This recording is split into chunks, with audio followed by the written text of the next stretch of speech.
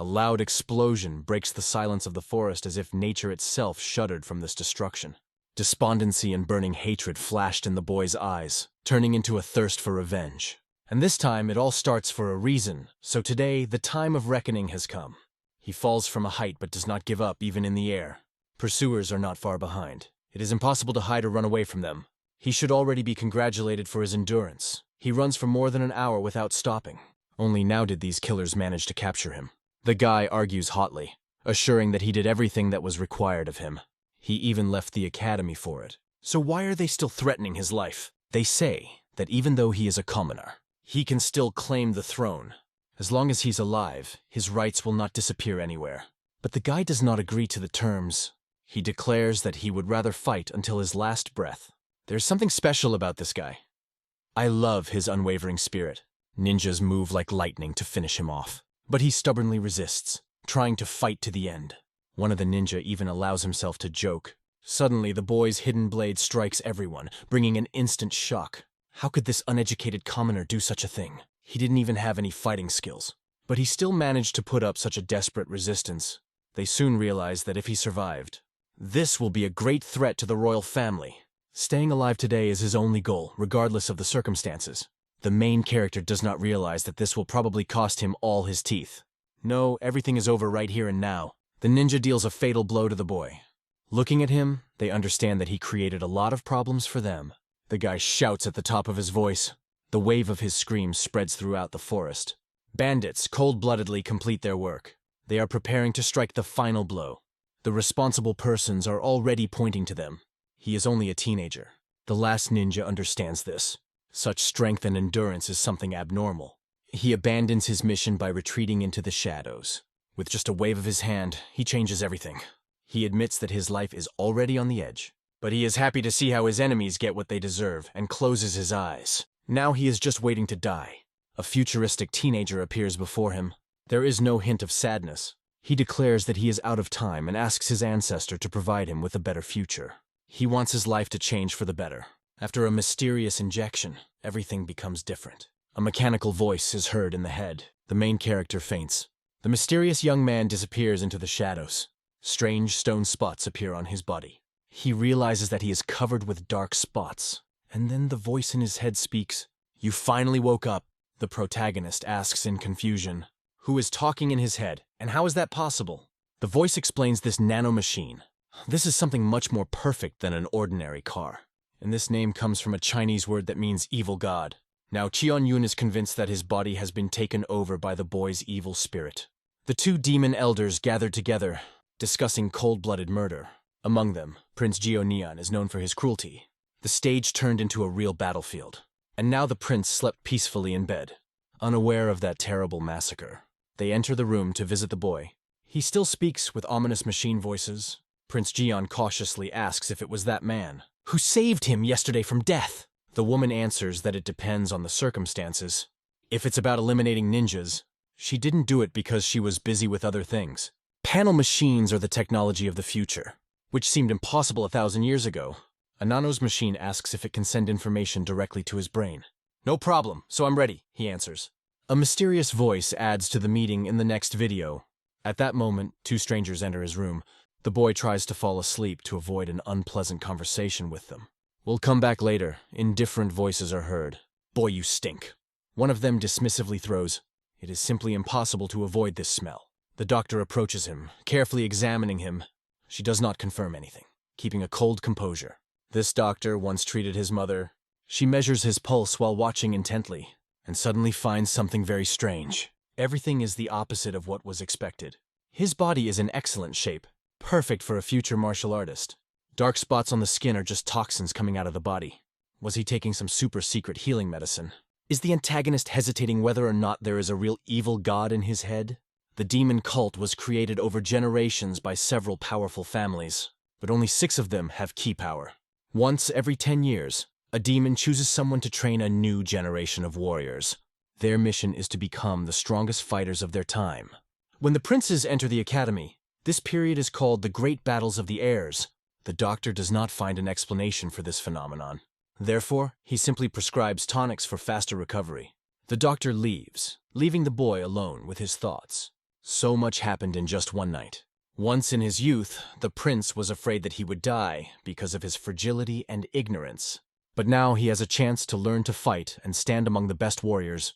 Not only that, he can even compete with them. He is alive today thanks to luck. Zhang saved him when there was almost no hope. Now Zhang orders him, take a bath, the voice is stern but caring, and change into clean clothes. This is necessary to test his ability to heal. Everything happens right before his eyes. He is surprised to learn that his body regenerates incredibly quickly. Before he did not believe the voice in his head, but now he understands his body has become extremely powerful. And here is another new ability. Now he reads extremely fast. He can flip through an entire book in just 10 seconds. He is able to absorb the entire content of the book in an instant. I can imagine how I would use this in my school, he thinks with a smile. Now no rejection or defeat can stop him. He discovered his new limitless potential. Now he can take revenge on everyone. Whoever treated him unfairly, they will suffer at his hands of their own free will. Especially the prince who sent a ninja after him, to eliminate the so-called bastard prince. And all this is the handiwork of the demon cult. I will deal with this scumbag at the academy, he firmly decides. The main character wakes up the next day, thinking that he would join the academy today. It would be good to already have some basic knowledge, and at least some combat skills before joining. He watches the guard training carefully, observes analyzing their every move. He stays there for almost an hour, without taking his eyes off their techniques. After that, the nanomachine reports that it has important data. The nanomachine completed the analysis of the guard's movements. All the information is now imprinted directly in his brain. He checks himself to make sure of this.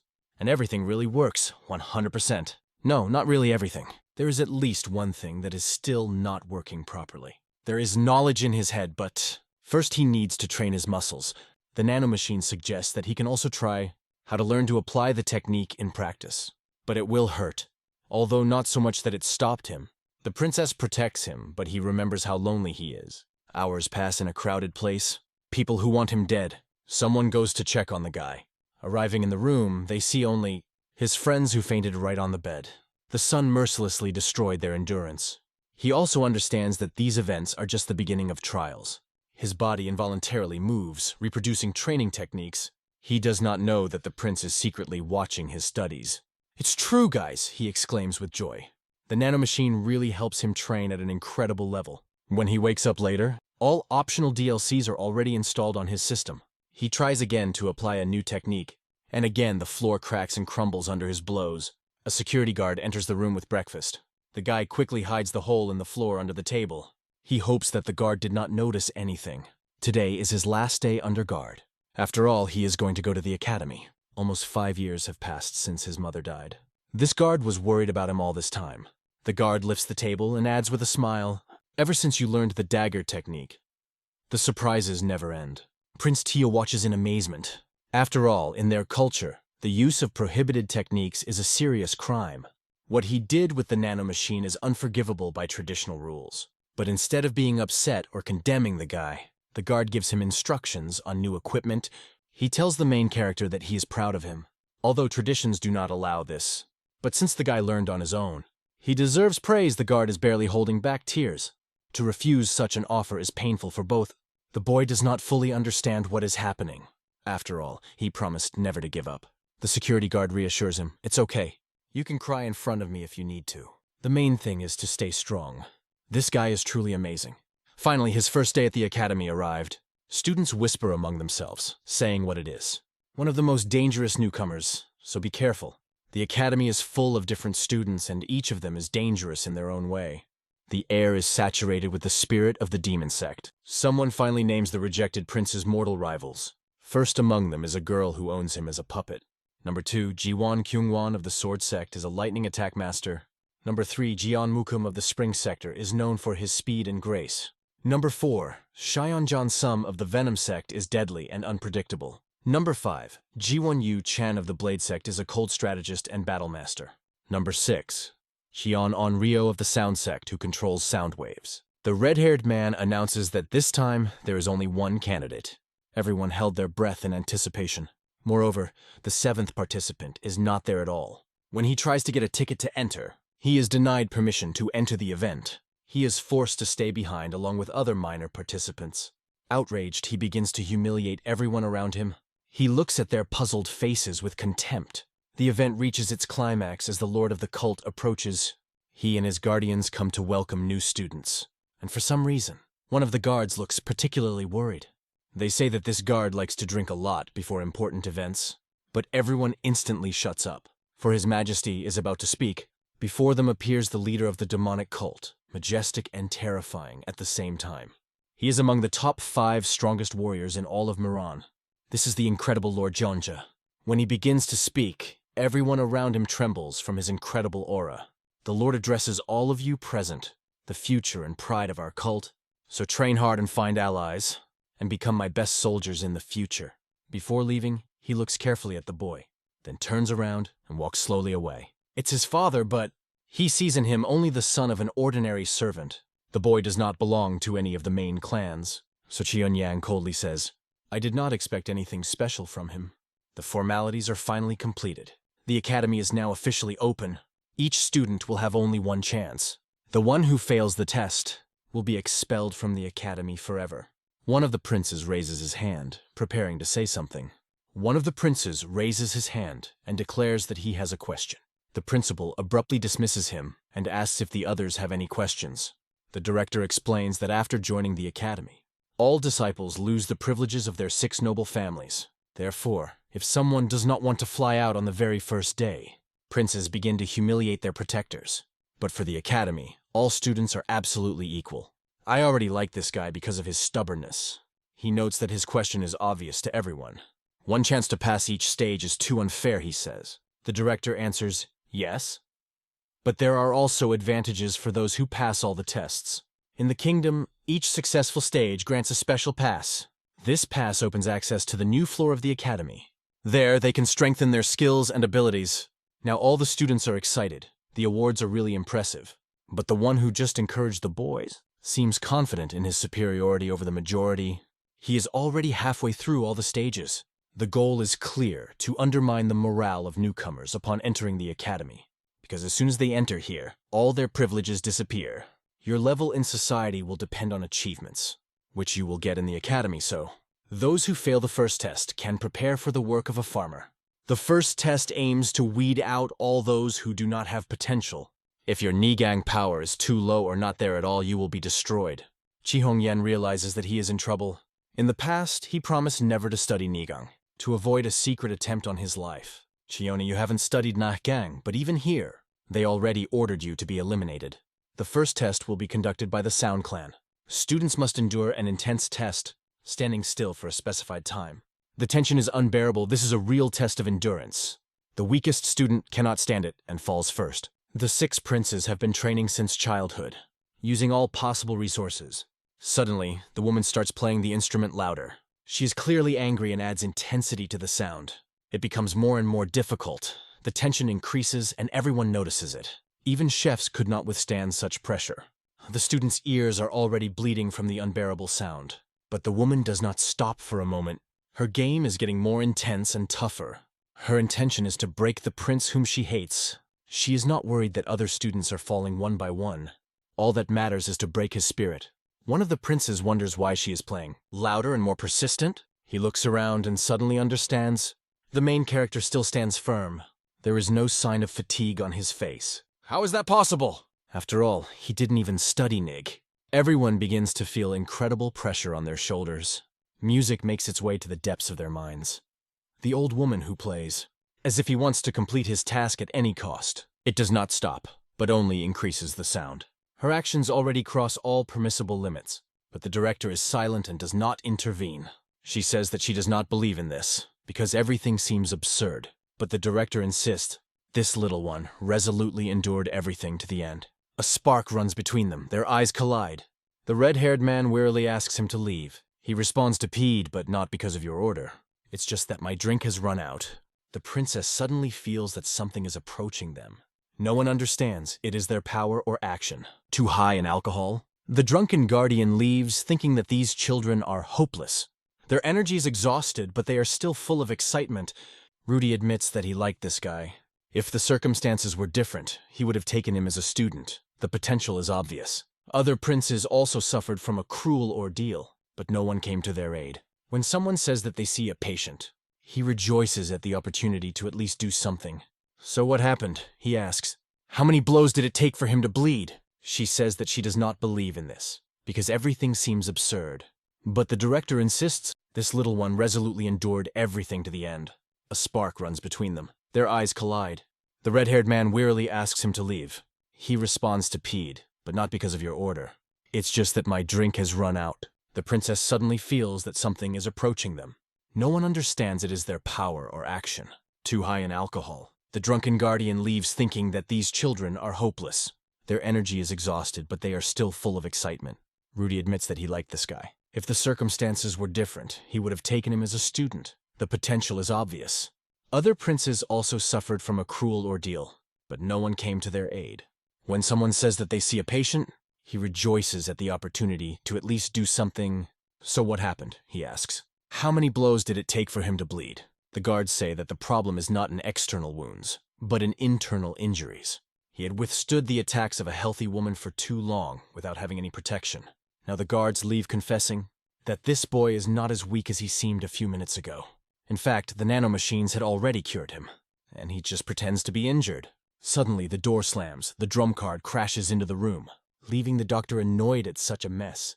But because of the hierarchy, he cannot express his claims. So the doctor silently sighs and accepts the situation. The guy continues to pretend to be asleep as if nothing happened, but the guardian comes closer and greets him. He asks how much longer he is going to pretend to be asleep. The boy does not react and continues his theater.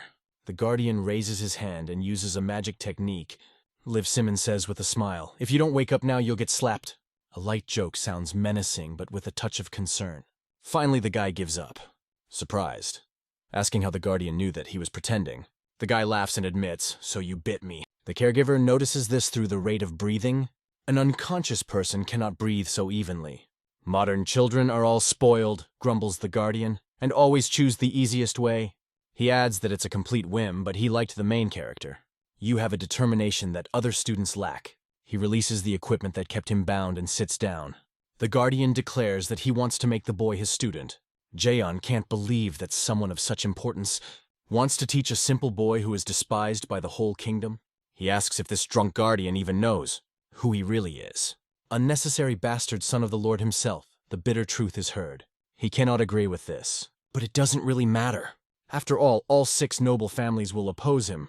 And the guy says indifferently, "I'm still not for this." "What can you teach me?" he challenges. The guardian understands that the boy grew up in hatred as a son-in-law whom everyone wants to get rid of. Therefore, he already suspects that this path hides a trap. The boy decides that it is better not to risk it. After all, this is an academy. There are enough teachers here, and each of them is a true master of their craft.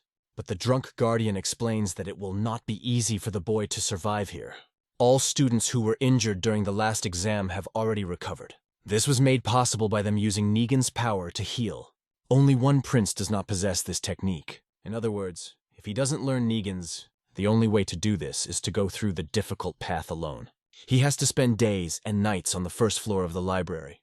Only a limited amount of time is allowed to stay there. Using a nanomachine for speed reading is the only hope, but even with a nanomachine, he understands, which is at a great disadvantage. Guardian, despite his condition, decides to teach the boy and bows down to him as a student. He lifts the boy using Negan's power. In other words, Kion's true royal blood runs through his veins. The drunken master recognizes him as a real prince. "Guys, I'm gonna cry now," he jokes. Now, he will no longer be drunk for them. He promises to take good care of his new student. The doctor greets the boy prince who never gives up. Today, he intended to prove his strength. His path in this academy is just beginning. But the doctor won't say anything. He's a good guy and knows how to keep secrets. Meanwhile, the training ground is full of work. Students intensively cultivate their energy. The left guardian takes stock. Only 415 students pass the first test. The guardian adds that this is 200 people less than during the last testing 10 years ago. The reason is that this year's test was extremely difficult. In the academy, there is indignation among students who could not pass the test. They express dissatisfaction with those who managed to withstand the test. This time everything was complicated because of the 7th Prince Jian, they say. But despite this, they will have to accept their fate. All those who do not pass the test will be excluded from the academy. The Guardian reports that the competition is stronger this year, because the difficulty of the first test raised the general level of students. Among those who stand out with talents, number 1 of the Dark Clan and number 5 of the Sword Clan. They are the true stars of this generation. It is very likely that one of these students will become the successor of the great leader. Therefore, starting today, students will be divided into groups. The next test will be held in a group format, and this means that either the whole group wins or everyone loses together. From now on, everyone must learn to interact, practice teamwork tactics and techniques. Students watch the teachers out of the corner of their eyes, who surprisingly look very friendly. The prince who tried to kill Cheon-yoon before approaches the instructor and says that one of the members of his team disappeared and received no news about the assignment. He doesn't want his team to lose because of one careless student, so he asks to inform that guy to keep him informed. The teacher nods approvingly to the prince, explaining that this is the essence of a team challenge. He promises to go to the infirmary himself to pass on the information to the student. Injured students who have not yet recovered can go to the infirmary. The boy smiles evilly, satisfied with his plan. Now, the main character is in danger of defeat. He only has 14 days to recover. It's all for the sake of masking. He can't heal overnight so as not to arouse suspicion. After all, everyone knows that he is not capable of using Nigan. The instructor is sent by Prince Jeon, tries to go into the infirmary to talk to the guy, but the doctor categorically does not allow this. He has 14 days to learn everything he needs, and he must do it under the supervision of his secret teacher. Time is short, and he understands the complexity of the situation. A master comes to the infirmary, declaring that tonight would be the decisive moment. Jeon finally learns what true power means. The master infuses his own energy into his body, clearing blocked channels. Energy can now circulate freely throughout the body. For someone who has never trained, this is an incredible achievement. The prince has an ideal physical structure for martial arts. Is it the influence of his mighty lord father? This is not surprising because she was the only one who was his mother. This is a woman who changed his fate forever. In all dormitories, it is time to identify their leaders. Will any of them be able to defeat the prince of the Poison Clan? Both students and teachers expect this. His name is Baekgi, and he is the new leader of the group of 18. Guardian completes unlocking Negan Prince. It was exhausting and probably painful for both of them, but thanks to nanomachines, his system is stable. He feels almost nothing. Guardian says he has one more week to learn how to use Negan before the new phase begins. Seeing how tired the boy was, he still recognizes the real potential in him, and the prince himself becomes even more determined. Please be careful with the prince, says the Guardian. He advises to always remember about proper breathing. These words make the prince think this is just the beginning of his long journey to revenge. The next day at the training center, the Guardian divides the class into groups, assigning each prince to a separate team. That night, the groups must determine their leaders as planned. Each prince became the leader of his group, demonstrating strength and superiority over others. One prince never became a leader. His face is covered with bruises, and he himself lies at the feet of his group. Disgraced, another leader is Prince Thompson, whom the main character hates the most. The prince of the Poison Clan is angry and angry. I enjoy this spectacle, he smiles. After classes, the princess approaches him and informs him that his teammate would be in the infirmary for another week. He is frustrated now he cannot attack his enemy. His anger boils, and he is ready to drive it out on everyone in a row. One of his allies suggests a plan. If Prince Chunyang doesn't get out of the infirmary, you can send one of your people there. Suddenly a new message arrives, and the plan begins to take shape like a sewn seam. Someone from his team will have to stay in the infirmary for 3 days with Cheon-yoon. Now I have a plan, he says with a satisfied smile. But the goal is not just to attack, but to try to harm him. Breaking the defense system of his nanomachines, a sudden surge of electricity shoots through his body, and he instantly loses consciousness. When he comes to, the realization of what happened fills him with anger.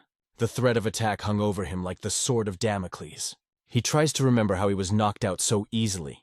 The prince approaches him and mockingly says, "The sleeping beauty finally woke up." The boy shivers in panic and pain. Joseph's head is now shaved bare, another sign of humiliation. The young prince hits him with a light whip to bring him to his senses. "Now there are more important things to do," he says coldly. He demands to know who is behind this attack. When a guy stubbornly refuses to talk, Jeon threatens with a sinister smile. "You don't want to know what will happen if you don't speak up." Finally, he removes the gag from his mouth. "Attacker can barely speak. Students can't attack. Outside the battlefield. This is forbidden." That's why you can't do anything to me, he added defiantly.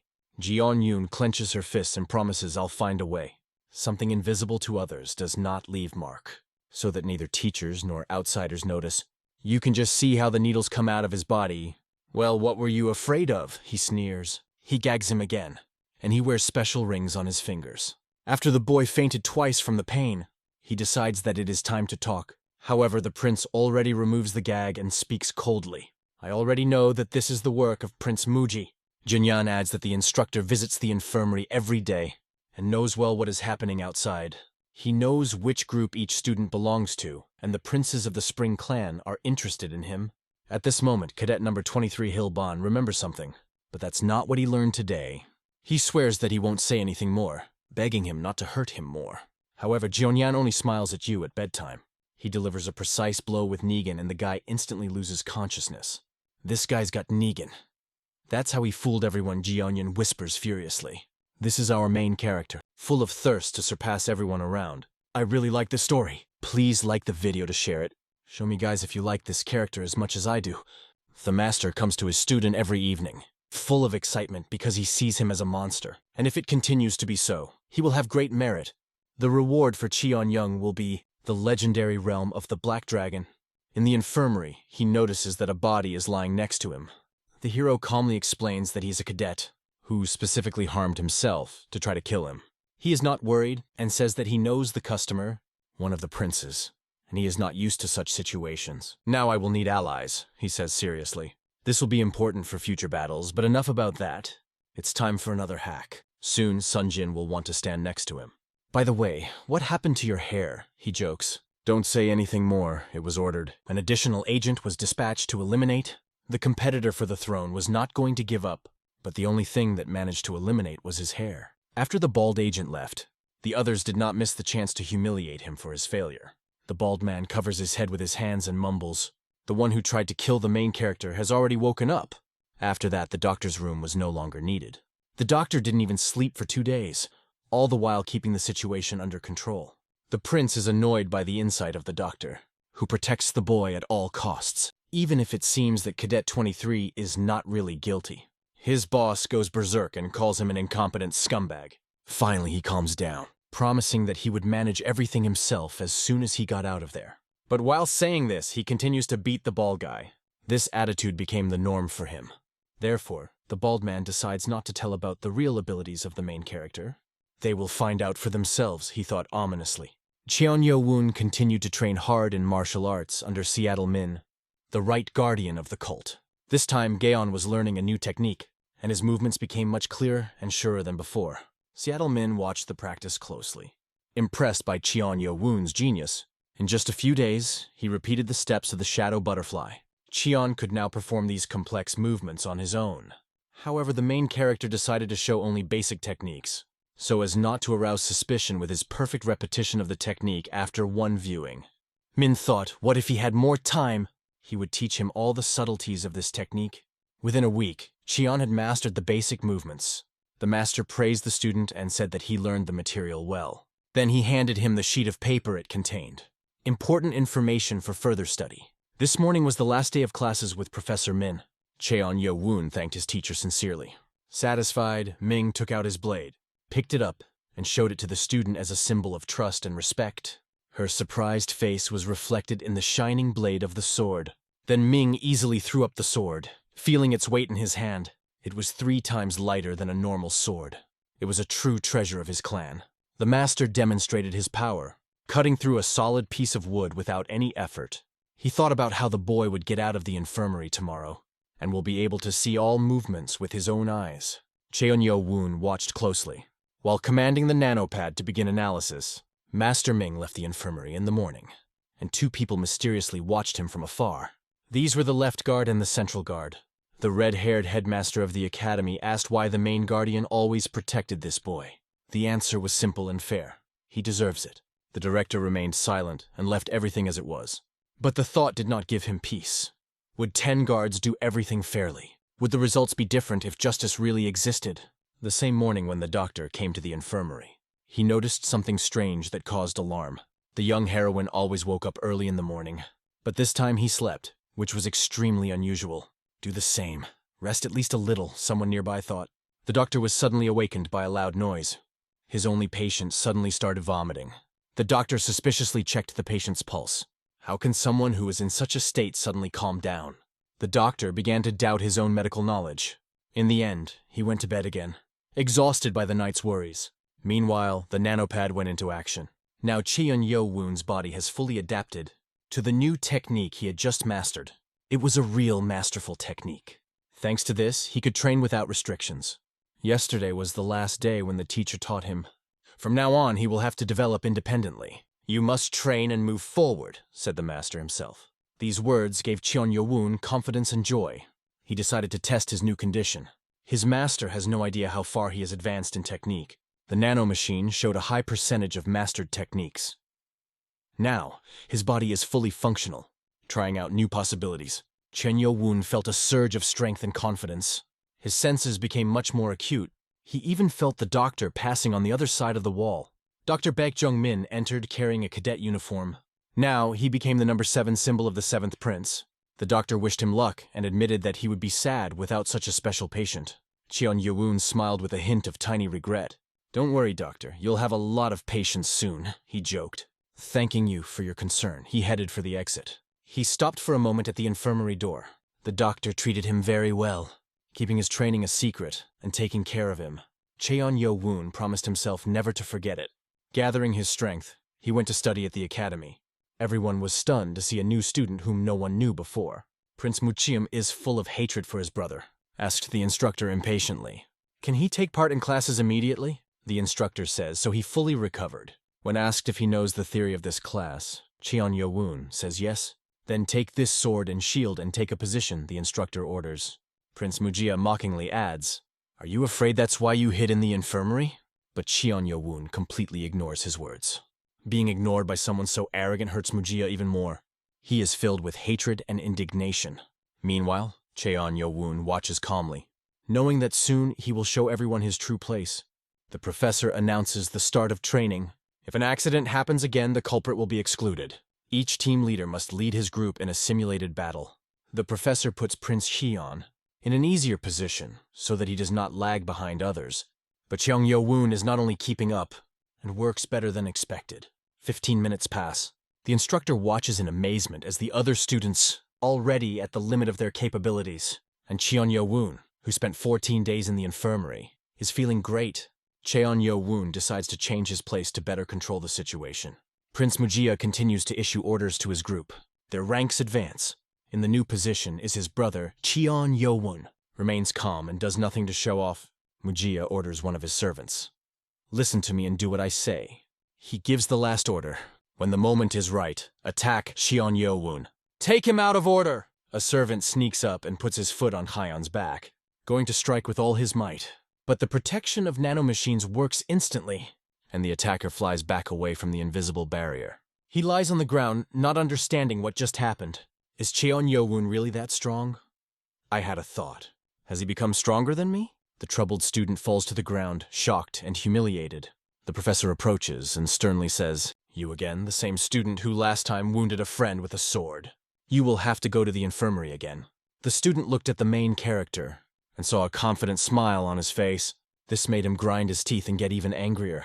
The professor standing in front of him asked, Is that cheeky smile addressed to me? Enraged by such audacity, he hit the student in the chest and said, Starting today, Cadet 23 will not have days off. The next few days will be a real test for you. If you have any questions, speak now. At this point, Prince Mujia and his group began to taunt. The arrogant student whom the prince had defended was now completely humiliated. Prince Mujia seethed with hatred. Watching everything that happens on the training ground, the headmaster of the academy asked himself if Cheon-Yo-woon had reached a higher level Negan than this student. He was considered talentless. But isn't it true that he is the son of God? Even without training, talent appears, flows in his veins. Now Cheon-Yo-woon gives his brother a disapproving look. Knowing that he may later encounter him while transporting weapons, the students are finally allowed to go to lunch. Everyone rejoices knowing that chicken and other delicious meat are waiting for them. The main character is also happy, because the food is really tasty. However, the hateful and annoying looks of the other students prevent him from enjoying his meal in peace. Can I even eat without it? He thinks irritably. Why do they hate him so much if they don't even know him personally? He realizes they just don't understand the real suffering. They didn't see how their mother dies helpless and forgotten. That is why he cannot bear the desire to destroy them all. After lunch, cadets are released from classes, all except cadet number 80, who remains under punishment. The atmosphere is tense and full of anticipation. Now all the students are gathering and start moving towards the library. At the entrance, leaning against a pillar, his brother is already waiting for him. As always, his aura is stronger and he looks confident. This noise attracts the attention of everyone around. The other students, including the princess, turn to look. His sister is also watching from afar, wary and attentive. Taking advantage of the fact that the audience is looking at him, the prince begins his show. He approaches Prince Cheon-Yo-woon. "Remembering the dirty blood lying in the infirmary was too easy for you, right?" he says with a sneer. "Doesn't it annoy you that such impure blood flows in your veins? Do you want to offend the Lord?" he asks defiantly. After all, this is the same as saying that the blood of the Lord himself is dirty. The main character answers ironically, "You really think you're so powerful? That you can insult even the cult lord?" His sister steps in. "You're really stupid if you do that." The Prince of Souls takes a look and says, "My brother is a real idiot." Mujiya grabs Cheon-Yo-woon by the collar, but he remains absolutely calm. A moment and Mujiya's punch suddenly meets his own face. What, already irritated? Cheon-Yo-woon asks calmly. This is the first time the prince has been publicly insulted. He can barely contain himself from screaming in frustration. "How dare you do this to me?" His face flashes with anger. In a fit of rage, he rushes at his brother with an attack, but his blow only cuts through the air. Cheon-Yo-woon dodges easily without even trying. Having moved to a safe distance, Cheon-Yo-woon quickly disappears from the scene. His incredible speed and ability to maneuver amaze the brothers. "He shouldn't move like that," they whisper in shock. Mujiya shouts to his allies, "Pursue him immediately." Pinching his nose in anger, he adds, "You can't leave him alive, he's not even human!"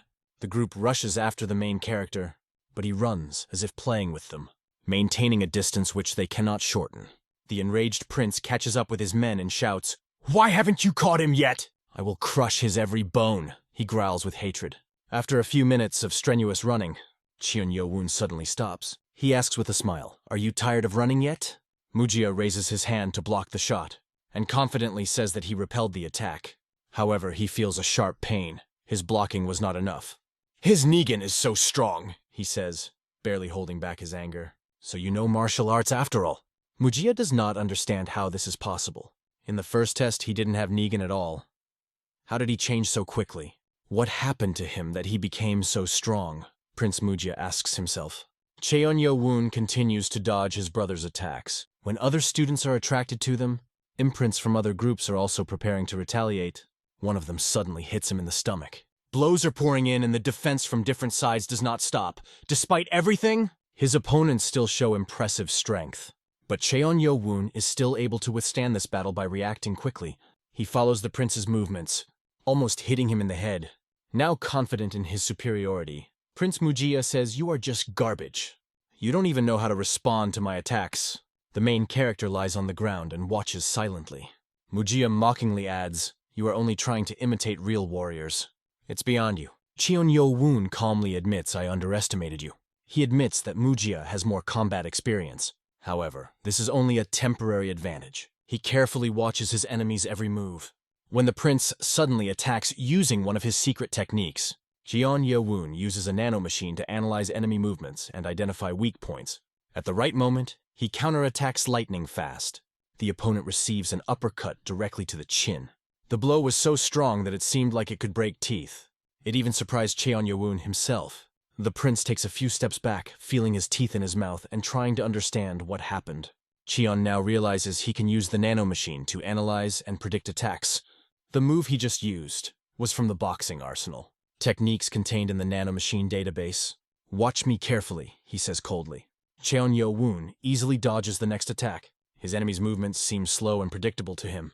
This annoys Prince Mujiya beyond belief. He attacks with fury, but all his blows are useless. The Spring Prince thinks for a moment about his past. His mother always told him that he was incompetent. Everything went wrong because of this woman, he thinks with pain. Because of her son who could not become what she wanted. His life did not turn out the way he dreamed. This pain is now reflected in his wounds and he watches the fight with bitterness. "It can't be!" shouts the prince, his voice shaking with rage. The result of the battle was a complete and shameful defeat. Spring Prince are weak and humiliated. They can only bitterly accept reality. Cheon-yo-woon calmly says, "You just reap what you sow." The princess's allies are amazed. Is it the one who was called the weakest of all? Cheon-yo-woon asks with a smile. Do you want to try your luck too? They are retreating with fear, Ninimi Pass. The new CEO comes up and asks, why didn't you finish the fight? Cheon-yo-woon answers, anyway, the next test will be a group test. Otherwise, I just crack his skull right here and now. Then don't be a coward, shouts the prince, but without confidence. Ignoring him, Cheon-yo-woon turns and coolly walks away. The prince stands still, humiliated by his own defeat. When he finally comes to his senses, realizes that lack of combat experience is his biggest problem. Stopping by the Cheon River, Yo-woon analyzes his options. All the functions of the nanomachine that he can use. That will be enough for now, he answers to himself. Cheon-yo-woon only used 3 functions out of the 100 that the nanomachine has. The rest of the functions remained unknown. He orders the nanomachine to transmit information about all available capabilities. A flood of function data fills his brain. After the shock of the acquired knowledge, he feels incredible elation. His mind begins to look for new ways to use these possibilities. The augmented reality feature can help with this. Thanks to her, he can simulate a battle with their opponents. The nanomachine reproduces the movements of his enemies with the utmost precision. This allows him to train in realistic conditions. The simulations are so perfect that even the arrogance of the princess is reflected in the hologram. The main character's anger grows when he hears her mocking words in a virtual battle. He allows these emotions to affect him, even in pain. Exhausted, he falls to the ground. Despite the exhaustion and severe pain, he gets up and continues to train even harder. No pain can stop his training and desire to change his destiny. He continues to work hard, no matter what. Everyone in the dorm looks at him with suspicion. Did they know that he defeated the current head of the hostel? Iova is the one who tried to set up an ambush in the infirmary and is now bald. Was the first to speak to Cheon-yo-woon. His bed is nearby. Among everyone in the dormitory, he is the only one who supported the conversation, and this raises suspicions. Cheon-yo-woon wonders why he suddenly changed his attitude. What does he need? Haeobong bows low and says that he is ready to serve. Everything he has now depends on this decision. I will the following. Prince Cheon-yo-woon become my new master. His words cause surprise among all present. Is this a true expression of loyalty or just another deception? After his past experience, Cheon-yo-woon doubts his sincerity, however. Haeobong insists that he sincerely regrets his actions and wants to atone for his guilt. He begs to accept him as a servant to restore his honor. He bet everything on the 7th prince because everyone else turned away from him. Cheon-yo-woon watches him silently. Finally, he says, okay, I accept you. The bald guy was even surprised by this answer. He almost fell to his knees, ready to kiss the ground. All this happened before the eyes of Prince Mujia, who had been his master up to that point. The princess servant mockingly says, "You are an insect if you are willing to humiliate yourself like that." Haeobong tries not to show fear, but inside he is shaking with terror. Cheon-yo-woon, watching this, asks, why is my servant called an insect? Aren't you the insect here? He adds with a cold look. His words sound like a sharp blade. Mujia blushes with humiliation and rage. Prince Mujia, enraged with rage, rushes at Cheon-yo-woon without thinking about anything else. He strikes the neck with all his might, but he instantly falls unconscious, unable to bear the comparison with his holographic copies. Cheon-yo-woon stands in front of his new servant, confirming that he made the right choice. The princess just calmly asks, "Do you want to try your luck again?" He ignores her and replies, "Nothing has changed. I only have one servant." Everyone is watching as Nijima is one of the leaders, cancels the competition, which was a real shock for students. Some begin to whisper, maybe this guy will really change the academy. A week of training on the field passes. The instructor loudly announces, I taught you everything I could. Now each of you must be responsible for yourself. This is your time to prove your strength and endurance. Groups will now be formed for the second trial of the academy. Each stage involves a battle between 4 groups. The winner will be determined in group versus group matches. The instructor notices that some leaders are already standing out. Group 1 is considered the favorite to win. When it became known about the group competition, everyone found out that Cheon-yo-woon became the new leader of the group. Hearing this news, his sister sighed and muttered, "Mugium, idiot!" She had already warned him several times to be more careful. After lunchtime practice, Cheon-yo-woon decides to practice alone. However, he notices that his sister is approaching him. He marvels at her persistence. Against the desire to find out what she wants, he just ignores her and walks away. The girl does not give up and insists on talking.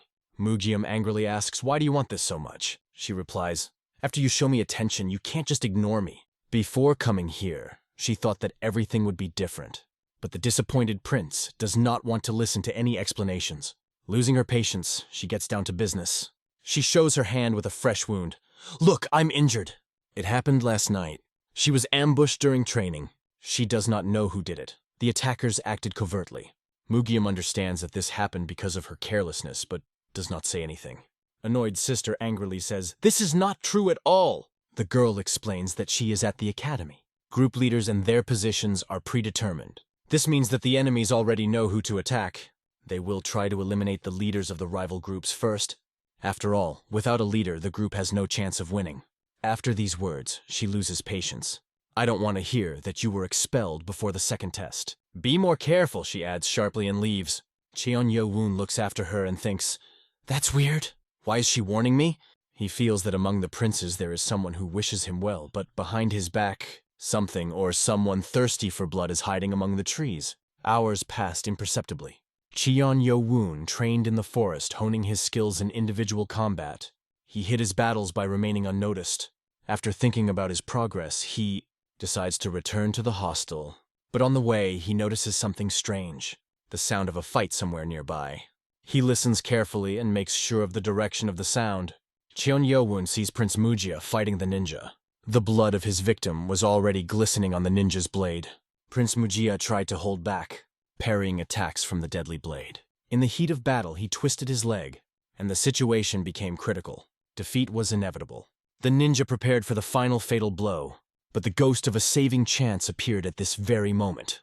The prince was alone without support. His biological defense system could no longer withstand it.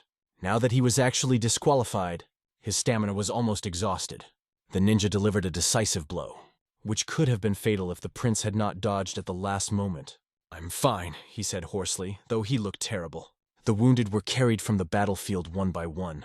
His new servant runs up and asks, "Master, are you okay?" "So I'm not injured." "Just tired," replies Cheon-Yo-woon. One of the cadets wonders how he's still alive when he's bleeding. The danger does not recede after a while. One of the instructors comes to the hostel to help. Concerned, he says there is a problem. The spring print will not be able to. It is even normal to walk after an injury. This is the worst case scenario.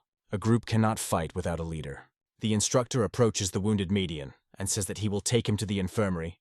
"We cannot delay," he adds. Cheon-Yo-woon worriedly reminds that there is another wounded person, but the teacher ignores his words. Without hesitation, Cheon-Yo-woon picks up the other wounded man and says, "Cadet 4 needs help too." The instructor notices this and says, "You acted very well, Cheon-Yo-woon." He explains that he specifically left one wounded man so that someone would come back for him. "From now on, you can make decisions for both," the instructor adds. Then he warns, "Don't go out tonight. It's too dangerous. Tomorrow is the test. You have to learn to deal with what you have." Cheon-Yo-woon realizes that his team is incomplete. But this is also part of the test, and he does not know what can happen to other groups. Thinking about the situation, Cheon-Yo-woon notices ants who fight in groups harmoniously and without fear. They attack the leaders of other colonies to break their resistance. Now everything becomes clear in his head. In the demonic sky cult, one cannot be bound by rules. Returning to the hostel, he sees panic among the students. Losing their leader means the end for them. They will all be kicked out of the academy. Cheon-Yo-woon coldly says, "We must choose a new leader." "Let's come up with a plan before it's too late," he adds, giving them no time to doubt. Haeo-bong confidently suggests that his master, Cheon-Yo-woon, become the new leader of the group. He convinces everyone this is the only logical choice.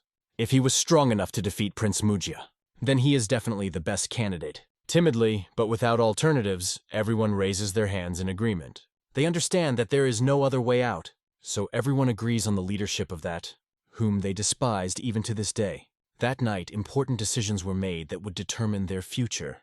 "See you at midnight" sounded like an order. At this moment, Haeo-bong felt that the end of their weakness had come. Cheon-Yo-woon activates the night vision function of the nanomachines.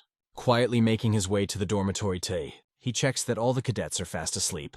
Inconspicuously, he hits their energy points. Paralyzing the movement of each cadet, he delivers the last blow with excessive force to make sure everyone remains unconscious. When everything was done, He used muscle acupuncture to complete his training. Cheon Yo-woon seals all of their meridians, taking away the ability to use Negan's energy. "Don't hold grudges, it's nothing personal," he whispers before leaving. He leaves the team dormitory but notices something strange. One person is missing. Maybe that's where the suspicious attacker came from, he thinks. His suspicions intensify. Teammates' new leader, Cheon Yo-woon, heads to the draw for the second challenge. Noticing this change, the head guardian nods with satisfaction. This means that the cadets finally understood the true meaning of the test. When all teams are ready, the instructor says, "Show that you are worthy of victory. I am waiting for your results." Everyone returns to their position. The tension grows. Cheon Yo-woon notices a familiar face among the contestants. That look, he had seen it before. The same eyes are full of hatred. He orders Nano to analyze the body structure of a suspicious person. In a few seconds, Nano confirms 100% match. This is the same person who attacked that night.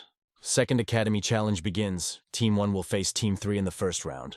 The Guardian shouted loudly, "Prepare for battle!" The troops immediately entered the fray. The Dark Clan acted in a coordinated and decisive manner, demonstrating flawless execution of combat techniques. They attacked with diagonal strikes, thanks to which they quickly gained an advantage.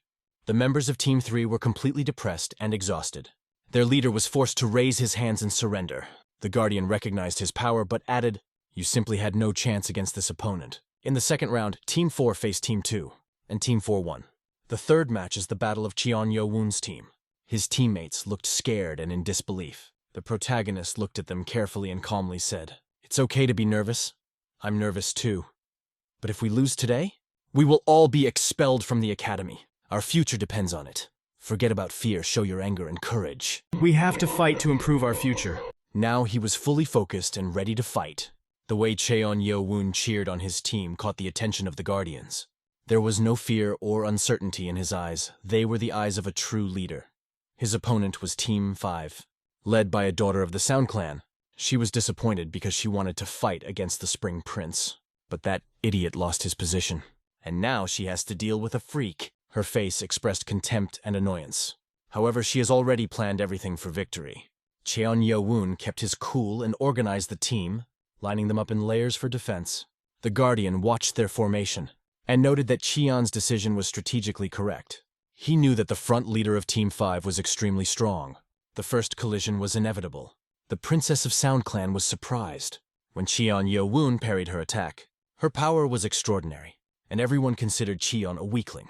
Therefore, his successful defense caused a shock among the audience. Cheon Yo-woon was aware that his energy was not as much as hers, but that would not stop him.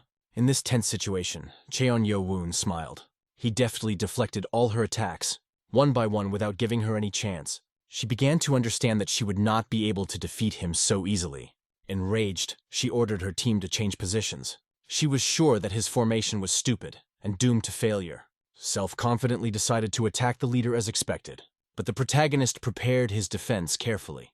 He strengthened the defense lines, so when she tried to break through them with a spear throw, they were already ready for it. She tried lining up in the shape of a pencil for a blow to the forehead.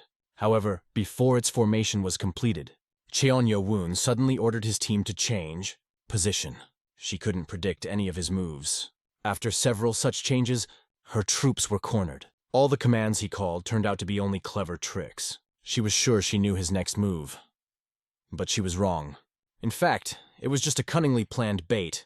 When Cheon Yo-woon gave the order to attack, fear bound all enemy soldiers. They froze in horror, dropped their weapons, and surrendered. The daughter of the Sound Clan shouted, "You fools! Why did you drop your weapon?" A sense of defeat engulfed her body, and memories of failures began to swarm in her mind. She imagined how everyone would laugh at her, and all this happened in a fight against the worst of all. She could not accept it. Rage boiled in her veins. With a roar, she rushed forward by herself, using a shield as a weapon instead of a sword. Her skill was exceptional, but Cheon Yo-woon performed a shadow butterfly kick, neutralizing her attack and defeating her opponent. Everyone around them froze in absolute astonishment. Even the Guardian. The result was unexpected and shocking. The girl looked at her hand, which was hanging limply. She couldn't move it. Cheon Yo-woon was stronger. She finally realized that she had lost, and she was seized with pain and horror from defeat. Screams echoed throughout the school announcing the end of the fight. The instructors rushed to help the defeated while Xion Yo-woon calmly watched his blade. It was his first revenge, bloody as expected. Deep down, he felt fear. His movements were precise, as in training. But something was missing for the perfect technique. He understood that knowing the movements does not always mean their perfect execution. His team was declared the winner. The Great Guardian was both pleased and surprised when he noticed the technique of the shadow butterfly. How did this drunkard manage to teach such a boy, he thought. In the past 21 days, Cheon Yo-woon has grown in every aspect. He used a high-level technique and injured the princess. Are you really a heaven-sent genius? Sounded in his head. This time, the Guardian decided that he would definitely make him his student. But the glory of learning will go to that drunken master. From now on, Cheon Yo-woon will conquer the heavens. The next battle was to be held by Team 7. Their members looked depressed and nervous. Rage boiled in them because of the previous fight, with Cheon Yo-woon that they still couldn't forget. During the fight, Cheon Yo-woon found out who sabotaged his team. He was smiling mockingly, knowing that his betrayal brought success to rivals.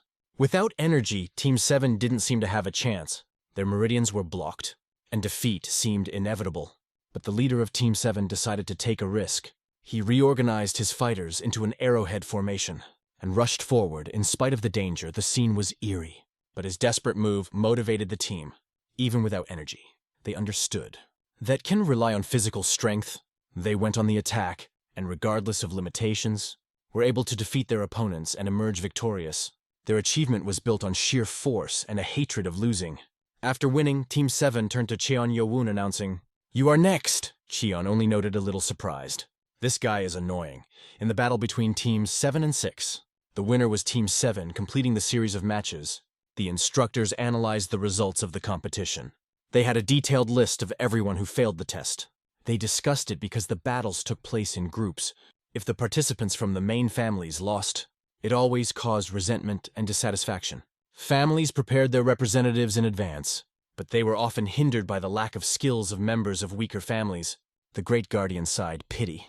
But the families still grew well. You can't do anything. Now the winners got the right. Visit the library and get your medical field. Everyone wanted access to a great library of knowledge. Cheon Yo-woon himself never thought that he would be able to stand there. This place kept books on all the martial arts techniques of the cult. While he was in the infirmary, other cadets had already gone to the first floor. Today, each of them would have access to the second floor. But Cheon will have to visit both the first and second floors at the same time. He remembered his master's words, "Don't waste time in the library. Focus on mastering the shadow butterfly technique." This technique is stored on the 4th and 5th floors of the library, but thanks to his master, he learns it before others. Since time is running out, Cheon Yo-woon realizes that he won't be able to take full advantage of the 1st and 2nd floors. His friends tried to console him, but he was not upset. In fact, he was confident in his abilities. No one guessed about his hidden capabilities. It was the first time he had seen so many books gathered in one place. However, time was short, only 2 hours in the library. He needed to use this time as efficiently as possible. Not a second to waste, he thought. Flipping through the pages, Cheon Yo-woon ordered Nano to analyze and write down everything. In 1 hour, he reviewed 55 books. He came across the place where the guard was standing. "Is this a tomb?" the boy asked in surprise. "So this grave was left by the heavenly demon founder," answered the guard. This information aroused considerable interest in Cheon Yo-woon. The guard pointed to an inscription carved on sapphire, one of the strongest materials. But looking more closely, Cheon Yo-woon understood. This inscription was made with fingers. The security guard commented with admiration. People often ask how this is possible. The guard sadly said these books are looked at every day, but no one noticed. This grave has always been there, but it did not arouse any interest. He guarded this place for more than 20 years. And during all this time, no one paid attention to this monolith. Even the descendants of the heavenly family passed by. Looking at the back of the monolith, Cheon Yo-woon noticed something strange. Traces of a blade were visible on the stone.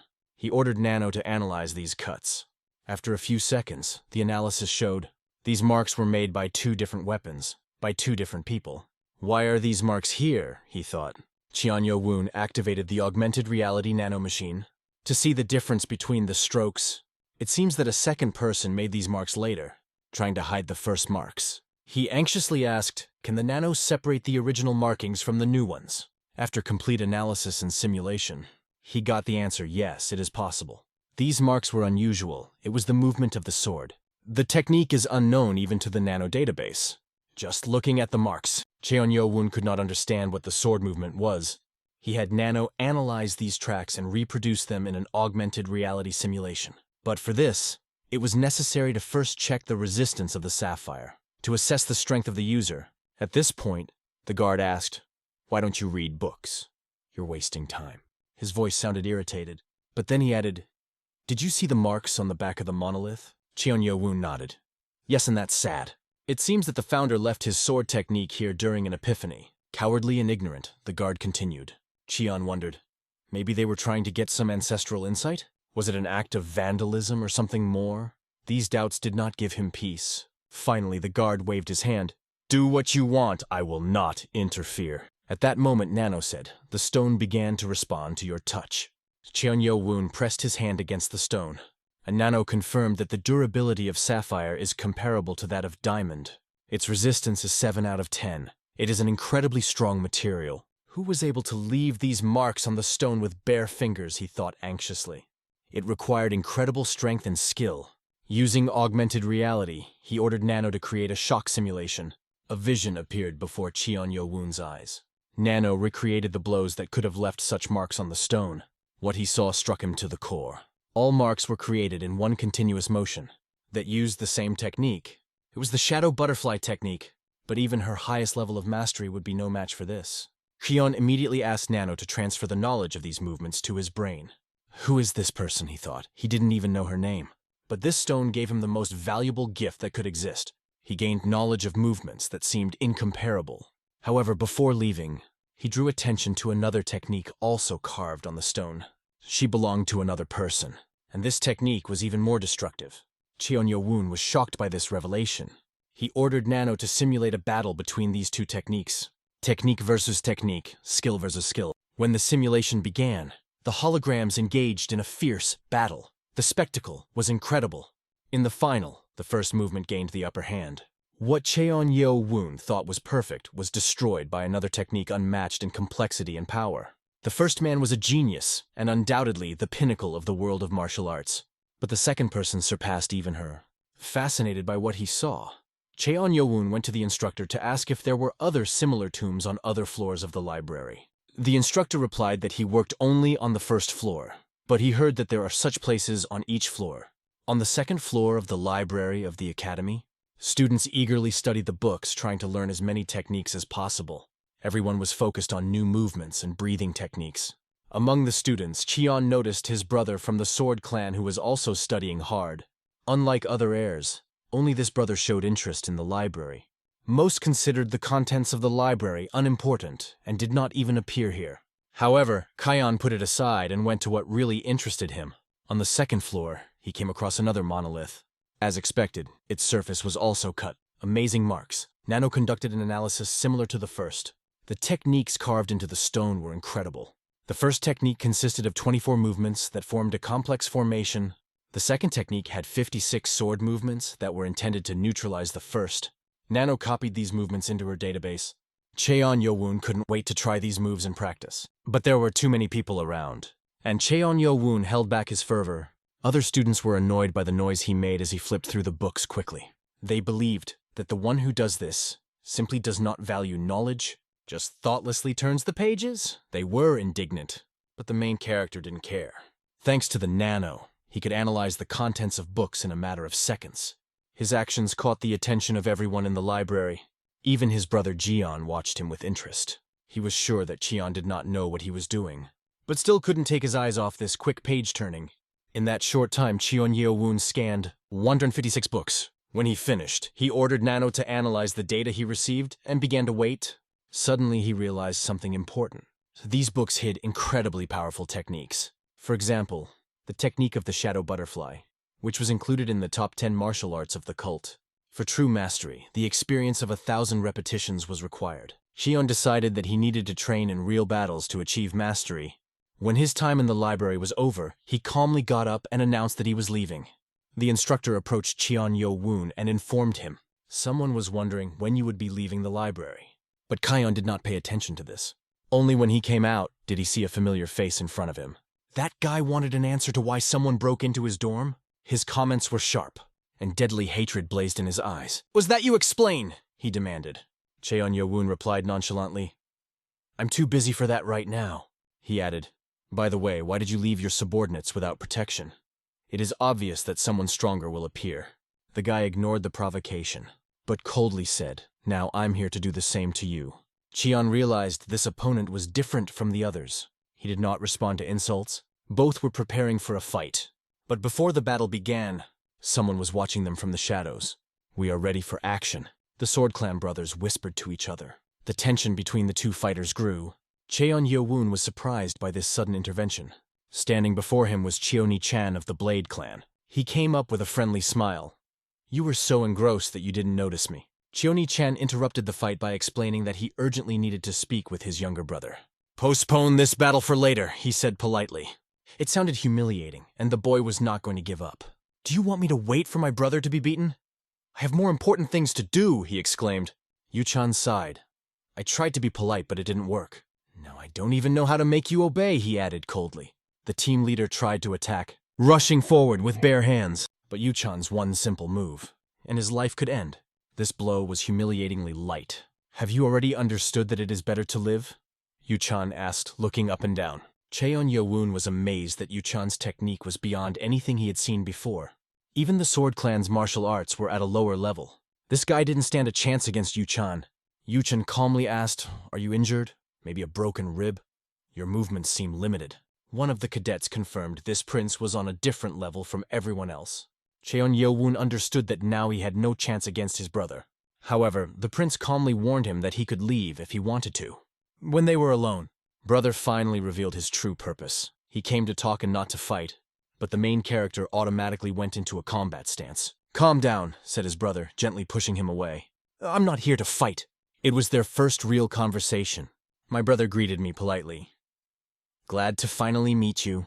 It was the first time he was called brother. This tone was unusual for both of them after so many years of enmity. Chiona was filled with hatred. He felt mockery in this. Brother smiled and admitted, "I know it annoys you. Since you were rejected by all the clans, I have been in your place." Cheon's anger grew. "You want me to be polite just because you don't attack?" he challenged. Yu-chong sighed and got down to business. "We both follow the path of the sword. I saw you use your skill against the Sound Clan's sister. Now I am your passionate fan," he said sincerely. Yu-chan's kind words only annoyed Cheon Yo-woon. He sharply answered, "Let's get down to business. Say what you need." Yu-chan understood that there was no point in delaying. "I want you to work for the Blade Clan," he said bluntly. The protagonist raised his eyebrows in surprise. He wasn't even sure if it was a joke. "Are you serious?" he asked. Yu-chan nodded. "I don't know what other brothers think, but I see that you should not be my enemy." Cheon Yo-woon squinted suspiciously. "You want me to give up my right to inherit?" Yu-chan smiled. "Maybe this would be the best solution, but you yourself know that there are few chances for that." He added, "A new era of worship is coming. It is best for you to take our side. With me, you will have all the advantages," Yu-chan calmly proposed. However, he did not expect that his younger brother would agree. Cheon Yo-woon answered with a cold expression on his face. "I don't need favors, I won't give up my way." He was not afraid of challenges and always went to his goal. Yu-chan sighed, realizing that it was impossible to convince him. The sixth brother was adamant, and the one who set his path will never leave it. Defeat on his way was unacceptable. The conflict between them will now be resolved only on the battlefield. The elder brother was filled with hatred at the hint that Cheon had a chance to defeat him. He caught himself thinking that this was obvious arrogance. The main character noticed how energy was accumulating in his brother's hand. The micro-movements of his fingers confirmed that his brother was about to attack, and Cheon prepared to defend himself. The tension has reached its limit. But suddenly, Yu-chan burst out laughing, dropping his combat stance sharply. "Yes, it's true. You can't do anything," he said with a smile. "Next time we will meet on the battlefield." A physical threat hung in the air. The energy of the blade displayed by his brother was beyond Cheon's reach. He realized the difference in their powers. It was the line between a genius and an understudy. The difference is like an abyss that could not be overcome. "Now you see our difference," said Yu-chan, turning away. "I look forward to our battle," he added as he left. Cheon Yo-woon thought he had already caught up with his brothers. After his success in the battle against the Spring Clan, he was confident, but now he realized how naive he was. The difference between him and his brothers was as great as between heaven and earth. On his way back to his dormitory, Cheon Yo-woon was deep in thought. Meanwhile, his Blade Clan brother was also pondering what he had seen. For a moment, he thought of cutting off Kayan's hand, rendering him helpless. But contrary to expectations, the younger brother managed to predict this intention. If he is capable of such a thing, it is simply abnormal, he thought. That same night, Cheon-Yo-woon entered the academy's individual training room. Here, students could train in complete isolation. The spacious room made it possible to perform any exercises, but the nanomachine became the main tool for him. She created projections of mannequins that performed the techniques he saw in the library. It was an imitation of the techniques from the second floor of the library. These moves seemed even more difficult than the ones he had learned on the first floor. They were extremely difficult to reproduce. Especially the moves that nullified previous attacks looked terrifyingly perfect. "This is madness," he whispered as he closed the shutters of the room. He could only think of one thing: how to become stronger. Cheon ran dozens of simulations, analyzing the movements over and over again. In these fights, he imitated Butterfly's technique, perfecting each movement, and with each new simulation, his confidence grew. He intended to surpass all who stood in his way. Cheon-Yo-woon continued to hone Butterfly's technique against the monolith techniques. This intense modeling in his mind strengthened his skills. His inner strength grew incredibly fast. He could feel his Negan becoming more and more powerful. The increase in internal energy was equivalent to several years of training. This new supply of energy opened new possibilities. He realized that he can perform more complex techniques than before. Now all he had to do was perfect those moves in real combat. When he absorbs the medicine ball obtained in the second trial, his internal energy will increase for another 20 years. Given the limited training time, this was an invaluable bonus. He decided to devote all his time to increasing his energy level. With the help of a nanomachine, he transferred new techniques to his brain. But this process takes 10 hours. Returning to the dormitory, he noticed the usual chaos around. The first to meet him was his faithful servant, Yo-bong, the bald cadet. Yo-bong was holding several pieces of paper in his hands. He tried to write down everything he remembered from the library. "Are you studying too?" Cheon-Yo-woon asked with a small smile. It was the most common practice to write down knowledge so as not to forget anything. They had access to a library where priceless knowledge of martial techniques and cultivation secrets were stored. Seeing Yo-bong give his all, Cheon-Yo-woon feels proud of his new servant, and at the same time motivated to push his own limits. After a tiring day, he returns to the individual study room. His body automatically goes into sleep mode to fully recover. And when the transformation process is completed, he feels how new knowledge has been integrated into his consciousness and is ready for use. The body adapted to the new techniques, the muscles became more elastic, and the reactions were faster and more accurate. However, side effects such as headache and fatigue appear after a sharp increase in strength and endurance.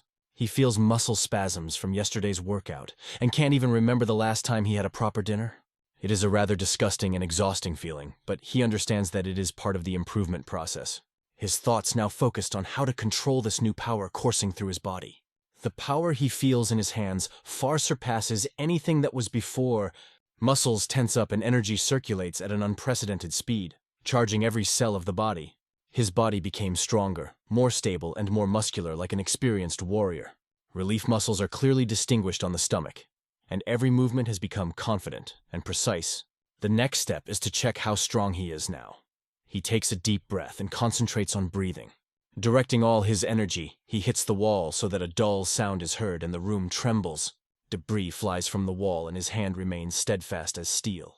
At this moment, he feels his inner energy pulsating with red light, symbolizing the accumulated anger. This anger is the result of humiliation, contempt, and the desire to prove one's strength to the entire cult. He aspires to become equal to the princes, who until now considered him worthless. And for this, he intends to destroy all 6, who until now considered him a loser. Now, everything will change. While he was focused on his sensations and energy, he suddenly felt his fist punch through something. He suddenly realized that the wall next to him had turned into fragments flying in all directions. In the next moment, pieces of the wall fall on the cadet who was peacefully training next to him, and didn't even have time to come to his senses. Hearing the rumble, the instructors raised their heads and saw clouds of smoke rising after the explosion. Another cadet who was hit by stones looks around in fear, trying to understand what happened. He begins to suspect that he is being hunted by some killer or something even more dangerous. In the veil of dust, a silhouette moving through the debris gradually emerges. Yo Woon concentrates on the figure to see who it really is ready for a new threat. But instead of a killer or an attacker, it turns out that it's just him who didn't calculate his strength. So it was Cheon Yo Woon who calmly walked out through the smoke with a steadfast look. One of the instructors, not yet getting over his shock, ironically praises the main character's mother for such a talented student. The other cadets pretend to recover from the unexpected blow, but cannot hide their surprise. In the corridors of the training hall, harsh remarks from the instructors are heard about Cheon Yo Woon. One of the instructors, lifting Cadet 101, says that the main character is incredibly lucky. If this cadet had died, he would have been expelled immediately. The instructor adds that he will enter this incident into a report, demanding that Cheon Yo Woon immediately apologize for his actions. In addition, he is now forbidden to use the training rooms on the first and second floors. From now on, he only has to train in the basement. As Yo Woon walks, the instructor sighs and comments that breaking a stone wall during training is too much. Such strength means that his inner energy has gone far beyond the normal capabilities of a cadet. Even Cheon Yo Woon himself is surprised, asking Nano how he became so powerful in such a short time. He never thought that he would be able to break the wall with one blow, even without putting in all the effort. Nano explains that this happened because his muscles reached their maximum potential due to intensive training and constant improvement of techniques. Now, even without using internal energy, he can leave marks on the sapphire with just his physical strength. This shows the incredible power of his body. The main character worriedly asks if his power has already reached its limit. Nano replies that it is, but it is only temporary. As he grows and develops, his limits will also increase in proportion to his progress and skills acquired. A little later, he goes down to the training room in the basement of the academy, ready for new challenges. Despite the decades of knowledge he gained thanks to Nano, he feels a slight sense of excitement before trying the absolute technique for the first time. He takes a deep breath, concentrates, and performs the first movement of the absolute sword technique. However, he immediately understands that something is wrong. The movement looks clumsy and does not have the strength he expected. He gathers his strength and tries to use the technique again, this time with more concentration. But the result is the same. The movements are still far from perfect and the technique does not work properly. He is filled with doubts and cannot understand why the technique is so imperfect because he has seen how it should look. He then decides to try another sword technique, Destructive Formation 45, which requires less coordination but more strength. This time the technique works. The movements are smooth and the blow looks effective and destructive.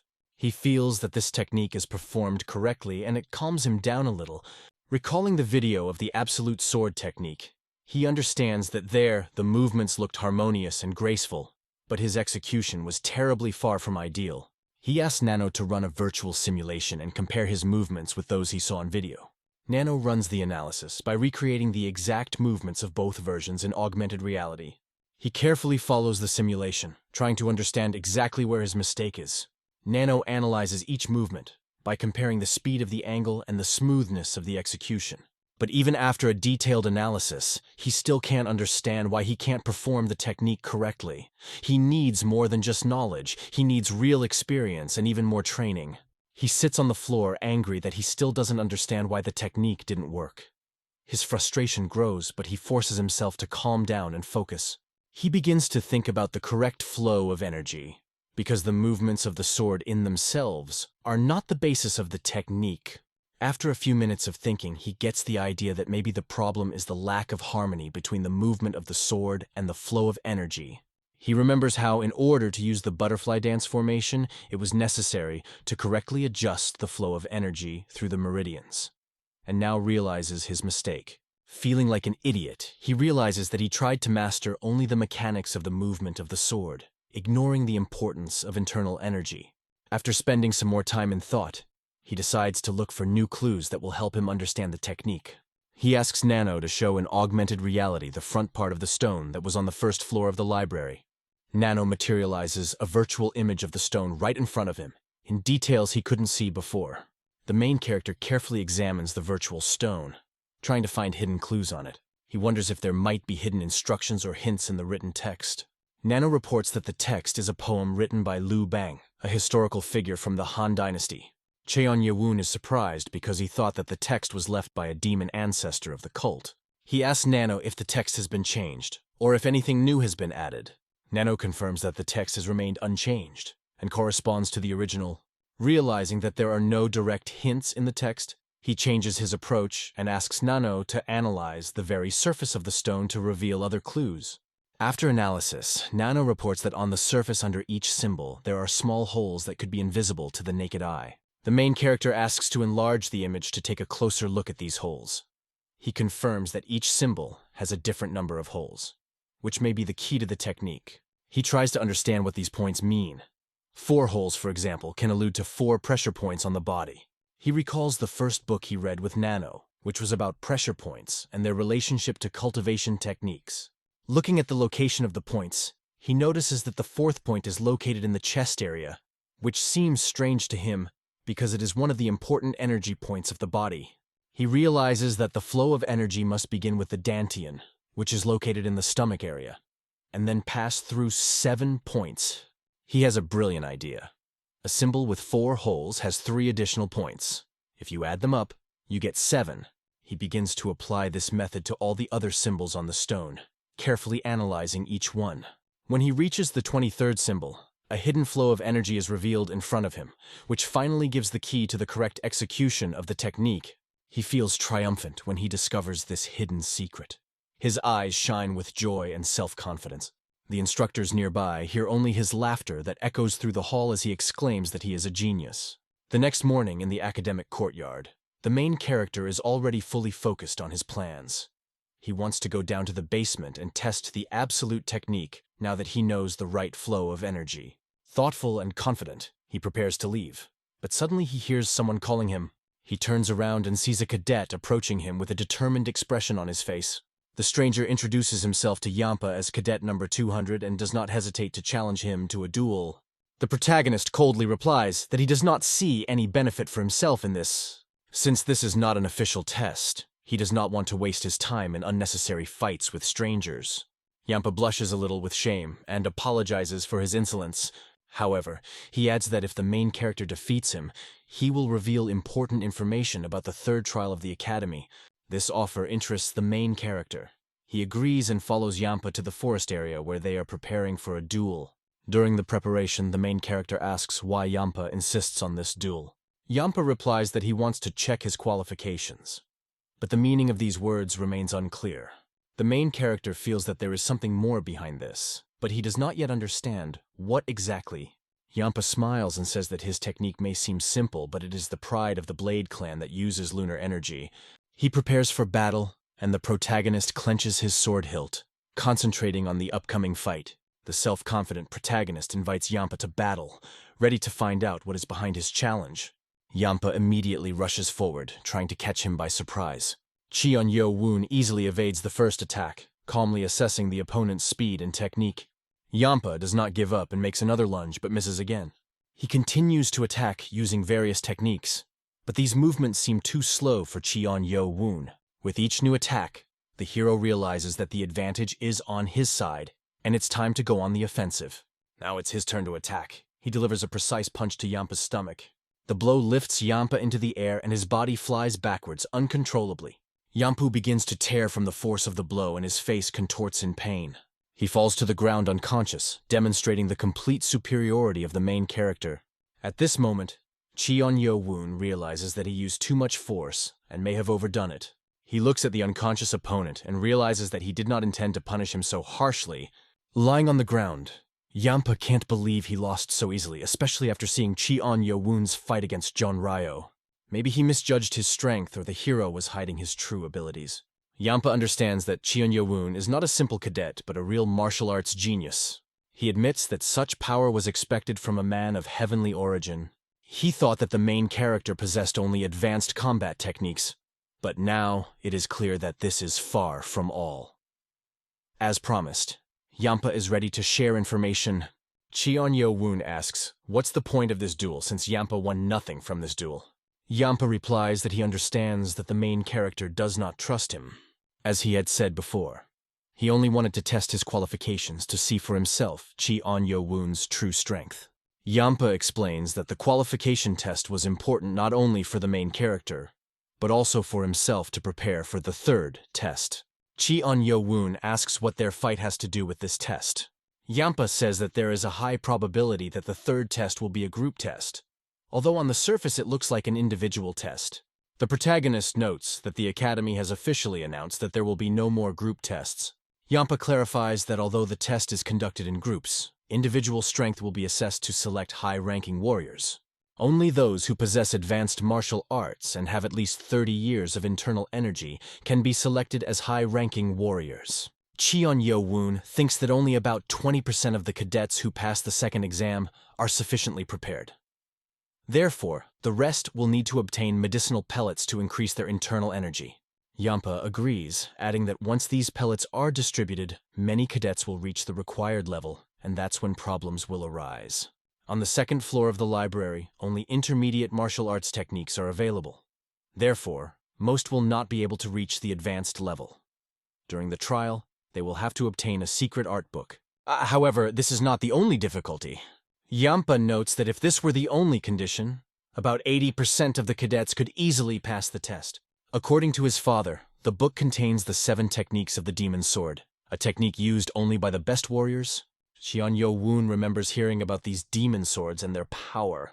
His servant told him that this technique was created by the greatest swordsmen of the time, known as sword demons. The art was developed to counter the 18th and 108th cult disciple battle formations. 7 techniques particularly stood out among the rest.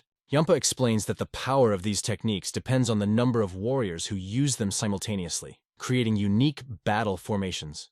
The main character reasons that an advanced level warrior can defeat the 12th and 36th formations, but only a master of the highest level is able to overcome the 108th formation. This makes the technique extremely valuable to those who aspire to become a high-ranking warrior.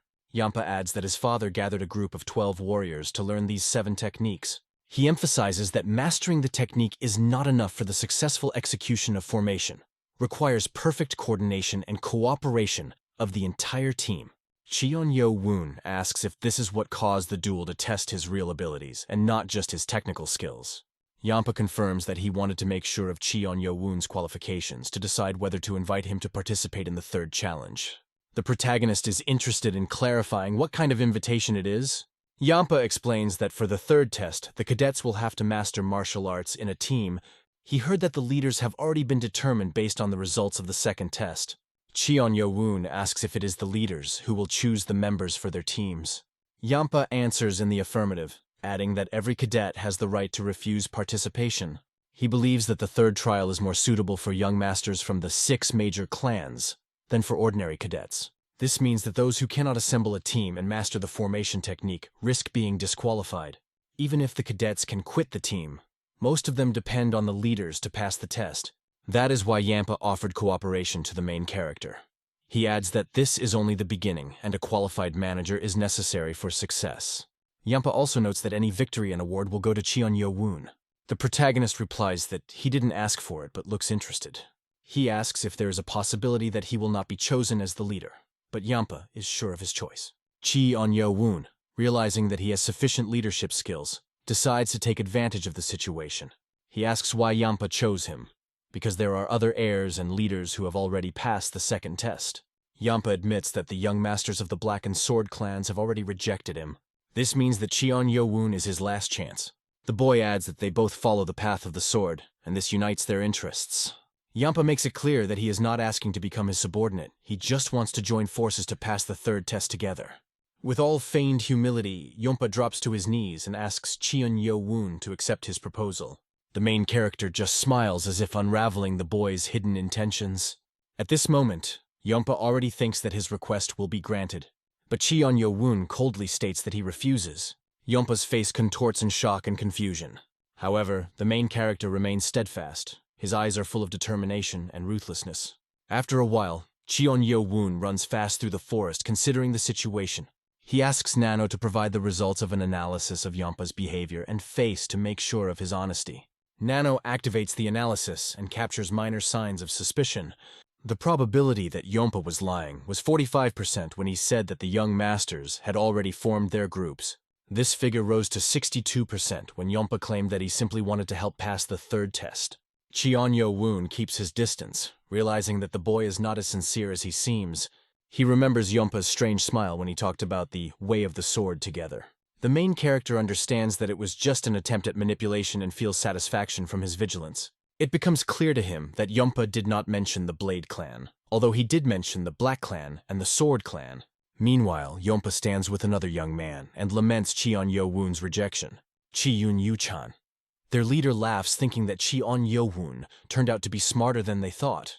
He is sure that the main character figured out their lies and did not give in to the provocation.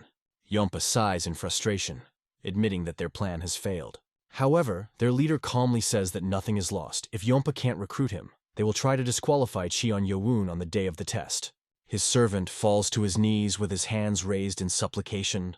With tears in his eyes, he asks for another chance, assuring that he has other plans that might work. However, the prince coldly replies that there is no need for this. He is sure that he will find a better group, or even become a leader himself.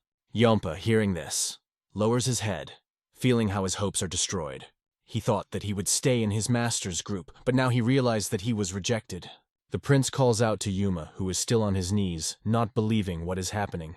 "I don't need such weak and useless people like you. You're trash," the prince snapped. These words shock Yuma to the core. His confidence vanishes like smoke. He slowly gets up, wiping away the tears of humiliation, and silently walks away. Chi-Yun-Yu-chan watches this with a feeling of anxiety. He doesn't remember Cheon-Yo-woon being so strong and cold-blooded. At this time, in a closed training room, the main character is thinking about the future. He ponders the possibility of recruiting the top 11 students for the third trial. Even if the academy has not yet confirmed this may be true. He has a few cadets from Group 8 on his watch, but he's not sure if they'll follow him. For now, he chooses to focus on training to be ready for any scenario. Nano has completed an analysis of over 100 martial arts books that have been scanned into the library. Cheon-Yo-woon asks Nano to create a hologram of a specific martial artist to train against. Nano confirms that it is possible. A hologram gradually begins to form before his eyes. The silhouette acquires clear outlines as if a real person is standing in front of him. A hologram of Chio-Nukiem opens his eyes and contemptuously calls the main character a plebeian. "Come to me to find out what true power is," the hologram coldly says, challenging Cheon-Yo-woon to a duel. The hologram continues to provoke Cheon-Yo-woon before moving on to the next attack. She sharply bends the sword, aiming the blade directly at his head. The main character dodges with the ease of a shadow. His movements are elastic and fast. He immediately counterattacks by hitting the hologram in the neck with a quick and accurate strike. From a powerful blow, the hologram is thrown back. Its neck twists at an unnatural angle. Nano reports that the enemy died from a broken neck. The simulation is over. Cheon-Yo-woon pauses in surprise. 4 days ago, the same punch would have only slightly pushed the opponent back. He wonders if he has exceeded even his expectations in fighting skills. It happened faster than he planned. Having decided to test his new power, he thinks about the next step. He asks Nano to create 10 holograms, each with a different average level of martial arts. Nano runs the simulation, creating holograms that use techniques like Empress Fist and Fallen Sword. Watching them, Cheon-Yo-woon wonders if he overdid it with the number. The holograms begin to mock him, calling him an arrogant plebeian and a worthless bastard. Annoyed by their arrogance, Cheon-Yo-woon bursts into battle and is ready for battle. All 10 holograms charge at him at the same time, their swords glinting in the air. He prepares for a massive attack by evaluating each opponent. Focusing, he delivers several lightning strikes, knocking some of the holograms out of the fight. Several figures blur in the air, crumbling into digital particles. Cheon-Yo-woon has successfully blocked the first wave of attacks and feels his adrenaline rising. Taking a step back, he evades the blows of swords that cut the air in front of him like lightning. But the jump was too high, and Cheon-Yo-woon painfully hits his head on the ceiling of the training room. He falls to the floor, and Nano announces that augmented reality will be temporarily turned off to prevent further damage. The main character quickly comes to his senses, rubbing his head after his failed maneuver.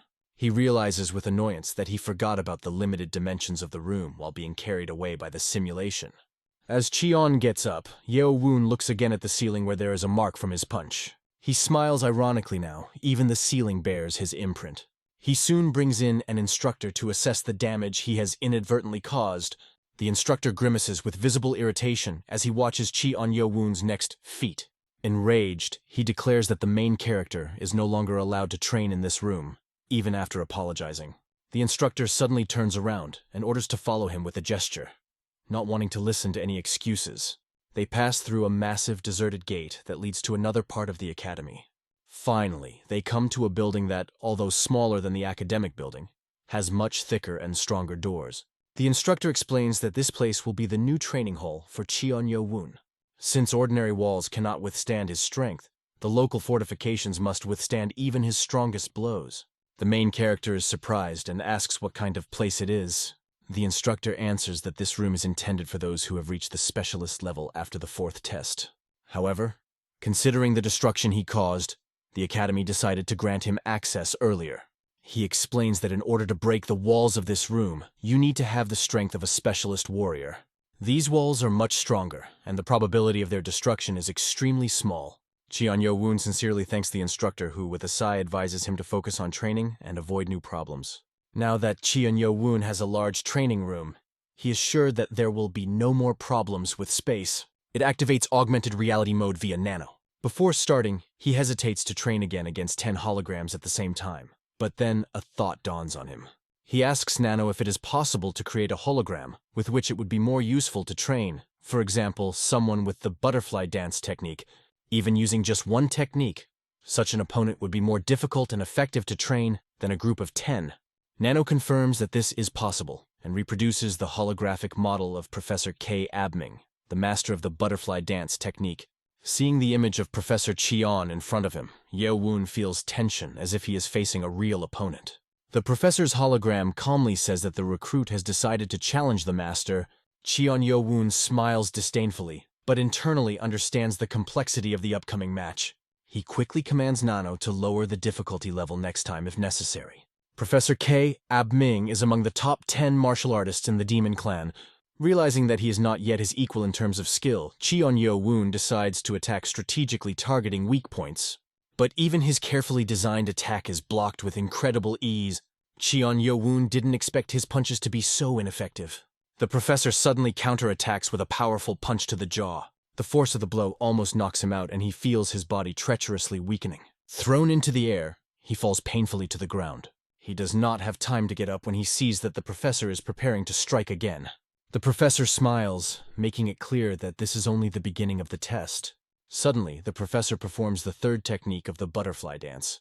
Movements resembling 7 unpredictable bursts of attack. The flying butterfly dance technique delivers a devastating blow, knocking Cheon-Yo-woon against the wall. He feels how the pain penetrates his whole body, but he does not lose his determination. Cheon-Yo-woon understood that he was not equal to the skill of his holographic opponent, but he did not expect that he would be defeated so quickly. Realizing that this is the level of one of the best battle masters of the demonic cult, he understands how high the standard is before him. Nano asks if he wants to change the opponent's technique to something simpler, but Cheon-Yo-woon flatly refuses. The battle resumes with a new wave of excitement and confidence in the eyes of the protagonist. This time, Cheon-Yo-woon decides to use all the strength and skill he possesses. He prepares for battle by focusing his energy in every move. The hologram of the teacher smiles and challenges, or does he really think he's ready? Nano analyzes the situation, giving Cheon-Yo-woon advice on how to use the technology optimally. He concentrates, ready to use his best technique in response. He manages to dodge the teacher's attacks by moving with precision and speed. This surprises the hologram of the teacher, who did not expect such dexterity from the student. Cheon-Yo-woon now counters using the improved butterfly dance technique. Despite the fact that the teacher tries to dodge the blow, it still reaches its goal, hitting him in the chest. Stunned, he realizes that his equipment is finally working properly. It's time to deliver a decisive blow by focusing all your strength on the point between the teacher's eyebrows. He almost touches the hologram's forehead with his fingertips when the teacher suddenly dodges. The hologram quickly counterattacks by hitting him in the stomach with devastating force.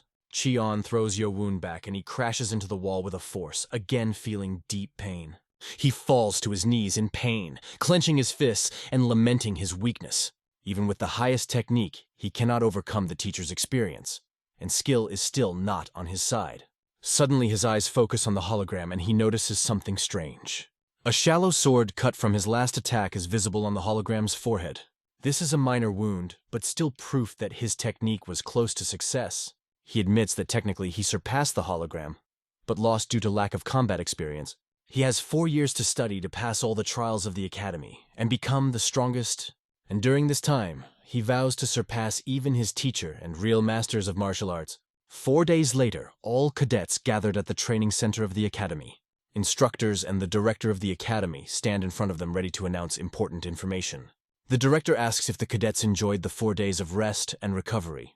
He gets to the point and announces that he will now explain the details of the third test. In this challenge, groups of 12 people will have to work together to form battle formations. The cadets are surprised to hear about this format of testing because no one expected it. The main character does not look surprised. He was already ready for this after the information received. The director adds that the minimum requirement for participation in the formation is to possess advanced combat skills. These skills are based on the techniques of the 7 demon swords, learning of which has become the key to success. With the medicine balls that will be distributed to them, they will be able to quickly accumulate the necessary internal energy. Cheon-Yo-woon calmly assesses the situation, realizing that this is his chance to prove himself. But he also understands that real difficulties are still ahead, and every step needs to be carefully considered. The director announces that the third test will take place in 7 days. The condition for successful passing of the test is the victory of each group over the instructor, who is now standing in front of them. He adds that this task is simple, but the students are shocked. How can it be simple if the instructors are specialists? Some instructors even have a level of skill that is unattainable for ordinary cadets. The main character remains calm. The information he received from Yampa is confirmed. The director clarifies that the groups only have to gather their members and master the technique of formation. But before letting them go, he will explain the mechanism for selecting leaders. This confuses Cheon-Yo-woon, because Yampa said that the leaders will be chosen according to their power levels. His surprise increases when the director describes a procedure different from the expected one. The director draws attention to the yellow badges on the instructors' chests. Leaders will be those cadets who can remove these badges. This shocks the students because such a task seems almost impossible. The main character notes that even if all the badges are collected, there will be 207 students left. According to the format of 17 groups of 12 people, this means that 3 cadets will still be expelled. The director adds that the instructors will not use their special techniques, only the technique of the 7 demon swords. Cheon-Yo-woon analyzes the situation, realizing that even without special techniques, their chances are low. They have only 7 days to master the technique well enough to face the instructor.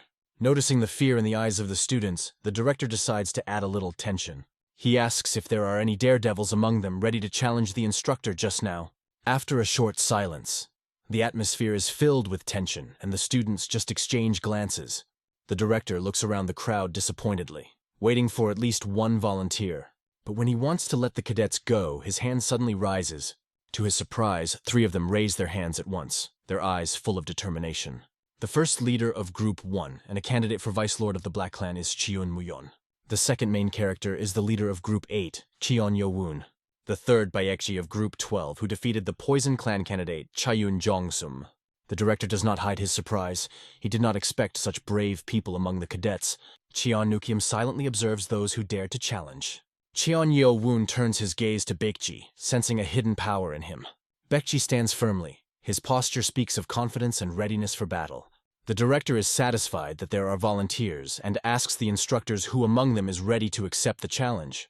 However, none of the instructors has time to answer. The director recalls that he ordered the instructors of Groups 1, 8, and 12 to avoid direct confrontations with their cadets. He understands that these 3 cadets are special and they will be given worthy opponents. Then senior instructor Ho-Gin Chang steps forward. His decision to fight the cadets surprises even the director himself. Ho-Jin Chang, with a stern face, approaches the middle of the field, ready to fight. Other instructors, seeing this, decide not to interfere. Their colleague will do just fine. From now on, Cheon-Yo-woon will have to rely only on himself. The instructors will not give him any concessions. The director suspects that this may be an attempt to disrupt the leadership of the cadets. Even before the start of the third test, the director announces that the first match will start with Group 1. Before Ho-Jin Chan can volunteer, another instructor has already made his choice. Instructor Yo-sung exclaims that he will fight first cadet Jeon Muyang. This displeases senior instructor Ho-Jin Chan, as he had planned to test this cadet personally. Yo-sung is sure that Muyan is the best fit for the role of Vice Lord and does not want to be humiliated in battle. He decides to do anything to protect the reputation of this cadet. The bearded instructor announces that he will take Cadet 18 as his own student. The director agrees to such a decision. Sang Munyo's last instructor takes on the main character, Cheon Yeo-woon. Sun Munyo has long wanted to meet him in a duel. All participants of the first round take their positions. Instructor Yo-sung and John Muyen greet each other before the battle. Meanwhile, Cheon Yeo-woon asks Nano to carefully analyze the techniques and strategies being used. The director raises his hand and orders the battle to begin. Jeong Mu-yen rushes forward, displaying impressive speed. He uses the palm cloud technique. His movements are smooth and subtle. The instructor instantly recognizes this technique as one of the 3 best in the Black Clan. This is one of the specializations of this clan, and he regrets that he cannot use the poison art. Instead, he switches to using the 5th demon sword technique. Their blows collide, causing a burst of energy that makes the audience hold their breath. The main character, who watches carefully, feels that these movements are familiar to him. The cadet continues his onslaught without losing rhythm, even before the powerful techniques of the instructor. This persistence surprises Yeo-sun because he did not expect such skill from a cadet.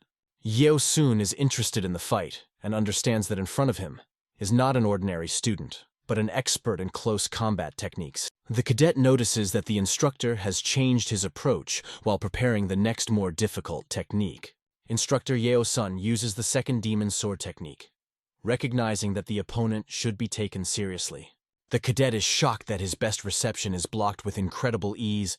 The main character is surprised that these movements of the instructor are similar to those he saw in the engraved marks on the sapphire. The only difference is that the instructor uses 12 of the 24 techniques of the destruction sword. He is not entirely sure, but suspects that these techniques are related to the demon sword technique that left marks on the stone. Meanwhile, the duel is coming to a climax. The cadet mobilizes all his strength in an attempt to overcome the instructor Yeo-sun. He understands that the instructor has a lot of experience and knows all the subtleties of martial arts. Yeo-sun blocks his blows with precision that shows years of training and experience. If the cadet does not reduce the distance and does not strike a decisive blow, he will find himself in a hopeless situation. The instructor notices a change in the cadet's position. He prepares for the final blow. Anticipating the decisive moment, Yeo-sun gathers all his inner energy to defend himself. The cadet goes on the attack. His movements are swift and precise. He concentrates all his strength on his palm technique, ready to deliver a decisive blow. Sensing a threat, the instructor tenses all his muscles and prepares to block the attack, focusing on every movement of the opponent. Suddenly, the cadet changes the direction of the attack, which catches the instructor by surprise. Yeo-sun realizes that the attack is now aimed with the left hand. His attempt to block does not work. The cadet's speed and technique are too unpredictable.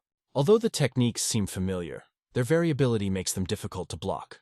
While Yeo-sun tries to stop the attack with his left hand, the cadet instantly dodges and prepares another, even more powerful blow. This quick change of strategy catches the instructor by surprise. For the first time, Yeo-sun does not have time to block the attack and receives a direct hit. The blow hits the instructor in the back, causing him to stagger. The cadet looks at him with a serious, focused expression on his face. The cadets around are amazed, their eyes full of admiration and surprise. They excitedly discuss what happened, recognizing that this cadet could become the next Vice Lord. The director notes with admiration that only the best of the Black Clan possess such a technique. This guy is a real genius. Yeo-sun removes the yellow badge from his chest and hands it to the cadet. He announces that the cadet has earned the right to become the leader of the group for the 3rd test. The cadet respectfully thanks the instructor. The main character continues to carefully observe the situation. Something in this scene makes him suspicious. It seems strange to him how they talk to each other. Is it possible to only get one badge at a time? Maybe someone is trying to take the victory for themselves or influence the result. He concentrates as he turns to face the instructor ready for his test. The best thing now is to focus on this fight, the fight that will decide his future. He needs to prove his strength to everyone present. Instructor Sun Moon. Yeo watches him closely, surprised by his confidence. Instead of being nervous in front of a tough opponent, Cheon Yeo-woon radiates calm determination. Sachonta Moon, Yeo honestly admits to himself that he thought that the young man would not even pass the first test. But now it's time to end this cadet's luck. He intends to crush him in front of everyone by showing that confidence alone is not enough. Cheon Yeo-woon prepares to attack by focusing all his energy on the butterfly dance technique. The instructor understands that the young man is going to use this technique and gives him the opportunity to start first. Cheon Yeo-woon knows that even though he has good inner energy skills, he still lacks. This fight is a chance to prove that he is underestimated. Sun Moon. Yo prepares to use the 10-star defense technique and wants to end the fight with one devastating blow. This is an insidious move, but the young man unexpectedly starts an attack. As soon as Cheon Yo-woon raises his hand to strike, the instructor is impressed by his speed. He does not have time to fully react. Sangmoon. Yo barely has time to dodge and is forced to retreat under a flurry of attacks. With every moment he feels how the pace of the battle is getting out of his control. Cheon Yo-woon's quick and relentless attacks give the instructor no chance to counterattack. Sangmoon, Yo finally realizes that evasion will no longer help. He notices that the young man's inner energy is stable, but his outer strength is extremely powerful. Sun Moon. Yo understands that it will not be an easy fight against a truly talented fighter. Even if he is humiliated, Cheon Yo-woon does not give up. Sangmoon Yo intercepts the attack and forces him to retreat. The protagonist slides back, quickly regaining his balance. The instructor, knowing that the young man has not yet reached the level of a specialist, scoffs and asks if he thinks he will be able to escape. Sangmoon Yo prepares for a double attack using the 4th and 6th demon swords. Cheon Yo-woon sees these movements even without Nano's help. They are too slow and predictable for him. Compared to the techniques he had seen on the Sapphire Monolith, these techniques seemed weak. The instructor considers the young man a fool who is about to be defeated. He is sure that this attack will finish his opponent. But instead, Cheon Yo-woon performs a powerful counterattack that surprises everyone around. Pupils and instructors freeze as they watch the outcome of this clash. The academy director is stunned by how the butterfly dance's basic moves nullify the demon sword's technique. Sun Moon Yu is furious that his attack was countered so easily. Enraged, he decides to deal a fatal blow to Cheon Yo-woon using the 10-star defense technique. The director instantly understands his intention and anxiously observes that it is too dangerous. Cheon Yo-woon tries to block the attack, but the instructor's powerful energy breaks through his defenses. He feels how his internal organs are damaged. Pain permeates the whole body. In a panic, he calls Nano for help. Nano activates the regeneration process, quickly restoring damaged organs. Despite the pain, Cheon Yo-woon concentrates and counterattacks, ready to show his true strength. How can he stand on his feet after such internal injuries? Instructor Sangmoon Yo panics, not understanding why Cheon Yo-woon hasn't fallen yet. In anger, he curses his failure and his own weakness. He tries to focus and hold onto his energy armor to withstand the last onslaught. But Cheon Yo-woon delivers a crushing blow to the ribs, which crack from the force of the blow.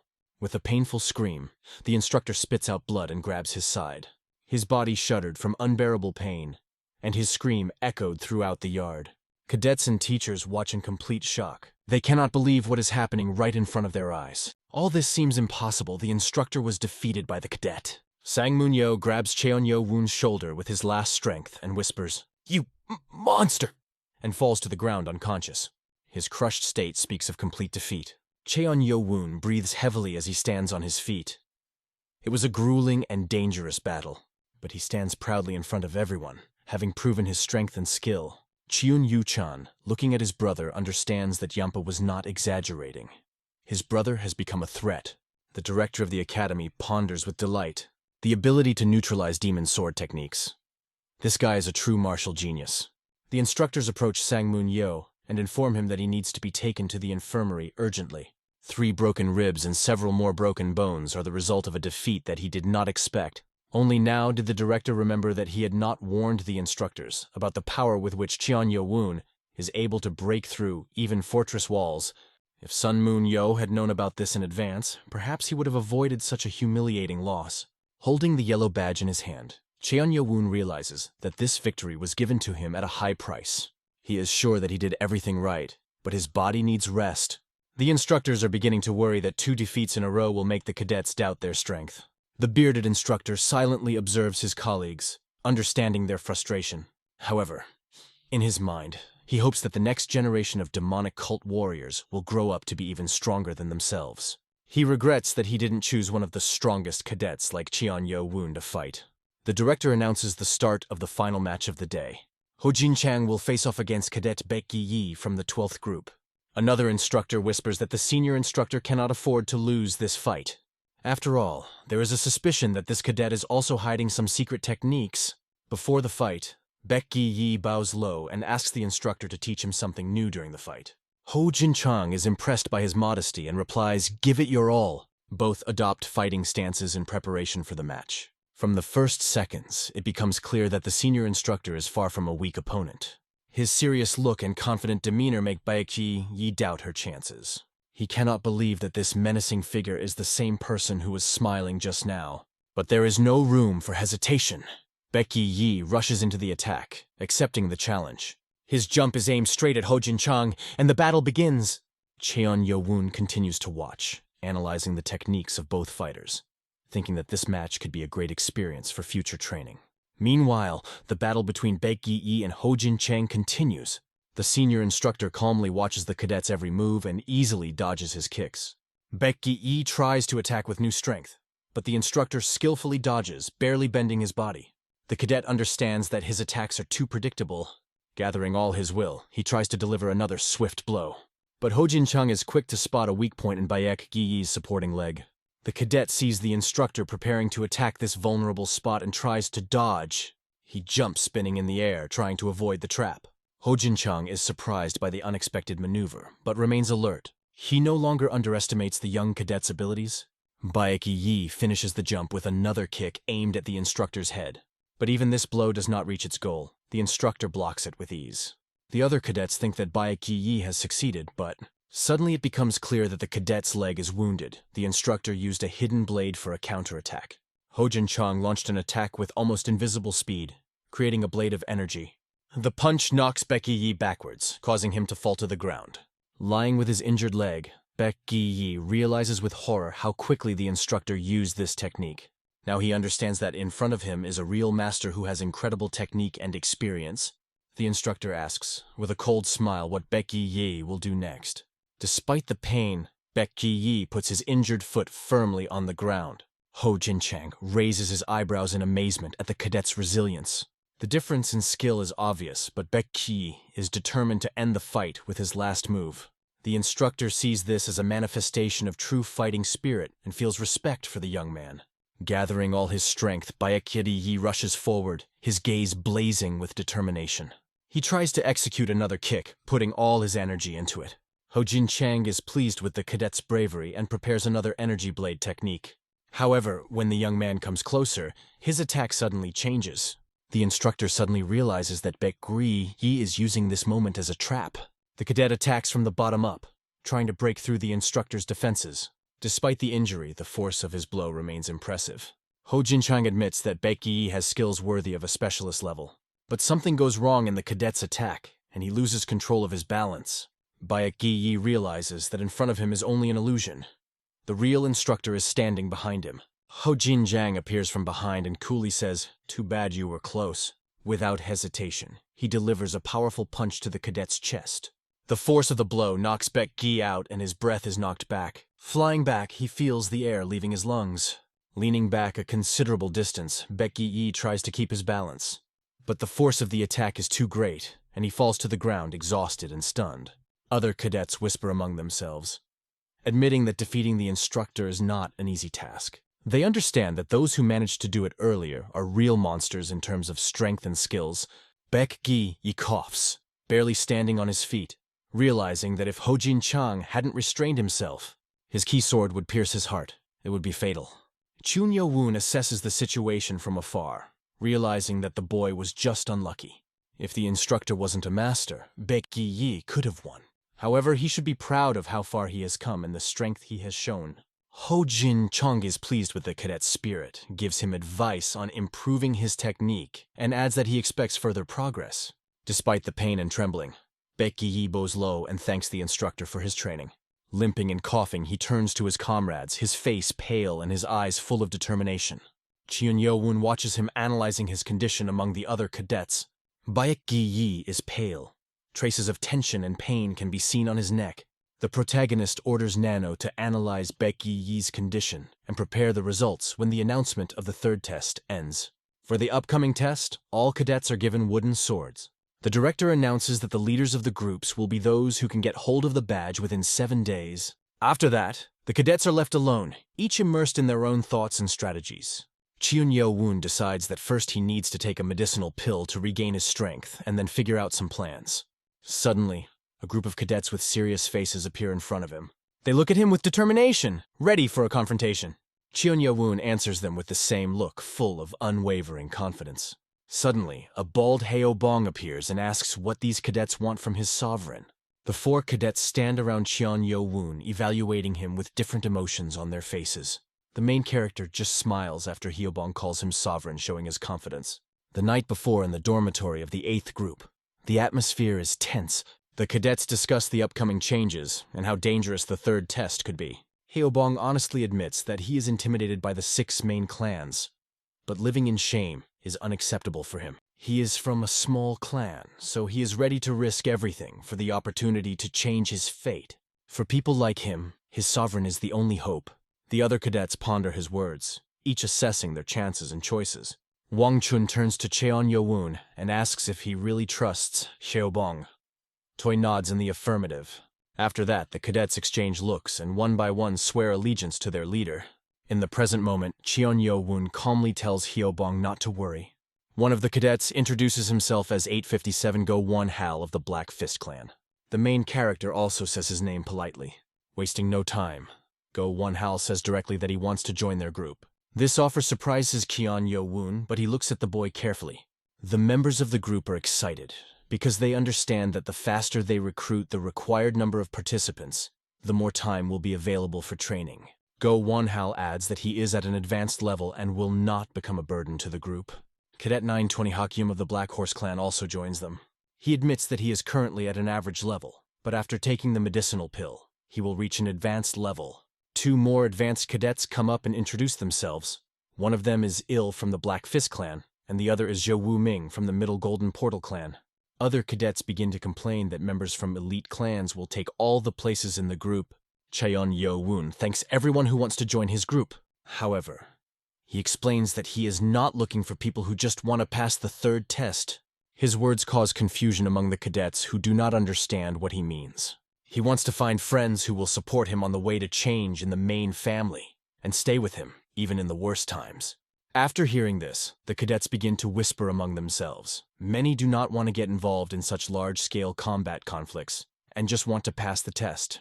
Cheon Yo-woon declares that it doesn't matter to him which clan the cadet comes from. What matters is their determination and dedication. He seeks to change the very foundations of demon worship and build a new era. Some cadets decide to look for another leader for the group, doubting Yo-woon's risky plans. Cheon Yo-woon is open about his ambitions to create a new foundation for the demon cult. These words cause surprise and fear among those present. One by one, the cadets apologize and leave, explaining that they are not ready for such a risk. Most of them just want to pass the 3rd test and have no desire to change the course of history. Only his group remains in that place, and silence hangs in the air. Yo-woon feels anxious, realizing that his words may have alienated potential allies. However, he notices that 3 cadets remain standing in front of him. One of them is Go-won Hal from the elite Black Fist clan. Second, Cha Wu-ming of the Golden Portal, Middle clan. The 3rd, Oh-young of the Treasure Sword clan. Go-won Hal says that Cheon Yo-woon is different from the other candidates, and the path he described could lead to death. He honestly admits that he likes this risk and the opportunity to change the world. This does not surprise Cheon Yo-woon because Go-won Hal, being from an elite clan, could easily go to a stronger candidate. He could have chosen a safer path, but decided to support Yo-woon. Cadet number 850 performs together with them. He also craves power and fame and sees Yo-woon as a chance to achieve his ambitions. Inspired by Yo-woon's vision, he approaches him with a determined look. The cadet kneels before Yo-woon and swears allegiance to him as his leader and future Demon King. He requests to use it as the first sword in the future order of the 6 swords of the Demon King, Cheon Yo-woon. Following his example, the other 2 also kneel. Zhou Wu-ming of the Golden Portal clan and Oh-young of the Treasure Sword clan also pledge their allegiance to their new leader. After a moment of surprise, Cheon Yo-woon smiles and feels proud of his new friends. He thanks them for their courage and determination to join him. The bald guy, feeling jealous, declares that the newcomer may be the first sword, but he is the first and most loyal subordinate of the sovereign. Arriving at the entrance to the training center, Cheon Yo-woon orders the group to take the pills and study the 7 demon sword technique texts. He explains that from the next day, they will train together, and he will analyze their movements and technique to help them get stronger. The group is delighted with this approach, happy to have elected a leader who cares about their development.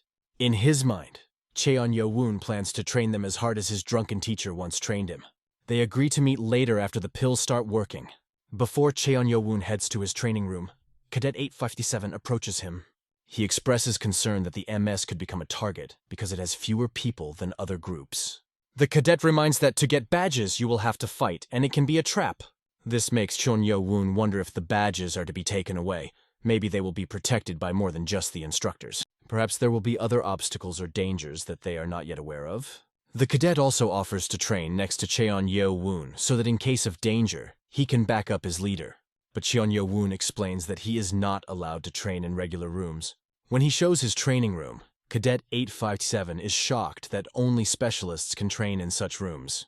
This causes him even greater delight and a desire to match the level of his leader. A little later, in the training room, Cheon Yo-woon, testing his new techniques. Now that he had reached the level of a specialist, his internal energy was equivalent to 60 years of cultivation. He knows that he can create a key weapon using the technique on the blade. He expresses his gratitude to Nano for his support and help on the way to this level. Nano, without hiding his role, answers that he achieved this thanks to his own perseverance and talent. Cheon Yo-woon then asks Nano to show the video of Baekji's fight for a detailed analysis. Nano activates augmented reality and broadcasts the battle scene. Cheon Yo-woon asks to pause as Baekji falls to the ground to carefully analyze his mistakes. Cheon Yo-woon zooms in on Baekji's image for a closer look. He notices how he is breathing hard and blood appears on his lips. However, he is more interested in Baekji's neck. He wants to see the damage marks.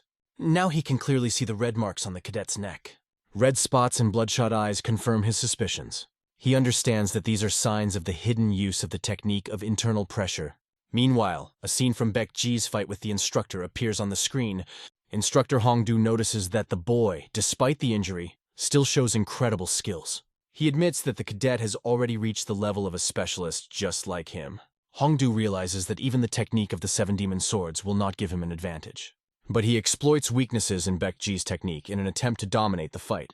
Gradually, Hongdu realizes that the genius in front of him is one of the candidates of the Blade Clan, Chun Yu-chan. Sensing the futility of the further duel, the instructor announces its end. Chun Yu-chan understands that the instructor is ready to give him the badge. This means recognition of his abilities and the right to leadership. The instructor tells him to gather a group and achieve the best results in the third challenge. Chun Yu-chan is relieved and proud to have earned the coveted badge. Now he thinks about which of the cadets can become his next opponent. At this time in the cafeteria of the academy, Baekji is eating alone, lost in his own thoughts. He is joined by another cadet, Ji Yeonpyeong-woon from the Sword Clan. Ji Yeonpyeong-woon says he was impressed by Baekji's duel, but Baekji sharply beats his hand on the table, making it clear that he does not want to talk. With a serious face, he replies that he wants to eat in peace. Ji Yeonpyeong-woon is annoyed by the rudeness but restrains himself and continues the conversation. He offers Baekji to be a part of his group, hinting at good prospects. Baekji is silent and continues to eat without responding to the offer. This angers Ji Yeonpyeong-woon even more, but he holds back his anger. He asks Baekji to think carefully about the offer because it's a chance to move up. Baekji silently thinks that this is the second proposal of this kind. Before that, Chun Yu-chan had already approached him, inviting him to become his right-hand man. His goal is not to be a leader or to obey others, but to become stronger and independent. At that moment, someone else approaches him to talk, but Baekji waves him off without even looking. However, this man's voice sounds calm and alarming. He says that if Baekji doesn't listen to him now, it could cost him his life. Hearing these words, Baekji freezes and immediately wants to know what exactly is happening. Standing in front of him is Cheon Yo-woon, with a determined and serious expression on his face. Some cadets comment that Yo-woon is too arrogant to think he can recruit someone like Baekji, but Cheon Yo-woon understands that there is a misunderstanding between them. Baekji gets angry, thinking that he was threatened, and accuses Yo-woon of false reasons for the conversation. However, Yo-woon is blunt. "You are poisoned," he says, looking Baekji straight in the eyes. Baekji is surprised and asks how Cheon Yo-woon knows this. Cheon explains that during the duel, he noticed his pale face and red spots on his neck. Baekji doesn't believe he was cautious, especially after the contact with Cheon Jangsum from Group 12. He doesn't understand why Cheon Yo-woon would tell him this. It's not his problem. After a moment of thought, Baekji apologizes for his distrust. He's sure he would have noticed the poisoning while meditating, but Yo-woon asks if he really felt good during those sessions. It looks like mild food poisoning, but Yo-woon is sure that the poison is affecting his ki energy. At that moment, Cheon notices Dr. Baek walking past them. He immediately calls a doctor and asks him to examine Baekji for poisoning. The doctor approaches and asks how Baek Ji is doing, noting that he hasn't seen him in a long time. The doctor adds that you shouldn't eat alone and smiles jokingly, but Yowoon insists. Please examine him, I think he's been poisoned. The doctor nods and brings Baek Ji in for diagnosis. The scene shifts to the medical area of the academy. The doctor takes out the incense and asks Baek Ji to take a deep breath of its smoke. Baek Ji is confused but obeys, taking a deep breath. He takes a few breaths but suddenly begins to suffocate. Under the influence of incense, the body becomes paralyzed and the muscles tense. Baek Ji starts coughing hard, trying to catch his breath. At this moment, the red spots on his neck become clearly visible, confirming the presence of poison. The doctor confidently declares that the cause of the poisoning was food, confirming the suspicions of the main characters. Baek Ji wondered how this could happen. During meditation, he felt great because he always ate on his own, not trusting anyone with his food. The doctor said that the poison does not spread through the veins. It causes harm only when it accumulates in the stomach, forming a dangerous sediment. The substance has a variety of uses. It can be added to food or inhaled in the form of a powder when you are in the world of dreams. In small doses, the substance affects so imperceptibly that even experienced people cannot immediately feel its presence. He asked with interest if it was possible. The cadets share a dormitory with peculiar neighbors, poison consumers. Their coexistence is possible only under conditions of caution and vigilance. On the first night at the academy, the dormitories of the 12th group were filled with mysterious whispers and the unstoppable energy of adventure. Baek Ji engages in battle with Jeon Sum of the Poison Clan. He is given an ominous warning that peace and safety have now eluded him. He didn't care about it at the time. The academy dominated, and the victory gave it the lead in the group of 12. She seductively and mysteriously possessed Jans. With a good mood, she told him that he should enjoy the victory while fate smiles. She warned that the Poison Clan was getting stronger every day and danger was imminent. Baek Ji shuddered at the memory. He was sure the cunning guy had poisoned him. Baek realized that he detected the poisoning in time. If he takes the antidote for 7 days, everything will be fine. However, the MC still asks if everything is really okay with him. After a blow to the chest during a duel, his condition deteriorated sharply. His lungs were significantly injured. If the symptoms did not subside, no effort could save him. The doctor confusedly asked Jeon how he had such deep knowledge about poisons that saved the patient. He remembered how his mother died from poison, and how he himself suffered the same fate but was lucky to survive. At this moment, Baek Ji realizes that he did not express his gratitude to MC. He deeply thanks him for saving his life, realizing how important this act of mercy was for him. The main character calmly explained that he could not allow someone to die from an insidious poison. However, in his eyes it was felt that this was only the beginning of something bigger. His eyes shone with such determination that even experienced cadets felt alarmed and surprised. The forgotten desire to hunt flared up in him when the MC said that he had been hunting for the source of this poison for a long time. In order to relieve the tension, the doctor offered Baek Ji to stay in the infirmary for the night, which can give him some rest and peace. Because returning to the dormitory could mean new poisoning, and this was the last thing he needed. With a worried look on his face, he warned the cadet that retaliating now wasn't a good idea because an injured leg could cause serious problems. Frightened, Baek felt his heart beat faster.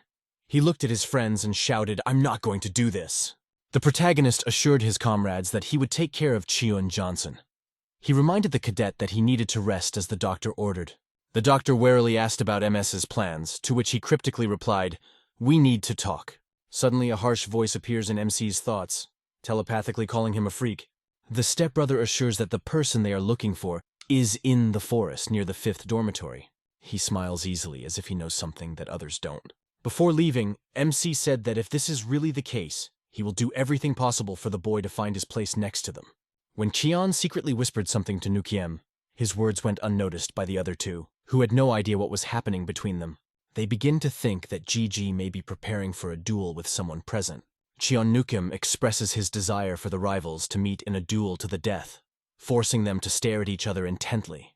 Cheon-jang makes his way through the thick forest, feeling every branch crunch under his feet, looking ahead as if at the call of adventure. Instructors for the night in the 5th dormitory making it empty, so the best moment to collect poisonous plants without unnecessary glances. Thanks to the miracle pill, he instantly became an expert, and it seems that if he continues his training for a few more days, he will be able to achieve incredible results. If he continues hard training for a few more days, he will surely reach the 5th level of destructive poison, which will make it even more deadly and dangerous. Having reached this level, he will be able to cope with Baekji even without the use of food poisons.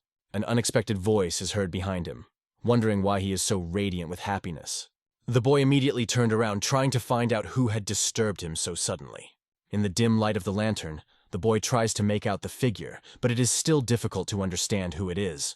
However, he is sure that it is definitely not his mentor. As the stranger approaches, he asks the boy if he felt the joy of playing with poison. The guy, seeing the stranger, is surprised and asks what this strange guy has forgotten here. The boy suddenly realizes that his acquaintance Cheon-Yo-woon said something about a dangerous poison. The main character drew attention to the inconspicuous red spots that appeared on Baekji-i's neck, hinting at possible poisoning. An unexpected surprise remained for others. Johnson froze as if dumbfounded, absorbed in his own thoughts and without uttering a single sound. Suddenly, Johnson burst out laughing, as if freed from a burden, and admitted the truth, which until now seemed unexpectedly ridiculous. It was at that moment that he became aware of Baekji's poisoning. Just as he was about to tell about how the main character's mother survived a similar poisoning, a sudden blow to the face stunned him and interrupted him in mid-sentence. It was impossible for him to block this sudden blow. Anger completely took over the MC, and he attacked with incredible force. The expressions on the faces of the cadets changed from fear to surprise. She quickly throws a blow, the energy of which is so powerful that the ground trembles. He tries to dodge but loses his balance and falls, injuring himself even more. His body rushes without stopping until it suddenly meets an obstacle that stops the uncontrolled movement. His body collides with the wall like a comet, flaring up in pain from the loud impact on the cold stone. The boy is barely conscious. His consciousness is fading. The boy's painful howl spreads through the forest, echoing through the trees, like the cry of a wounded soul. The boy curled up on the ground, trembling from the unbearable pain that shot through his body. The boy tried to understand the crazy whirlwind of events that had just unfolded around him. But the main character suddenly appeared and bravely urged the young man not to give up. And the battles had just begun, and the heroes were waiting for incredible tests that promised to change their lives forever. Cade 4 suspects that the main character planned to kill him, but understands that such a violation will break the strict laws of the academy. Therefore, he is probably now only passing off his actions as the truth in an attempt to deceive others. He realizes his helplessness. The body refuses to obey. The main character awkwardly admits that he has done something unacceptable and asks if the others know what it is about. The guy imperceptibly turns his head, trying to remain invisible. The guy is panic-stricken. His body seems to be paralyzed and does not obey at all. MS resolutely approaches the boy. His steps sound louder than the heartbeat in complete silence. Having gathered air in his chest, Cadet 4 was ready to strike another blow. Insults to his mother blocked all barriers of restraint. At this moment, Chi Hong-young analyzes his every move as if planning a crushing blow. People became indignant and tried to target Chi-hon. There was a rumble of discontent in the crowd. Sion was accused of leaving the defense unprotected. Suddenly, Chi-hona notices something unexpected that arouses his curiosity. As soon as he realizes that Cheon-Yo-woon is deftly deflecting his blow, his face lights up with unexpected delight. His legendary 10-star technique was parried with ease, as if it were a simple everyday shot. MC relentlessly squeezes the guys in an iron fist like a player holding a trump card in his hands. The boy feels how he is being squeezed to the limit. The pain makes him scream out of despair. The boy saw how a giant fist squeezed him, crushing everything in its path. Now the boy realized the MC's intention. He was serious, and his goal seemed to be to get rid of the boy at any cost. Suddenly, the fighter's fist flies straight at Cheon-Yo-woon's face, like a bolt of lightning cutting through the darkness. Attacking suddenly, the poison flows thickly from the palm like a terrible symbol of an imminent threat. EMC instantly covers his face with his hands, trying to protect himself from the thick drops of poison that fly towards him like ominous precursors of a great threat. He jumped back, realizing that danger was near, and this saved him from a dangerous blow. However, Cadet number 4 does not give up and desperately continues to move forward. Relentlessly extending his poisonous palm, he continues the pursuit, giving Cadet number 4 no chance to escape. MC stops, coming face to face with an unrelenting poison that creeps up on him like a fate from which there is no escaping. His face changed beyond recognition, like a molten wax canvas struck by an unrelenting poison. Cadet 4 triumphantly watches as their tactics bear fruit. He is filled with joy when he sees that the attack hit the target exactly. At the 4th level of destruction, he is able to accumulate 7 types of poison in himself. And it was this one that was the most threatening of all. The boss categorically forbade him to use this weapon against the members of the cult. However, driven to the edge of life and death, he no longer paid attention to the prohibitions. He could not believe his eyes when he saw how Gigi, despite all expectations, got up from the ground again, ready to fight. Shock turned into fear. Nano reported that the hero's face and hand were covered with acid poison. The system automatically activated the protection mode, signaling danger. Jun Hyun-sum stands stunned at the vision unfolding before his eyes. Is this reality, or just an illusion created by the toxic fog? Thanks to Nano, MC's face was almost completely restored, turning him into a person who is almost unrecognizable. Cadet 4 was in despair, unable to find words other than cursing. His mind could not comprehend how and why this was even possible. He not only successfully neutralized the poison, but also unbelievably selflessly healed his own wounds. It seemed unbelievable even to an experienced martial artist. Then he suddenly loses his balance and falls to the ground, dazed by a sudden feeling of weakness. The main character trembles with fear, feeling the invisible claws of a sinister force. It was as if a creature from Night Terrors appeared before him. The main character points out that definitely someone from the shadows is running this ghostly marathon of fear. Who but a member of the Poison Clan could resort to such a devious tactic? Their reputation precedes them always using tricks and dangerous plans. He talks about his thoughts, admitting that he does not want people like him to continue to exist. The boy is terrified and screams at the top of his voice. He frantically scratched the ground with his hands and knees, hoping to be saved. But fear again covered him with a wave. Instead of respite, he receives a blow to the face, a blow accurate and strong, like lightning that cuts the sky. The force of the blow threw him back as if an invisible wave tore through space. When he tried to get to his feet, he felt how the ground beneath him betrayed him, trembling under a powerful force. Cheon Insum is overcome by a violent fit of coughing that seems to erupt from the depths of his chest. With unexpected surprise, Cheon feels several of his teeth fall to the floor, adding a muffled chatter to his cough. The master of the guild again turns his piercing gaze on him, preparing a new set of questions that can reveal the hidden limits of his soul. He fell to his knees, begging for mercy as if trying to avoid the wrath of those watching him. His head fell down again and again, begging for forgiveness, hoping that at least this time he would be pardoned. Cheon Yo-woon firmly grabbed his opponent's arm, trying to change the course of events. Cheon Yo-woon sternly asks his opponent if he wants to live, as if the sentence of his fate hangs in the air. Despite the fact that he caused his mother suffering and death, he still dares to demand the impossible. At this moment, Ji Eun-jung realizes that all hope has melted like snow under the burning sun. His soul will no longer rest, as will the souls of those who will never forget. He suddenly remembered the instructors from the nearby dormitory and tried to at least mutter something uncertainly.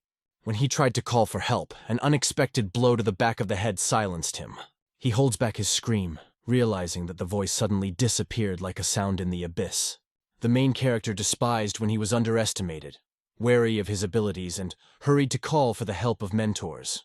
He always sought to prove what he was capable of. Rudely stepping on the cadet's hand, he cunningly diverts attention while preparing the next move of throwing poison in the opponent's face. The young cadet smiled slyly in triumph. His goal was to make his opponent scream even louder in pain while he suffered in the trap. He raised his leg, which had just pressed the cadet's hand to the ground as if freeing him from a hopeless captivity.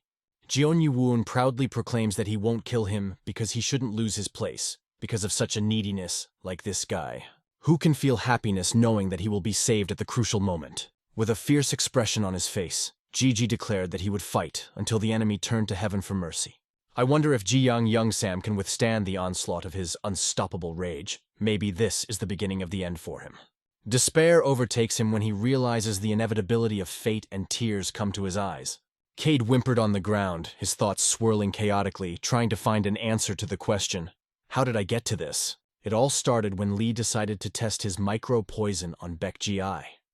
Remembering how long Baek had been interested in studying these dangerous compounds, Lee decided to interest him in his own creation. 6 years ago, in the basement of the main building, the poison pharmacy witnessed a mysterious encounter. He heard someone ask about the time required for the poison to work. The unknown woman lowered her voice and answered that the buyer of the poison would feel its effects in less than a day. It seemed fascinating to him that the effect of the poison would remain unnoticed, unless someone possessed special knowledge. Lady Beck, the mother of the cadets, confidently declares that no one without a special key will notice the poisons.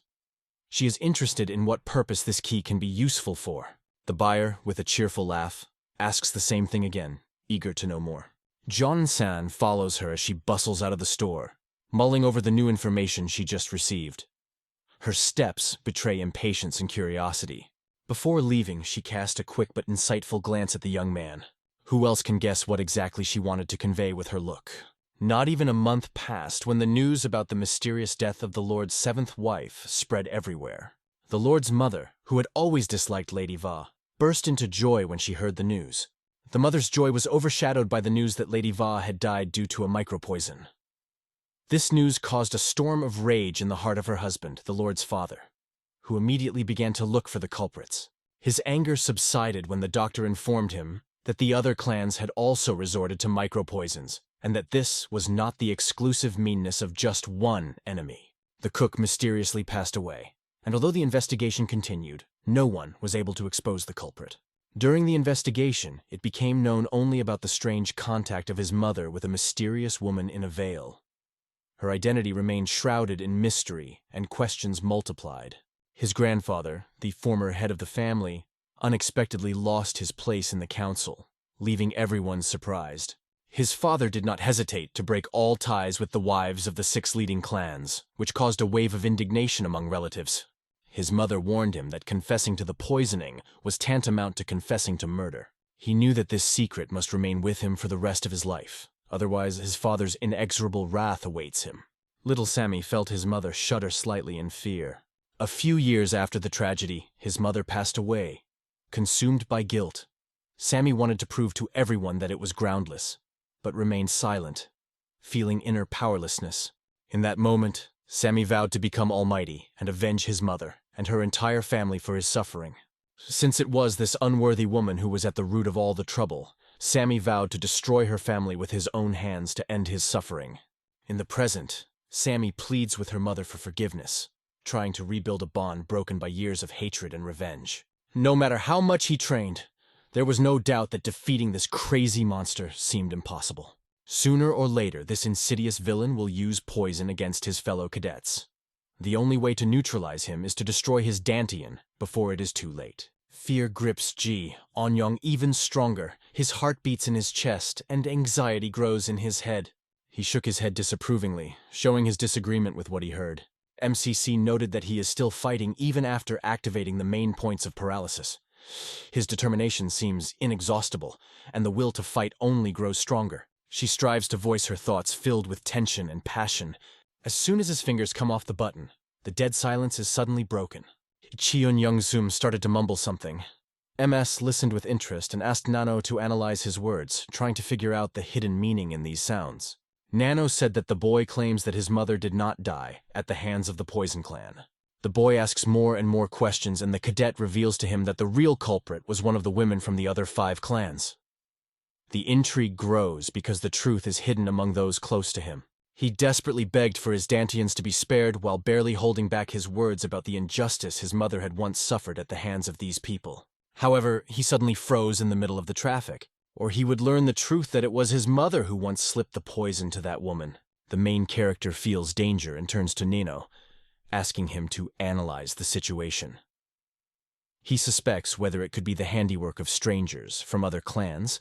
Jeon-young, with a slight sadness in his eyes, confirmed this by slowly shaking his head. Nano brought out the results of the analysis. The chance that Young is lying is minuscule, less than 5%. What can this mean for everyone? His anger could be directed at someone who was innocent? So he asks if Lady Beck could have had a hand in his mother's death. This time, Nino draws attention to unusual changes in the muscles of the face, hinting at a hidden threat or the possibility of an unexpected turn of events.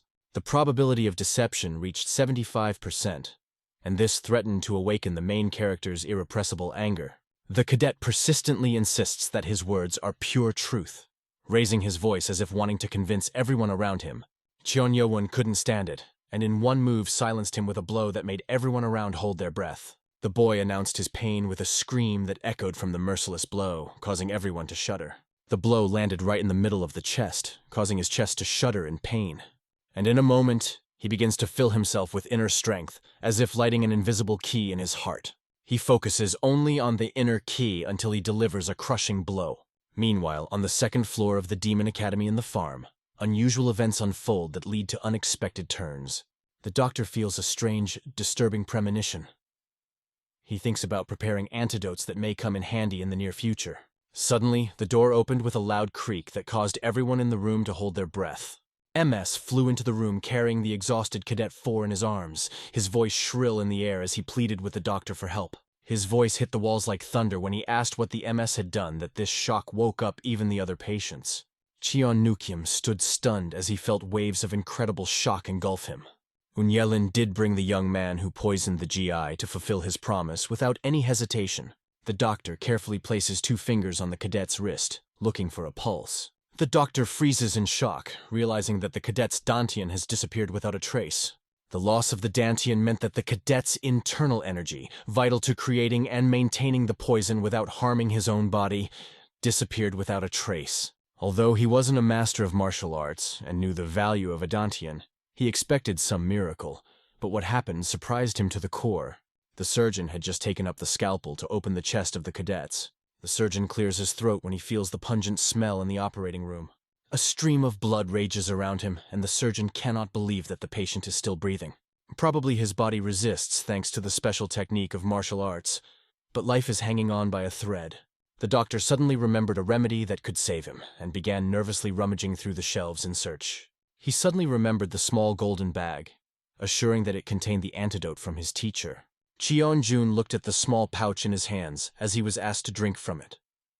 Even if he seemed to be dying, the life-saving power of the antidote could sustain life. The protagonist desperately asks Nano to enter his body to heal him and prevent him from dying. However, Nano is faced with the strict limitations of the system. The registry DNA belongs to the main character, and this makes it impossible to penetrate without hindrance. He turns to Nano with a request to conduct an analysis of the poison and blood that got on his clothes. Nano glanced at him and offered to stick her fingers into the mysterious substance that he wanted to decipher, as if challenging his courage. As soon as he touches the substance, Nanos reports 7 different types of toxins mixed together to create a mysterious and dangerous toxic effect. One day he wanted to know which drugs could be combined to create a life-saving antidote. Nano has launched an augmented reality of his own making, and is now painstakingly listing the various drugs capable of forming a bond in his experimental antidote. The doctor summed up his masterful work. Thanks to the skillful use of acupuncture and antidote, it was possible to stop the spread of the poison in the body. Then his sense of smell catches a strange smell that quickly approaches like a wave. He immediately realizes that this aroma belongs to freshly brewed medicinal herbs. He approaches Geo-Naiwon curiously asking what he is doing, immersed in the aroma of herbs. Geo reported that he was busy creating an antidote that would help save the situation around them. The doctor thought he was crazy because he was constantly thinking of ways to create an antidote. His mind was in tension, looking for salvation from the threat that surrounded them. He scrutinizes the detox herbs of the MCU, trying to understand their secret and the complex process that could be the key to the antidote.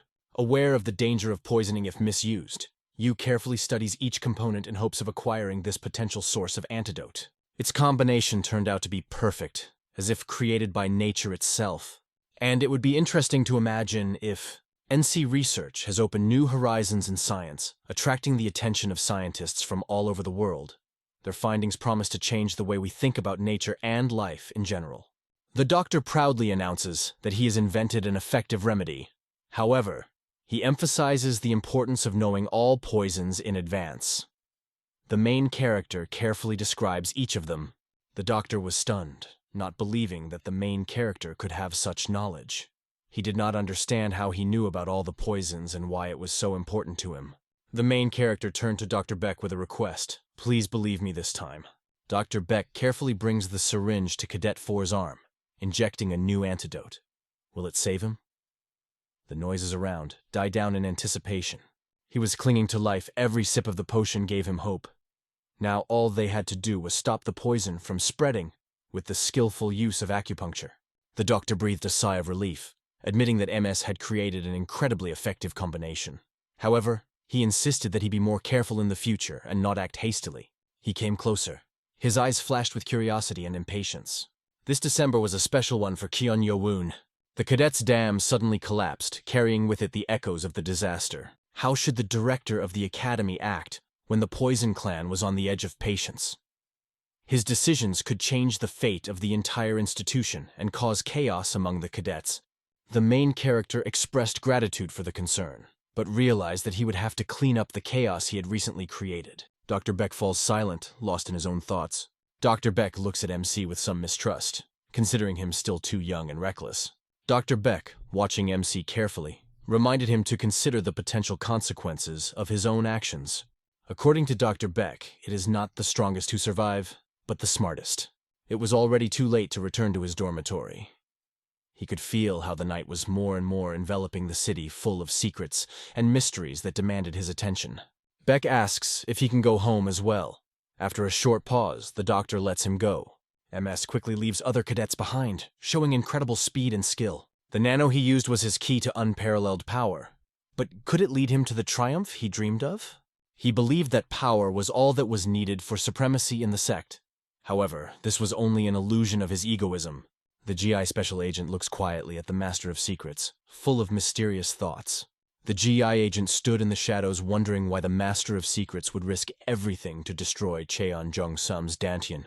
The main character explained that he could not control his anger. He said that he could not leave the enemy unattended for fear that he would use his poison against the rest of the cadets. Back GI eventually comes to the conclusion that it is dangerous to retreat. Although MC's decisions may seem imperfect, he thinks completely differently than the rest of the candidates, which makes him unique among them. Maybe it was him.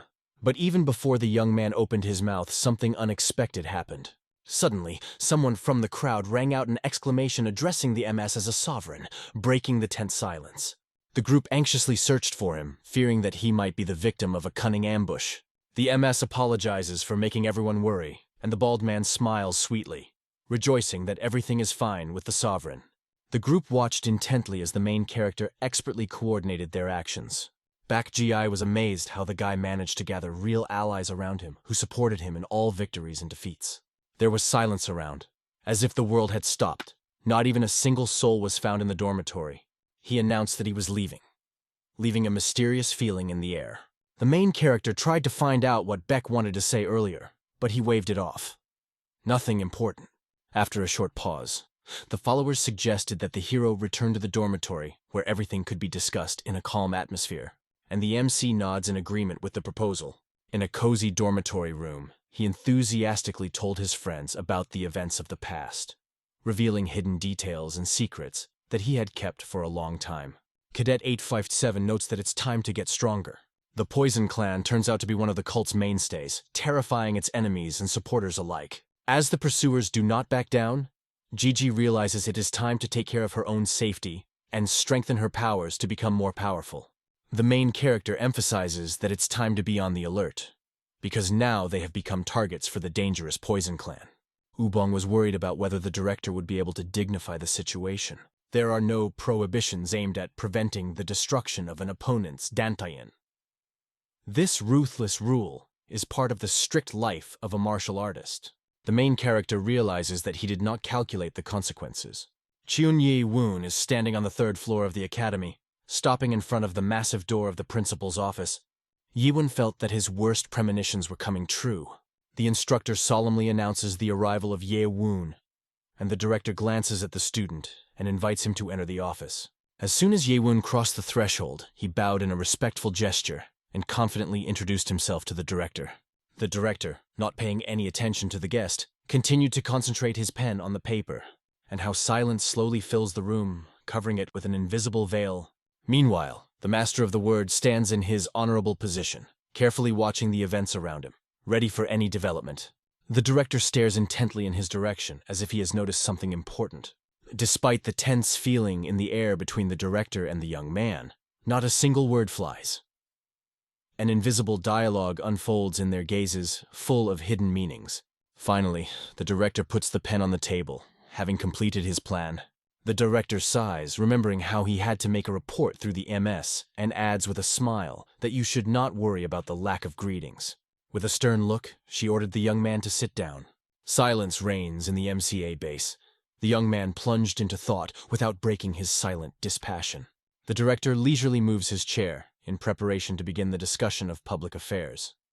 He promises to speak frankly as a true leader of his team. The main character was puzzled.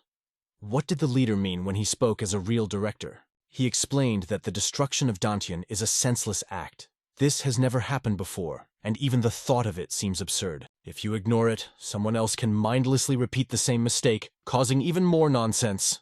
His name is Kyon Yo-woon, and it was said in all seriousness. Cheon Ye-woon resolutely demands that the cadet turn in the yellow token and spend 5 days in the detention center, demonstrating his authority and steadfastness. The director's order froze the MS in immobility, causing him real surprise. If he didn't suddenly appear, however, the director, like a ghost, appeared at the last moment, causing a wave of relief in everyone present. Dr. Dozens seemed to whisper so that his words had a magical power that instilled a new ray of hope in the room. He looked carefully at the situation, considering every detail meticulously. Despite the slight tension, his eyes radiated confidence and readiness to act. He stated that this is only possible if one of the tests fails, or if outside of a duel or test he eliminates another cadet. Cheon Yo-woon is overcome with relief as he prepared for banishment but avoided it. The director assures him not to worry too much. MC realizes that losing his badge will deprive him of his leadership. After spending 5 days in isolation, he will have only 1 day to regain his status. He wondered if the badged instructors would show up by then. The director considers that although the main character was supposed to remain locked up for 7 days, he decides to reduce this period to 5, giving him a chance to show himself faster. The director resolutely leans on the table, showing readiness for a serious conversation. A powerful aura emanated from the director, filling the entire office like a wave of majestic energy. The headmaster was so powerful that even Cheon Yo-woon was left standing, dumbfounded with shock. The headmaster's aura was so powerful that Cheon Yo-woon couldn't even fathom how great this power was despite all his abilities. The director offered to talk about the reckless act of the main character, not as a manager and cadet, but as an experienced veteran of the cult. Using his aura, he muffled all the sounds, deciding to hide his actions from prying eyes. He leaned closer to Cheon Yo-woon and whispered something important and mysterious to him. The director sadly admits his high hopes, but the MC surprised him by doing the unexpected. It left the director bitter in his heart. Cade apologizes, but this is not enough. The director wants him to understand how to fix the chaos he caused. The director left the MC in deep astonishment without revealing the true meaning of his cryptic words. The director tells how the protagonist attacked the opponent in a rage and took revenge by destroying his Dantian. Concerned for the lives of his allies, he hastily took them to the infirmary, hoping to save them from inevitable death. He shouted that if Gigi plans to act, he must do it wisely. He called him a fool for leaving alive someone who might seek revenge.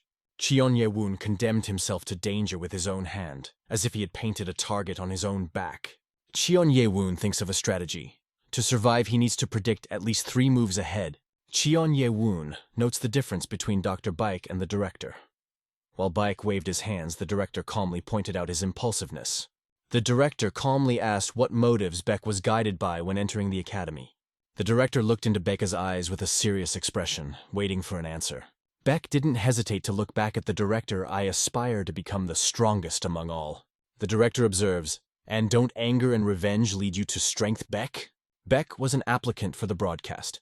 Everyone knew his last name, and he aspired to become a legend in the world of show business.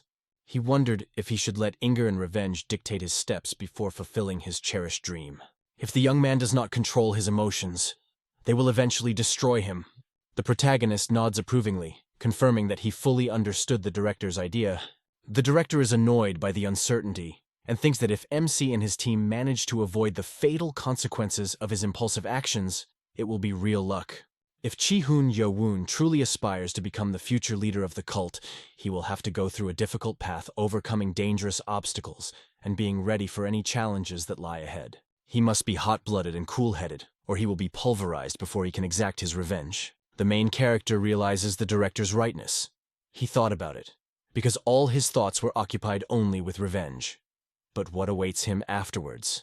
Revenge was to become only one part of his difficult journey and not his only goal. he realized that prudence is needed to choose the right direction and act wisely.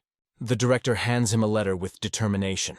Clearly aware that the Ascension Master is not so simple as to act recklessly, Cheon-woon realizes his desires and his capabilities. A monster may appear in the depths of the cult that will overshadow all previous threats. This happened not thanks to the drunken teacher, but thanks to him, who was always in the shadows. Soon, he began to radiate his mysterious aura, filling every corner of the room with it. The central character carefully places his icon on the table, creating an echo of silence in the room. With the respect inherent in him, he thanked the director, promising to heed the wise advice. As soon as he left the room, his heart began to beat faster. The instructors were tasked with detaining MK at any cost. He asks for a delay only for a moment, but the director firmly refuses, not allowing him to delay even a second. The main character tries to tell about the events that befell his group, but the director interrupts him, promising to publicly announce the punishment. The director clearly emphasizes that now they are ordinary cadets because the former roles and titles have lost their influence. The main character understands that this was a lesson that was supposed to show him how dangerous and senseless his actions were. The next morning, a sign appeared explaining the events so that everyone could learn about what had happened. Cadet Force Dantilon was permanently suspended, and MS now faces a severe punishment of 5 days in jail. This should serve as a powerful warning to the rest of the cadets, reminding them that discipline and responsibility are an integral part of their service. The cadets are whispering, "He seems crazy.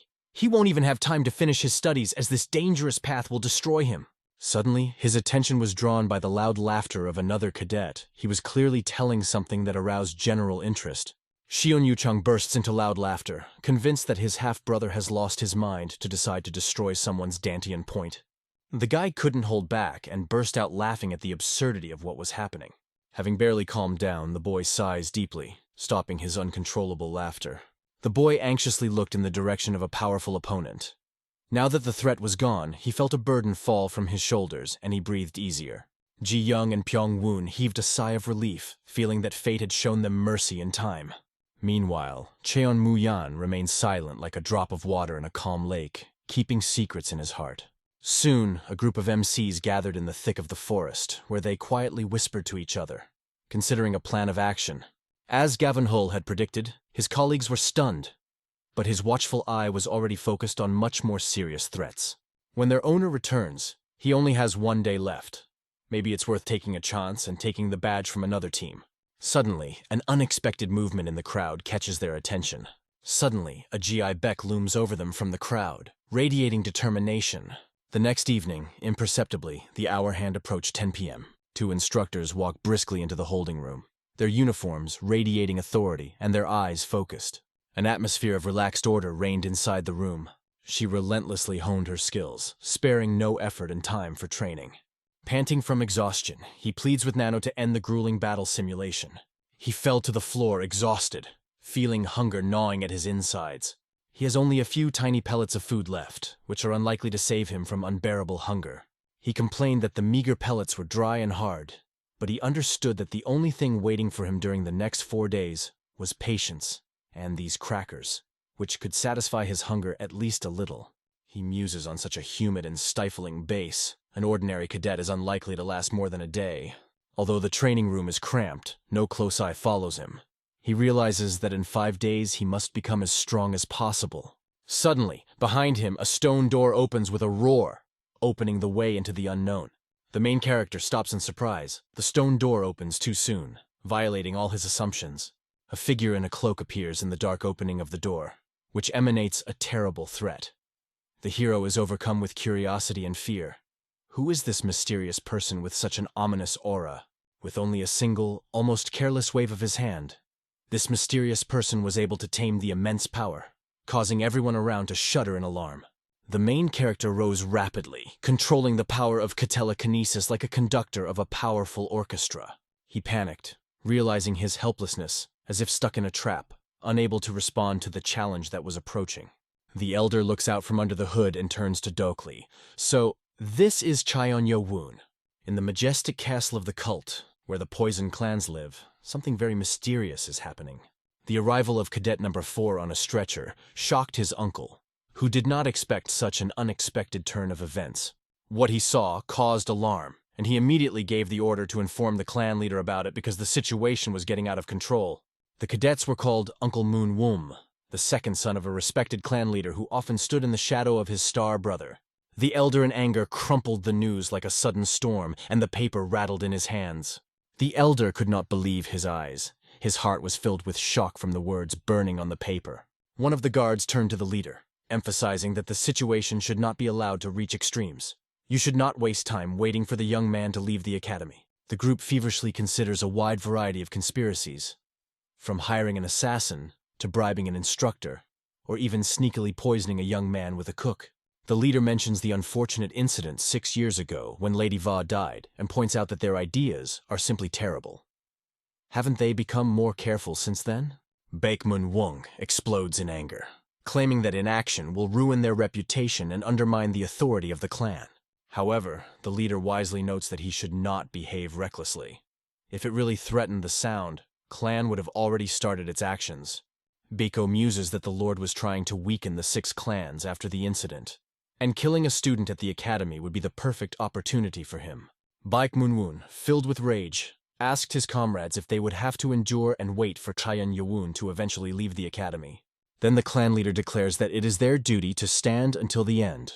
However, the clan leader insisted on a personal meeting with the academy director to resolve the issue once and for all. After that, the main character looks up to see how the clan leader is constantly climbing. The main character felt how the energy of telekinesis fills his body, and can feel how things around him begin to rise slightly in the air. It seems that he is not going to show the young man any leniency. Despite his 10-star key, the young man cannot resist Baeko's power turns out to be much greater than he could have imagined. The young man understands that the man plans to kill him. Unless action is taken, death is inevitable. Gathering all his strength in his fist, the young man tries to make a quick decision that will save his life. And having gathered his willpower, the young man manages to swing his hand sharply. The young man stunned the elder, who did not expect such a quick and desperate maneuver. Baeko is surprised to note that the young man does not rely on internal energy and chooses the path of pure physical strength for resistance. She was amazed how this young man could possess such impressive physical strength without resorting to inner energy. The leader is convinced that choosing another path is impossible and waves his hand in a decisive gesture. He pulls Maria Solomia closer to him. His movements are full of authority. The presenter resolutely raises his hand like a director directing the climax of the play. He desperately hangs over the hero, tightly squeezing his neck as if preparing for the last decisive move. Nano senses danger and activates defense mode, but the MC commander firmly orders him to stop his actions. The MC commander understands that the senior has an important mission, but strictly warns against carelessness. Kara can cause him irreparable damage. Seeing that GG did not strike back, Baeko noted his ability to think on the fly. Baeko, smiling, noted that he wanted to look into the eyes of the person who hurt his grandson. Only then did the main character realize who this stranger was. The old man in front of the main character is none other than the leader of the Poison Clan. He stands silently on the threshold and hints that the main character must guess why he visited him. The main character felt himself overcome by despair, trying to find a way out of the situation. Here's a little more pressure, and his neck might not be able to withstand it. Cheong Yo-won wondered if he would end up suddenly like this when his dream of revenge remained unfulfilled. Meanwhile, Baeko noticed in the young man's eyes a wisdom and determination unusual for his age, even at 15 years old. Faced with death, the young man looked at her with unusual courage. Instead of bowing his head in fear, he met her gaze confidently. Then the old man, leaning on his staff, finally decided to intervene, saying that it was time to teach MS an important lesson. The weapon emitted a powerful and unusual aura that indicated its incredible power and significance. The powerful blow sent the hero flying backwards until his body collided with the wall of the detention room. The blow is so powerful that the protagonist spits out a stream of blood, filling the air with bright red drops. The old man does not stop, as if he forgot about fatigue, continues his way forward, full of determination. He concentrated by extending his hand forward, and thanks to telekinesis, pulled the main character back as if by a thread controlling his movement. It seemed that this deprived the young man of his superiority, forcing him to show more humanity and compassion. But despite everything, the hero calmly looks into his eyes without showing a drop of fear. The old man understood well how much rage was boiling in MS because of the mutilation of his grandson. However, he did not think that the anger would reach such magnitudes. MC was aware that Cheon Yo-won could turn into a real threat if left unattended. The main character asks the old man if he dares to break the cult's laws and kill him. However, the old man only smiles mockingly, scorning his threat. He slyly remarked that he could get rid of HH's body with the help of acid, and then no one would know anything. The young man notes that his disappearance would immediately raise suspicions about his clan. Biko thinks that if someone else disappeared, suspicions would still fall on his clan. But it was his disappearance that would cause the greatest resonance among all.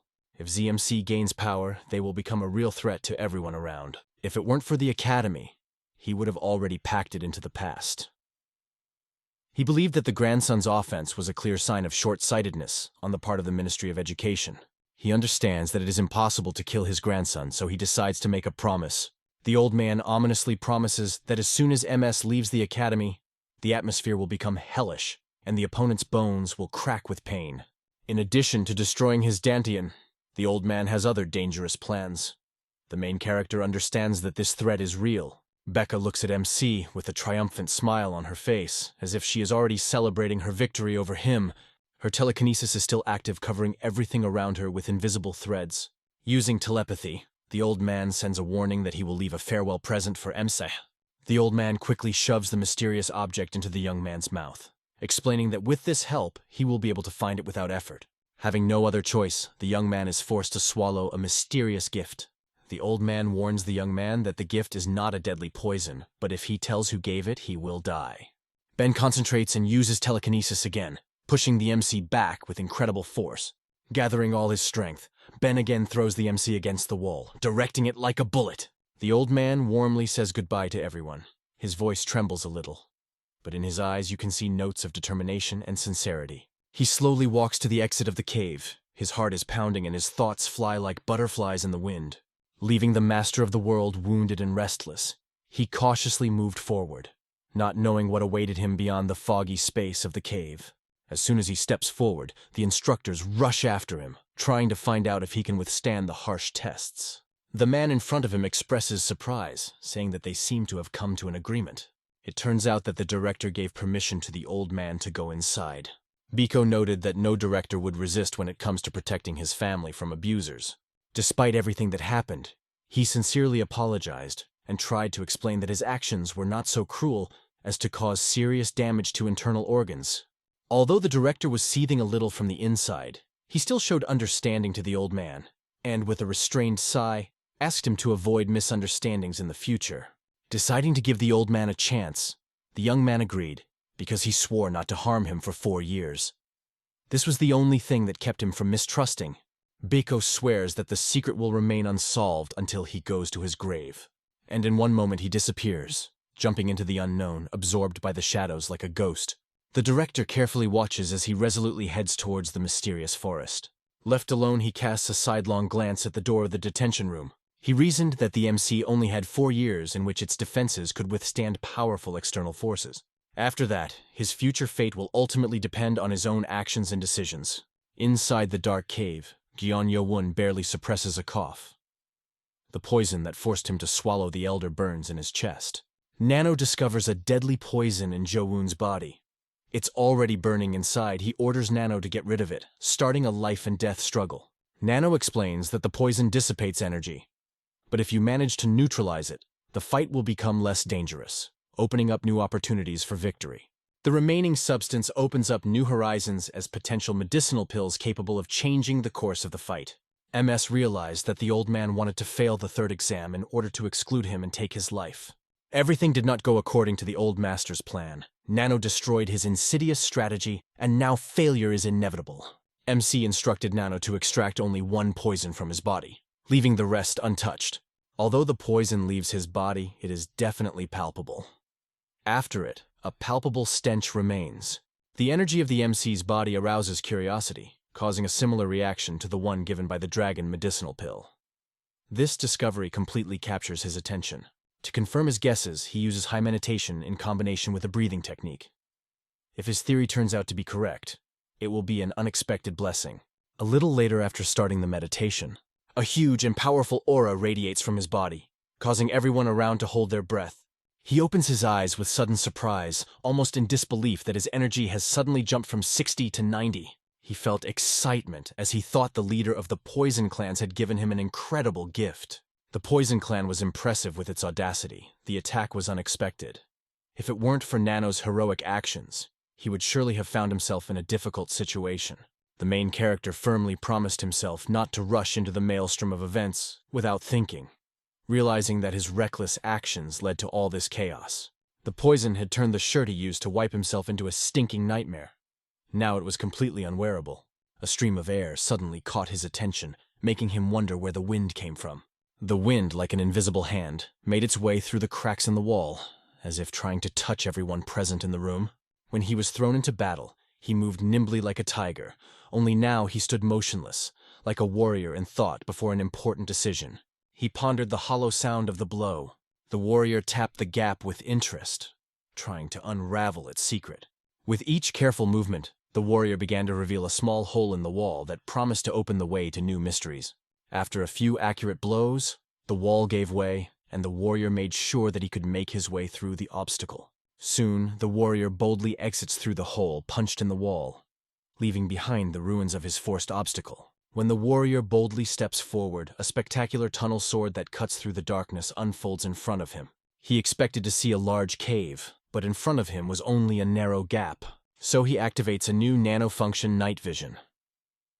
The surrounding darkness gradually recedes, revealing the hidden details of the tight gap. Making his way through the dark tunnel, he looks into the deepest recesses of doubt.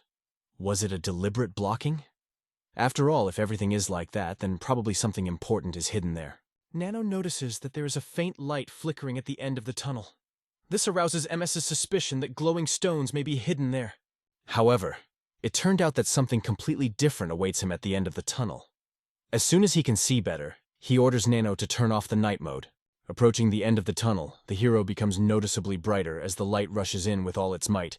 The hero came to the end of the tunnel, which resembled a passage into a huge unknown world. The hero, full of wonder, asks himself and the invisible walls, what kind of mysterious place is this? In order to better see this strange place, the hero resolutely jumps inside, wanting to know what awaits him beyond these invisible borders. The dome seemed to protect a mysterious space. The hero had no idea that such places could be hidden in an isolation cell. The hero came across a place where there was once an exit, but now it was abandoned and blocked.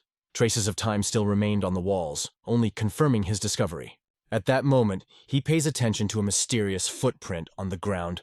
It seemed that an ancient monolith was being dragged here, leaving behind a deep mark on the ground. Remembering the monoliths, he realized that the one he had seen before could not be the same as this mysterious block. So he turns to Nano with a request to activate augmented reality in an effort to clarify the situation. He asked Nano to activate augmented reality to see a three-dimensional model of the monolith from the first floor of the library. This would help to better understand its structure. According to the request, the creation of the Sapphire Monolith model begins. The researcher then asks Nano to analyze the footprints on the ground to see if they can be attributed to the actions of the monolith. Exquisite models of Sapphire products appear on the spot, attracting attention with their perfection. Nano carefully examines the place where a part of the structure should fit perfectly. After carefully studying the place, Nano is later tasked with transferring his actions to the monolith on the second floor to confirm his initial assumptions. Soon, Nano points to the place where another monolith once stood, as if peering through time at a lost mystery. Leaving the MC, he was satisfied with his discovery. Finding the place where the initial parts of the monolith once stood, amazed by the visual play of the monoliths, he wonders why they are divided by floors, and what is the mysterious central stone column. While walking around the pillar, the boy suddenly notices something that catches his attention. He realized that the pillar had a mysterious inscription engraved on it. Heavenly Demon Sword Art. This was a discovery that could change his entire life. Chihonyel examines the inscriptions in disbelief. In the cult, one art stands out among the rest, the martial art of the heavenly gods and demons. Known as one of the three greatest, it captures the imagination of even outsiders. He doesn't even know about the existence of the heavenly demon sword art because he has never heard anything about it. He learned that the most powerful art of the Lord was considered the sword of the heavenly demon. Could these words refer to the mysterious technique of the sword mentioned on the monolith? The main character asks Nano to investigate the inscriptions on the monolith and the column. Nano determines that they are absolutely identical, confirming their close connection. MC remembered the words of the old library guard. There were rumors that his ancestor carved a secret sword technique on sapphire. The boy felt his heart beat faster. The absolute sword technique left by his ancestor has the mysterious name Heavenly Demon Sword Art. The holes in the column are carved in the shape of an ascending dragon, as if they come to life, reminding of the greatness of ancient times. The main character thoughtfully asks what the image is trying to convey. His curiosity grows, and he speculates that it may have something to do with the mysterious number of holes. He wondered if the number of 24 holes was related to the 24 movements of this mysterious art. He wondered with interest why they chose this form of the rising dragon. Perhaps it hides a secret meaning or an ancient legend. Suddenly, he is struck by inspiration, and a new idea flashes in his mind. The main character carefully looks into their faces, trying to understand their motives. The glow of the pillar flooded the room, pouring powerfully from the very ceiling. A bright glow illuminated the whole room like a burning torch, and suddenly the main character felt his body begin to change. It seemed that he was turning into a handful of ashes. What the ancestor left is not so easy to obtain. His secret is no longer hidden by darkness, but illuminated by a bright light. To solve the difficulties, the hero turns to Nano with a request to correct the perception of light in his eyes. Nano, without delay, switches to the anti-light vision mode, providing new opportunities. The main character froze in disbelief, unable to comprehend what was unfolding before his eyes. On the surface of light stones, mysterious small inscriptions are visible that shed light on hidden secrets. Euphoria overcame him when he realized that his assumption turned out to be correct. He instructed Nano to analyze all the mysterious inscriptions on the stone surfaces, hoping to uncover the hidden secrets they hid. Nanook did not waste time and quickly got down to business. The main character asked Nanook to create 3D models of the stones in order to examine them in more detail. The main character insisted that Nanook distribute the stones according to their ability to complement the martial arts in an effort to use their full potential. Nano stunned him with the news that it revealed the secrets of the breathing technique encrypted on 24 ancient stones with inscriptions and drawings. These stones create a whimsical image of a dragon. MS is full of admiration after noticing the special marks on the pillar. They are so intriguing that he asks Nano to leave these 24 stones that form a mysterious pattern. At Nano's command, the rest of the stones disappear from sight. A text appears on the page, followed by an illustration, step-by-step instructions for performing one of the powerful techniques that can radically change the course of events. Internal energy should flow through specific points of blood circulation, choosing a special path that opens up new opportunities for mastery. His movements were as precise as sword strikes on a modeled monolith, style polished to perfection. He realized that it is important to combine breathing techniques with sword movements. Surprisingly, common breathing techniques require control while sitting cross-legged for optimal results. Despite his doubts, he decides to try. He turns to Nano with a request to reveal information about the composition of the stones from which the dragon was formed. As soon as Nano loaded the data into the MCS spray, his breathing became controlled by the keyboard, and following the tech's instructions, he tried to stay calm. Nano said that incredibly powerful energy flows through the 14 meridians of his body. She carefully analyzes the collected data in an effort to understand the nature of this extraordinary energy. EMC rushes like lightning, leaving no time for reflection. He tests the movements of a new technique that he recently discovered for himself. The guards in the pre-trial detention center lie listlessly on chairs, barely holding on with half-sleepy eyes, carelessly not imagining that there is a hidden threat lurking within the walls of this place. MS doesn't stop testing its new equipment. This new technique was impressive with its efficiency and power, attracting admiring glances. As soon as his breathing evens out, he curiously asks Nano how long he has had this unique technique. He raises his eyebrows in surprise after hearing that he spent 2 whole hours in motion. Instead of tiredness, he is overcome with vigor. His ki seems to speed up the flow as he repeats the movements that have already become part of him. Nano enthusiastically talks about the speed of his energy circulation, and this prompts MS to test his abilities with the key. Who knows what that one can open? Soon the powerful aura of MC began to radiate from within, reminiscent of the farewell glow of the sun before sunset.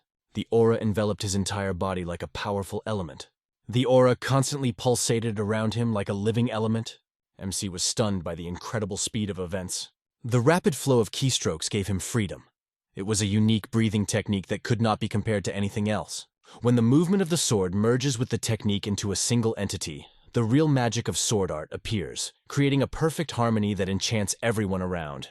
The demon ancestor was impressive with his divine majesty. Then the main character suddenly faints, falling to his knees. He imploringly bows before his ancestor, urging him to accept from him the honor that he may not deserve, but from the bottom of his heart. A few days later, the MC group is surprised that Chihong Yuchen already has 4 badges. How did he manage to collect them so quickly? Ji Yeon and Pyong Un held 2 badges, each as did the cadets from Group 700. This caused a bit of a stir among the others who tried to keep up. 11 leaders appeared in the group, 7 cadets each with 1 badge. Their ambitions knew no bounds. The cadets lively discussed the fact that the only badge that had not yet been touched was that of instructor Ho Jin Chul. They were filled with the desire to test their strength by challenging this mysterious mentor. He was seething with indignation. 3 people owned most of the badges, and the rest were afraid to even try to challenge them. Kedik 857 confirmed these rumors. Those Kediks were almost experts, maybe even surpassing this level. Someone notes that there are advantages in this. They managed to get rid of bad apples. Makio is angry because some of his friends disappeared without a trace, leaving him alone with difficulties. Cadet 857 understood that this path was not intended for them. Huben recalled how they apologized before leaving, admitting that another path was closed to them. They were perceived as opportunists, who escaped as soon as they learned about the punishment of their master. The group pondered how to get out of this predicament, quietly discussing their next steps. Huben notices that the spirit of his comrades is gloomy, and decides to bring a ray of hope by encouraging them with warm words. Noticing the loss of 2 comrades, he notes that their spirit has shaken but tries to cheer them up. Emphasizing that they still have an important trump card, a valuable GI with 100 points, Kolong admits that the situation could have turned out to be disastrous if not for Beck GI. Without him, he and the MC could have been in real trouble. The cadet is sincerely thanked for the brilliant victory over the instructor that happened 4 days ago. Back GI felt grateful to MC for his past services. He decided to help him, but doubted if the new group would accept his support. Hearing the words of Cadet 857 that his actions were fatherly, filled with love for the main character, he suddenly felt relieved and calm. To distract themselves, the group planned a training session before lunch. The group gathered in front of the cafeteria getting ready for lunch after a grueling workout. Kadek 857 noted that Beck GI stopped near the cafeteria and was in no hurry to join the rest. Back GI usually skips lunch in favor of dinner, but today was different. After he had lunch with the group, he decided to skip dinner. Cadet 857 seemed to have made a firm decision. He announced that he would also refuse dinner. He decided to stay without dinner in order to protect the temporary leader of the group under any circumstances. Back GI assures that there is no need to worry. He heads to the training center and advises them to enjoy dinner, promising that everything will be under control. In this situation, Cadet Rates appear as an ideal solution to the problem. Another cadet offered his help by inviting Hu Bong to join the leader. Meanwhile, Cadet 857 was happy to have a quiet dinner. In this situation, no one even thought to ask the bald man if he wanted to leave. Anyway, the 2 set off back to the GI, leaving the bald man behind. Someone asked, "Shall we have dinner?" However, everyone understood that skipping lunch would not stop them. Kudit 999 emphasized the team's concerns. "We are here because our leader is in danger. We will not allow him to be attacked." Betsy just smiles enigmatically at his friends, as if reading their thoughts, trying to calm them down, but at the same time keeping some secret to himself. He notes that their excitement is becoming so intense that when the MC finally returns, even the simple act of eating will seem like an impossible task. The group stops in front of the magnificent training center, their hearts beating faster in anticipation of new challenges and adventures. Cadet number 18 resolutely declares that from now on he will go out on his own without the need for reinforcements. Cadet number 18 suddenly freezes in place, as if watching something incredible that makes his eyes widen in surprise. His comrades look at their comrade in astonishment, drowning in incomprehension of his sudden fear. New cadets appear on the horizon. Their step is clear and determined. Their eyes shine with excitement and impatience. The unknown intrigues, making their heart beat faster. Posterior GI turns slowly as if feeling an invisible weight on his shoulders. A moment, and the Trinity finds itself in the center of tension, surrounded by obstacles as if in autumn November. Cadet 18 whispers that those with swords must have been preparing for their arrival. The boy resolutely stepped forward, standing at the head of the group, ready to lead them into the unknown. Hayomaong stepped forward, his face radiating courage and confidence, like a victory trophy. Baek Ji quickly identifies them. Baek Ji recognized among them familiar faces from his former team, awakening in him nostalgic memories and anxiety about their intentions. Baek Ji felt a wave of anxiety wash over him, and the situation around him caused only irritation. The frightened 999 cadet asked in a trembling voice what exactly the group wanted from them. Il-myung looks at him with a raised eyebrow like he can't believe. Really? You still don't know what's going on here, he asked with a sneer in his voice. Demandingly orders the team leader to hand over everything belonging to his group. Cadet 18 with obvious stubbornness rejects the demand. His gaze becomes cold and his posture stiffens, indicating an unshakable determination not to give up without a fight. Cadet 108 smugly declared that without giving up, he would give them a good hard-on and they would be doomed to failure. They smile sinisterly, satisfied with their plan.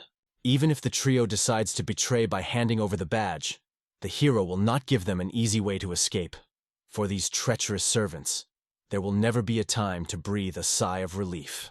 Cadet 999 freaks out every time he's called lackeys. But Baek Ji's heart is beating with anxiety faster than how to stop 30 angry cadets when their own strength is melting. I'm sorry, but I can't help with that request. Ochong receives a badge from him, and instructions to save Hobong, because together they cannot be saved. He promised to do everything possible to hold back the enemies. However, for Ojin, escape was the only way out that they both had to take. Baek Yi warns that the loss of the badge will lead to the disbandment of the group and all their efforts will be in vain, and explained that even the bravest of them, MS, would not dare to try to take the badge from the senior instructor.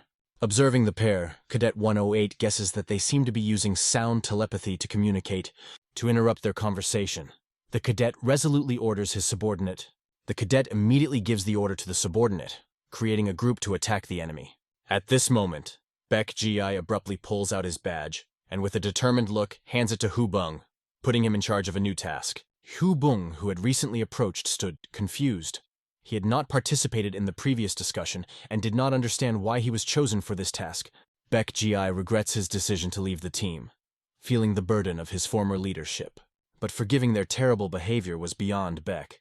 Warriors lose their courage when their swords break from the GI's powerful counterattack, and again the air trembled from the force of a mighty blow. With a powerful blow, he stunned a whole group of cadets, leaving them unable to move. The cadets were amazed and scared because they could not imagine that he had such incredible power. One of them decided to show their skill, who can crush more enemies with one powerful blow. He delivers a devastating blow to the jaw of the enemy, leaving him with no chance to fight back. The leader of the gang stands aside, calmly watching the battle, like a chess player who thinks over every move and waits for the right moment to act. He notices that Cadet 18 still has a few key cards and begins to wonder if he is just as much of a born strategist as the observant. After the attack, Baek Ji gathered all his will and retreated from the group, trying to find a safe shelter. His heart was beating faster, and his thoughts sought a strategy for further actions. He appeals to his comrades, urging them to flee immediately while there is a chance to escape. Hu Bang quickly gestures to get his partner's attention by pointing to the icon to demonstrate his idea. The two heroes run with all their might, trying to escape from the incessant pursuit. The group sends their fastest fighters to catch up with the bald guy holding the mysterious badge in his hands. The fighters muttered something displeased when they were called bald. It was true such a fact angered them and made them move faster to prove the opposite. Baek Ji, assuming the role of a brave strategist, asks the companion to forget about complaints and concentrate on escaping, buying precious time for their escape. Meanwhile, the group quickly moves forward, loudly calling for the bald guy to stop and stop running. The group inexorably approaches the duo, gradually closing the distance between itself and the target. Ruthless pursuers are almost catching up with the duo. Their shadows are already casting long glares on the ground, warning of danger. Oh Zhang, leading in front, felt with every nerve that Huban's techniques, although super fast, still could not cover the distance fast enough to catch up with them inevitably. Their speed was enough to leave the pursuers far behind. He asked Comrade Bonk to give him the right batch instantly, without wasting a single second. Without thinking for a second, the bald man resolutely stretched out his hand to transfer the right party. His movement was quick and sure. His partner firmly insists to run forward and do not look back, no matter what danger threatens. The bald guy chooses a different path, moving away from his friend, who persistently pushes him forward. The boy urgently needs to run to the cafeteria to warn his friends about unexpected events. Making maximum efforts, the boy ran like the wind, trying to reach the cafeteria in record time. Finally, his gaze found his cherished goal. The cafeteria appeared ahead like a beacon on the horizon. And then a momentary flash of understanding appears in his mind. He suddenly stops as if bewitched, and all actions instantly freeze. Looking over his shoulder, he can't shake the feeling of disbelief. Something is wrong here, but what exactly? He suddenly realized that no eyes were watching him. At this time, the atmosphere of coziness and peace prevailed in the cafeteria, where the other members of the band were peacefully enjoying their lunch. When Kovan saw Hobang, he immediately paid attention to his sweaty face and asked, "What happened? Why are you so sweaty?" The bald boy was panting after a quick run, holding his breath, trying to find the strength to speak. Breathing heavily, the boy tried to find the strength to speak, and excitedly exclaimed that they were urgently waiting for him at the training center. Cadet 857 jumps to his feet, trying to figure out what's going on. A bald guy, with a serious expression, notes it was an ambush. At that moment, Baekji and Ojan were locked in a heated argument, their voices shrill against the background of the anxious morning. The group hums with anxiety. Cadet 857 rushes forward, plunging into the chaos to join his comrades. His determination trumps fear, giving him powers he never knew existed. With one incredible leap, he instantly finds himself a considerable distance ahead. He feels his dark premonitions come true because fear follows him like a shadow at every step. He flew to the roof like a shadow, ready for everything that lies ahead. He flew to the roof and noticed his comrades in a ring of enemies ready to attack. He rushed downstairs, anxiously calling out the GI's name, as if trying to attract his attention and support him in a difficult moment. But soon his life was cut short by a series of shots. Seeing Beiji standing over Ojong, who was lying on the ground, he asked what happened. A chill pierced everyone present. It was obvious that Ojong was knocked out. His body lay helplessly on the ground. His face lit up with anger and his gaze promised a storm. He noticed a figure that could be involved in a cunning trap. He asked tensely how he dared to do such an audacity. The bald man froze in shock when he finally recognized the boy standing in front of him. The boy, full of determination, stood in front of the organizer of all this chaos. His steadfast strength was visible in his eyes. Cheon Wuchan suspected that this place had become a haven for dangerous pests. The second Kadak 857 asked with surprise who exactly he was trying to dial at this moment. Zhao and Yuchang stood confident. But how dare they say this after the conspiracy and sneaky ambush? Suddenly, someone lightly puts a hand on his shoulder, as if trying to give support in this tense situation. Baekji tries to reassure his friend that the attack was not carried out by Seun Yuchang. Although the situation looks threatening, he gave a look of disdain that would have been enough to make even the bravest tremble. Kudet reminded with a smug smile that they now owed him the loss of the badge, deprived them of their last chance. Baekji emphatically declares that he will not change his decision. However, another character convinces Baek to consider the proposal after all, assuring that he will have plenty of time for this. Cadet 857 suddenly falls to the ground as the rest of the group mercilessly abandons him, leaving him to fend for himself. He is interested in Baek's condition, GI asking about the wounds. Comrades assure that everything is under control and the wound is not serious. He felt disappointed because of the lost badge, so he turned to his comrades with a sincere apology, hoping for their understanding. A tearful Hoban shakes Ojuma's hand. The latter held on to the end, trying to protect their symbol of friendship icon. He angrily looked at the sky, cursing him for everything that happened to his friend. Kowan stood cold and collected in front of the senior officer, realizing the seriousness of the situation and wondering what the cadet with number 18 could do. When the Baekji just mentions this situation, he is filled with burning anger, and it is immediately noticeable. Ojong rushes like the wind behind him, hearing the heavy steps of the pursuers who are not going to give up. Suddenly he stumbled, losing his balance. He suddenly lost his footing and rolled down the stairs, trying to regain control of his body. Despite the fact that he faltered, he did not give up. Having decided to go to the end, he dared to take the dangerous step of handing over the insidious party to the enemy. He grabbed it and started using it like a punching bag. Meanwhile, Baekji met in a fierce duel with the leader of the enemies. Sparks flew from their blows. Even as a true master, he could not single-handedly resist such a force. The other cadet instantly grabbed the sword, and the blade flashed through the air, striking the enemy's leg with unexpected agility. Suddenly, the opponent was on his knees. Struck by an unexpected blow, the blade reshaped his strength. As soon as he got up, danger hung over him, as if a huge wave was ready to swallow him head-on. Cadet V, along with his group, suddenly appears on the horizon, apologizing for his unexpected intervention. He noted that he was interested in Baekji, and it would be more appropriate if the group gave him to him. The leader of the gang, with an angry shout, warns against interfering in their affairs. He confidently assures that even with an advantage, the enemy will not be able to overcome them. Cheon Yuchang sighed in disdain in response to this, his words as if poison permeated the air. With cold composure, Cheon Yuchang approaches the group, masterfully defeating each opponent. Skillfully defeating each opponent, Cheon Yuchang quickly approaches the main enemy, waiting for the moment to challenge their leader.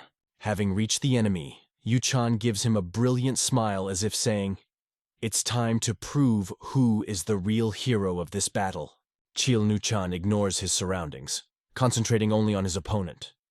He asks if the young man dares to continue challenging him with a challenge in his gaze. The young man felt fear, realizing that the chances of defeating Cadet B were practically zero. The commander ordered the gang to retreat, forcing them to obey his authority. Despite his injured leg, Baekji gets up, looks at Cheon Yuchang, and notes that he owes him something important. He firmly stated that the group will not receive another badge at this time. Cadet 5 persistently invites the GI to return to their ranks as a loyal comrade. Finding himself in modern times, Cadet 18 tells how he did not accept the invitation. At the same moment, his faithful companions appear. Cadet 857 asks if Cheon Yuchang's crush on his comrade could be a result of the recent dogfight. Disappointed, he turned to you again. The artificial intelligence confidently points out that this does not matter, because in the current conditions, the team has no other options for saving from a difficult situation. At this moment, a voice called out from the crowd to gather more cadets for revenge. The situation began to get tense, and the team thought about this unexpected turn of events. However, Cadet 857 warns them that convening people just for the sake of it is against the principles of their leaders. This situation depresses the comrade who, not finding a way out, gets lost in thoughts and does not know what the next step should be. Baekji, confused and unsure, asks the question again. What should we do now? Kovanger just sighs, admitting that they simply have no other options.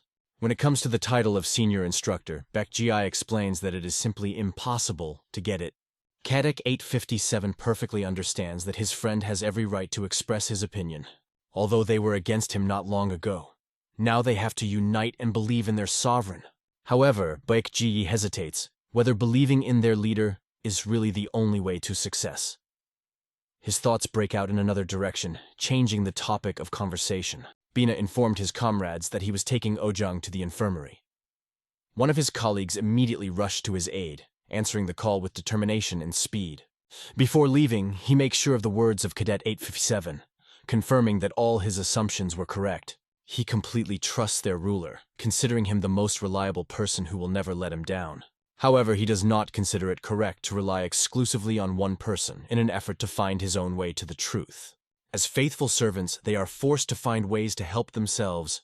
When there is no other way out and his return has to wait until tomorrow, the only thing left for them is to gather even more cadets on their way to the truth. Cadet 857 impressed everyone with his terrifying appearance. Baldy, noticing the terrible expression on the face of Cadet 857, immediately retreated and apologized with sincere concern, realizing that he might have crossed the line. The cadet numbered 857 suddenly laughed heartily and loudly, leaving the bald opponent in complete confusion and misunderstanding of everything that was happening. With a smile, he emphasizes that Hubong is right. They should not only rely on the leader, but act as a whole, be his hands and feet. Bald turned out to be the most loyal of all.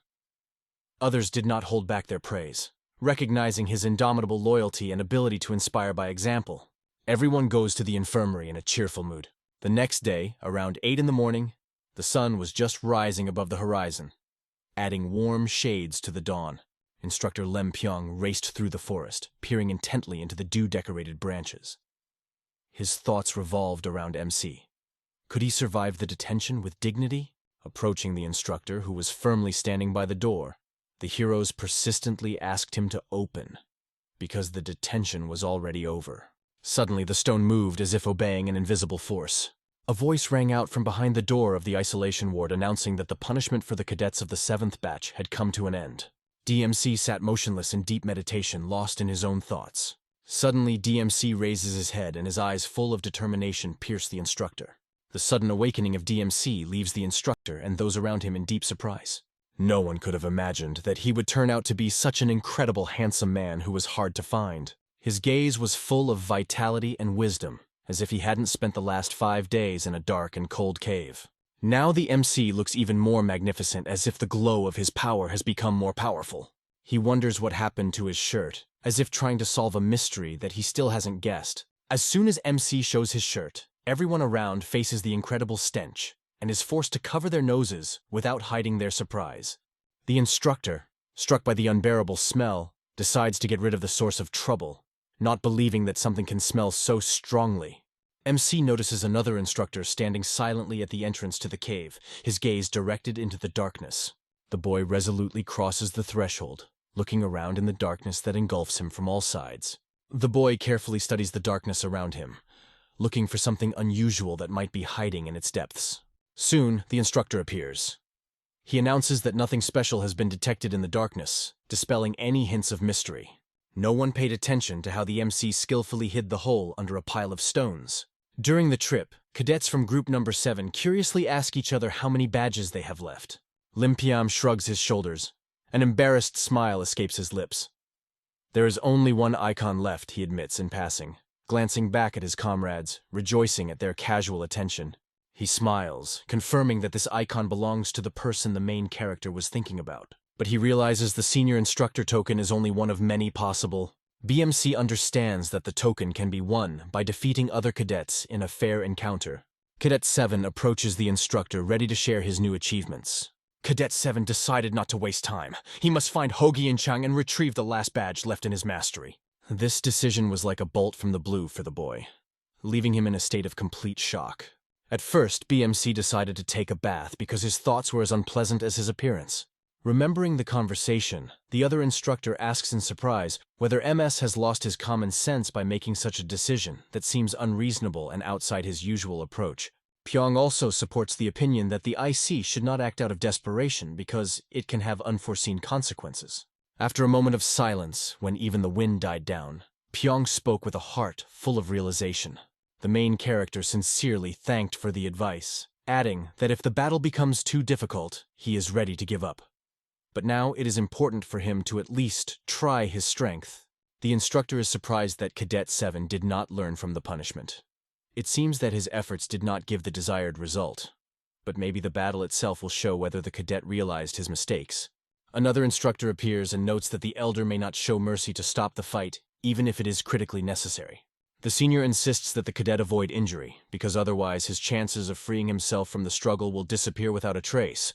Then the main character sincerely expresses his gratitude, looking at him with gratitude in his eyes.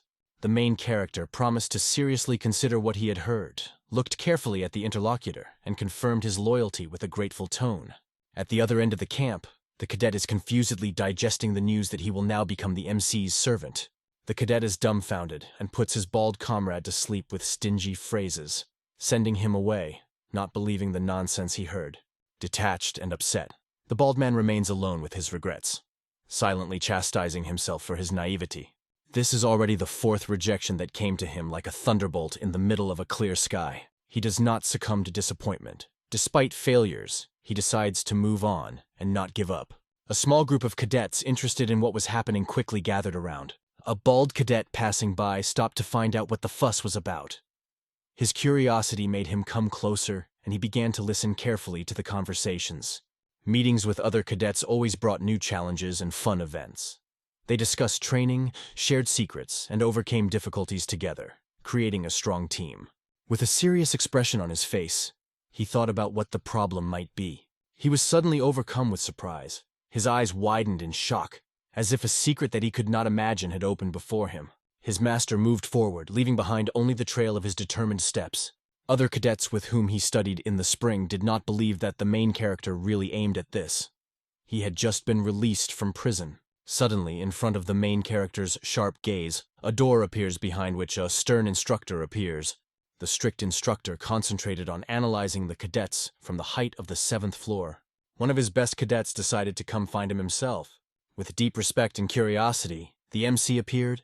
Words of praise were everywhere for the main character for his incredible resilience during the isolation test. He was offered to choose a weapon for battle, a wooden sword or his own strength. Without hesitation, he decided to fight with his bare hands, showing his bravery. They stood face to face, tense as drawn arrows, ready to start a duel. The bald man is worried whether his master will be able to withstand this fierce battle. The instructor rushes into battle, seizing the initiative with the first rapid movements. A powerful aura suddenly shone from his body like a flash of lightning. The cadets, seized with fear because of the surprise, were sure that the main character would be defeated. The cadet lost 7 valuable things that were dearest to him because of an unjust punishment. To win the support of the cadets, he needs to act decisively and prove his sincerity. Standing in a ready-to-fight stance, the instructor turns to the MC, allowing him to strike first. Such a move could have changed the course of events in his favor.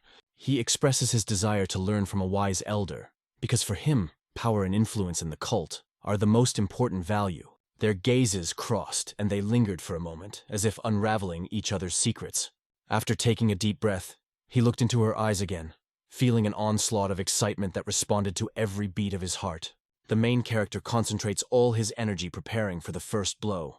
He amazed the instructor with his incredible speed, leaving him in awe and wonder.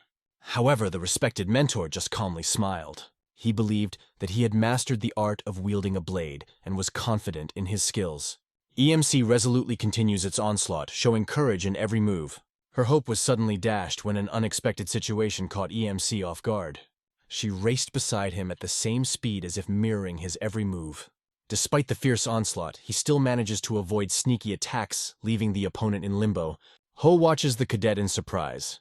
He clearly sees that he masterfully masters the technique of the sword. Although he expected from him a completely different skill with a combat sword, after that, he performs several rapid attacks, showing incredible skill. He skillfully synchronizes his attacks with the movements of the instructor, perfectly combining speed and accuracy, as if 2 parts of a complete mechanism. Ho can't remain indifferent after seeing how MC masterfully counters the movement of the 5th sword. As if it's easy for him. MC sees how dynamically the match unfolds and feels that everything is going great. The instructor declares that his mastery of the technique has reached unprecedented heights. The instructor said that if such heights have been reached, isn't it time to change the status and move to a new level of skill? Using all 7 demonic swords simultaneously activates 4 powerful techniques. All the cadets are amazed by the incredible skill of the demon, who has an impeccable command of martial arts. The main character maintains a cool-headed appearance and does not lose his vigilance. He skillfully uses the heavenly demonic sword art to create chaos on the battlefield and amaze his enemies with his technique. The cadets can hardly imagine what kind of unexpected maneuver this is. The technique is so rapid and strong that it can challenge even an experienced instructor without losing power. He always strived for perfection, making almost no mistakes. His confidence and skill always impressed those around him. The hero demonstrates impressive sword technique.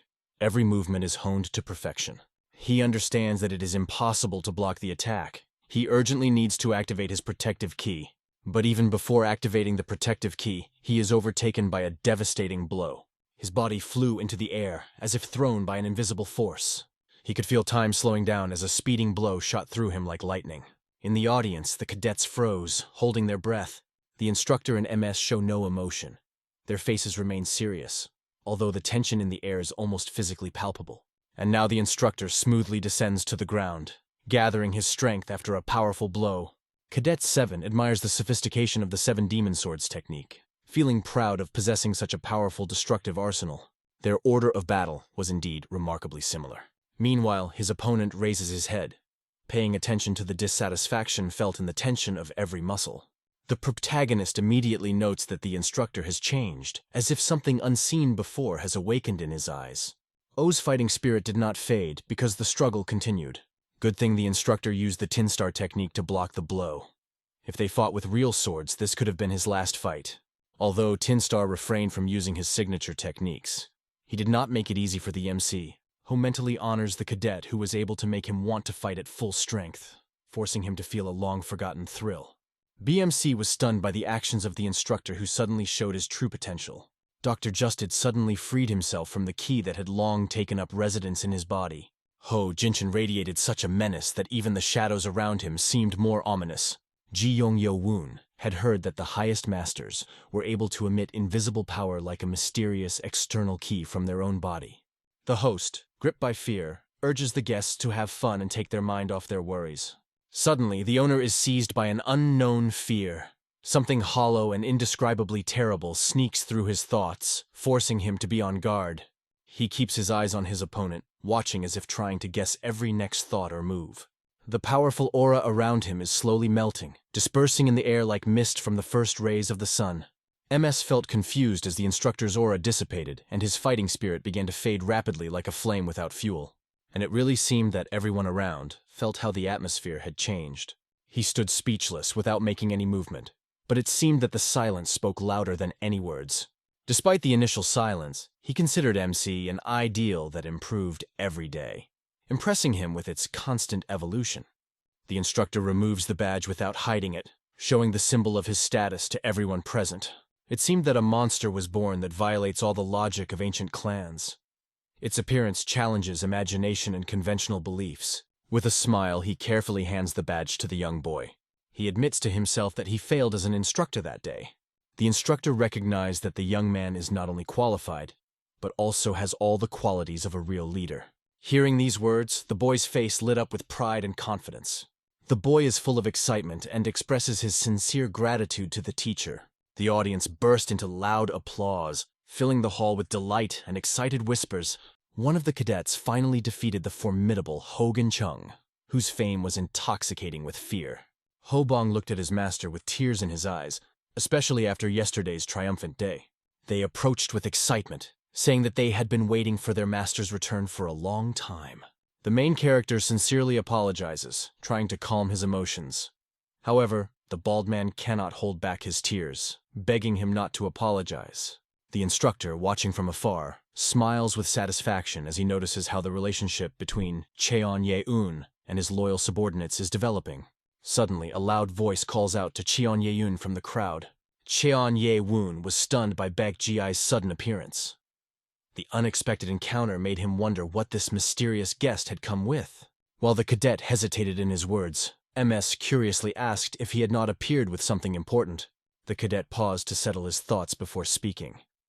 And what if you found out that Mr. Niles knows more than meets the eye? This left the main character completely confused. He and the bald man both looked at Cadet 18, puzzled by his strange behavior. Keeping suspicion in his voice, the MC doesn't hold back and asks why the guy is suddenly on his knees. It really looks weird. Baek Ji, feeling the growing tension, begins to mumble some incomprehensible words, confusing those around him more and more. In the end, overwhelmed with embarrassment, he bursts into a cry of sincere gratitude. Exclaiming in an emotional rush, he loudly admits that he miraculously escaped from the treacherous clan thanks to the brave Cheon Yo-won. This arouses the keen interest of the cadets, who are carefully observing the commotion around them. At the military academy, they do not yet know how to react to this. Kade 18 is delighted to say that he was moved when he learned that after the heroic rescue, MC was in custody. MC, feeling many emotions from the surprise, cannot understand why Baek Ji-ai insists on his opinion so much. The other cadets whisper amongst themselves, discussing how the MC had done something similar to Cadet 18 before. In the vortex of his confusion, Baek Ji-ai solemnly vows to devote his life to the service of Chi Yun Ye-woon, becoming his loyal servant for the rest of his days. Only now does Mai Si realize that this situation was a carefully thought-out strategy by the cadets. The cadets executed this cunning plan flawlessly. Now all the cadets are discussing how Mai Si ended up in custody for trying to protect his loyal servant. Kovancher, watching the cadets, happily notes the success of his plan. Remaining a little concerned, he reflects that the specialized GI's speech was confusing. For Baek Guy, the outburst of confusion was a bitter lesson. He vowed that this was the last time he would trust Cadet 857's extraordinary ideas. Nearby, another instructor asks if everything is okay with Hojin-chun. The senior, smiling, asks his colleague if he really thinks he is confused. In his opinion, Jun rightly deserved to receive the badge because he demonstrated outstanding skills in a fair fight. A colleague enthusiastically declares that this young man is ideally endowed with the skills to master such an exceptional technique. I wonder if the guardian himself shared this information. Bo Jungchun believes that it is through studying in such a unique way that he has mastered incredible skills. However, teachers doubted this. Why does a master who chose the path of the blade suddenly teach the art of the sword? After a brief conversation, they part ways. A figure could be seen from afar, which seemed to be waiting for something more. It was none other than the director of the academy himself, whose eyes blazed with unwavering determination and mystery. Finally, the instructor appeared, and he said it with confidence, as if he had been waiting for eternity. At this point, Ho explained that it was the director who ordered the fight to end, because Ho lost control under the influence of sonic telepathy. Lee Wamyom noted that anyone would lose control when faced with such a powerful technique as sound telepathy. The teacher proudly recalls how in his youth he fought hundreds of battles challenging both the forces of justice and darkness. Often he fought side by side with the Lord himself. The director silently watches the teacher. His face does not betray any emotion. Full says that the director is not just a guardian, but a real teacher of the Lord who, with his knowledge in advance, knew more than himself. The technique mastered by MC was surprisingly similar to Lord Ba's demonic heavenly skill, and it turned out to be even more perfect than it. The founder of the cult was an outstanding military strategist capable of inventing unparalleled combat techniques. The mysterious demonic heavenly equipment belonged only to the chosen masters. The director noticed that the main character's technique resembles celestial swords. He even thought that this skill was superior to the legendary art of celestial swords. He wondered how this insolent enemy possessed a skill that surpassed even the demon lord's heavenly sword. Perhaps this audacious enemy has found a way to grasp the mysterious secrets of the sapphire monolith, which, according to legends, hides the insight of wise ancestors. He realizes that it is impossible to solve the mystery. The models of the monolith are too damaged, and their content remains a complete mystery to him. When the teacher starts to guess whose technique the MC used, the director suddenly interrupts him, turning his attention to another aspect of the events. The MC decides that it is necessary to protect the secret in order to avoid unnecessary interference. Hoji and Chan exchange glances. Their opinions seem to have converged. Something about this situation is suspicious, and both understand that they need to proceed with caution. He realized that the safest solution now is to keep this information a secret. Suddenly, a mysterious girl appears. Her presence causes danger and anxiety in the master. Who is she? The mysterious girl admitted that her heart trembled when she learned about the sacrifice that the master made for the sake of his loyal subordinate. The clan of Ruining Axes led by Kadek 220 was a formidable opponent. Chief Jose Sang, having learned about the great abilities of MC, decided to invite him into service, offering him protection and loyalty for life. Cade 857 flinched when he noticed how a stranger caught his attention. Was it more than just a casual crush? Even Beck couldn't help but notice the blush flooding his colleague's cheeks. Another young man, kneeling before the MC, asked him to accept him, admitting that he was not a master of martial arts, but promised eternal loyalty. Shion Yovun explains that improvement in martial arts is possible for everyone. Even more importantly, he is happy for the beginner, and sincerely congratulates him on the beginning of this exciting journey. He stood with tears in his eyes, touched by the warm welcome, realizing that he had been accepted into this new community. Only then does he remember to introduce himself, impressing the presenter with his act. Bowing his head to the ground, he respectfully says, "My name is Jin Guk." Even hot-tempered Hobong thinks the cadet is crossing the line. But to G.I. Beck and Cadet 857, the newbie comes across as a bald fortune-teller. Kovan believed that their plan could attract more allies. However, it was only a matter of time if it would actually work. The protagonist curiously asks where the rest of his subordinates have gone. However, the cadet noted that the 857 issues they have to discuss can be resolved elsewhere. When they go deeper into the forest, the main character learns about unexpected events that took place in his absence. The main character learned that in his absence, he lost 2 loyal subordinates. The main character sincerely thanks Zhao Wuming and Machula for their efforts to convince the other cadets to join their team. Finally, he curiously asked where Ojan might be. His subordinates held their breath for a moment before breaking the news of what had happened to Ojan. MC, with a worried look on his face, resolutely insists on finding out the truth about what happened to Ojan. Then he is told the whole dramatic story that sheds light on what happened to Ojan. By the time Ojan was in the infirmary, a lot had happened. The thought of one's own independence looked like real audacity. Baek Ji-ya noticed how his master had become calmer and controlled his anger in this short period of time. His behavior showed that recklessness gradually became a thing of the past. Having finished the formation of the group, Cade 857 turned to the sovereign. "What further actions do you plan, my lord?" At that time, the main character realized that there was no reason to resent the actions of Cadet 108. The Academy expected them to compete for badges, and this was part of their training. His subordinates did not even consider the possibility of forgiveness. There was a tension in the atmosphere that was hard not to notice. Everyone present focused on observing the development of events. And so the Minister of Culture comes up with a proposal that stirs up the whole hall. The Minister of Culture decides that the moment has come to make amends with the cadet, filling the hall with intriguing tension. Cadet 18 felt a tremor of fear. Has his fate been decided and the sovereign has chosen a new path? Cadet 18 concentrated, ready to take the Academy oath, realizing the importance of this moment in his life. The cadet, full of pride, reports to his comrade that as they had agreed, they managed to annoy Hayao by returning the GI token. Ji-won Yuchen gradually lost interest in the boy, assuming that the real leader of the group was someone else mysterious and unknown. Everyone was surprised when the real leader turned out to be Whoopenhack, who was currently in the hospital. But the most interesting thing was completely different. Yuchan did not let the interlocutor finish and managed to ask a direct question. Did the cadet really think that she would ever break her promise? Then she got 2 badges, but noticed that the guy did not fulfill all his promises. Her words left him in despair and bewildered by the unexpected rebuke. Yuchen proposed an agreement that the cadets should help him subdue Beck. It was not possible to reach an agreement. The cadet nervously asks what exactly Yuchen demands of him. Yuchan explains that he is not looking for anything large-scale. In fact, he is worried because Beck Gi found himself in even deeper despair than before. He thought that in order to appreciate the good, it is necessary to experience the bad. And now, thinking about it, he realized how important this difficult lesson is. He reflected that among them there was not a single person capable of leading the group. It was unbearable to listen to the cadet, and his irritation grew with every word.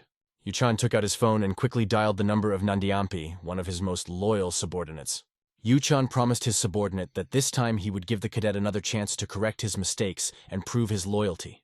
The cadet was immediately fascinated by the opportunity that opened before him. Yuchen told him to join the cadet group and finish the job by neutralizing Beck Gi's enemy group. This was the same MC group that everyone was talking about.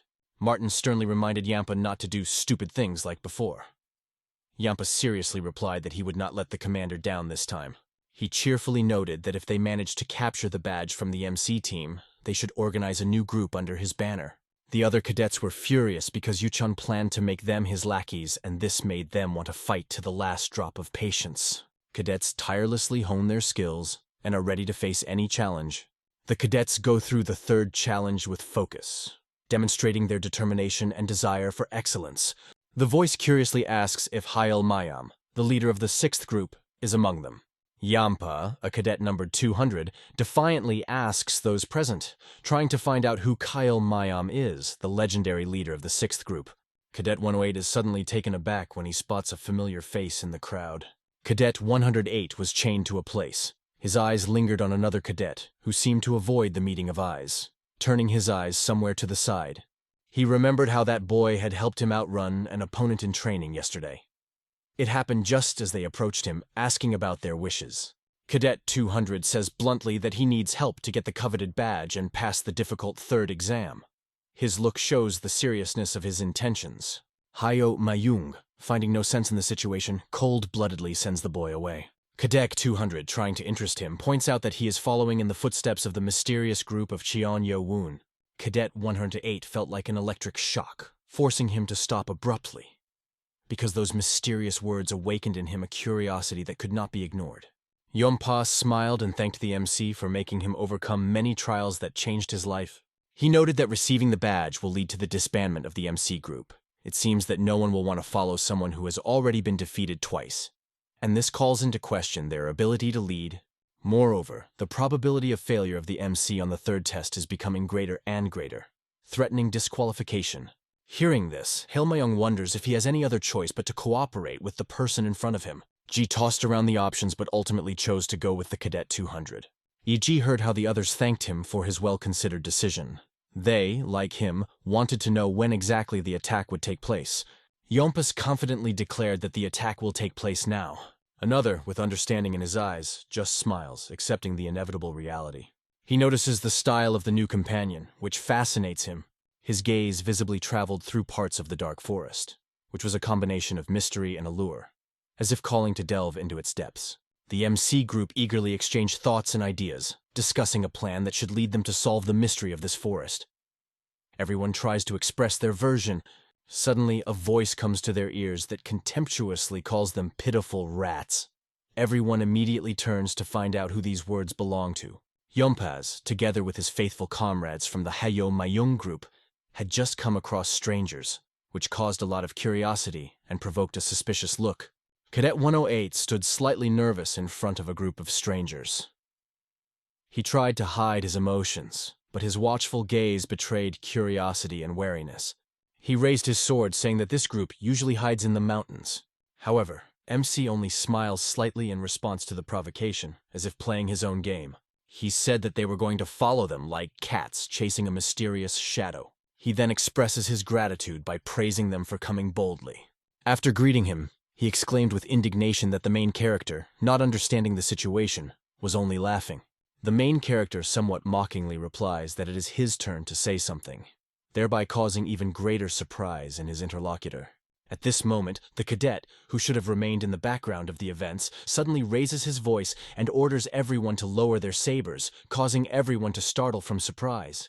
This surprises the leaders of the group. They did not expect such a decisive step. It seems that this cadet and his comrades have already rejected the alliance with the other two, becoming, as it were, a new force in the arena of confrontation. Mayan walks down the corridor, feeling growing irritation with each step. What is going on here? Lurks in his thoughts, full of curiosity and tension.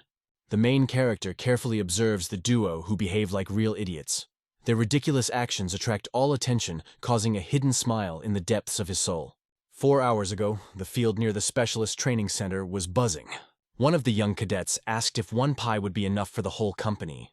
The young cadet shrugged his shoulders and turned to his colleague. People ask me to go on my own, but I am powerless to change anything. Pion Hack suggested creating your own badge group, but 1 badge for 20 people? This will only incite fights, noted the colleague, nodding his head thoughtfully. However, he firmly believes that the situation will only worsen if they do not have at least 1 badge. Being afraid to get your hands dirty is not an option for those who want to stay in the academy. Weakness is not a reason to retreat, because only the brave can overcome all obstacles. The cadet felt anxious because the thought of using the former leader as a bargaining chip oppressed him. He understood that this could change the balance in the team. Max assured his colleague that he should not worry about the team. If he becomes a leader, he already has a position ready for him. Suddenly, a mysterious figure appears before their eyes. Pyeonghak suddenly stopped as if struck by lightning, his eyes widening in surprise. Pyeonghak didn't understand how MC ended up here, but Yoon Ye-woon just smiled slightly and coldly asked, "Why is he so surprised?" Accompanied by his team, MC suddenly appeared, attracting everyone's attention. In order to increase the effect of surprise on the rival cadet and cause him a shock, the MC unexpectedly entered into a conversation with charisma capable of changing the course of events. Suddenly, a charismatic GI Beck appears, asking if the boy was able to close the deal thanks to his intervention. Everyone froze in surprise when they saw that Cadet 18 appeared here. Pyeonghak asks with tension in his voice if they came to pay back for yesterday's clash. An indignant Kovan asks if Pyeonghak really thought they wouldn't retaliate after being tricked into a trap by their enemies. Behind Pyeonghak, the cadets whisper fearfully about the danger of a fight with the MC and Buek Gi. They realize that they risk losing their Dantian. The leader, feeling the tension, shouted, ordering his subordinates to stop being stupid because they were outnumbered. The main character indignantly turned to the enemy, emphasizing that he made the situation difficult for himself when he spoke recklessly in his presence. The young man didn't even have time to turn around, as the MC had already sprung from his seat and was moving towards him. Pyeon's hand instantly shot forward, like a steel trap with a power that no one expected. Pyeon thought about what to do next, feeling the tension build up like a storm before a thunderstorm. They knew that they needed to control his strength before striking. Although the power of the method made him hesitate, the boy shook his head and spat, dismissing the painful sensations and disturbance. The force of the blow was so powerful that the boy instantly disappeared, without having any chance to react to the unexpected events. The cadets were stunned as they watched their leader's body rise into the air like a sack of potatoes. Pionak shuddered at the impact, as if it shook the ground before collapsing brokenly onto it. His companion, unable to contain his despair, shouted loudly, trying to attract his attention.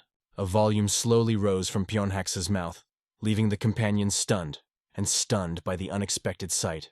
At this moment, the main character realizes that he is still far from having full control over his power. Suddenly, an unexpected touch from behind made the cadet flinch. Someone's hands firmly grabbed his chest, pulling him out of his thoughts. Who could it be at such a moment? Kalbong Nenraj is impatiently looking for answers. Where is the precious badge that he and his colleagues seized from Ojang the day before? Where did he disappear to? It turns out that the badge is in Cadet 108. This clearly surprised everyone, even our hero, who only smiled in surprise. Hello, my God. Cadet 857 already predicted that the stakes were high. The mysterious MS still doubted that the persistent young man would give his badge to this company. After all, ambition is intertwined with risk. The bald guy, angry to the brim, suddenly rushes at another cadet, giving him a strong blow. Unfortunately, Baek Ji grabs his arm, trying to stop the unstoppable rush of his rage. Bobon angrily returns, asking if he's suddenly become sentimental now that the boys from his former gang have appeared. Not paying attention to his presence, Cade 18 wonders what exactly the boys had in mind when they made some kind of deal behind his back without his consent. The cadets said that Chiun Yuchang ordered Chi to be brought back and tested by attacking him and stealing the badge. The mention of Uchan's name immediately arouses interest in the MS. Kadek 18 feels disappointed thinking about the fact that he seems to have nothing more to do with Yuchan. And yet, despite his disappointment, 18 realized that everything that happened between him and Yuchan was not an accident, but part of a carefully thought-out plan. After a tense silence, he turns to Yuchan with a serious question as to whether there is any reward or badge for their actions. Getting a positive response for them proves only one thing. They all, without exception, ended up in the same dump with all their anecdotal achievements. The bald guy is seething with anger more than ever at Baek Ji. He curses the cadet harshly as he strikes again. He throws the cadet to the ground, shouting loudly that he is ready to treat him as cruelly as he once did with Ojung. The cadet stood motionless, as if submissively putting his face under the blows, refusing even to try to defend himself. Suddenly, behind the bald man, a loud request to stop was heard, as if someone was trying to interfere in the course of events. Bond turns sharply with a nasty look and asks with anger in his voice what they want from him. Cadet 857, communicating telepathically with treachery, noted that simply beating a guy is not enough. It is worth deceiving their group and playing your own dangerous game. He seriously wondered if Cadet 670 really trusted Shion Yuchan's words. Where does he stand in thought, trying to understand exactly what Ko Wang is hinting at in his mysterious words? Is it related to their last mission that ended unexpectedly? After a pause, the instructor critically asks Cadet 670 if he really hopes to get the desired badge from Jio Nu-chan.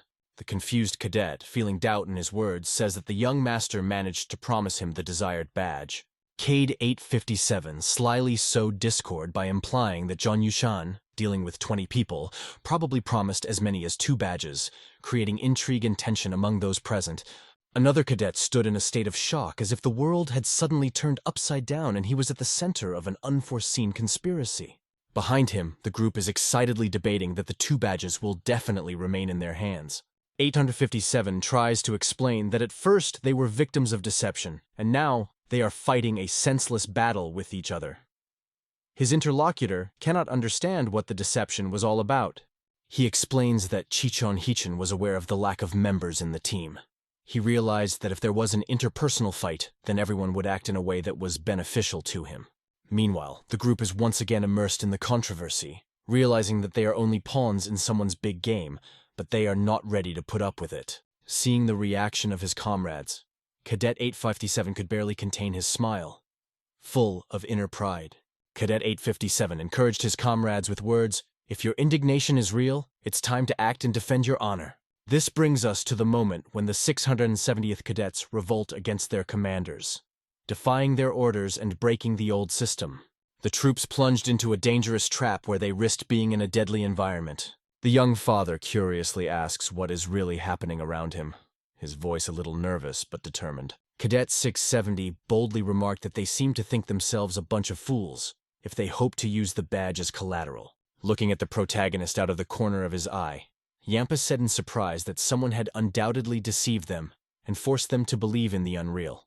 Even realizing that the cadet was referring to him, the MC remained silent, as if hiding behind a mist of secrets. Bald Guy exclaims indignantly that he couldn't even get an instructor badge due to lack of skills. He compares them to rats caught in a trap. Yahello seethes with fury. The Bald Guy boldly scolded them for their lack of skills, defiantly calling them rats stuck in a dead end.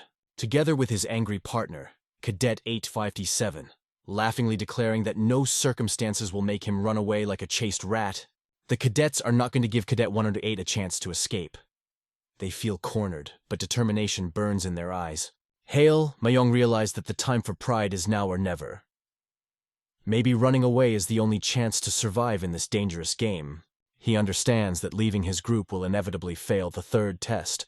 One more failure would mean the complete loss of his chance to serve Chiun Yucheng, so it was vital for him to avoid such a fatal step. At this moment, Yompot approaches Galleon with seriousness in his voice, explaining that there seems to have been some misunderstanding. Chihong Yucheng assured him that he would definitely undertake this task. His team, known by the call sign 670, works tirelessly to accomplish important tasks with dedication and determination. Therefore, everyone was forced to believe his words, because only he knew the secret that would change everything. The cadets of 670 asked Chan if he could give them all their badges. Curiosity grew, and they waited impatiently for his answer. Cadet number 200, with suspicion in his eyes, thinks about this question, feeling that something more is hidden behind the answer. Galleon pointedly announced that 2 badges were needed to control 19 people, as if it were the key to unlocking the secret. The young father realized that their betrayal was the result of a secret. To regain trust, he must convince everyone, and for this, he needs allies, because he cannot handle the situation alone. In the end, he announced that he would contact Chan personally, thereby securing the team 2 badges. This was a strategic move that could have given them an advantage. The strategic plan attracts the close attention of the cadets, capturing their imagination and motivating them to act in a coordinated manner. Yampa thinks that he is honest because he is only asking Chan to decide or satisfy the request. Galleon remains serious and admits the temptation of the offer, but is not sure if the cadet will be able to cope with the challenges it brings. He gets lost in guesses as to what patience meant in the eyes of the interlocutor. Suddenly, MC appears from behind and Yampa instantly tenses up, ready to prove that he can withstand a new challenge. Cadet 200 freezes in shock, searching for the right reaction to unusual events. However, Cadet 200 still manages to deftly dodge Cheon Yo-woon's dashing strike. At the same moment, Ha Il-myung draws his sword ready to strike at Mesai. Ha Il-myung decided to act quickly to catch Cheon Yo-woon by surprise. Ha Il-myung, guided by incredible speed, firmly grasps the Kadak sword with both hands. More incredibly, Ha Il-myung is so strong that he can break an opponent's sword with just one hand. Il-myung shot a menacing look at his opponent, showing his immense strength. Il-myung could feel the tension as his opponent paled and began to nervously chill around him. Panic lurked in the air as if a shadow was ready to engulf everyone around him. The wooden sword pierced with the key of the 7 stars had a strength that was difficult to break. It was a symbol of the unbreakable secret of the unknown worlds. In the end, he faces it again, like there is no rest in life. And here he is again, GI returns, although it seemed that everything had already ended. He managed to avoid a surprise attack when his opponents regrouped against him. Cadet 108 was seriously injured during the attack and tried to gather his strength to get up. Desperately, the cadet began a slow but firm movement forward, almost dragging his body along the ground. Baek Ji, with courage in his eyes, resolutely announces that he will become his opponent. Hail Myong remains on the ground, muttering angrily about the treachery of the enemy who ambushed him at the wrong moment. He was lying on the ground through a painful grimace, realizing that probably the ribs cracked again. He realized that they were in a hopeless situation, but there was no way to retreat. The rest of the group does not share his opinion and begins to flee in panic regardless of the danger. Yampa turned around and saw the members of his group trying to escape in panic, ignoring all warnings. They were so afraid that they ran away, not having the courage to come face to face with the terrible group of Gyeonail's wounds. Seeing the chaos around Kadak 108 stops, and loudly calls out to his group, asking with rage in his voice what they are thinking, trying to escape instead of fighting. Baek Ji turned to the boy with a stern look. ordering him to keep his focus on the fight and not to be distracted for a moment. He spun around in panic, trying to dodge Cadet 18's devastating attacks. Cadet 18 wastes no time with incredible speed and delivers a series of precise kicks aimed directly at his sides. Observing the development of events, Kok van Heer feels an uncontrollable desire to join the battle. A bald guy shows determination in his actions. The new member of the group, Host Sanvil, is burning with excitement, ready to join the stormy events.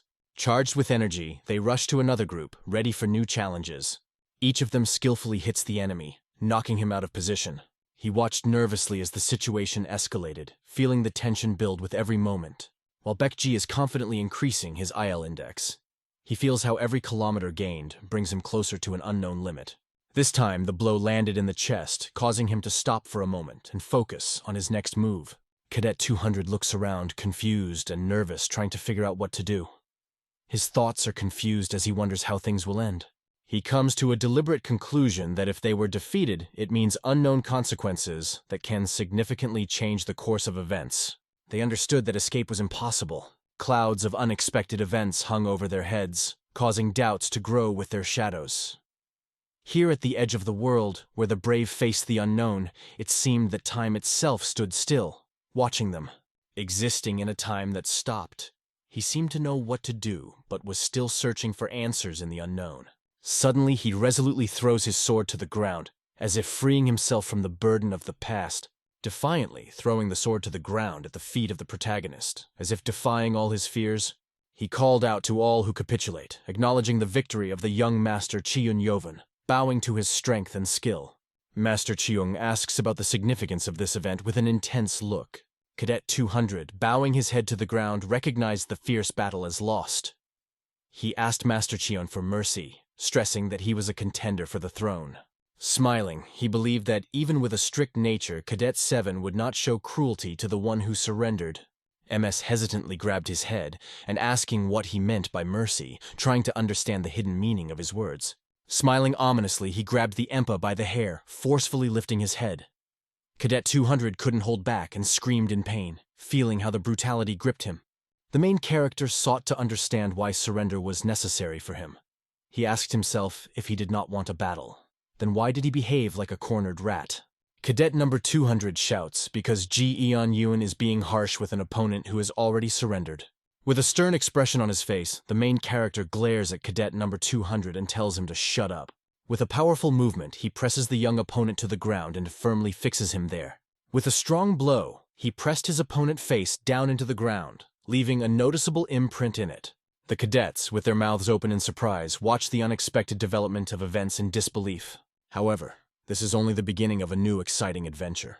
The main character, with a look of horror on his face, pulls Yimpa by the head, emphasizing that he must answer for his connections with dangerous people. He confidently stated that this is only the beginning of intriguing everyone around. After a short skirmish, Cadet 200 begins to berate Gigi furiously, causing tension in the air. Cadet 200, with fury in his voice, emphasized that he would not allow the main character to avoid the consequences. The cadet confidently squeezed out the words, hoping that it would go unnoticed. Disregarding the little things, MS raises an eyebrow and asks if it's really so. Yempa pauses for a moment, wondering if he went off topic by saying too much. Yukon leads the most influential group in the academy. Remaining calm, he assumes that the MCs will at least be able to intimidate. After taking a deep breath, Tanya concentrated, preparing to show her inner strength. Tanya held her breath, her eyes flashed with determination. She felt the energy boiling inside, ready to pour out. To show strength for her was not just a decision, but a challenge. An anxious feeling filled her chest as if something important could slip from her fingers in a moment. The warning felt as close as the wind before an approaching storm. He struck another blow at Yampi with the intention of ending this difficult battle. However, now it seems to him that Cheon Yowen is completely devoid of fear. After all, he has already defeated Cheon Jun by breaking his bones without pity. Yoven falls face down again, smearing dirt on his face. It seemed that Yoven had lost all strength even to stand up. It seemed that the feints were lost, and Yovun could no longer demonstrate his skill. While wiping his hands, the MS noted that if the boy had exerted all his efforts and fainted, he could have smashed his head. Approaching the defeated group, he saw how everyone was kneeling, stripped of their swords. Their faces reflected a mixture of defeat and hopelessness. They tremble with overwhelming fear of Jun Ye-woon's majesty. The main character is interested in how he can manage all this mess. His subordinates kept him in a helpless state and silenced him. However, others still believed that even with broken ribs, he would be able to fix the situation. Beck asks if the MC wants them to release his pressure points so he can talk again. However, the MC was enjoying the silence and didn't want to hear the cadet's voice. MCU firmly grabbed Yahello's wrist. Bupanix was worried about what actions the MC might take in this tense situation. He firmly squeezed one of Cadet 108's fingers, feeling the beating of his pulse through his skin. Ben carefully returned the cadet's finger to its place, watching his expression intently. It caused a slight tingling sensation, piercing as if tiny needles. Even the cadets froze, dumbfounded, watching the events unfolding before their eyes. MS jokingly remarked that it was only the little finger, and without worrying skillfully twirled it with the other finger. Cadet 108 did not cease to be amazed. This boy seemed to have lost his common sense. He carefully followed his movements, trying to understand what was really going on in his head. The main character admitted to him that Ojan also felt the same pain as him. Their beatings may have brought even worse suffering. When the cadets of the other group realized that they were the ones who struck Ojong, they despaired. Despite the unrelenting pain, Ojong internally held back his desire to fight. The monster slyly watched the protagonist, as if planning his fatal blow. Despite all the difficulties, the hero was determined to destroy the monster. Despite his plan, the hero suddenly receives a devastating blow from Cheon Ye-woon, knocking him down. This made his face contort in pain. Cheon Ye-woon watched his subordinates closely, gauging their reactions. Cheon Ye-woon resolutely declared that he was ready to give orders to his subordinates. Cheon Ye-woon ordered his subordinates to settle scores by breaking one leg and all the fingers of each of Hai Il-men's group. Another cruel hardship for the enemies. The boys are overwhelmed by deep despair when they realize what inevitably awaits them. Galleon was horrified to realize that the same sad fate would have awaited them if they had succumbed to Yampi's persuasion earlier. Subordinate MKs unanimously decide to comply with the given order, without hesitation. Hayo-meong lies motionless on the ground, wavering between consciousness and fainting. He suddenly woke up with a terrible expression on his face, not understanding anything and trying to understand what was happening around him. Suddenly, like lightning, his expression breaks. A bald-headed guy calmly walks past, attracting attention with his imperturbability. He was the first to notice how Cadet 108 rose from the ground, enveloped in a powerful aura that resembled a storm that was about to break out. Cadet 108 stood up, his eyes blazing with determination. Straightening his shoulders, he gained a center of gravity, ready for any challenge that fate throws at him. Hoban rushes forward, loudly calling out to his master. Hoban rushes forward with amazing speed, trying to catch up with Hayo-meong, who skillfully overcomes all obstacles in his way. Mayong unexpectedly finds MC, breaking his concentration. When Mayong suddenly appears, he rushes at the MC, intending to deal a fatal blow. Boban screamed frantically at his leader in a desperate attempt to warn him of impending danger. Meanwhile, events were raging in other parts of the academy. The team methodically prepared for the third test, intensively gathering thoughts and strength. Cheoni-chan's team suddenly stopped. Their eyes suddenly caught something unusual, causing them to look around warily. Although they practiced the art of the 7 demonic swords described in the secret book, something is clearly not right. All of them represent indescribable secrets hidden in the depths of ancient legends. And here they appeared, masterful artists who captivated the audience with intricate performances, captivating with their talent and creativity. They are still unable to recreate a unique cinematic style. So the hero decides it's time to rest for everyone. He hides his face in a mysterious book, hoping to discover a few more secrets of the pages. Flipping through the yellowed pages of the book, he suddenly turns to her with a request for Wugampil. The cadet is interested in what the observer thinks. Trying to understand whether they are lining up correctly, the cadet paused as if deep in thought for a moment before speaking. John smiles reassuringly. No need to worry. Just express your thoughts. The cadets moved harmoniously, performing the technique in unison. It seemed as if they had turned into a single unit. This spectacle was impressive with its harmony and looked completely natural. It was the same thought that Chan understood instantly. Suddenly, Chan felt as if someone had caught his attention. Several cadets appeared on the horizon, courageously carrying their comrades on their shoulders. The face of one of the cadets cannot be seen, and the crowd barely has time to ask who he is, ordering them to stop in place. He is burning with curiosity about what happened to his face, and who is this mysterious person he is carrying in his arms. He throws the body to the ground with a sharp movement, and only now realizes that it was Hal Meong. the same mysterious man everyone is talking about. Instead of sympathy for his subordinate, Yuchen feels only disgust for him. The men who arrived from Yampatra were not simple guests, but strong warriors who stubbornly fought for their place on this earth. Anyuchan notices Baekji and her trained Koawangs obeying the mighty Cheon Yowon. Yampa points to a body with a bandaged face, intriguing everyone around. It turns out to be the cadets 7 whom no one expected to see right here. The beating of their hearts echoes in the tense silence. Yuchan confidently asked what happened to leave him in such a state. Cadet 200 replied that if not for the intervention of Haile Mom, their adventure would have ended. The young master was stunned when he learned that Cadet 108 had mastered the terrible demonic technique of reverse bloodlust. This discovery made everyone around hold their breath. From now on, the demonic technique is able to greatly increase the power by moving the blood flow. But the cost of this is damage to key points and gradual loss of sanity. Extremely risky power. Yuchan was convinced that the boy had finally gone mad because he attacked everyone without any discrimination, whether it was an enemy or a friend. He sarcastically called him an idiot. He greets them with surprise, not expecting such a variety. In delight, he admits their ingenuity and skill that left him impressed. He instantly forms a key blade ahead of his opponent's attempts to deliver the MC to the infirmary. He deals swift blows to opponents who helplessly try to react to his quick movements. Fighting furiously, he hides deep wounds. Yuchen smiled enigmatically and said that those wounds must be excruciatingly painful. But it only adds intrigue to their intense match. Sensing an advantage, he decides to leave the opponent's Dantian untouched because he is not like the last one. Seeing this, Galleon reasoned that Yuchan managed to skillfully cut a path to victory.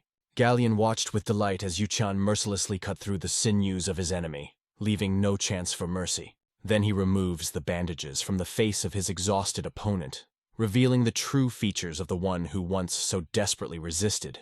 He looked at his opponent with a smug smile and asked if he felt grateful. His face suddenly changes from self-confidence without leaving a trace. He realized that the young Pak was standing before him, and this discovery destroyed his delusional self-confidence. Enraged, he turns sharply like a storm plume. And when he unexpectedly turns around, he notices that the attack is already on the way. His eyes open wide in surprise. Not having time to dodge, Divano receives a crushing blow right in the center of his face. His senses are as disorienting as a thunderclap. He was thrown back by the tremendous force of the blow, as if rammed through an invisible wall.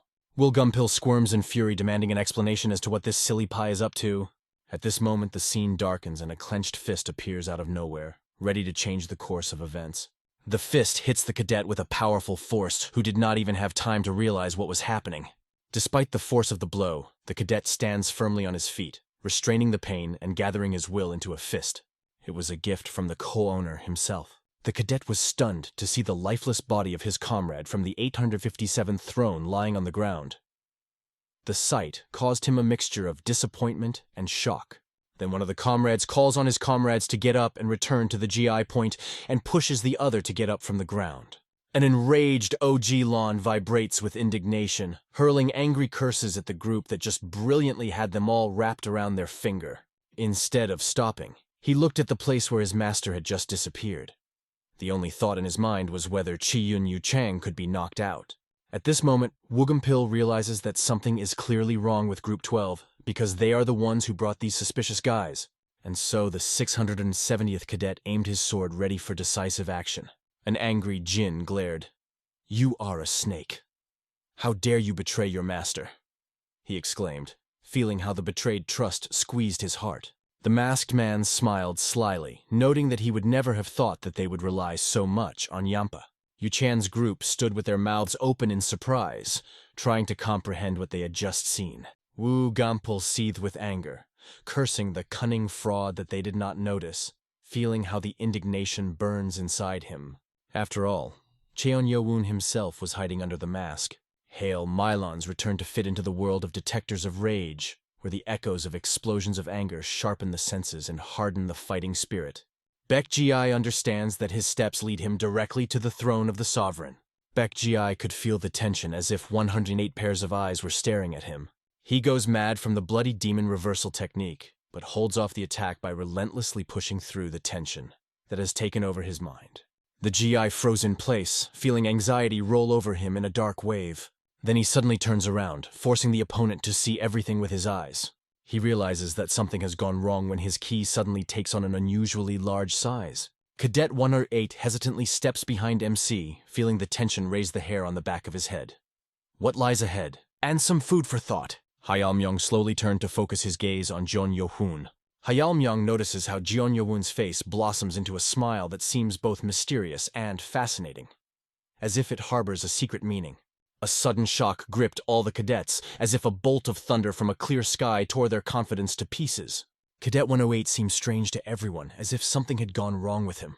And now MS appears in front of everyone, confidently leading Cadet 108 by the arm. Suddenly, she resolutely releases the cadet's hand, breaking their contact. Getting up, she pushes him hard, forcing him to fall to the ground. The cadet is overcome by pain, but even in this chaos, the contact between them remains unbroken. The boy screams desperately as the powerful blow again causes him excruciating pain. The protagonist gathered all his strength and jumped high into the air, as if trying to break away from his bodily pain. And it's like a comet is heading down with an unprecedented speed. The blow bites into the ground with such force that the roar spreads through the forest like a wave. Cadet number 108's head crashes into the ground with impressive force, plunging into it. The protagonist ponders how his body withstood the blow. This miracle is linked to the demonic blood that made him stronger than a normal human. EMC subordinates suddenly surround the scene, and Kovan informs her that Cadet 108, using the strip technique, will soon be forced to leave due to the consequences of these actions. When the main character is interested in the condition of the rest of the group, he is reassured by assuring that everyone is taken care of.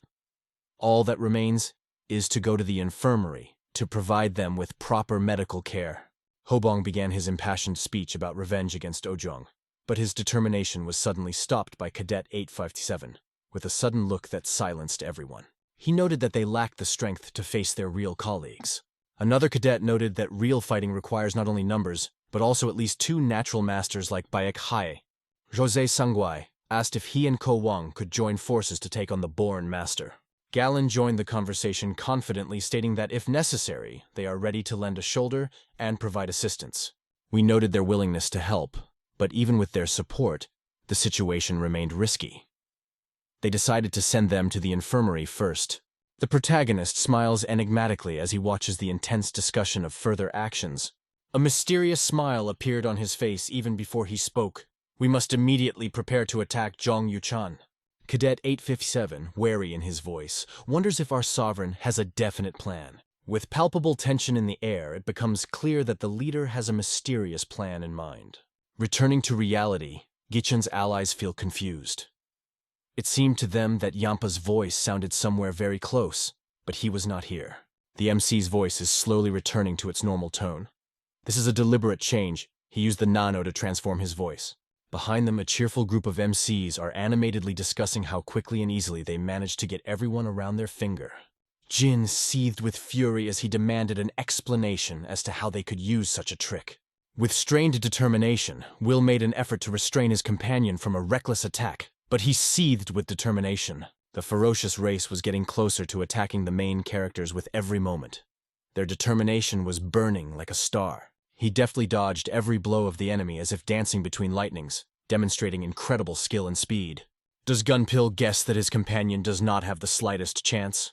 Only now does he realize how predictable and easily deflected his attacks were. Sure as if it's just a trifle, the main character picks up a badge from Jin's empty chest.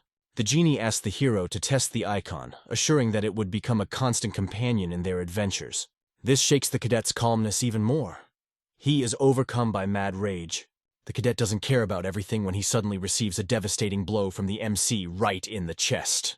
He does not even have time to blink an eye as the attack flies past. He flies back as if the doll has been thrown back by an invisible force. Even if he was only a cadet, his movements were full of confidence and strength. Not a single blow from Cheon Yeowoon could knock him off his feet. He stood like a rock, embodying inexhaustible strength and indomitable will. But MC believes that the secret of his success lies in his innate skill. He rushes forward again, ready to attack the opponent even harder. Nano suddenly warns him that a powerful wave of energy appears behind him, which threatens to change the course of the battle. BMC cautiously looks back to find out what is threatening behind him. The BMC turns sharply and loudly, orders everyone to immediately retreat from the danger zone. BMC subordinates instantly obey the command, but at the same moment a keyblade is rapidly approaching them, breaking through the thick air. They stand stunned, unable to comprehend what they saw. The lightning-quick key flew past them, leaving behind a strong sense of danger. Their master mustered all his strength in an attempt to stop the attack that seemed to echo through the air. The blade swirled around him, tearing the ground with enormous force. The cadets are forced to hold their breath as they watch the impressive power of the key attacks unfold before them. A dark silhouette suddenly emerges from a thick cloud of dust. His mocking voice cuts through the silence. It's just a shame. The main character immediately recognizes a familiar figure. It was Cheon-Yu-chan, known for his sly smile and elusive gaze. Amidst the exhausting dust, a figure with a key sword appeared on the horizon. It was none other than the mysterious Cheon-Yu-chan, known for his sly smile. He stated that he wanted revenge for Cheon-Yo-woon's sudden attack. Mockingly, the main character notes that the opponent has finally woken up after so many years of hibernation. The main character with a smile noticed that the opponent, having slept for so many years, should not use an unexpected attack as an excuse, inciting Chan to speed up his actions. Yu-chan remembered how during their first meeting at the MC Training Center, he looked like an ordinary weakling. But even then, he showed the ability to improve quickly. In his imagination, he often saw how he cut off his own hand, planning to do it before the main character surpassed him, because he felt that the power was already growing inexorably. The mentor's subordinates understood how serious their young master is. He even considers Cheon-Ye-woo an unworthy opponent. The subordinates of the main character realize that the defeat of their master will be fatal for the entire group. The tension is increasing. The fate of everyone is at stake. Jeon Yu-chan looked determinedly into MC's eyes, radiating unwavering confidence. Jeon Yu exuded confidence, reminding the main character of the power of fate that can disappear in an instant. Cheon-Yo doesn't notice how his opponent sneaks closer, like a shadow ready to attack. Using the demonic phantom blade technique, the invisible attacker aims to deliver a fatal blow with his main blade, ready to tear his opponent to pieces. This extraordinary technique from the Blade Clan displayed a power that could withstand even the graceful butterfly dance. Despite the enormous fighting spirit of the opponent, she stood motionless, radiating the incredible power of her blades. The main character decided to hold back, and instead of deploying all his power, he chooses to counterattack with a sophisticated sword technique. The use of the key sword annoyed Chen more and more, although he tried to control himself and not give in to his emotions. Chen kept thinking about why his attack seemed too difficult, feeling this thought settle in his mind like a nagging nightmare. The main character could not even imagine that his attack would go wrong twisting in the air, and he only miraculously managed to avoid mortal danger. The attack turned into a celebration for his team. Meanwhile, Cheon-Yo-woon's subordinates began to feel fear. The main character was in a frenzy from the surprise and tricks of the attackers who attacked from the wrong side, destroying his carefully thought-out plan. His blow was so powerful that it could tear off the hand of anyone who was not ready for such an onslaught. Moreover, his opponent had much more internal energy. Yu-chan could even face a senior officer with such power in his hands. Yu-chan told how he planned to cut off MC's hand. But this cunning maneuver did not work. Yu-chan advised MS to abandon the unknown technique. Instead, he suggested focusing on the graceful butterfly dance, which required grace and clarity of movements. The main character thought deeply when he realized that his skill was not yet perfect. Yu-chan laughed uncontrollably, convinced that his technique was only at the very beginning of its development.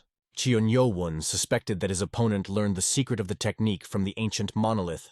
Cheon-Yo-woon listened suspiciously to Yu-chan, who claimed that he only tried the 7 sword techniques that the instructors showed him. Even Yu-chan's attempts only emphasized his ignorance. The cadet, full of confidence, held out his hand, clearly showing 5 fingers, hinting at mastery in 5 techniques. Yell hinted to Vuna that if it were not for the possession of real techniques, his hand would have already lost its integrity. This prompted Cadet 7 to ask if his opponent was willing to risk a bet on this fight. If the opponent was so sure of his victory, this bet could become a real jackpot for him. Yu-chan thought about how exactly to draw up the terms of the bet to make the opponent think about his carefree confidence. Their precious badges are at stake, which turns the situation into a tense duel between rivals. Cadet 5 laughed, pretending that the situation was really funny.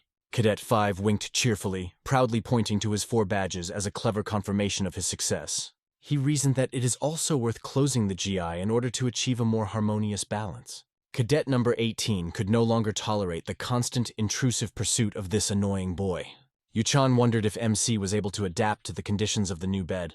Baek Ji yet wondered whether his sovereign would accept this sudden step.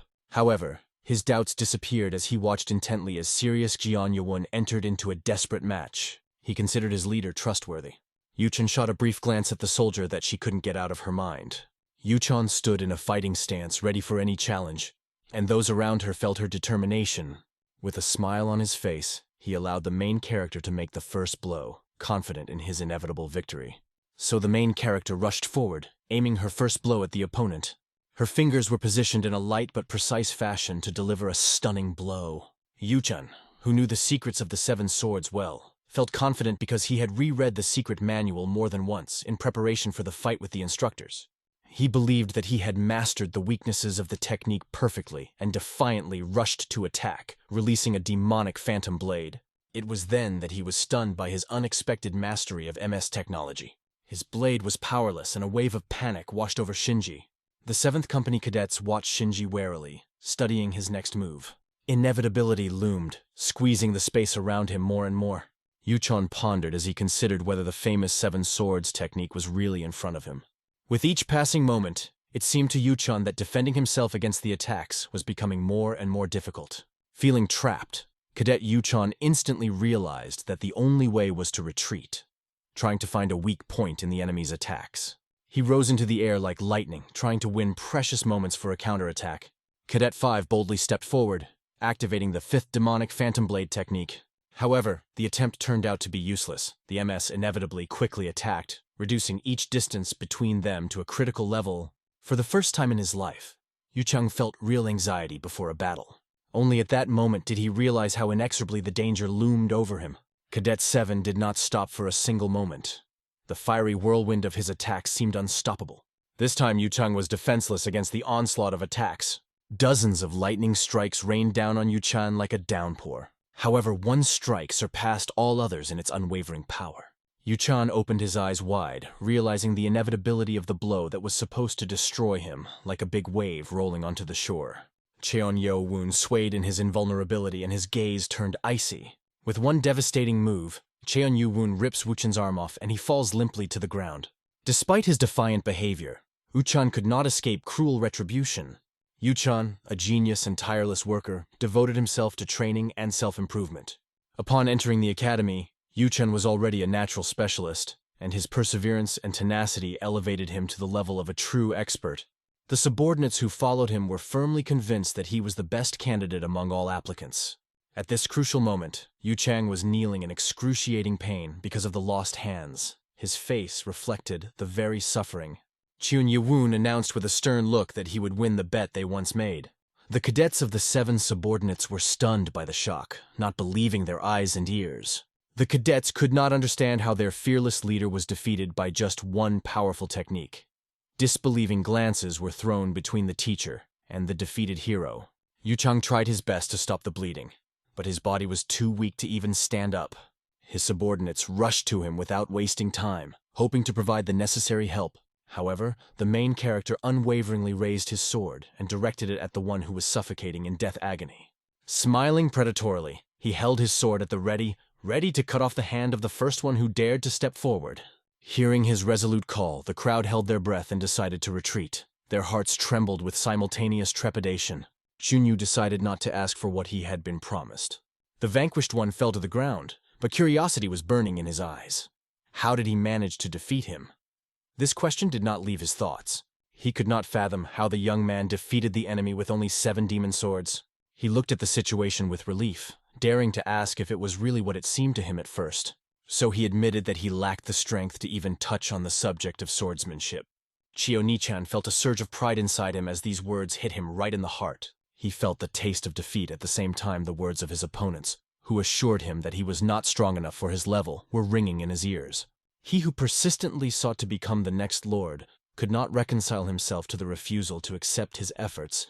Alex insisted on returning the badges. Alex's followers were stunned by his sudden determination. Cheon, Yuchan, and Rage simultaneously shouted their opponent's name, filling the arena with a wave of emotions and setting the audience for a spectacular match. He warned the opponent not to think that this is the final Exhausted after the intense battle, he fell unconscious, as if the last drop of strength had drained from his body. He pulled armor on each of his allies, preparing them for another battle. The man, turning to Cheong Yovan, whispered ominously about imminent revenge, assuring that the time for the appropriate meeting would come. They ceremoniously attached a shiny badge to him, symbolizing his new status and the power now in his hands. However, he did not tolerate threats, and always responded to them with determination. The cadet defiantly repeated the master's words, asserting that this is not the end. Cheon Yo-won, with a gloomy expression on his face, broke the calm with a sudden movement, delivering a well-aimed punch to the cheeky cadet's stomach. This blow was not just a warning, but a clear signal to everyone that this guy will not tolerate any more bullying. After a powerful blow to the stomach, the young man became increasingly worse. An unexpected blow knocked him off his feet and made him fall to the ground. Even lying on the ground, the young man did not lose heart. His gaze was blazing with determination, and he bravely threw a few exclamations in Chi Yong-Yewon's direction. He declared that their promises had been fulfilled. But what did that really mean? They were told that Cheon-il never guaranteed the end of the adventure even after earning the badges. What did these promises really mean? After the badge awarding ceremony, the young man was amazed. An unexpected blow lit up his mind with unknown questions. Cheon Yo-won thoughtfully recalled how Cheon Ye-cheng had taught him an important lesson that expanded his limits of understanding. Never leave Lukens. This was the main rule Cheon Ye-chen implemented when passing on his knowledge to Yoon Yo-woon. Standing on the field, the young man felt the indignation of Cheon Ye-woon, realizing that this is not the way to treat an opponent. And suddenly, a new blow hit his face, stirring emotions and forcing him to depend even faster. Cheon Yo-woon threw a fiery look at his opponent after a powerful blow that released a lot of rage. This powerful blow also transformed him. He was defeated again, falling to the ground feeling powerless. After a tense interrogation, the winner listened to the threats that were supposed to intimidate him, but he took them as another challenge. Cheon Yo never questioned when they did it, but when someone dared to repeat the same thing, it was considered a great insult. The leader gloomily ordered his loyal henchmen to capture everyone who remained and deal with them severely by breaking their arms and legs. Now, the circumstances have changed drastically, and the Posipaks have mercilessly started chasing Chio and Yuchen students like prey hunters. The students, gripped by fear, did not know what could await them in the dark corners of this dangerous game, and so it happened. Their bodies could not withstand the crunch of bones, as the students' arms and legs broke under the pressure of the dangerous game. They were presented with many badges that symbolized not only their participation, but also the courage and endurance demonstrated in a dangerous game. The guy was surprised and asked why he had so many badges. Jeon Yo-woon calmly explained that he simply did not see the point in keeping all the badges.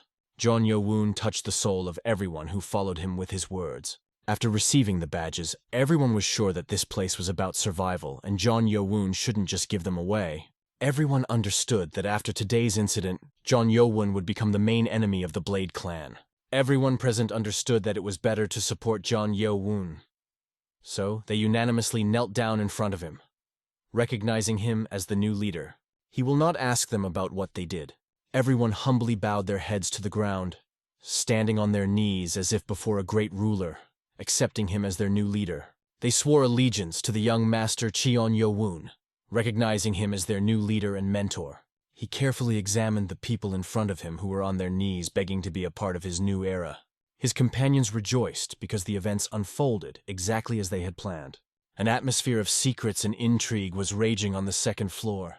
The academy in Famar became a center of mysteries and secret conspiracies. The doctor in the infirmary looked gratefully at feeling how his contribution became part of the great mosaic of the academy. Was commended for the rapid treatment of many patients immediately after returning from punishment. The nurse smiled at the doctor, trying to understand him. There were dozens of wounded people around who needed help, and he seemed to be keeping a secret. People around were whispering that he had recently been brought in with severe injuries to his internal organs. Who is this mysterious patient? Everyone was discussing Cheon Yovan. Who would have imagined that one day he would turn into a real monster? The doctor called on those present to stop arguing and unite to keep the patient who was getting out of control together. In the infirmary, Ojon gradually recovered from his injuries.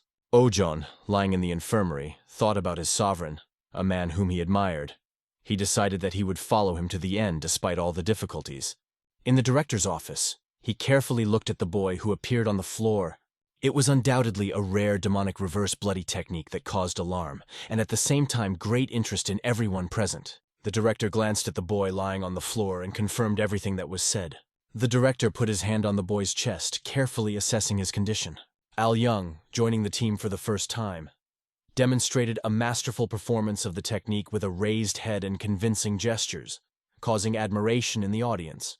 To breathe life into technology and learn all its secrets, Hale Yang finally opened his eyes, feeling a deep surprise come over him. He shouldn't have been there. Memories were like through a veil. The director looked at him carefully and noticed that he finally broke free from the shackles of surprise. However, his surprise did not subside, and he asked the director how he ended up in this situation. He assured that he is on the front line in the battle against the hated Cheon Yo Woon. Sitting in the chair, the director defiantly declared that the right to ask questions belongs to him. The director looked sternly at Yeo Woon and, leaning closer, asked the question. How does Woon know how to operate the reverse bloody demon technique? The director finally realized the scale of his actions and responsibility for them. The director angrily looked at his interlocutor. His face was full of emotions. Ha! Il Myung replied in confusion, assuring that he didn't understand what was going on, as if he wasn't part of the argument. The director did not show up for the games. He had serious intentions. So he focused and concentrated his mana, lifting the object into the air, creating an invisible wave of power. He waved his hand, and an invisible wave of power appeared before his eyes, enveloping everything around with a thin layer of energy, giving a feeling of lightness and ease. He screamed in fright, asking why the director was treating him so cruelly. The headmaster suddenly pulled him towards him, with the help of powerful mana. He felt himself losing control over his own body as he submitted to the great power of the director. His body flew into the air, and his voice broke the silence as he desperately screamed, trying to break free from the invisible shackles of the mighty force. Guards were waiting near the director's office, and the thick walls blocked them from any sounds from the inside. Tisha also knew how to be a formidable guard. He did not stop shouting, believing that his voice would penetrate the thickness of the walls and attract the attention of someone outside. The director sternly warned the boy that all sounds will remain in this room as if they hit an invisible wall. His scream will not reach the outside world, no matter how hard you try. The voice of the 108th cadet remained trapped between four walls, as if these sounds did not even try to break out. The director announced his name and the clan to which he belongs, clarifying that he officially has no ties to other clans. His firmness in his words filled the space with an invisible force. Pointing to the scroll lying on the table, he noted that he was the source of the mentioned information. Examining the information and listening carefully to the director's words, he realized that his hopes were completely extinguished. The director turned to them and remarked that they might consider themselves masters of keeping secrets. However, watching him master the ultimate reverse bloody demon technique that had been lost for decades was a real surprise. When he turned 17, his clan became the object of suspicion. The director looked at him and asked if he objected to the destruction of his ancient clan of swordsmen. Using all the power of mana, he cunningly created a trap that bound the opponent's leg, preventing his movement through the burning corridor. From the sudden jerk of the trap, the boy felt a sharp pain pierce his leg. The director, holding him firmly in the air, persistently demanded confessions, hoping to extract hidden answers. Realizing the futility of his attempts, he gently put his hand on Ha Il-young's neck, keeping his composure. The director, looking closely at him, said that he had already found out. He had passed the information on to the cult. The director said that he knew about a secret clan of sword warriors, part of two shadowy groups. The clan turned out to be a hidden organization that operated in the shadow of sword art. Realizing that it was useless to fight because the director already had all the evidence, he understood that if he was caught, it would not be easy to get out. Now, every step he took was considered risky. So he made a decision to leave this world, refusing to be an unnecessary evidence of his existence. The director, still clutching his neck in his arms, suddenly realized the moment when Ha Ayomyong decided to give up life. The headmaster roared like a captive lion. The boy sat on the floor in shock, looking around at what had happened. As if in a nightmare, he could not believe that he had lost his most valuable possession in one moment. The director did not even imagine that at that moment everything would go awry. The boy accidentally bit his tongue, which made him suddenly change the course of his thoughts. In desperation, the boy tried his best to keep the boy's attention under control. The director came to the conclusion that each of this clan was ready to fight to the end and simply did not surrender to the enemy. Watching the boy, he realized that getting evidence from this clan would not be easy. There was nothing left to help tall El Yang. That evening, at 1800, the participants of the mysterious event began to gather in the spacious dining room of the academy. Chun Yo-won didn't expect that many cadets would start whispering his name when he entered the spacious dining hall. It was unknown what he did to deserve such attention, but the reaction was obvious. An argument broke out in the dining room because no one could remember which of the two entered first. There was already an unbearable commotion in the dining room. Once again, the crowd sought to draw the attention of the young master, ready to do anything to hear his words even for a moment. The young master Eo Bond stopped the crowd with one movement of his hand and called everyone to line up. Eo Bond preferred to watch silently. He understood that demanding attention right now would be inappropriate as the crowd was raging. If only they had something to talk about, their conversation could be heard even through the crowd. The emperor commanded that everyone take their place according to the time of arrival. People realized that there was no other way out and stood in line as if bewitched, feeling an invisible impulse that encouraged them to move in an orderly manner. Bunga's friends always knew that in important moments he showed his best side, deftly coping with the most difficult situations. Rumors spread like lightning, overtaking even their fastest thoughts. There was no doubt Cheon Yo-won defeated the most authoritative instructor and defeated Cheon Yo-chan, who was famous as one of the most glorious fighters. They realized that their master had become one of the contenders for power on a par with Jeon Mu-yoon from the formidable Black Clan. He always attracted attention like a magnet when he was in the center of events. Several cadets, introducing themselves and naming their clans, approached him with an offer of help, hoping to join his adventures. Jeoniovum looked around at the determined cadets eager to join his team. He was filled with pride at their enthusiasm and dedication. He was surprised when he learned that all the cadets were enthusiastic and eager to join his team. He thanked everyone who wanted to join his team. However, important words were still waiting for their time. He was not just conducting a selection, it was something more. He was trying to find true associates of future members of his new demonic cult who would become not only subordinates, but also faithful companions. Even if the journey will be difficult, he is always close to everyone, ready to support. If someone refuses to join the trip, he will have to politely decline the invitation, although his heart will ask to support his friends in the adventure. His former comrades were genuinely proud of how far he had advanced in his abilities. He promised to turn 6 famous clans upside down by changing their appearance forever. He did not intend to be at war with the 6 main clans, but sought to transform the cult itself, making it his life's work. However, he still lacked the support that other clients enjoyed. How long could he resist without help? Several cadets got up, repented, and quietly left the premises. There were few desperados left, and it was impossible to accuse them of retreating. Despite the difficult circumstances, Chihong Yo-won felt contented. After all, many cadets remained in place without getting up and without leaving the scene. Slowly, the cadets began to get up. Each of them introduced themselves and confirmed their presence as if waking up from a long nap. Many people were eager to join this exciting journey. Master Cheon Yo-won was called out loudly, drawing his attention. Cadet 77 immediately recognized the voice that sounded, attracting the attention of his master. Cadet 77 raised his hand, asking if he would be allowed to speak with the owner beforehand. Cadet 857 saw this imposter who wanted to take her place.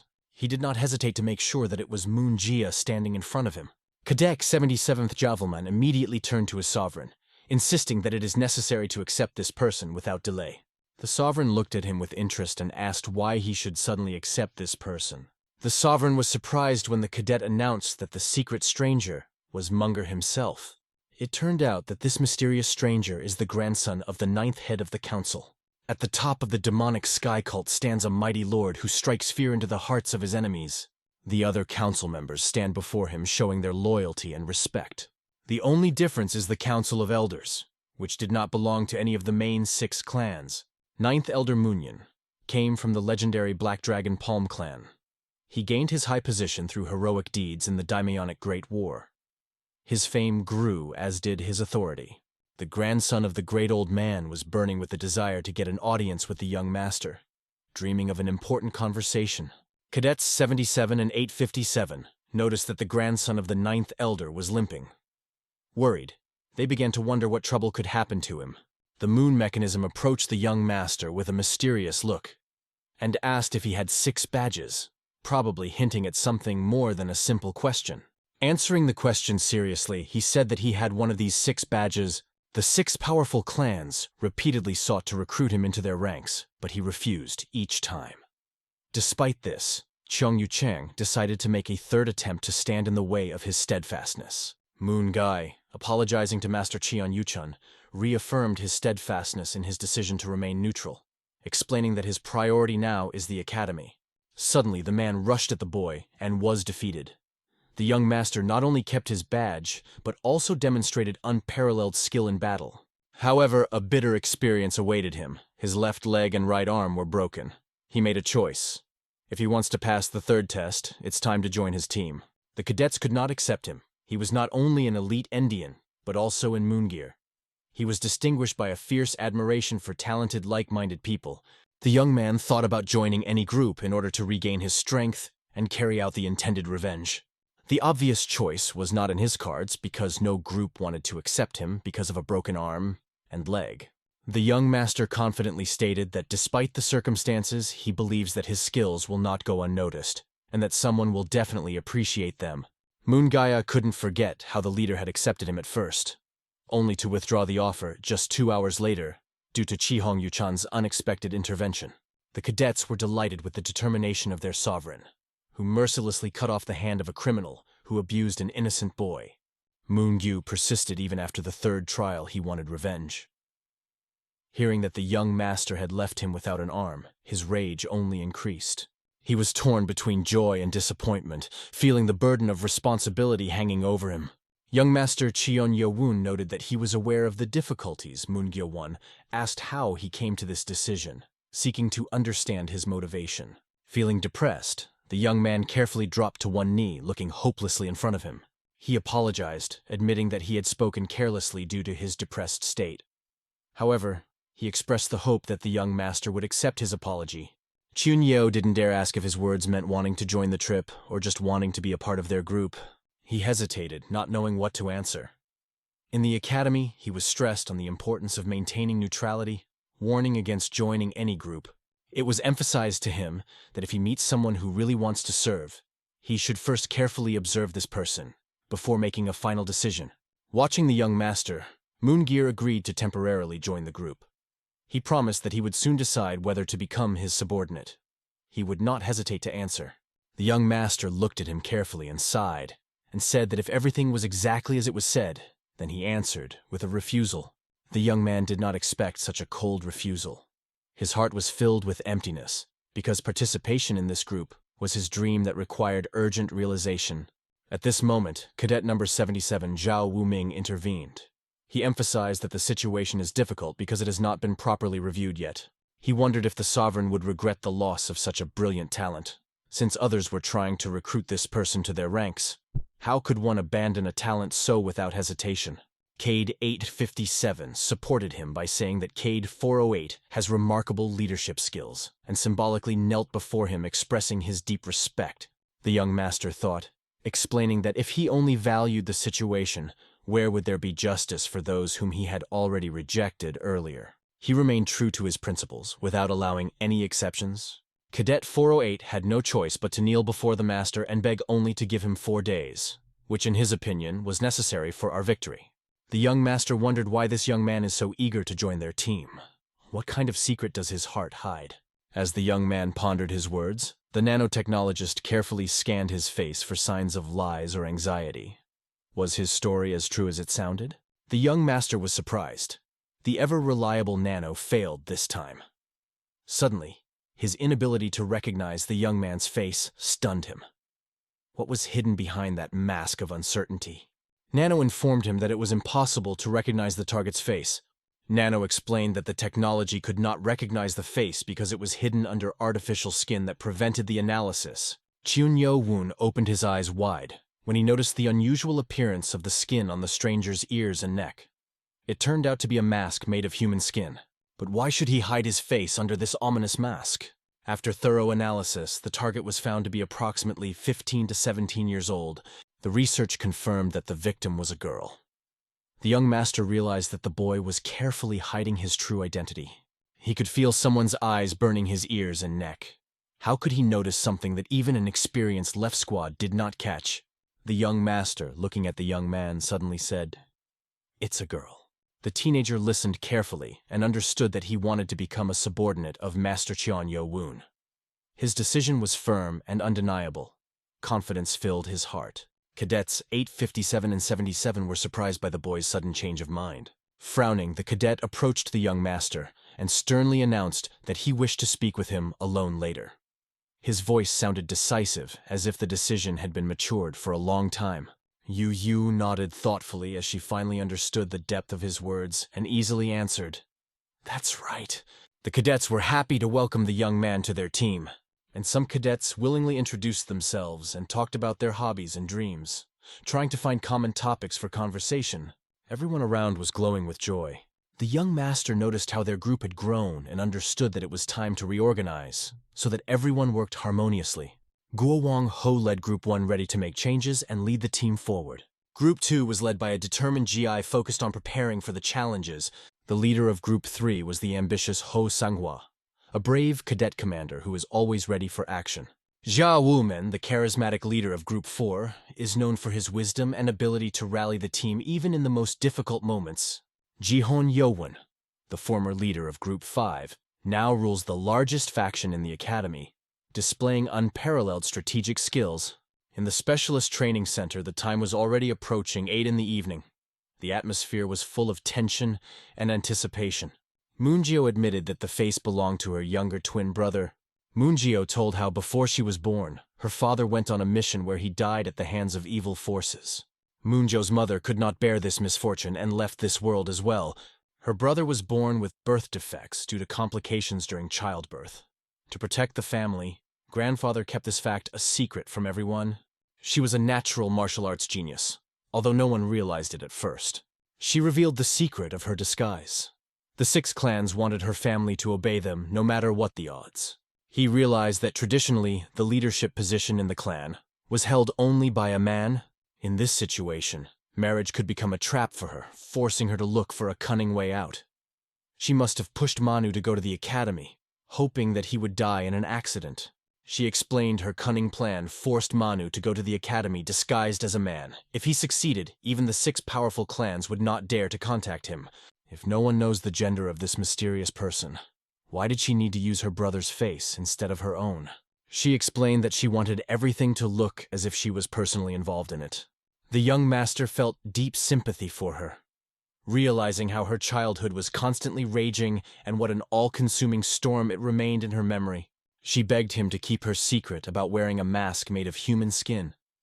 Realizing how terrible the secret was, he promised to find out if her voice had changed.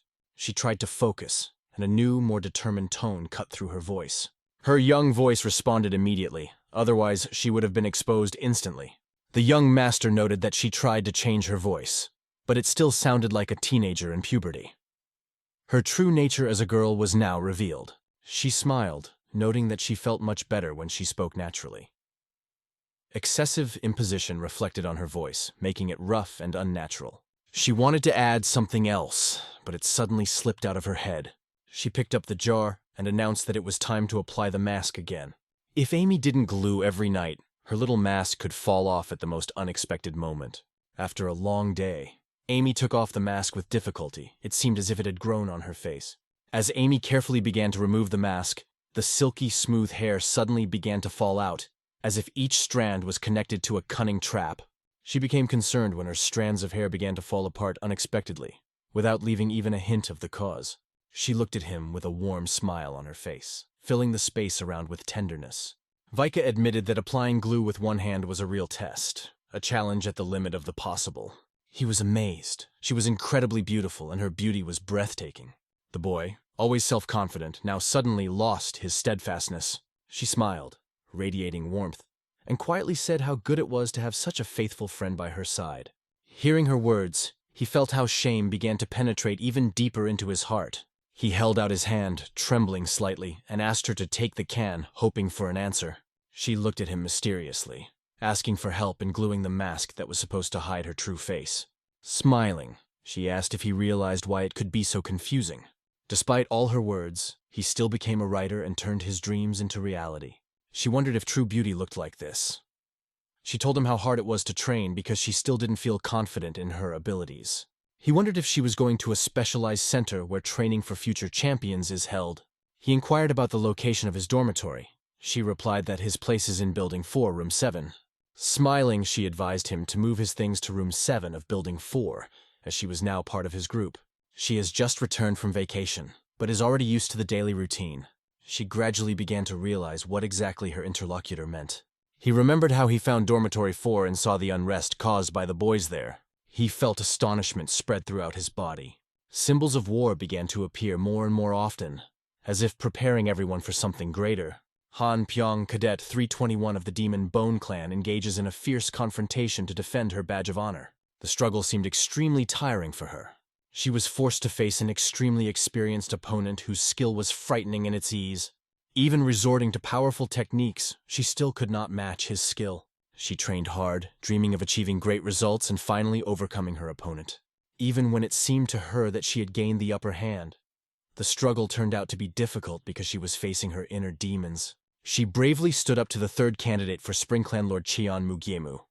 Her determination and inner strength were unwavering despite the trials. He possessed incredible strength and aggression, like a storm that sweeps away everything in its path.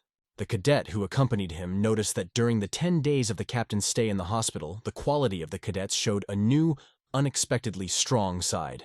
When its owner turned 60 years old, a miracle happened thanks to the magical healing balls. The master sharply ordered the cadet to go forward, because now with the received badges, their path acquired new meaning and importance. He wanted to defeat the beast. In order for this to be possible, he had to strengthen his skills to the level where defeating such monsters would become a simple matter. In the Academy Dormitory, Building Number 4, Room 7 becomes a special base for Cheon Yo-woon's group. Cadet 408 stood at the entrance proudly greeting the young dormitory master and acknowledging his authority in this part of the academy. Although it displeased him, he knew that she would never be seen there with a mask. Holding towels, the cadets confidently headed to the bathing place, discussing the exciting adventures that awaited them. He felt how disappointment was squeezing his heart because he could not keep his pride and self-respect. The girl immersed herself in the book. Her eyes sparkled with curiosity. The master carefully watched her, analyzing her enthusiasm. The group gathered, considering who would be the first to enjoy the steam. Everyone wanted to feel the warmth on their own skin, and the choice became more and more intense. He focused his gaze on her and asked in a worried voice if everything was okay. She assured him that everything was fine, although these feelings had already appeared before. Tired of the objections, she advised him to also freshen up and take a bath. Concerned, he was surprised to notice with the help of a nanometer that her temperature suddenly jumped. She pretended that everything was normal, but every look into his eyes seemed too heavy. He thought that it was worth introducing rules of behavior for boys so that the room became a little less relaxed and a little more disciplined. Cheon Yo-woon and his subordinates walked towards the main building. They were waiting for an important moment to be officially recognized by the leaders of the trial by presenting their badges. After a hearty breakfast, several cadets gathered in the desert field behind the dormitory. Hyo Mayong informed the master that after becoming a leader, he intended to teach his comrades the art of the 7 swords. Kate 857 nodded in agreement, realizing that the monarch was already focused on training his warriors. Chun Yo-won realized that his comrades were talking as if they were truly concerned about his welfare and safety. He realized that these two had already made a bet as to which of them would teach him last. It turned out that their caring interest had an ulterior motive of teacher competition. Other cadets were also eager to implement their own teaching methods, turning each lesson into a real show of innovation. Mr. assured that everything is in order and gave the students the freedom to do what they want. He knew very well that students compete with each other, trying to prove their superiority. He believed that healthy competition will contribute to the development of each student. Some leaders lacked a team and constantly complained about the lack of participants. Dreaming of stronger support for their ambitious goals, they wanted the young master to take on the responsibility of training their members as the team was still far from complete. Cheon Hyo-won wondered how other leaders desperately needed new members. However, some of them avoided discussions by withdrawing into themselves and refusing support. So the mentor decided to unite the cadets and proceeded to teach the exquisite technique of the 7 swords. Gio watched with interest as his mentor demonstrated the mastery of the 7 swords technique to the cadets. She did not believe that a capable young master would understand each of them. There were extremely many of them. Everyone was excited with hope, because finally the time had come to master the martial arts under the guidance of the legendary Master Salvin. Master Salvin, despite his excitement about the first lesson, decided to start with confidence. Confident that his knowledge will be useful to young students. He announced that he would first show them a slow demonstration, stressing that the most important thing was to watch carefully. He began the demonstration by mastering the basic movements, encouraging everyone to observe carefully because it is observation that opens new horizons of mastery. She confidently took on all tasks, becoming a jack of all trades. Her skills were so mesmerizing that even her hair seemed perfect, causing delight in everyone around her. Cadet 408 thought this was incredible because she spent 57 days under arrest. Cadet 408, despite all the difficulties, managed to achieve the almost unattainable to perfectly perform a complex technique that even experienced masters admired. And so he continued his impressive show, demonstrating incredible skill in martial arts. After completing his impressive show, he addressed the audience. "I hope you understood everything." His voice echoed with challenge in his eyes, waiting for an affirmative answer. He promised that he would help each of them master the technique of 7 swords. Some believed that the leader would teach them personally and could not believe it. This incredible opportunity did not happen every day. It was a real miracle. One of them excitedly asked impatiently who would risk challenging fate and be the first. The young master curiously asked what they were striving for. The task required speed and coordination, because it would take an infinite amount of time to complete it alone. His hair looked slightly depressed, as if it reflected the sad thoughts in his head. The young master did not have time to step over the threshold when inquisitive servants gathered around him, peppering him with questions that did not allow him to breathe. They gathered around him like ants, trying to understand why everything that was happening could not be understood immediately. He and his allies focused on performing a special move of the demon sword technique. The cadets were overcome with curiosity and thought about how to implement the complex technique, Demon Sword.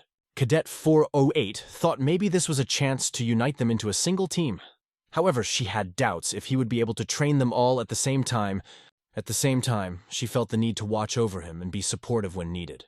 One of them decided to try to act alone. He seethed with anger and insisted on the immediate application of the first technique. He ordered the nanotechnology to initiate augmented reality by following the information in learning mode, and immediately notify if anyone makes a mistake. Nano actively trained a group of 17 people, introducing a special training regime for them. They mastered the technique of the 7 demon swords, improving their skills and going to become masters of the martial art. He ordered them to start training with the first technique of the first sword in an effort to see their potential. Worrying that everything was going great, Dead 408 gradually realized their mistakes.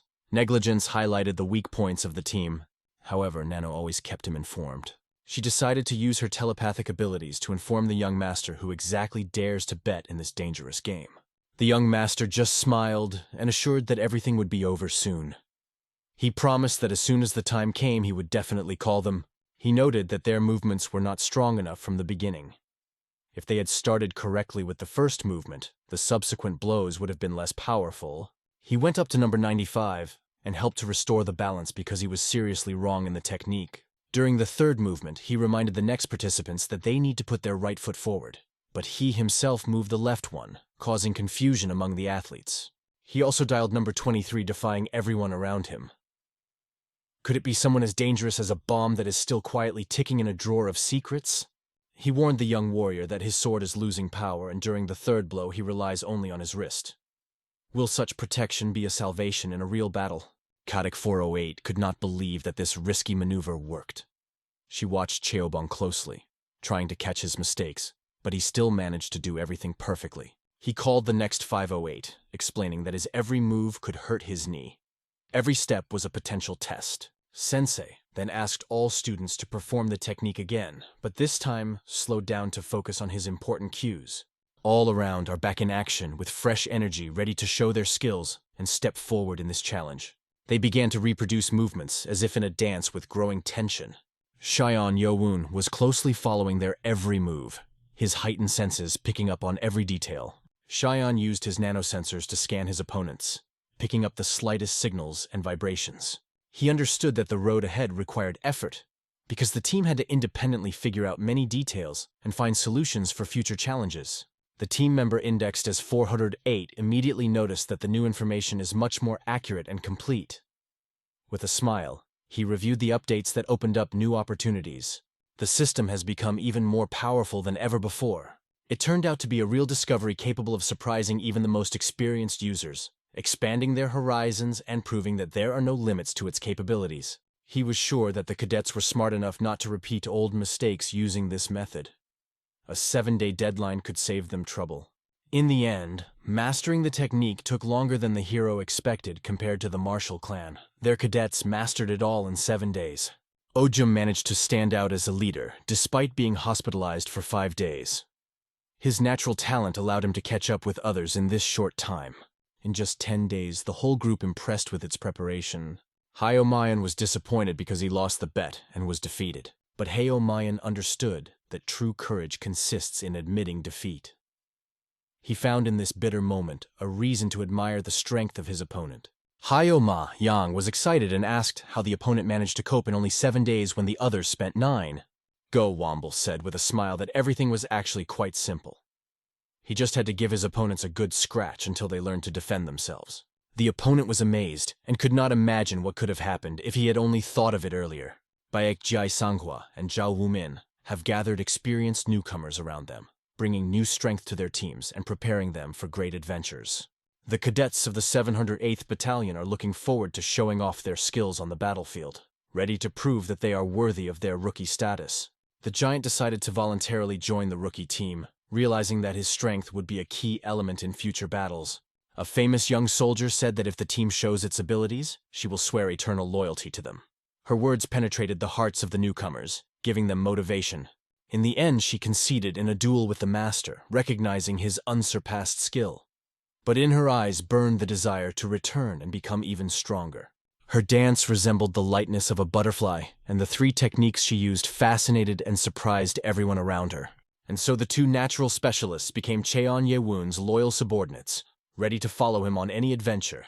During these 10 days, Wanhol and Ho Sanghwa became Cheon Ye-woon's indispensable allies, unconditionally following him on any adventure. Those who used to study diligently have now turned into real-born specialists. Cheon Ye-woon expressed his sincere gratitude and congratulations to everyone for their brilliant achievements. Cheon Ye-woon's disciples proudly hailed him as their wise sovereign, feeling deep gratitude for his guidance and support. Guo Wangol admitted that he still had a lot to learn because this was his first sword. He had to work hard on himself so as not to become a burden to others. The dialogue raised a wave of doubt among several listeners. One of the cadets who decided not to intervene thought that Baek, Ji, Gy, and Mugi would be the best for the first sword titles. Some believed that the master supported the choice of a colleague for the role of the first sword for a reason. This decision had the potential to change the course of events. Others believed that in order to obtain the title of warrior, he must first pass the path from the second to the third sword. Cheon Ye-woon closely observes the course of the heated debate surrounding strategic locations. Shai realized that now that a large group of servants had gathered around him, the perfect moment had come to form a clear hierarchy of power. In a world dominated by the cult of power, loyalty held a significant place. But without a clear hierarchy, it was difficult to maintain control over many servants, and now they had a chance to establish it. It was believed that a clear hierarchy was necessary to control people. However, the 3rd test was already on the horizon, and there was a risk of getting injured during a fierce duel. He paused thoughtfully for a moment, watching the cadets heatedly argue with each other. Suddenly, he raised his hand, ordering everyone to shut up. His look was decisive, and everyone understood that he had something to say. He stated that he heard them, and would use this opportunity to establish a clear hierarchy. He solemnly announced that he would choose 6 of the most worthy to whom he would hand 6 swords, symbolically equalizing them in rank and power. Cade 52 turned to the sovereign, trying to find out why exactly 6 swords were chosen. The sovereign explained that after completing the training, a battle with 6 clans would await them, and it was the 6 swords that should lead the attack against the enemies. Some of the cadets felt uneasy. Some of the cadets were afraid that they would have to face 6 different clans in order to obtain the 6 magical swords. They believed that this would only complicate the situation. He added that winning the title is only part of the business. Annual competitions will determine the strongest, and only he will have an honorary title that can change the owner. Baek Ji-I firmly believed that victory in aerial combat would provide him with power that would be unchallenged. Their time is coming to an end. The 6 clans that have been clinging to power will soon lose their leverage. The Lord's influence promises to change everything beyond recognition. Jeon Yoan decided the 3rd trial would require courage and skill. He announced that only experts of Nate and above could continue the journey. The crowd fell silent, not daring to deny the chairman's decision to choose the best. Will anyone dare to challenge fate? When the chairman was about to announce the name of the chosen first sword, suddenly Baek decisively intervened, suddenly interrupting his speech. Baek Ji-I firmly believed that even among the 6 swords, there should be a clear hierarchy. Cade 52 was sure that when choosing swords, everyone's abilities should be decisive. John Yo-woon rated the argument as beneficial. It's better to figure things out now than to get hurt, or rely only on the 3 stars' basic techniques. Cadet 408 from the Black Palm Dragon clan, feeling the burning pain of the wound, expressed his desire to continue the journey regardless of the obstacles. The others felt disappointed, because they really wanted to compete with him. However, he only smiled slightly, noting that the battle is possible next year. Meanwhile, one of the people present came forward, confidently removing the upper part of the kimono, demonstrating his strength. The girls became worried when they saw this, feeling the growing tension in the air. Guo Wang-ho proudly showed off his muscles, enjoying the attention.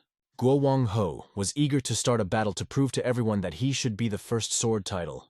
Baek Ji-I stared at his opponent in surprise, trying to understand why he had to take off his shirt for the match. Howl, baring his torso, boldly challenged the girls to a fierce duel, radiating confidence and determination. His gesture added intrigue and seemed to push the action to a climax. To them, he seemed arrogant and self-confident as a muscular young man. The 3 competed for the title of the first sword. The battle raged. The sharpness of the blades flickered in the air, creating a frenzied kaleidoscope. Each participant deployed their skills to the fullest, trying to outdo the others. The tension was felt in every movement. Jam of the Westgate clan, despite his shyness, felt doubts about his abilities. He did not expect to surpass Mun here, but he was determined not to let his opponent underestimate him. Baek from the Gentle Kick clan, throwing a challenge into the air, declared that he was ready to give his opponent the honor of making the first move. Gentle Kick confidently said that waiting for the right moment for the opponent would be the right decision. He suddenly went on the offensive, demonstrating his fighting prowess. The 2 brave girls continued to compete with Cadet 857. Their movements were swift and graceful like a dance on the battlefield. Overcoming a strong opponent seemed like a difficult task. But suddenly, as if by a secret signal, they turned their weapons against each other, and the fight broke out from within.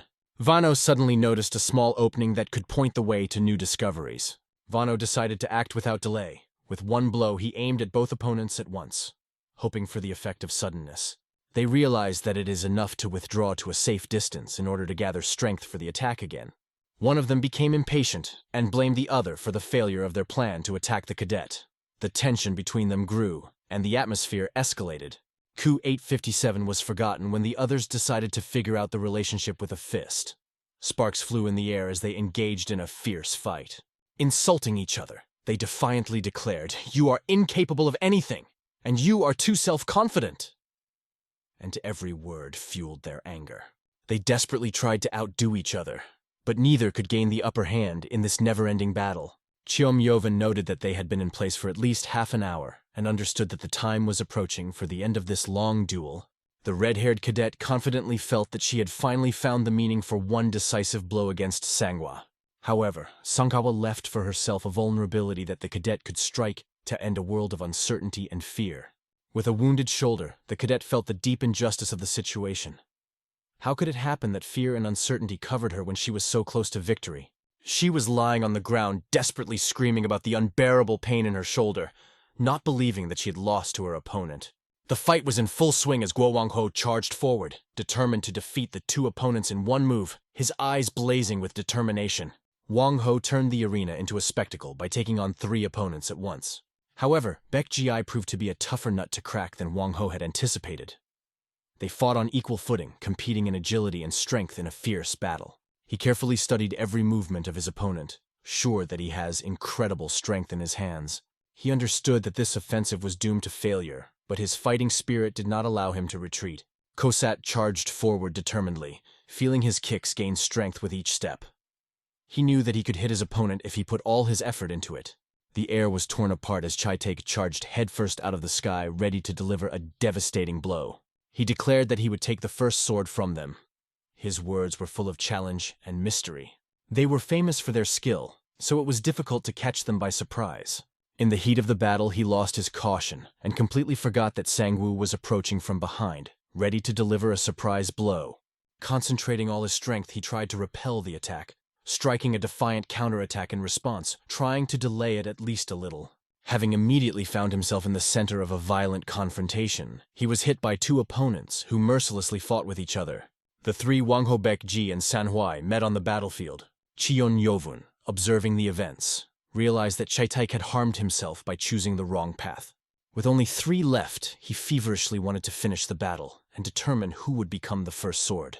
Guo Wanto once again challenged the two opponents ready for the final match for the title of the first sword. It took a little longer than expected.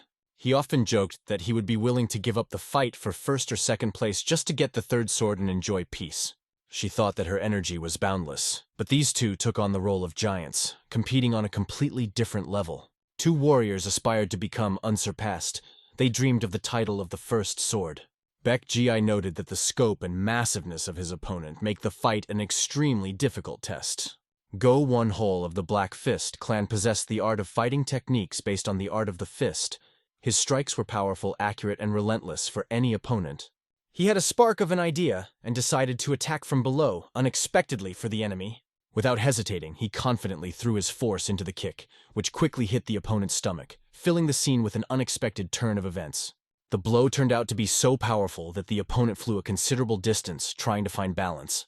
Baek-ji tirelessly pounced on the opponent, leaving him no chance to rest. The back remained unmoved, focused on relentlessly throwing punches, determined to seize victory in his hands. His blow threw the opponent a considerable distance as if blown away by the wind.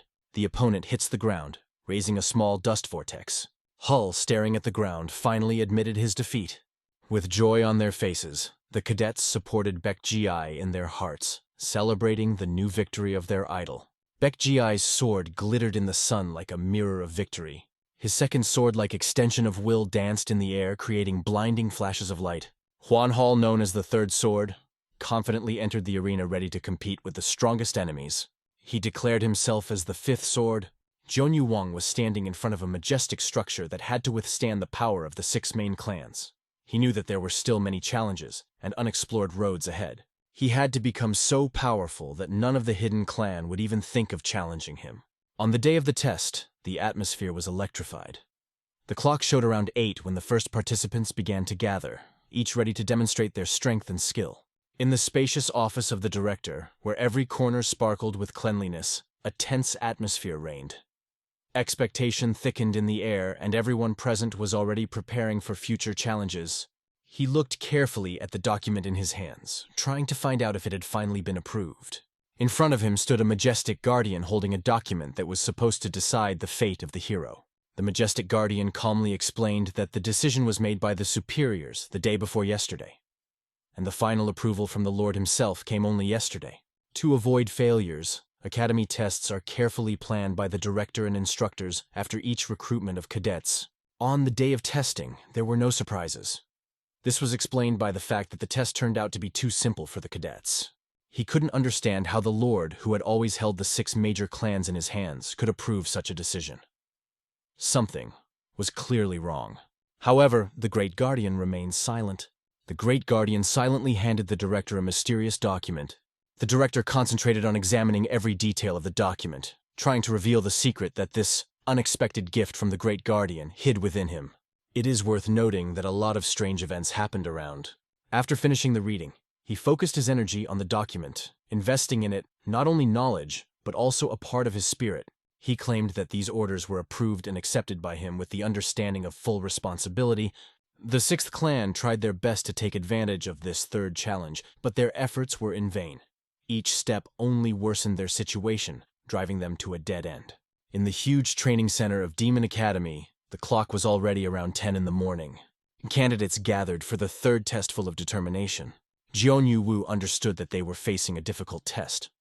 Despite this, their confidence did not waver. They intended to master the 7 swords martial technique. This was quite unusual, because usually always punctual instructors were already 15 minutes late without showing any signs of their arrival. He heard a characteristic noise and after a while saw them quickly approaching him. But through the chaos, he managed to see that a new hope had appeared. They brought a group of people who looked like prisoners driven from different parts of the world. He noticed something unusual. The prisoners found themselves on the territory of the third test, which seemed very strange. The director asked how well they had prepared for the exam in the past 20 days, trying to assess the degree of their progress. Before the test, it became clear that it was necessary to urgently inform the participants about the latest changes. This was a surprise that added even more excitement to them. Almost everyone froze in shock. The instructors eagerly took out several swords from the box, throwing them on the ground, increasing the atmosphere of tension and anticipation among the surprised students. The cadets were told that the sabers were wooden, but when they checked, it turned out that they were holding real blades. The director explained that the test initially consisted in the victory of the instructors with the help of a demonic sword. And even with the new conditions, the challenge remained the same. The enemies still had to be defeated. The opponents were prisoners who stood in front of them chained in chains. They were members of the Martial Arts Alliance, steadfast guardians of justice. To complete the test, they had to perform an execution. This would be their first real battle and a chance to test their skills. The director emphasized that the enemies in case of defeat will get freedom, so they will fight with all the desperation they have. Jeon Yewon looked to the side and saw how fear was binding all his cadets. They were terrified as they realized that the battle was coming and their hearts were beating wildly with fear. Their spirits quickly soured, but it was unwise to blame them. Now they had a choice but to fight to the last breath. They were announced about the start of the competition as part of the Kadeki 700 Sanachak group. The instructors warned the prisoners to be quiet as it was time to release their blocked pressure points. The prisoners felt the rustling of the fabric disappear from their faces, and the world gradually returned to their eyes, while the sacks that had hidden the world from them for so long were removed from them. The headmaster loudly announced to begin without delay. The director was in the center of attention, surrounded by noisy cadets from all sides, as if by a magnet, attracting their curiosity and views. The cadets were confused. They were overcome with excitement. Some even felt the fear that permeated their views. The prisoner fearfully agreed because he was threatened with punishment for refusing. He was promised freedom if he completed the task, but he could not join the battle because his opponents were just ordinary children. The third formation, known as Samachak, was immediately activated by order. The cadets began to act promptly, demonstrating coordination and training. The prisoner is overcome with fear, because the children seemed to recognize this situation not as a joke, but as a real threat. Cheon Il-woon observed with observant attention as the participants stood facing each other. It was obvious that their potential to master the new technique was impressive. The fight between the cadets and the captive flared up as fast as lightning. Each of them tried to show their skills, and the captive responded like a tiger in a cage. He was caught off guard when several blades cut through the air. He barely had time to dodge the barrage of attacks that rained down on him from all sides. His muscles seemed to be strained to the limit, and this held him back. His movements became clumsy, and his opponent's attacks found their target more often than he could dodge. The group saw an opportunity to counterattack and quickly formed a new battle formation. However, the plan gave way as their sophisticated formation crumbled under the pressure of the sudden threat. This opened up an opportunity for the prisoner to notice new opportunities that appeared in the chaos. The prisoner noticed how the chaos opened up new perspectives for him. The time for action had come, and he decided that now was the time to strike his first blow. However, the cadets shuddered with fear. They closed their eyes as if trying to avoid the inevitable defeat that was looming over them like a thunderstorm on the horizon. However, the prisoner froze in indecision, and his attack suddenly choked. His hand froze. The blade hung a millimeter from the cadet's neck like an arrow stopped by an invisible force. Jeon Yewon caught the moment when the cadet hesitated. As soon as the memory flashed through Jeon Yewon's mind, the cadets sensed a chance. They instantly began to translate the acquired knowledge into reality like a single coordinated mechanism. Their eyes radiated panic, fear, and pain, reflecting the storms inside. Such direct contact was their first test. The prisoner suddenly became emotional, his eyes filled with tears. He felt a strange relief, as if his feelings were finally satisfied. Remorse raged in his soul for these childish fights that demanded to become a part of the past. He was defeated and found himself on the ground, feeling the weight of his own powerless anger. Several cadets were unable to fully recover from the ordeal. Other cadets who only watched the tests went crazy with emotions and decided that this spectacle was a real triumph. One of the cadets, noticing how the captive was hesitating, was stunned. However, all of them, overwhelmed by emotions, could not stop the dangerous game and continued the fight. Their numbers sounded in the air, signifying that they had successfully passed the test.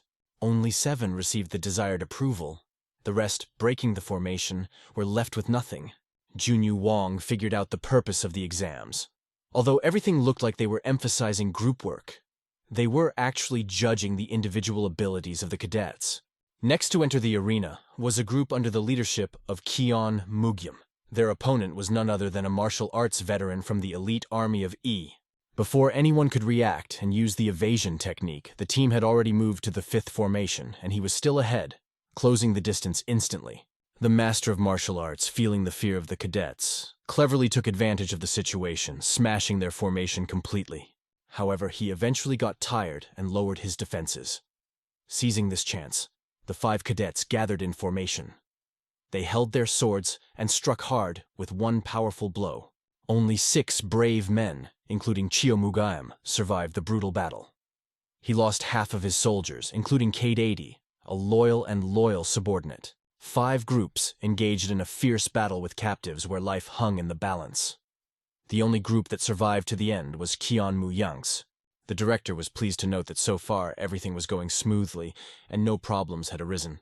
The director carefully noted that they could achieve significant results if everything was more organized and everyone performed their role without delay. She was already behind like a shadow that follows you relentlessly. Maybe they thought they were sleeping in an eternal dream. 2 candidates had already had their hands cut off, and the third had no jaw at all. He wanted to finish the fight faster, so the opponents tried to act wisely and carefully. He wanted to change the trend of the battle, but his brain was burning with an unusual plan that could bring an unexpected victory. Group 7, led by Chaeyon Yulwoon, entered the arena next, stoking the fire of the competition with new passions. The cadets held their breath from fear and excitement, because their opponent was to be a dangerous prisoner who instilled terror in each of his enemies. He had not yet released his pressure points, but he was already radiating a powerful and sinister aura. Nothing about him resembled a defender of justice. The cadets both longed to see him and felt anxious. However, Jun Yo-woon noticed something unusual. Unlike the others, this prisoner was looking somewhere as if he was looking for something or someone. What could this mean? At that moment, the words of one of the instructors with whom he had previously had fights entered his consciousness. They sounded like a warning. Be careful. He felt suspicious when the test was suddenly changed at the last minute. The directors, upset by the situation, ordered to start. Just as before, the prisoner again found himself in the center of events, feeling a loss of control. The cadets surrounded him, forming a wide formation, as if not giving the opportunity to escape. He was not like other prisoners. He instantly established himself, although he was in no hurry to attack, keeping calm. She decided not to take any chances when it came to Yewon. He has already asked them to create a new 4th team. Soon, Yewon noticed that the prisoner was just steadfastly looking into his eyes, silently measuring him with his gaze. He beamed with joy when he finally found what he was looking for. Having received a clear order to form the 4th formation, the cadets quickly lined up ready for a decisive attack. However, the only person the prisoner really wants to see is hiding behind the gray shadows of his soul. It was John Yao. The prisoner easily avoided the blows of the cadets, as if concentrating his whole world on something invisible inside him. The cadets felt a sense of anxiety. They realized that the attacks of this prisoner were completely unpredictable and dangerous. They decided to go all out even though they were aware that they were facing an extremely dangerous opponent. The prisoner's face was always adorned with a sinister smile. He easily impressed several cadets at once by demonstrating his power and ruthlessness. The situation became more and more tense, which worried even the instructor because the prisoner had already broken 2 sabers with his powerful strength. The senior instructor looked around in surprise, not understanding who this mysterious prisoner was. His skills clearly went beyond the qualifications of an ordinary specialist, which caused some anxiety. The cadets could feel the air around them, thickening from the tension. They knew something was wrong. The instructor shouted decisively, ordering the testing to be stopped immediately. The instructor was aware that if the enemy possessed martial arts, the situation could end catastrophically. he decided to quickly order Xian Il-woon's group to retreat immediately without hesitation. Meanwhile, the prisoner furiously attacked the cadets as if he had no intention of leaving any of them standing. His blows began to pour down like a downpour, leaving no chance for the cadets to rest. The training of his movements was perfect. Every cadet who dared to approach was instantly sent back if he came close. He got so excited that he even threw one of the cadets directly at the instructor who was trying to stop the competition. The most experienced instructor realized that even his skills did not allow him to hold this prisoner. The force seemed to leave him, and it became clear that the confrontation was becoming more and more desperate. The instructor, exerting all his strength, managed to catch the cadet thrown in the air, demonstrating excellent skills and determination. All the cadets began to recognize that this ominous technique actually had the opposite effect. A prisoner under the influence of this ominous technique admitted that the removal of distractions strengthened his determination to face challenges and fight them with full force. John Yo-woon mustered all his courage to meet his opponent with dignity. Setting himself up for a decisive battle and feeling invulnerable, the prisoner looked at him intently, not believing what they say about this guy as a connoisseur of nature. How can he be an expert with such a clumsy appearance? Instead of showing fear, he met his critics calmly and confidently. Cheon Yi-woon looked at this man, convinced that he would become his new target. The prisoner, like an angry animal, attacked cadet number 7 with a mad dash. The other cadets were filled with horror as they saw the danger looming over their leader. The captive rushed at the opponent with all his might, leaving no chance for rescue. Cheon Yi-woon watched the chaos on the battlefield, seeing it as a noisy mess. For a moment, Cheon looked into the eyes of his opponent, reading in them determination and steadfastness, as if trying to penetrate his thoughts. He has already decided what blow he will inflict on the opponent, considering his actions and waiting for the right moment to attack. His body comes to life when the nanomachine turns on its power. His movements gave off a mysterious harmony as he performed the first heavenly demon sword technique, as if he was merging with the very air around him. Having finished his blow, the prisoner fell powerlessly to the ground, feeling the life slowly drain from his broken body. The audience, in particular the cadets of his group, were captivated by his performance, holding their breath from what they saw. The third candidate for Lords was distinguished by his particularly creepy appearance, which left an impression of fear in the hearts of viewers and participants. Yo-woon noticed that the prisoner's skin was surprisingly hard, catching his attention and making him think about the reasons for such an unusual phenomenon. He paid attention to his veins, which clearly showed on the surface of the skin, as if emphasizing the hidden power inside. Despite the loss, the monster rose from the ground, filled with an unwavering determination to avenge his failure. Now his figure seemed even more powerful and his eyes burned with rage, making him even scarier than before. He cleared his throat, and this scream turned into a powerful sound attack that cut through the air like a sharp sword. This became a test for the cadets, giving them an unexpected blow. Xiong Yewon instantly realized that the enemy screen was emitting a powerful sound wave of variable frequency. Without delay, he activated the emergency protection. The prisoner was amazed his opponent proved resistant to the lion's roar, despite the fact that anyone else would have fallen from such a powerful sonic attack. It seemed that the lion had to be stopped immediately. Seventh challenged him with a smile, claiming that he would be able to speak further only if he survived the next blow. That insane prisoner rushed with unbridled fury at the cadet, trying to get him out of the way. In the fierce confrontation between the monsters, an unexpected guest appeared. An acquaintance of Cheon Yewon from the past or the future. His intervention made everyone hold their breath. The unexpected guest instantly attracted everyone's attention, forcing Yewon to focus on the present. Teacher John Ye-woon appeared in the room. He stopped abruptly next to the prisoner with a menacing expression on his face, thundering, "How dare you touch my student!" The prisoner looked indifferently at the new arrival. His goal remained unchanged to fulfill what he had set out to do. He resolutely approached his master, radiating danger with every step. Jonyo decided to remain silent, not intending to reveal any secrets to his master. Everyone knew that this man was extremely dangerous, and no one dared to approach him without guards. However, the master only smiled. He knew he had a meeting with the prisoner whom he himself invited. The host easily hit him as if playing, and yet the prisoner felt this blow with all its force. The prisoner fell heavily to his knees. Dust was scattered on the ground from the force of the blow, which still echoed with pain in his body. After a powerful blow, the hero lay heavily on the ground, feeling how pain penetrated his whole body. The force of the blow was such that even the surrounding ground fell into silence. Jeonyu-wum realized how his master broke the painful control, severing the bonds instantly and mercilessly. It seemed like a graceful butterfly dance performed by a great master. The prisoner lay powerless on the ground, unable to move. The last hope flickered in his eyes, and he decided to rely on the only chance he had left. However, when he tried to carry out his plan, the master of the Cadet Corps No. 7 appeared as if from nowhere and resolutely stood in his way. Master deftly maneuvered to stop the destructive movement of mana, thereby saving the enemy from self-destruction. Zhang pointedly asked who this daredevil was that allowed him to seek death in a duel. Zhang immediately went on the offensive, preparing a powerful blow capable of knocking anyone off their feet. Having lost consciousness, he would no longer be able to repeat such an attempt again. After a powerful blow from James, the prisoner fell to the ground, losing consciousness. James glanced at the headmaster and asked if he was wasting too much time on those innocent fish in this complicated game. The director moved his eyebrows in displeasure, his face showing clear irritation at such an intervention, calling him an irreconcilable drunkard, which only made the director's impatience grow stronger.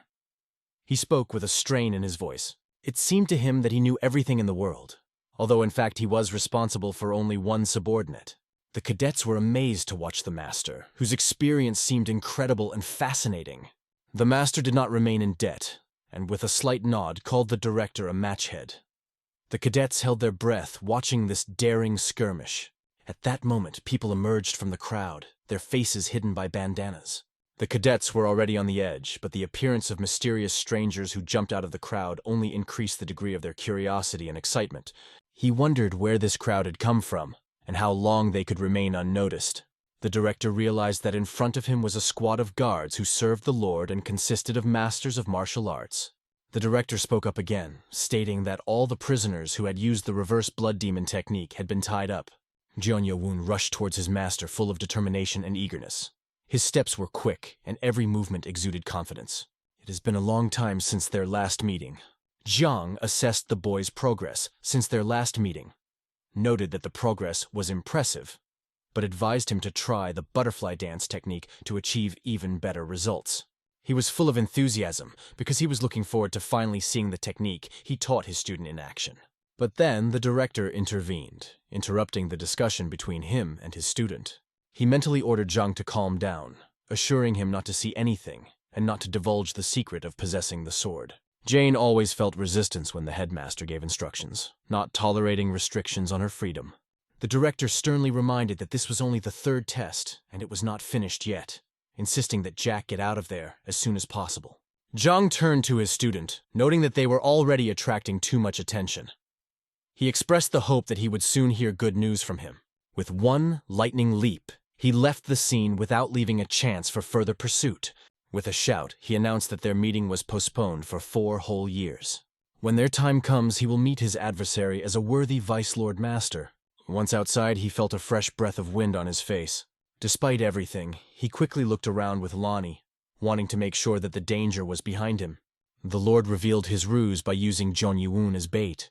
This made everyone wonder if he only sees his son as a pawn on the chessboard. Feeling sorry for the lost moments, he realized that he had missed so much while hiding. He noticed that the reception was strangely similar to the technique of the demonic heavenly sword, which made him wary. This red-haired thief seems to have known something that could testify to the action of the Lord's power. The red-headed thief felt that he would learn more if he continued to follow, especially if his interests were related to Chio. A new revolution seems to be brewing next year. He understood that it was time to put an end to some unfinished business. After that, he resolutely went to the place where his sword was kept. The cadets were worried about the fate of Chio, who had been abandoned by a prisoner. However, he assured them that thanks to the support of Instructor Ho, everything was fine with him. Jeonyu was surprised at their courage. They dared to attack him in broad daylight in front of the Guardian.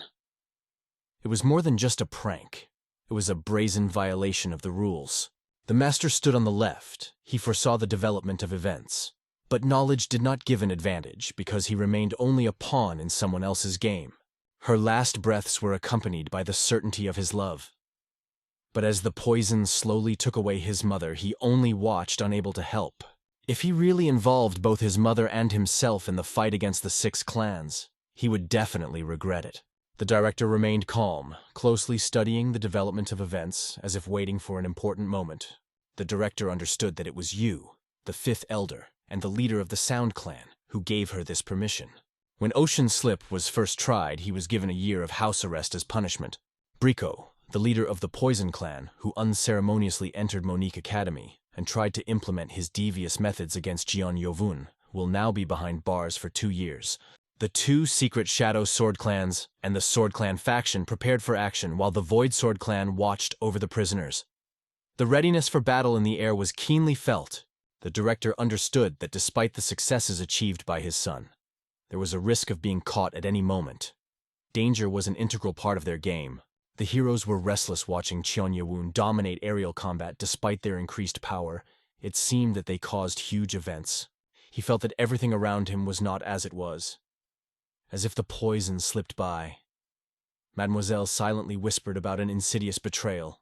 Geo and Yeo Woon's group flawlessly executed the formation of the demonic sword, which brought them success in another challenge. Despite their failure to be the last, they realized that they should be filled with pride for having achieved such a high level of skill and passed the test. 4 of the 7 groups came under the control of their sovereign, strengthening his influence and increasing his power over the region. However, the expectations for the next 7 groups became a challenge, because the instructors already knew about the 7 swords, and judged them more strictly than expected. The instructors congratulated the cadets on the successful passing of the tests. From now on, their favorite weapon appeared in everyone's combat arsenal, the opportunity for which they had been waiting for so long. The soldiers rejoiced, because they finally received long-awaited high combat awards. She spoke with relief and gratitude about the return of her long-awaited weapon. The other cadets looked at each other dumbfounded when they heard her call this huge Asura child. Unarmed cadets were ordered to follow her. Jong Yoo-woon thought about what weapon would be ideal for him. His master suggested that the wild dance with swords was one of the prominent techniques of their clan. The director explained that they came here as beginners, but now that they have reached a new level, new tests await them, which will be announced. He announced that the 4th test will begin without time limits, opening new opportunities for participants to show their abilities. He said that over the next 4 years, the students of the Demonic Academy will be able to stay there as long as they need. The students confidently prepared for the 4-year challenge in the Demonic Academy, anticipating difficult times and trials. The 4th test at first glance seemed to be the easiest in the Demonic Academy. The students had to overcome the instructor, who relentlessly guided them with his gaze. This came as a surprise to everyone, and despair filled their hearts as thoughts of a difficult mission filled their minds. Junyoy didn't expect that they would have to defeat the instructors on their own. It could only mean one thing to succeed. You need to reach the specialist level. He realized that it is impossible to become a specialist without a personal breakthrough. Therefore, at the beginning of the 4th test, they decided to split the team so that everyone could focus on their own growth. When they arrived at the academy, they were immediately told important news. It was just a hint that anyone who fails the exam will inevitably face the consequences. He will be excluded immediately. There will be no retreat. So the story ended. Careless students were expelled, and they lost the chance to change their future. Jeon Yo-woon said goodbye to the expelled students. They knew that his help was their only chance to pass the test. Grateful and a little sad, they waited for him outside. Cheon Ye-woon felt a wave of shame when he realized how close they had become. Cadet number 7 was loudly called to the square, attracting the attention of everyone present. Cadet number 7 turned his head, trying to find out who it was that attracted everyone's attention with his loud voice. He immediately noticed that this loud voice belonged to instructor Sun Moon-yoon. Instructor Sun Moon-yoon, famous for his endurance, once after a battle ended up in the hospital for 22 days, which the cadets did not forget to mention. Chun Yo-won looked alarmed at his calling warrior and followed him to the main building of the Demonic Academy. Did something happen? He asked with a hint of concern. The instructor was seething with indignation. How dare this Amir Cade take upon himself the right to interrogate him? Jeon Yoo-woon resolutely pointed the cadets in the direction to the dormitory without leaving any doubt in his orders. Jeong Yoo-woon had a premonition that the principal was contacting him because of the recent events that had been the talk of the entire campus until now. He stopped at the corner from where there was a view of the 2-way extension to the main building, feeling that this place hides the secret of recent events. Jeon Yoo-woon wondered if something was wrong here. This place is usually closed to outsiders, but now it is accessible to them. He felt that the circumstances had become even more mysterious. However, the instructor stopped suddenly. Suddenly he said that this is an ideal place to stop. He realized that the director's call was only in his imagination. The instructor looked at him in surprise, noting that he never once mentioned the director in his story. This put the hero in a slight dead end, forcing him to think about his own imagination. Without further ado, he drew his sword and resolutely declared his desire to act without delay. Cheong-Yo-won instantly realized that he had been lured into a trap. The instructor pointed his sword at Cadet Number 7, giving a stern order to listen carefully to every word. Because it was Cadet Number 7 who was officially chosen for the 4th test. The instructor was eagerly waiting for Cadet Number 7 to successfully pass the 3rd exam. Remembering that unpleasant quarrel, he dared to ask again how he dared to humiliate him in front of all the witnesses. He warned that having a sword technique, he could deal with him in just 10 blows. Jumping up to the opponent, he confidently declared that he would finish him off. Defiantly slapping himself on the chest, he shouted that he was the one who challenged this duel. With a skillful movement of his ki, he easily broke the enemy's sword, radiating confidence in his own strength and abilities. His movements always left behind a general tremor, and even those watching from afar couldn't help but feel a slight discomfort, seeing how easily he handled the enemy's sword. Cheong-Yo-won noted that it was convenient because he himself admitted it publicly. He realized that this test was actually the 4th in a series of mysterious tests. The instructor could not understand how this cadet managed to mix arrogance with giftedness in one person. Sun Moon-yoon concentrated on trying to imbue his sword with 10-star Kai. However, instead of the majestic power, the blade did not obey and only trembled slightly in his hands. With a few quick movements, he made the instructor step back, as if he had encountered an invisible force. His behavior was indescribably strange, as if he was hiding an invisible and mysterious power. Sun Moon-yoon believed that he should be the most talented among the living as he could. His skill has grown incredibly in just 28 days. He pounced on the cadet, shouting that physical strength is good, but it's time to forget about any indulgences and get down to real work. The cadet firmly ordered him to move forward. Song Moon-yoon took his position with concentration, ready to act at any moment like a true master of his craft. Gathering his strength, he prepared to deliver an unexpected blow, carefully calculating his every move. Now he has mastered the weightless sword technique double light blow, which promises to confuse the opponent and jump in by surprise. Cheong-Yo-won was convinced that his attack was as fast as lightning. However, the graceful dance of the butterfly with its exquisite circular movements surpassed all expectations. Thanks to its graceful movements, the butterfly managed to neutralize the keyboard created by the instructor, leaving him amazed by this unexpected triumph. In addition, he realized that he is capable of creating a keyboard on his own. Sang Moon-yo thought that this cadet could become a natural expert like himself. Therefore, he studied the opponent carefully, avoiding rash attacks. The video will not fit into the lightness of the butterfly dance. His technique was called Brilliant Flight of a Butterfly. As if a carefree dance, it amazed the audience with its grace and lightning speed. The instructor's sword suddenly slipped out of his hands and soared into the air and flew far as if in its own flight.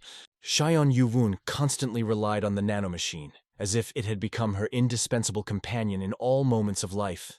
Sun Moon-yu suddenly realized that he was in danger of a fatal blow and loudly shouted his defeat. This forced the enemy to retreat sharply, almost cutting the air with a blow that never reached its goal. The instructor had a glittering blade in his hand. The blade stopped so close to his face that he froze in place, a look of fear and sudden relief. Chunyo did not speak to the instructor, hoping that his silence would mean that he would pass the 4th test.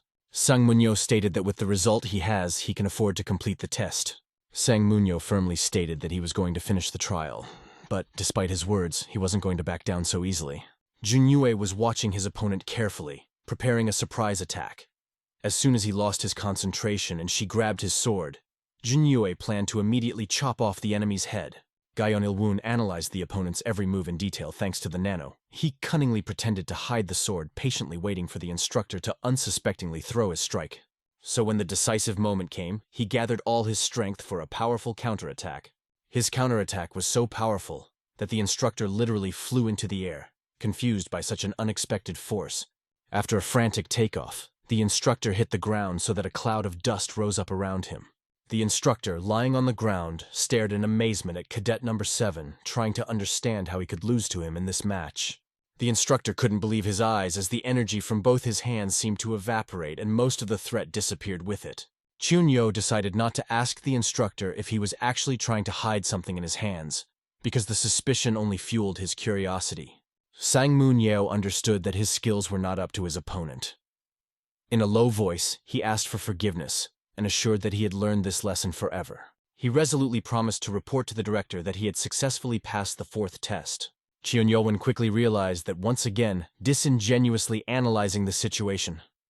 Without hesitating any more, he confidently approached him and stepped on him. Looking resolutely at the teacher, Yashiro announced that the test was over and he had successfully completed it, and their thoughts were filled with memories of the past that had changed after that return.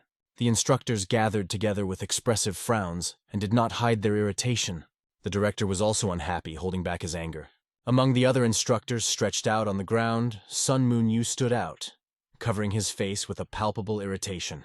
At the end, they expressed their thoughts about the situation, adding the last point in the discussion. He constantly challenged peace by creating new problems. He thought about how to fight back the cadet, planning every little thing that could leave the opponent without an answer. The director didn't even ask about the details of Sang Moon-yo's story, because he knew that the fourth test would take place against the instructor. It always brought intrigue and challenge to the cadets. And yet, Cheon-yi-yo-woon masterfully mastered the emotions when Sang Moon-yi-yo suddenly attacked while hiding his true intentions. He could use his power for evil if it wasn't for his mastery of emotions. Otherwise, he would be the real villain in this story. The leading instructor explained that a victory is always a victory, regardless of the circumstances. The director was aware of this and patiently waited for his ideal moment to act. He slowly got up from his chair, surveying the situation around him, and clearly formulated several important instructions that should have changed the course of events. He ordered San Moon-yo to be sent to the infirmary immediately for treatment. His hand remained cold, and blood was seeping from the profuse wound, forming a dark spot. That plaque marked recognition, testified to glory and bravery that no one could deny. He carefully unhooked Cadet Number 7's token while keeping a calm expression on his face. With a smile on his face, he congratulated the cadet on the incredible achievement of successfully passing the fourth test. In just 2 months, the boy managed to return his reputation to its former level, gaining the status equivalent to a partial instructor. Now he stood at the head of the squad, feeling a rush of responsibility and determination. The squad captain received a black dragon pill as a mark of success for successfully overcoming the ordeal. His comrades in arms warmly congratulated him on this victory. Persistence in completing the fourth test will bring 2 valuable benefits to a personal room where he can secretly plan new victories and rest after difficult challenges of reality. Chihong-yeoon was delighted. Chikhan's girlfriend planned to visit the blacksmith located north of the main building. The visit was scheduled for 9 o'clock in the morning. Instructor Ho spoke with liveliness and enthusiasm in his voice, which fascinated the listeners. The cult promised a reward. Each leader who passes the fourth test will have the right to choose a weapon created especially for him. He felt relieved because he finally avoided living together with Munchia, and also solved the issue with the weapon. It was one of those days when everything goes right. The director announced that he was ready to clarify the essence of the 5th test. The 5th test involves a bold step to cross the border of the demon chamber. This is a challenge only for those who have reached the level of a master, because only they can overcome obstacles. The doctor was stunned. The instructor had already returned, although it seemed that he had just left. Time seemed to be playing with them, forcing them to believe in the impossible. Cheon-yeoon was aware that the status of a master meant entry into the 100 most prominent in the cult. The director mentioned that in each generation of the demonic academy, there were rare moments when more than 10 were able to successfully pass the 5th exam. Impatience often became an obstacle on the way to success, forcing students to delay on the way to the result. Chi Hong-yeo didn't waste time on thanks, but promised to do his best to live up to their expectations. In the mysterious library of the demonic academy, there was an atmosphere of ancient secrets and knowledge that formed the basis of the world of magic and charms. Chun-yeoon watched with admiration the sapphire monoliths that glittered on the 3rd and 4th floors, causing him indescribable admiration. He almost entered, but an obstacle appeared on the way. He needed a cadet badge. When he handed over the identification plate, which showed that the 4th test had been successfully passed, the guard nodded with satisfaction. The manager of the library stood stunned, unable to believe his eyes. It was difficult for him to realize because only an hour had passed since the end of the 3rd trial. He couldn't believe his feelings. In the previous generation, it took 5 months to go from the entrance exam to passing the 4th exam. The library worker sincerely apologized to team leader Cheon Ye-woon for her unexpected rudeness, which came as an unpleasant surprise for him. She planned to visit the library. On the third floor, he now had a full 4 hours because the time appeared to be doubled compared to the previous level.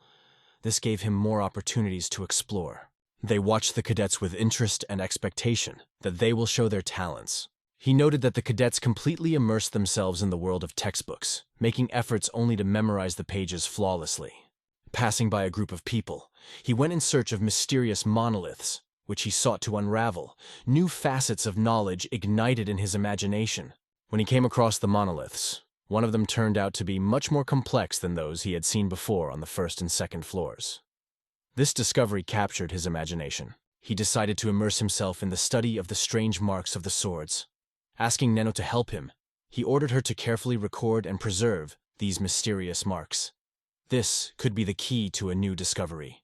After completing the scan, he quickly left the room, leaving behind a barely audible rustle of mystery. Having joined the group in the library, he sought to absorb knowledge like a sponge. Together, they have already memorized 170 books. On the third floor, 79 books lay in neat stacks, ready to reveal their secrets to those who sought to find them. He climbed to the fourth floor of the library, full of expectations and hopes for new discoveries. On the fourth floor, he was struck by a huge monolith structure that suddenly appeared in front of him. Observing this, he noted that the clean cuts were most likely the result of using a sword technique. Why were these monuments so damaged? The deep, careless marks of the sword hinted at a masterful technique, the secret of which is still unsolved. Nano noted that the force used in these strikes seemed to be several times greater than in other similar cases. He dreamed of augmented reality, but understood that there were still many training sessions ahead in a special room. So he asked Nano to just clear the space. When he returned to the library, climbing floor after floor, the boy noticed that the space was getting smaller every time and the books were getting rarer. Books that previously filled the space now appeared only on advanced comm. The elite cult began to consider books as something sacred, and only the chosen could enjoy the knowledge they hid. If he memorized this ancient knowledge, it would become an invaluable weapon in the fight against the warriors of the enemy faction. On the fourth floor of the library, a large number of books were scanned. 245 on advanced martial arts, 122 on the heavenly demon cult, 83 on the power of justice, and 50 on the power of evil. The library servant quietly crept up to Commander Chikon and reminded her in a whisper that it was already midnight in the yard. Commander Chihan felt satisfied knowing that he would start training in his private room in the morning. He told the cadets and his roommate that he allegedly went up to the fourth floor. He shared with the cadets and his roommate that after climbing to the fourth floor, he managed to pass the fourth test, causing admiration and respect in those around him. Moonview couldn't believe his eyes. The young master had completed the fourth challenge of the day. His unsurpassed skill made him a prime contender for the position of viceroy. He did not realize then that this night would be the last when they shared the same room. He had no idea about the changes that were already approaching. After passing the fourth exam, he finally earned the right to his own room. Already tomorrow, a new beginning awaited him, where he could feel the taste of freedom alone. Heobung looked at his sovereign and begged him to stay. He tried hard to find words to explain that this was not an escape, but only an attempt to understand himself. The next morning, exactly at 9 o'clock, the city was already filled with sunlight and the hum of everyday worries. Cheon Yowon confidently headed to the blacksmith who lived to the north of the central building of the Demon Academy. He was glad that he would soon receive his new sword. The blacksmith waved his hand, calling him to him. The blacksmith looked at the boy and said that he could already fulfill his dream and give him the sword he had been waiting for so long. Cheon, a charismatic young squad leader, surprised everyone by completing the fourth test with a dizzying speed and setting a new record.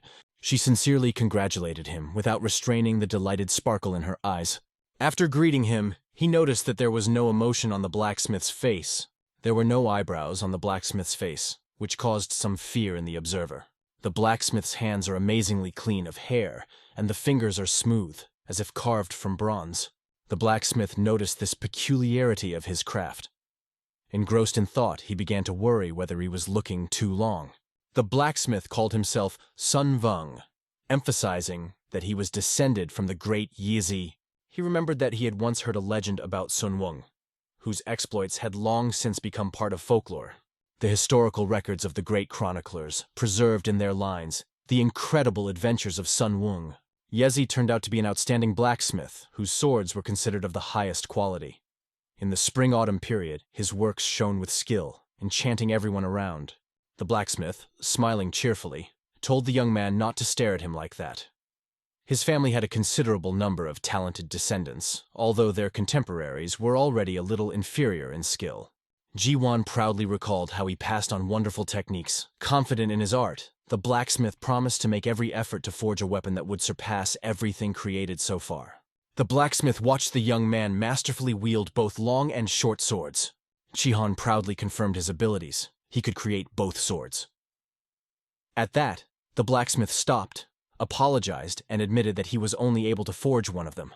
The hero was faced with the choice of which sword to pick up. He concentrated on the decision, feeling the weight of a great responsibility.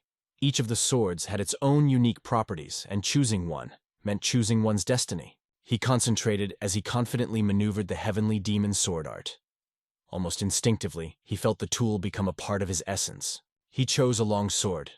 The blacksmith emphasized that this was a wise decision because he considered himself a real master in the creation of such swords. He noted that before starting, he should check his technique of wielding a sword because success depends on it. The hero had to forge a sword that would fit him perfectly. For this, it was necessary to evaluate his technique, determine what the forge should be, and how hard the blade should be. Cheon listened attentively to the explanation, and suddenly it dawned on him that he now understood everything.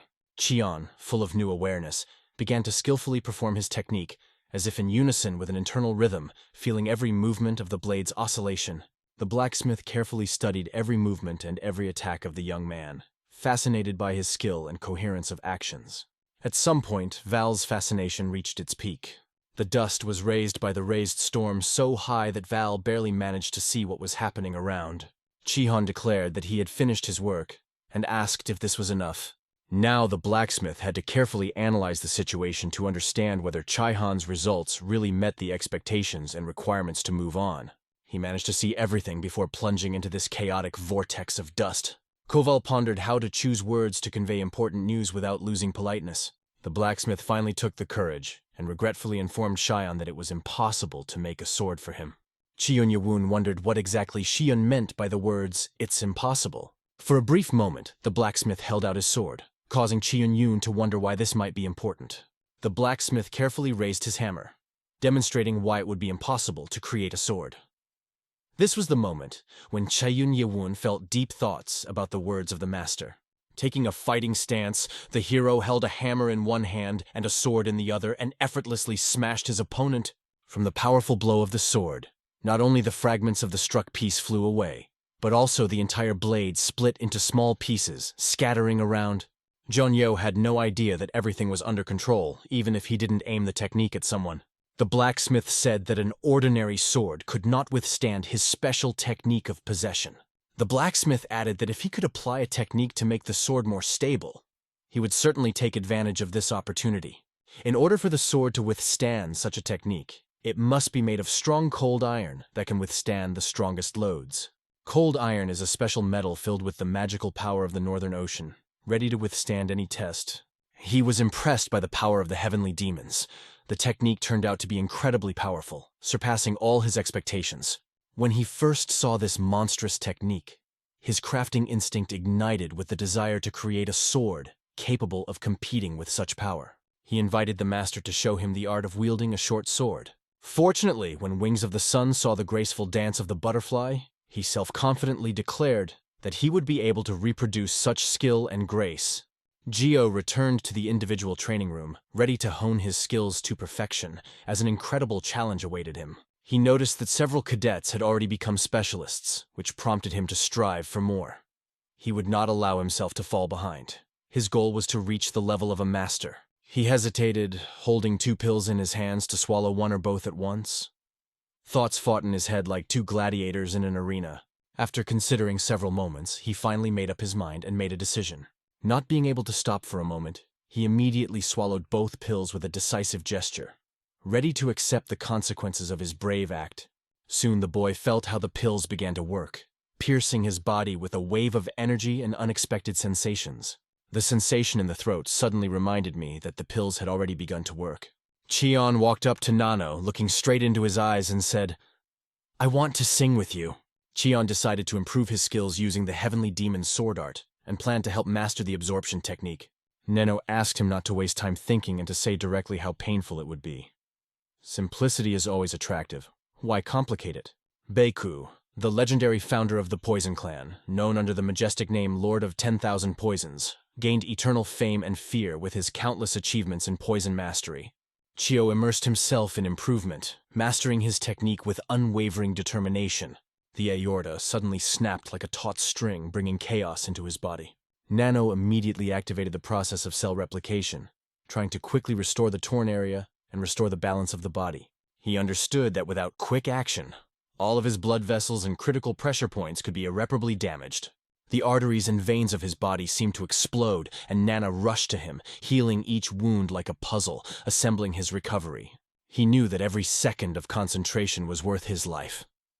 Zhongyue Wang risked swallowing 2 pills at once. Since then, his energy easily filled the space like a powerful tsunami. 4 days passed and he worked tirelessly, feeling the effects of intense training at every step. Feeling as if his life was hanging in the balance, he vowed never to indulge in these pills again. Thanks to Nano, his ki has grown significantly. According to calculations, this has added about 40 years of protection to him. His surprise knew no bounds when he saw a huge amount that could only be predicted in the wildest imagination. It was already the 60th year since he received the ki, but the story did not end there. The flow of Kai in his body has become much more powerful. Do the cycles of destruction and restoration of pressure points really strengthen them and open up new possibilities? The growth in his skill is impressive, as he has now mastered twice as many key techniques compared to the past. He wanted to feel his new power in his own hands. His ki blade had doubled in size, and his mind was filled with confidence that this weapon could now surpass even Ho-Chi-Chang's instructor's skills. Although he still lacked a deeper understanding, the boy already possessed the fundamental skills that were necessary for mastery. He tasked Nano with extracting a valuable cultivation method from the monolith on the 3rd floor. Then, he was to teach Nano the Heavenly Demon State art and the deadly swordsmanship technique. Nano understood his mission, and confidently began to impart to the follower the art of the Heavenly Demon, along with the mysterious secrets of deadly swordsmanship. He pondered how many times he would have to use the destructive technique to destroy the powerful spells of the heavenly demons. On the 93rd attempt, the destructive technique still managed to neutralize the 3rd movement of the powerful charms of the heavenly technique. He realized that the 3rd technique had an indescribable power that could surpass the previous 2 combined. He wondered if Nanil could embody a 3rd extremely powerful technique directly in her body. He was told that despite the risks, if he overexerts his body, he will be able to use the technique, at least once, because the 2nd technique promised incredible power that far exceeded the 1st, and he had to try it to feel this power firsthand. He immediately sprung into action, without wasting a second. He could feel how the new technology was entering his consciousness, filling every corner. His body was like a train at maximum speed, feeling severe pain in various points, trying to get used to the new technique. He persistently continued to use the new technique despite the pain and discomfort in order to master it perfectly. In the end, his body could not withstand the load. All of his muscles were seriously damaged, but the recovery process has already begun, gradually restoring the body's strength. He found this technique extremely difficult because he had not yet managed to fully integrate it into his skills. However, every time he lowered his eyes to the ground, his gaze filled with determination. He noted that he created cracks only with shock waves from his movements. Observing the experiments, he understands that this is not surprising. He wanted to find out how powerful the 3rd destructive technique of the sword is, because it is it that is able to resist the technique of heavenly demons. It was worth the body to recover as the hero went to test his skill. As soon as his body recovered, the hero felt incredible lightness and readiness to act. Despite his caution, the hero found the new technique fascinating and incredible in its effectiveness. This technique expertly countered the 3rd movement of the Heavenly Demon Sword by perfectly combining several virtuosic movements. He pondered how difficult the battle was against the 3rd technique. Would he even be able to make it to the 4th? How will she impress him this time? He asked Nano to move the equipment from the ancient monoliths of the 4th floor. And like a tornado in action, he began to train frantically, ignoring his fatigue. He felt that something important was slipping out of his mind, but he couldn't figure out what exactly. He asked Nano to demonstrate 2 unique fighting techniques in the world of augmented reality in the hope of mastering new abilities. The Heavenly Demon Sword art was the key to mastering the new technique. The sword sparkles, deploying a destructive technique that becomes a real test for us. 2 powerful techniques were combined with enough power for deep analysis. Their paths inevitably crossed. The collision became inevitable. Her eyes widened in surprise. Many questions froze in them. He just couldn't believe his eyes. Was it possible? The destructive power of the sword was defeated against the exquisite sword art of the heavenly demons. There was silence in the individual training hall. Only the echo of the swords filled the space like the music of the graceful tango of death. John Yo-woon carefully looked at the techniques, trying to determine which of them would show his advantage in this duel. No matter how many times he watched the simulation, the result always remained the same. This prompted him to found Varyad. He turned to Nano, asking how much. On the monolith, I managed to see numerous traces of swords, a total of approximately 130 striking blows. Nano said that during the last attempt, they managed to cut a part of the monolith already on the 24th move, which was quite an achievement. They understood that simply inserting the key into the sword was not enough to cut the sapphire monolith. The cut had to be perfectly focused and precise. The heavy sword itself hinted at a past defeat in a duel with a powerful enemy. Despite the failure, he was angry, but even more intrigued and determined. John Yo-woon realized that he had no choice but to act on the plan that appeared in his mind. In order to increase his combat potential, he realized that only increasing strength does not lead to new heights. It is necessary to develop intuition and strategic thinking. In a cozy corner of the city, Monica Katami's coffee shop opened her arms, promising warm drinks and even warmer conversations. A few cadets casually savored their meals, exchanging jokes and stories about today's training. Their eyes shone with the everyday life of their happy youth. Dinner together turned out to be a real inspiration for everyone. He was delighted with it. Their initiative brought a lot of joy. Go Van Hol expressed the opinion that a joint dinner would bring everyone together, and it would be a great start to their inspired day. Cheon Yo-woon remarked that everyone was immersed in their studies, as if each resident was absorbed in their own thoughts. They sincerely believed that all this was nothing more than an exciting game. However, everything was much more serious.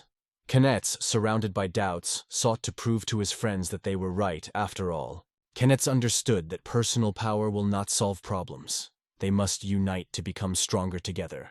As a squad leader, he had unlimited access to resources and managed them at his own discretion. Those around them were interested in the intentions of the leader in disposing of all these secret documents. His dream was to write books about martial arts, but this was not enough. He felt that he had to return to justice before telling his story. Materials are analyzed quickly and confidently. Each document is analyzed by a group of professionals. Nothing is overlooked. Justice is gradually gaining momentum, approaching a solution. He imagined that he had absorbed the knowledge of 60 volumes and now held it in his memory, as if it had already become a part of his being. A month later, Cheon Ye-won gathered everyone to share the important news. His look was determined, and everyone felt that it was not just words.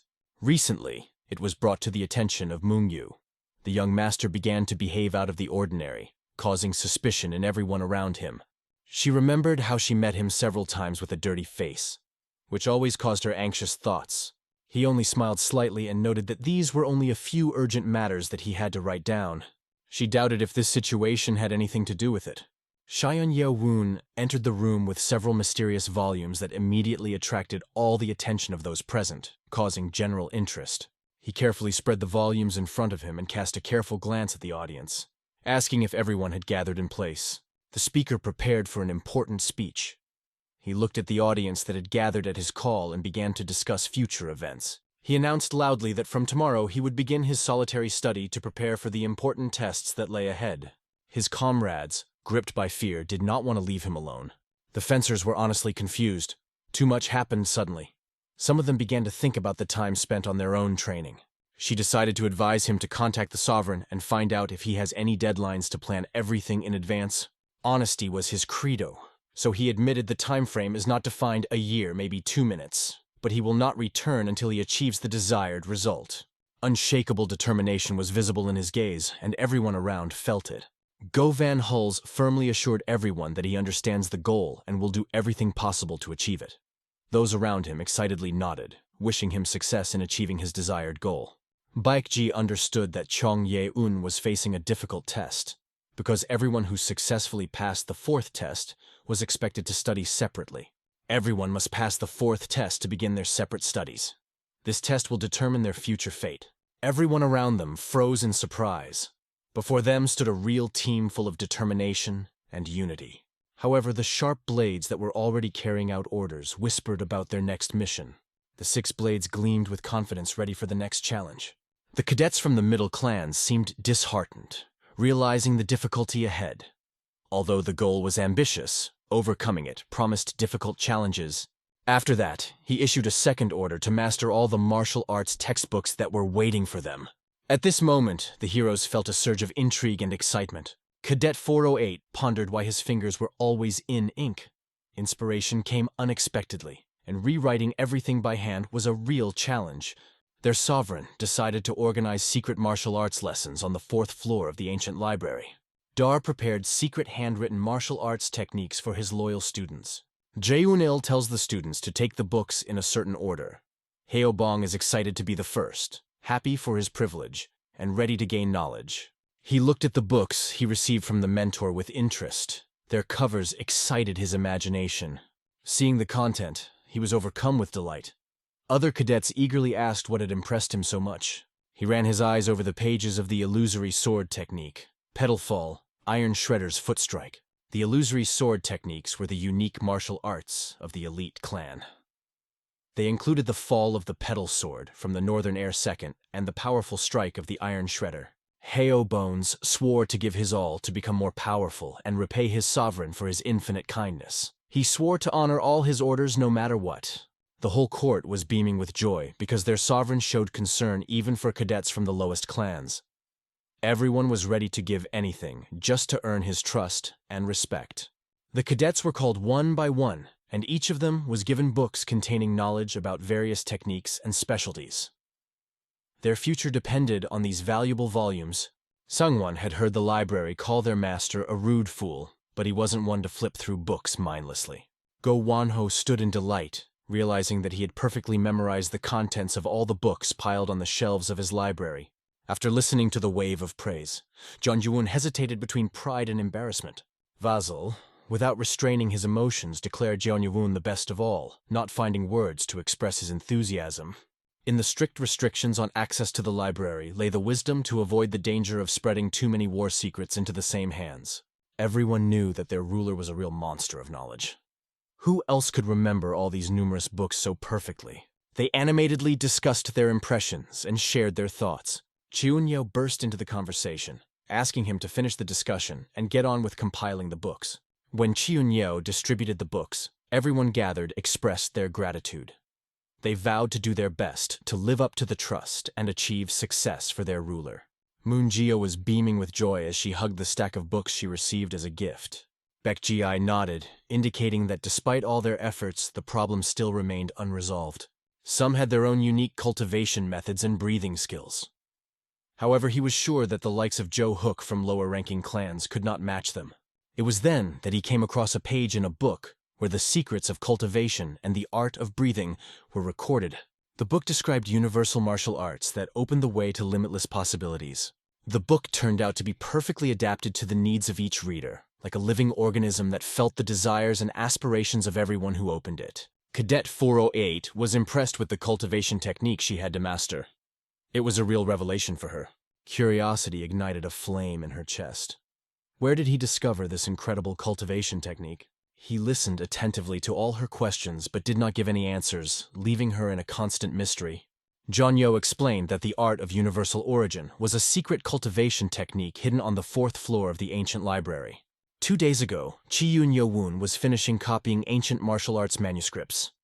His eyes were drawn to the mysterious breathing and cultivation techniques he sought to master. He asked Nano if there had been any progress in researching the keys. Analysis of the energy generated by the breath was still ongoing. It was possible to determine which breathing technique and cultivation would maximally strengthen each participant's dantian. Having understood the importance of improvement in time, he immersed himself in the search for an ideal technique that could significantly strengthen his dantian, becoming even more skilled. After Nano poured into him a stream of secret knowledge, The confused master realized that Nano had actually created an incredible thing. The master inhaled deeply, feeling every part of the cultivation technique that awakened new mysteries in him. It happened just 2 days ago. He accidentally started analyzing his breath, and he found that his breathing was synchronizing with the heavenly demon sword art cultivation technique, opening up new possibilities. He immersed himself in deep solitary training, isolating himself from the outside world. He himself could hardly believe it, savoring every moment of the acquired strength. Although he had only been improving for a short time and already felt that he was close to mastering the legendary technique of the marshal's 1,000 breaths, he felt a new stability in his body like never before.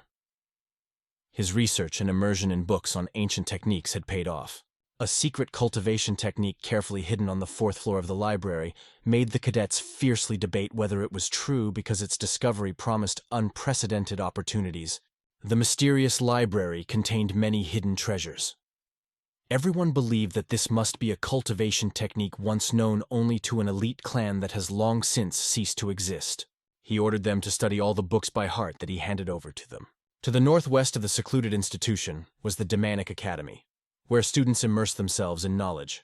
Zhong Yu-woon thanked his friends and mentors for coming to accompany him on a long journey of solitary training. They believed that the 6 magic swords would become reliable allies for their companions in this risky journey. The swords expressed their understanding, urging the hero to focus on his training without too much worry. Zhong Yu-woon wished his swords all the best, who in return assured them that they would pray for his safety and health. They hoped for his success in his intentions. He resolutely crossed the threshold of the training hall, preparing for a new challenge. He immediately noticed that the training chamber was much larger than the usual room for specialists. He understood that with such a quantity of God's seed, he would be able to provide for himself for many years to come. He dreamed of achieving the level of a master, and looking around, he could not believe his eyes. It was a real revelation for him. Nino began transferring all martial arts from the 4th floor directly into the master's brain at his request. He tasted some of the seeds, feeling the moment when knowledge began to penetrate his consciousness, starting a new phase of learning. He stood there confused, not yet deciding which technique won his heart. He decided to divide his daily training schedule into 3 parts to check all the possibilities. In the morning, the sun's rays were still barely touching the ground, and he was already enthusiastically practicing his strokes, perfecting his technique. In the afternoon, he plunged into incredible augmented reality battles, where each battle was more exciting than the last, challenging his skill and reactions. And at night, when the world fell into silence, he plunged into the depths of cultivation, improving his skills and preparing for new challenges. The day of the Avatar battle has arrived. He asked Nano to activate the augmented reality, tuning into Chiyun Yo-woon, preparing for a fierce clash. Advanced reality rapidly activated by entering the user's vision, creating an avatar for a virtual simulation with the name Chiyun Yo-woon. Currently, Chiyun Yu-woon was the only one he created, but in the future he planned to add more avatars and increase the difficulty of the simulation. Its goal was to strive to precisely respond and react to all possible scenarios so that the simulation became more and more impressive and realistic. The young man aspired to surpass his mentor, who legendary impressed everyone by defeating the dark enemy in a fierce battle.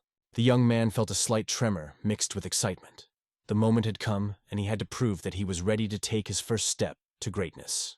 It's been a week since Zhong Yo-woon left for his secluded training.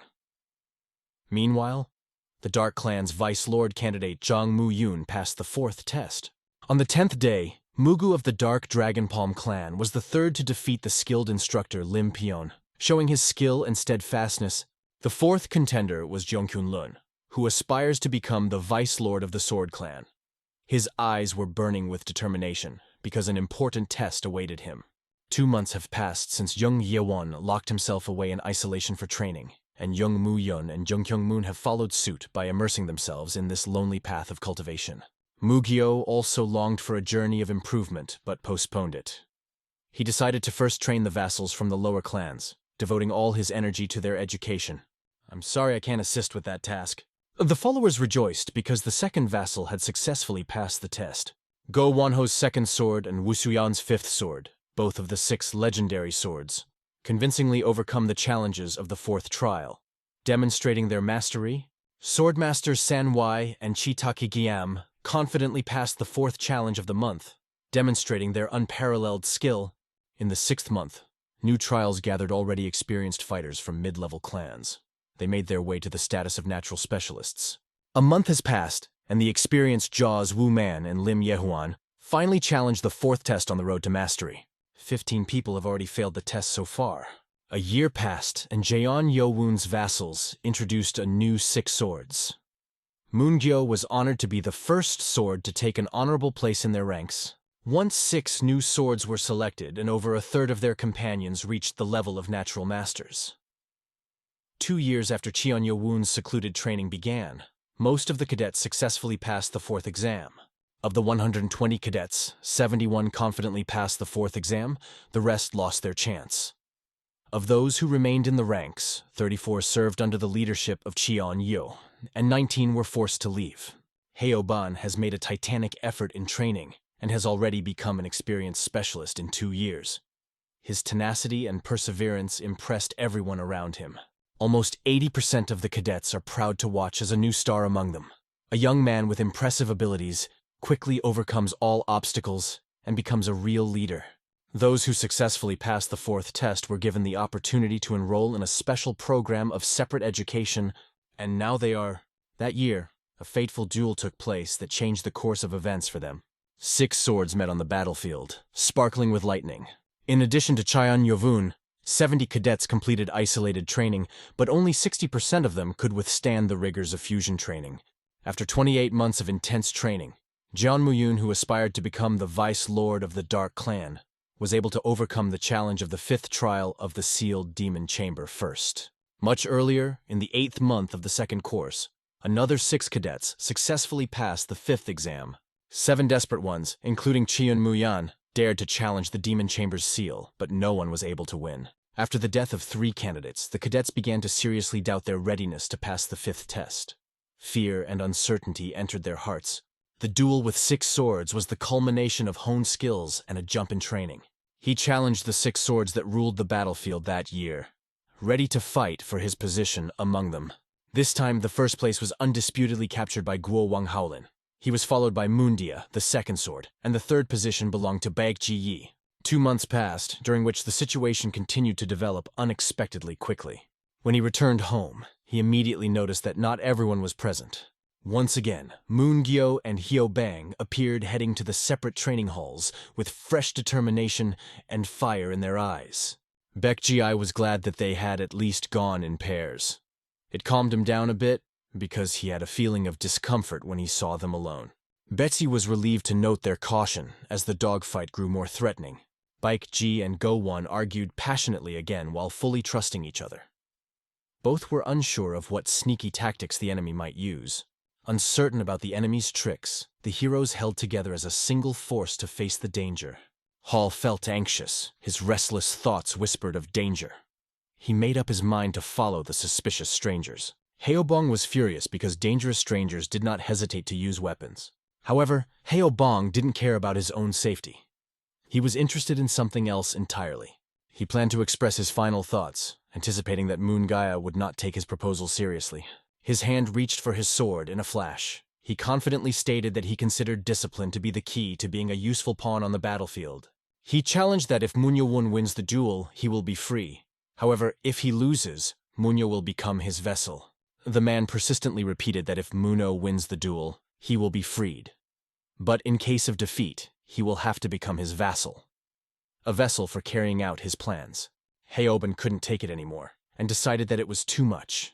He emphasized that even though he was one of the candidates for the post of Lord, he resembled an indomitable pest. The candidate for the position of Vice Lord of the Sword Clan was deeply upset and declared that he would no longer deal with him.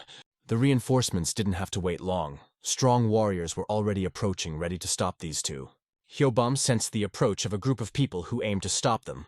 At the most critical moment, when the enemies were already preparing to attack Hyobam, a new player suddenly appeared on the battlefield.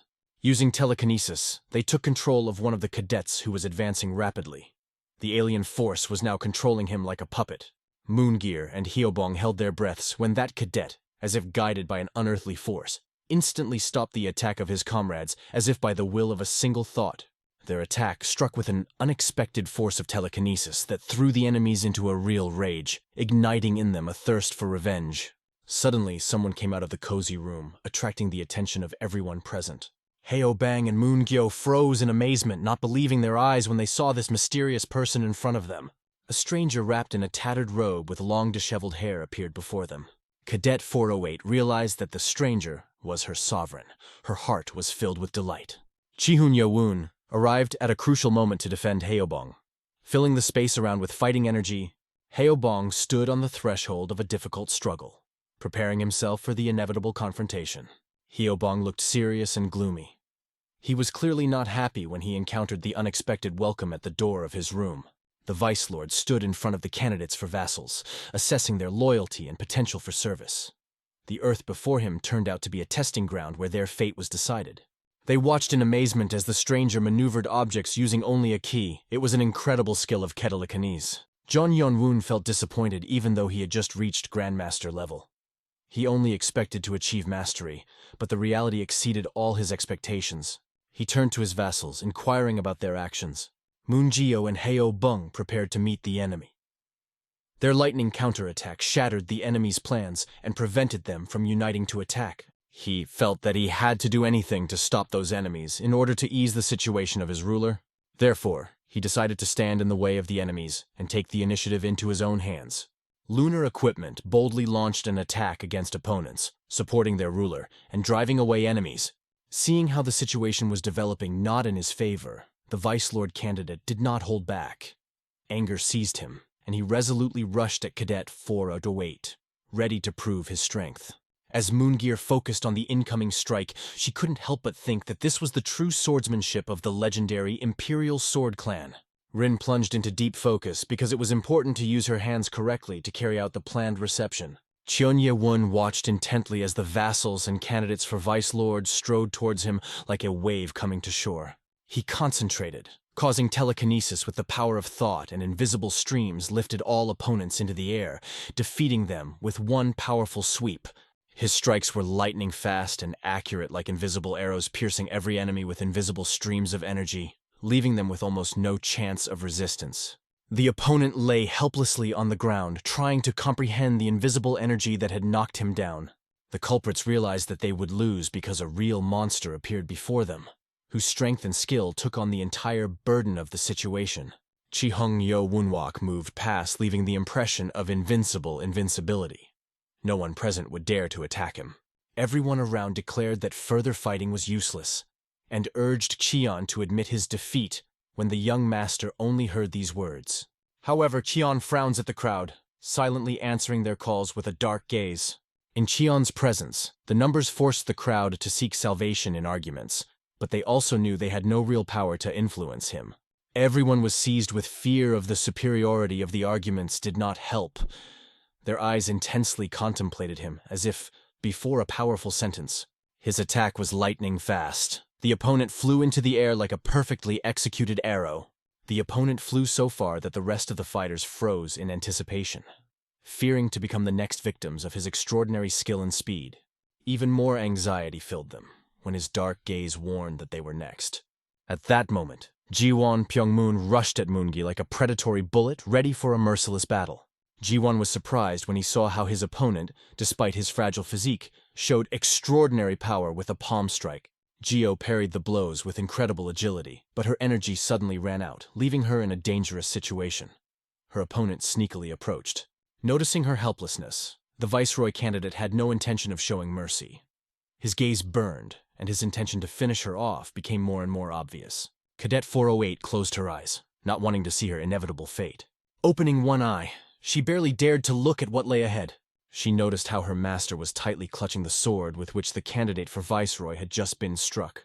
Cheon-yo learned the news that he had indeed reached the rank of Grandmaster, and while his hands were still in a position of readiness to strike, everyone around was surprised when Cheon-yoon calmly walked past an opponent who was considered steadfast without delay. Without hesitation, Yovun rushed into the attack, using only the strength of his hands. At that moment, Yovun suddenly felt the ground approaching him and realized that he had fallen. After Cheon-yoon merely waved his hand like an elemental Lord Yowun suddenly felt the approach of the ground, he suddenly fell. Yovun realized that the injuries received were deep and hardly left a trace. The blow was so strong that Yovun lost his arm. Jian Yewon cold-bloodedly strode past, leaving behind him the groans of his vassals who desperately begged for mercy, as if it was worth nothing to him. But that day he did not feel mercy and stepped on one of the vassals without thinking. The boy retreated and folded his hands imploringly, hoping for mercy. But the onslaught was relentless. John Yowon had no intention of showing more mercy than what his vassals received from the enemy. Hal felt an unbearable foreboding about his comrades. Leaving everything behind, he rushed to their side to make sure they were all right. He stopped abruptly, noticing something strange. His attention was drawn by a dangerous bomb disguised under his heel. A wave of anxiety swept over him, forcing him to concentrate. Arriving, he discovered that his friend skillfully controls the explosive emotions of the crowd. When he arrived, he realized that Munju was in perfect order. He was talking briskly with someone, as if he did not feel the tension around him at all. Watching the man, he suddenly realized that it was his master. The man resolutely turned to him, ordering him to go home and immediately find out what is happening there. His return was accompanied by an encounter with the first sword. Everyone present looked around with interest, realizing that the time for greetings had come for them as well. Even Moon Gia, who was the first to notice his presence, was so confused by the surprise that she forgot to say a word of welcome. Moonjo instantly fell to her knees and recommended herself as the second sword and greeted his return with trepidation. Becky glanced at him and instantly understood everything. His every action now took on a new meaning. He thought, if even a master of his craft has to remain vigilant, then what can be said about him? In his imagination, the stern silhouette of the director of the academy loomed. He immediately knelt down, proclaiming that the third sword welcomed the return of its master. Sancho watched on as Bechki once again showed his respect by holding his title high. It was funny to see it happen again and again. The other swords announced themselves with dignity, each naming their title and paying homage to their master. John Joan felt proud to be among his loyal companions. John Joan expressed his gratitude to his faithful associates by noting their important presence at this gathering. All of his swords gathered together, beaming with joy at the return of their loyal master. Van Howell slowly stepped forward, feeling the weight of the past that pulled his eyes to the ground. His thoughts floated somewhere far away in the nets of memories.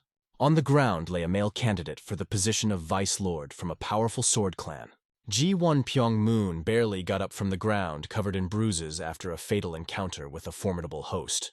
Pyong-moon barely recovered and headed to the hall. He saw the effects of the destruction attack, indicating that their opponent had reached the Grandmaster level. Ye-woon was pleased when he noticed how genuinely happy she was in his presence. In the infirmary of the Demonic Academy, the doctor finally breathed a sigh of relief. Chi-yun Yeowon left his solitude and came back to life. Chi-yun Yeowon, having eliminated the main candidates for Viceroy, forced subordinate candidates to reveal their true strength under incredible pressure. John Mu-yoon focused solely on improving his skills and technique, ignoring the commotion around him. His determination was unwavering. At the Demonica Academy, in a cozy office, the headmaster asked if they really believed that he had almost reached the level of a Grandmaster. However, the interlocutor assured that the director not only approached the level of the Grandmaster, he had already reached it. He witnessed an incredible. As soon as he left the occlusion room, the director demonstrated the highest Ketlikanese right before his eyes. The seclusion lasted longer than expected, hoping to reach a new level of mastery. He thought that he would become a real master, but he had no idea that he had actually already reached the level of a Grandmaster. The director of the academy shrugged his shoulders, emphasizing that in the entire history of the demonic school, not a single person had reached the level of Grandmaster without passing the 6th test. At the moment when the director spoke his words, his thoughts suddenly froze and he felt a strange premonition as if time had stopped. The chief who brought the news worriedly asked if something had happened. The director replied modestly, confirming that everything was indeed so. During their conversation, a sudden knock on the door broke the silence. The director quickly got up from his chair and invited the guest to enter. Trying to maintain his usual restraint, the director glanced at him and remarked that if he hadn't received the reports recently, he might have thought that the headman from the administration was standing behind the door. The director noted that he has changed significantly, gaining incredible strength, and now it is difficult to recognize him. The director asked Cheon Yeo-woon what he planned to take with him to the squad. Through the snowy expanses, they went into the unknown that wings beyond the horizon. The cave of the ceiling demons appeared before him as a terrible mystery. He decided to challenge the fifth test, even though only 4 hours had passed since the moment of solitary confinement. Instructor Holt urged squad leader Qian to urgently speed up his actions. Qian thought with fear that his followers might be afraid of the mysterious place. He decided not to wait and challenge the solitude earlier than expected. The instructor was impressed. The student became a real master after 3 years of hard training. But now he was faced with a new challenge to challenge his fear. The master showed him the way to the fifth test with a mysterious look. Entering the cave, the hero immediately felt how the wind became even more powerful than outside. Such a surprise made him tense up in anticipation of the unknown. Despite the winter cold, the cave turned out to be much larger than he had assumed. The fifth challenge was overcoming the sealed cave of demons that hid unknown dangers and secrets. During the test, the hero will face numerous traps in the dark. Relying only on his senses, he must survive in this dangerous place for 2 hours. If he cannot withstand this time in enemy territory, the test will be failed. The commander eagerly watched the progress of the mission. The minutes seemed like an eternity. Success depended on the hero's invasion of enemy territory. Will he be able to overcome all the obstacles? Some unpleasant incident happened, and the traps stopped. The announcement about the start of the fifth test began, and the tension in the hall increased. The participants prepared for the next challenge because the path to the finals became more and more fierce. Entering the cave, he immediately felt anxiety. Maybe a demon is sealed here? The darkness that enveloped everything around reinforced this thought, penetrating to the bones. Nina wasn't going to activate night vision mode. The path seemed endless, and the hero suddenly felt an aroma that resembled oil, but with a bitter tinge of blood, as if the place itself breathed secrets. He noticed the tunnel and immediately sensed that the source of the atmospheric aroma might be hiding there. One by one, the traps began to emerge from the darkness like a pack of predators ready to attack. He saw everything clearly, so he used his skills to quickly overcome the traps like an experienced acrobat. Traps were activated around him as if on command. With a light gait, he slipped through the traps as if he saw each one clearly. Nothing seemed to be able to disorient him away from danger. In the dense darkness full of traps, it would be easy for the unwary to get into danger. But he realized that it is better to rely on his feet and intuition than on cunning mechanisms. Every step he took triggered the activation of cleverly placed traps along the way. He realized that it was easy to get lost in the labyrinth if it were not for the mysterious flow of air that showed the way. He asked to accept a bow from his descendant as a symbol of respect and eternal gratitude. He was incredibly lucky to find the hideout before the others. If the leader of the Poison Clan found out about this, his frustration would reach its limit. All that was left for him was to destroy all evidence of the existence of this mysterious place. He sought to hide the demonic celestial art and its techniques so that no one could know their power. Suddenly, destroying the cursed artifact, he noticed something unusual that caught his attention. The whole place shook and the ground began to shake. He looked around in shock, having no idea what could have caused such a phenomenon. Suddenly, he noticed several luminous objects that inexplicably appeared in front of him. He quickly counted and realized that 24 mysterious objects were shining in front of him. He realized that the mysterious objects contained texts that revealed the secrets of the demonic celestial sword arts. Some mysterious mechanism resided in their depths. He could not fathom what forces were hidden behind the secrets. When all the lamps shone, a map appeared in front of him. He immediately guessed that it was a treasure map hidden somewhere deep. He couldn't figure out where exactly this place was, so he asked Nano to scan and save the map for future research. He finally realized that the map on the blade coincided with the cave. It turned out to be a treasure map that was hidden in the demon cave. Nano marked a place on the map, demonstrating his skills in reading ancient maps, hinting at the invisible connections between the world of knowledge and the secret of treasures. He realized that there had to be more than just going back to the beginning. He realized that the founder would not create such a mystery just for fun. He decided to investigate everything carefully while he had time. As he moved on, his ears caught a faint sound that made his heart beat faster. Something mysterious was hidden in this rustle. He thought of his cadets and their shining swords. Fear filled the cave, making his heart beat faster. But not only the darkness was the source of their anxiety. From the depths of the cave came strange, frightening screams. However, Cheon Il-woon remained deaf to the commotion around him. Everything seemed too real for the simple illusions of his imagination. But no sensation was awakened in his mind. The path was expressed strangely and mysteriously. It was not a way out, but there were more traps on it than in any other area. The route marked on the map turned out to be misleading. It led to a dead end where there was no way out. However, he already has a mature idea in his head that could change the course of events. Perhaps there was a hidden exit. He wondered if the founder of the demonic heavenly art could feel those echoes of screams again.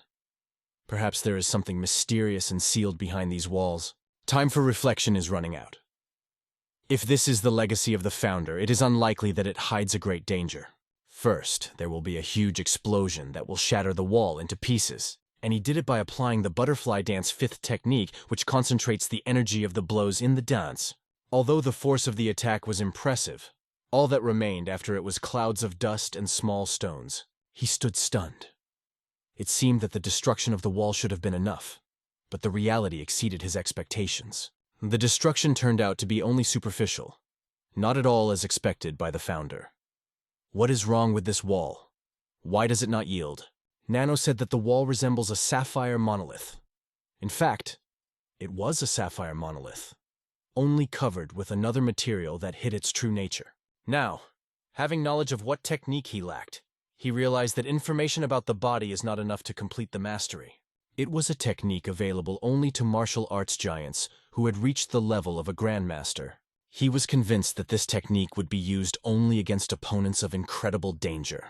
This dangerous power seemed excessive, but he would not hesitate to use it immediately. He skillfully applied a demonic heavenly sword art using a level 4 technique, and a strong flow of energy came to life in his hands. Chun-Yowen decided to break through the wall in front of him, gathering all his strength and determination. Using the demonic heavenly sword 4th technique, Chun-Yowen released the power that he believed should be sufficient to achieve his goal. A ray of technology permeates the space, throwing away the shadows and revealing the hidden. The explosion raised dust in the air, and he confidently thought that he had achieved his goal. When the dust settled little by little, his gaze was intently watching whether he succeeded in achieving the desired result. He managed to break through the hole, and his nostrils were immediately hit by the same familiar stench that he felt at the entrance. He felt how restlessness gathered around him in drops. In his mind flashed the thought, "Am I crossing the line?" He looked carefully at his sword and thought, created by blacksmithing, it lost its power in just one attack. Nunnal realized that an irregular discharge of plasma was unfolding in front of him, and a powerful atmospheric shockwave was rapidly approaching, threatening to hit him with extreme force. His eyes widened in horror as he realized that a colossal wave of energy was rapidly approaching him. A blow of colossal force threw him against the wall, causing her to flinch under the pressure. The blow turned out to be so powerful that even with a nano it was not possible to stop it. He felt powerless in front of a colossal threat. He deftly maneuvered, avoiding dangerous blows that flew like hail in his direction. He tried hard to solve the incomprehensible phenomenon that appeared in front of him, looking for answers and clues around. A sight unfolded in front of him. A giant snake-like beast emerged from the darkness as a mute, mysterious mutant. He knew that amugi are usually white or blue in color and live in sacred lakes. But this one that emerged from the darkness was just a cruel monster. The monster attacked rapidly, leaving him unable to defend himself or escape. The cave could collapse at any moment if they did not stop their rapid and dangerous way forward. If only this chamber were made of pure sapphire. He must find a way to free him to the surface. He rushed forward, trying to outwit the monster into a trap. His heart was beating like a drum. Adrenaline was filling every cell. Now that the plan finally worked, he rushed forward as if obsessed, regardless of the danger. As if only the finish line stood in front of his eyes. Keon triumphed. His calculations proved flawless and the plan moved forward like a Swiss watch. However, fate threw up a surprise. He suddenly fell into the mud as if in a puddle, and all this wet mass resembled a pig that had just got out of a pond. He hesitantly stopped in front of an incomprehensible black liquid blocking his path.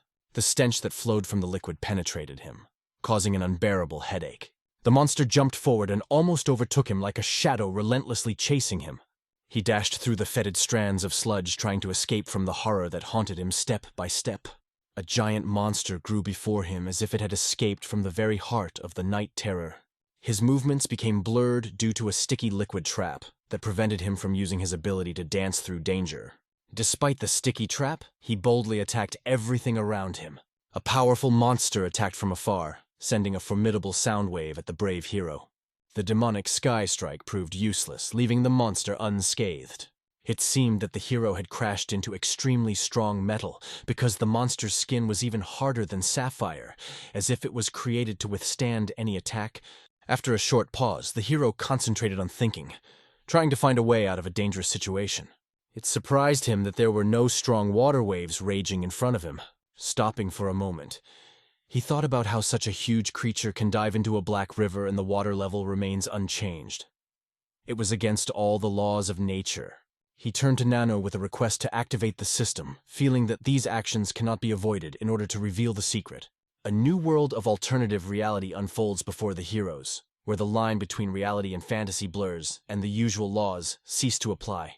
The camera confirms that the irregular energy of the black plasma is raging, changing everything around. Atmospheric energy reached its peak, causing the condensation of ionic particles. Although there was no scientific explanation, the phenomenon called into question the knowledge of mankind. For the first time, he encountered an incomprehensible spiritual phenomenon. Nano said that an atmospheric shockwave full of mysterious forces was approaching him. Fortunately, Nano managed to swerve away from danger. As Nano predicted, even when the huge head collided with the water, a high wave did not form. This confirmed his assumption about the mysterious forces behind the events. He watched as something hit the bottom. Nano gave an explanation. 24 pieces of metal hung in the air, from which powerful plasma energy was emitted. Obviously, their nature still remained a mystery to him. He turned to Nano with a request to mark all the metal fragments she managed to find, while he held back the onslaught of the fierce monster. When she noticed all the debris, pieces of metal flashed for a moment on the huge head of the monster like real jewels. He couldn't believe that this scene could be real. The metals shimmered in the air, reproducing the basic technique of the demonic heaven art sword with extreme precision and majesty. The monster repeatedly lunged at him, trying to devour and attack again. He honed his skill with the weapon, practicing each movement to perfection. Hundreds of times the sword was raised again and again to strike an imaginary opponent with flawless precision. The development of advanced cultivation technologies has constantly changed the landscape and methods of processing fields, opening new horizons for the agricultural industry. He follows the moon like a shadow looking for light. Jian Yo-woon mastered the basic sword technique of the demonic heavenly art as he prepared to impress with his skill. As he launched his attack, his sword lit up like lightning, ready to tear through the darkness. His sword flashed with a bright shine and struck straight into the heart of the huge monster, causing him to shudder from the blow. When did it all finally end? He finally realized that his efforts were successful. He set out to find out what had happened and discovered the true origin of the magic tonsil. Several metal fragments with a red aura merged together to create an unknown object. After some inspired work, a shining sword appeared in front of Cheon, sparkling with allure and mystery. Cheon could not believe his eyes. A ready sword stood in front of him, shining like a mysterious revelation. The name Celestial Demonic was engraved on the blade. How did this precious sword get here? This is the symbol of the mighty lord of the demonic sky cult. He stretched out his hand to the sword, and suddenly felt a powerful energy spreading from it that penetrated all his senses. It was as if a mysterious force began to fill his body, capturing every cell and penetrating every thought. And suddenly everything around was engulfed in darkness. He did not see a single glimmer of light. Silence covered the space like a dense blanket, leaving no possibility to even whisper a word. Suddenly, darkness came from everywhere, and the hero found himself in an unknown place. The hero felt as if his consciousness was gradually dissolving in the thick darkness that surrounded him from all sides. Then he started a conversation with Nano. However, just as he tried to get an answer, a giant white snake slithered out in front of him, appearing out of the shadows suddenly and unexpectedly. His surprise knew no bounds when he realized that there was someone else. The shadow turned out to be even more threatening and dangerous. He was surprised to see how his horns became longer and sharper, as if in the reflection of an old legend. His body rapidly increased in size and strength like that of an ancient warrior. His body rapidly transformed, taking the form of a huge dragon, powerful and fiery, as if taken from fairy tales and legends. The young man saw a swordsman pass by him, whose posture and look already hinted at the coming battle. An insurmountable stream was directed towards this mysterious creature. He didn't even notice how the dexterous swordsman fearlessly cut off the dragon's horns, as if the culmination of his decisive attack was only the beginning of the adventure. The white scales of the Amaidu, suddenly turn black as a symbol of changes and mysterious adventures that lie ahead. He wanted to know who was the mysterious swordsman who managed to cut off the horns of the unsaved. He finally guessed that the mysterious swordsman expertly wielded a sword with a bunch of keys that gave him extra strength in battle. Two masters met in a fierce duel with a giant monster whose every blow cut through the air. The giant snake, having turned into a dragon, found itself in a difficult situation, undergoing a brutal attack by the masters. Jian watched as the swordsmen used the third technique of the demon heavenly sword art, their movements filled with power and dangerous grace. He seethed with anger, realizing that his own skill was not up to this level of mastery. The swordsman overcame the Imugi with incredible skill, showing true class in battle. After a victorious attack, the swordsman confidently pierced his majestic dragon enemy, showing his skill and unwavering determination. The sword, emitting a powerful light surrounded by magical auras, gained unprecedented power. Smiling, the swordsman noted that it would take some time to absorb all the energy. However, he did not think that this task would be only for him. Mysterious pieces seemed alive. They began to whisper among themselves, winding an intrigue around themselves. When his eyes met this object, it became clear that he was hiding something. It seemed that those penetrating eyes were eating him alive, taking away every breath. The swordsman met his gaze, as if with transparent blades from which it was impossible to escape. Suddenly he found himself in the usual world of reality, as if after a dream. He found himself back where he was at first, swallowing an unfamiliar black liquid. He coughed, fighting the feeling that he was about to choke. Nano, watching the situation, asked with concern if everything was okay with his friend. Comrade Nano frowned and admitted that he accidentally swallowed some black liquid, and it caused him a sudden... He asked Nano how long he'd been unconscious. Nano replied that in fact he did not lose consciousness, but fell immediately after touching the sword. He felt as if he almost died, and confusedly asked Nano how long they spent in the dark cave, to which Nano calmly replied with a smile that less than an hour had passed. Nano explained with a smile that although it seemed like a long time had passed, in fact it had been less than an hour. He remembered how, holding the sword, he felt how black plasma filled his body, activating the brain cells. At that moment, he realized how the dark plasma penetrated him, merging with his sword into a single whole. He wondered that the appearance of demonic energy in his body was no accident. How could this energy change so suddenly and turn into something even more terrifying? Deep in his thoughts, he suddenly noticed that the sword he had just been holding had disappeared. He felt a sudden chill of fear when his gaze fell on his wrist, where he noticed something incomprehensible and frightening. At the mysterious entrance to the sealed demon cave, they stood in tense anticipation, silently waiting for the appearance of Kion, who was supposed to return from a dangerous mission. It seemed strange. A person with the level of Grandmaster proficiency shouldn't have lingered this long. More than an hour had passed, almost 2. What could have happened? Instructor Ho was starting to worry about Chi Yun-Yol-Woon for a reason. What was taking him so long? It seems restlessness has appeared in his heart. Is it just a coincidence?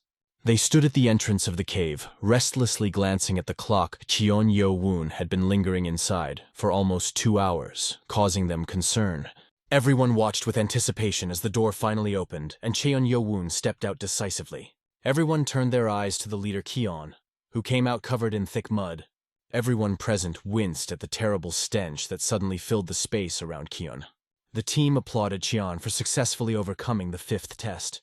Cheon expressed his gratitude to them for their support with a smile. Instructor Ho, previously worried, now convulsively pinched his nose, trying to escape from the horrible smell that was spreading around him. Their eyes were riveted to his hand, which was tightly clutching something unusual that did not at all resemble an ordinary deer antler. Tired of his adventures, he decided to take a dip in a warm bath, trying to wash off the smell of the previous day and regain his strength. He felt happy at last. Those ominous aromas had left him. An hour in the bath had done its job in restoring his strength and setting him up for new adventures. He was immersed in the luxury of his bath when he felt a restless gaze upon him. The mirror horn was visible through the steam, but he still did not understand what exactly was growing in the air. If it was just a dream, how could he find himself in the vortex of those events? Did all this really happen? He remembered how he entered the place that smelled like a swamp to understand where he got this strange horn. He remembered the moment when he believed his sword was capable of resisting the ominous, heavenly demon art.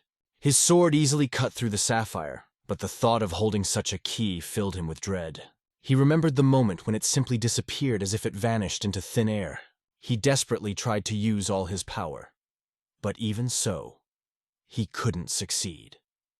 The demonic energy mixed with his ki remained beyond his control. The hero's body seemed to be on fire, drenched in sweat, as if in a merciless fever. That strange liquid entered his veins, and although the toxins still remained, his body began to be cleansed of poisons. Having reached the level of a grandmaster, the hero underwent body cleansing and got rid of most of the toxins. This liquid had the power to cleanse even the lightest traces of poisons from any body. The military commander came to the conclusion that the black liquid from the blood of a mutus would have a powerful effect on his subordinates, changing their nature and strength. A mutus decided to grab some of the black liquid, suspecting its mysterious properties. Suddenly the ground underfoot turned. It was an earthquake. He realized that the ground under his feet began to crumble. Everything around was rapidly collapsing. He barely got out of the trap when the ground under his feet was filled with storm debris. Every step was uncertain, but adrenaline drove him forward. Thanks to Disgabbert, he managed to save some of the mysterious liquid. However, he was overwhelmed with disappointment because the streams of this bloody substance could strengthen the power of the entire cult. And then came the horns, ominous and menacing. After taking a bath, he picked up the Amutus horn cut off by the mysterious man from his dream. The intention to keep this trophy was obvious, but what fate awaited this mysterious artifact? Perhaps this artifact is able to increase the ki, but how exactly will this happen? Touching the mysterious artifact, he asked Nano to analyze the horns, hoping to reveal the secret of their power. Nano discovered that the horns had an unknown composition, but their purity was barely inferior to the incredible strength. Something about this mysterious find fascinated his mind. After the Stoda proved to be stronger than Sapphire, he decided to test its strength with his key sword. He resolutely threw his sword into the corner, and what he saw struck him to the very heart. His face froze in a mask of indomitable determination, hiding deep emotions, but inside raged a mad struggle between fear and courage. This unusual power had the ability to push away the key sword, leaving the hero confused and stunned. The hero imagined how this power could be used to create a sword capable of mastering the demonic art of the heavens and the dance of the butterfly. Shining images mesmerized his mind. At 4 o'clock in the afternoon, events began to unfold in the very heart of the main building of the Directorate. When the clock struck 4, his surprise knew no bounds. How quickly time flew by. Where does he have so much power? The boy did not cease to be surprised. Khayan felt how he was filled with demonic energy, despite his apparent self-confidence. Instructor Ho confirmed his guess. He knew it was worth paying attention to. He felt joy because first he had mastered the sword technique, and now he had also mastered the demonic energy. This was exactly what he wanted. At that moment, Instructor Ho appeared unexpectedly, attracting the director's attention with his solemn appearance. The director ordered him to no longer be referred to as Chion's leader. He was now the brigade commander. He was congratulated on successfully passing the 5th test, which confirmed his new status. The master turned to him and announced that he was now a true master of martial arts and the pride of the entire cult. He looked at the gifts he had received. Instructor Ho told about the black metal dagger he had received from the brigade leaders as a token of respect for their cult. He looked at the dagger as if it were a work of art. It seemed that it had come not from the hands of a blacksmith, but from the school of a swordsman. The instructor reflected on the engraving on the dagger that seemed to be engraved by the Lord himself. It was an honor and a privilege, a gift given only to the leaders of the Khayan Brigade. The director was surprised to realize that the actor's contempt was like a gift from God himself. A sudden question came to the director quickly. Could he immediately schedule a 6th inspection? Some instructors could not hide their surprise. This news really threw them off track. The director looked at him and said the following words. He had considerable knowledge and experience that allowed him to pass the exam without any effort. Everyone understood that in order to successfully pass the 6th test, you need to be at the level of a grandmaster.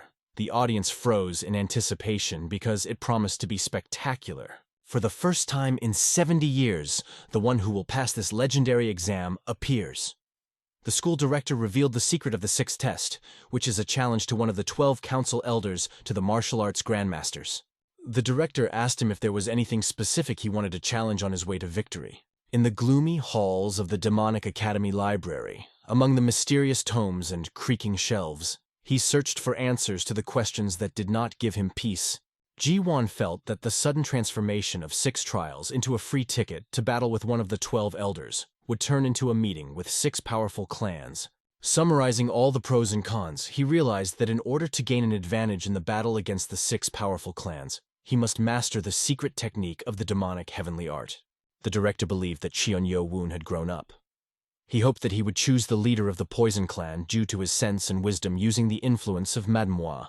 However, instead of an immediate answer, he decided to ask for some time to think it over and make an informed decision. Despite the fact that he officially got a chance to eliminate his opponent, doubts still settled in his soul. The 4 years that the Demon Academy had been providing protection were coming to an end. Soon, the 6 largest clans spread their wings as they prepared to reveal their power. Cheon Yo-woon looked around the library shelves with interest, paying attention to the fact that there were only 20 books stored on this floor. I remembered how the teacher taught gratitude for being able to master the butterfly dance and the technique of 1,000 breaths. These priceless knowledge remained on the 4th and 5th floors. The decisive moment had come.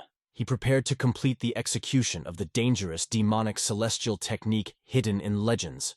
He asked Neno to conduct a detailed scan of the monolith and unravel the secrets of the control key. She carefully looked into the mysterious monoliths, feeling that something extremely important was hidden in them. He was surprised at the absence of sword marks on the monolith, as if it was a confrontation of forces superior to ordinary weapons. The powerful technique of the sword disappeared because the founder did not pass it on. He asked Nano if there were any visible marks on the monolith. Nano replied that only one person left a trace of the blade. So, he ordered to activate the mode of augmented reality, but it is already adjusted to the needs of the user. When the scope lens focused, he suddenly saw only a faint puncture. It seemed both solid and unfathomable. Could it be a demonic heavenly technique whose ability was almost unbelievable? Is this even possible? He was convinced that he had dealt him a fatal blow. Despite his admiration for the poem, he couldn't help but wonder how he got through the stone. It didn't seem that anything helped. No key was involved. He managed to pass through the stone by concentrating all the energy of the technique in one point. If he had used the key even a little bit, the monolith would certainly have been blown to pieces.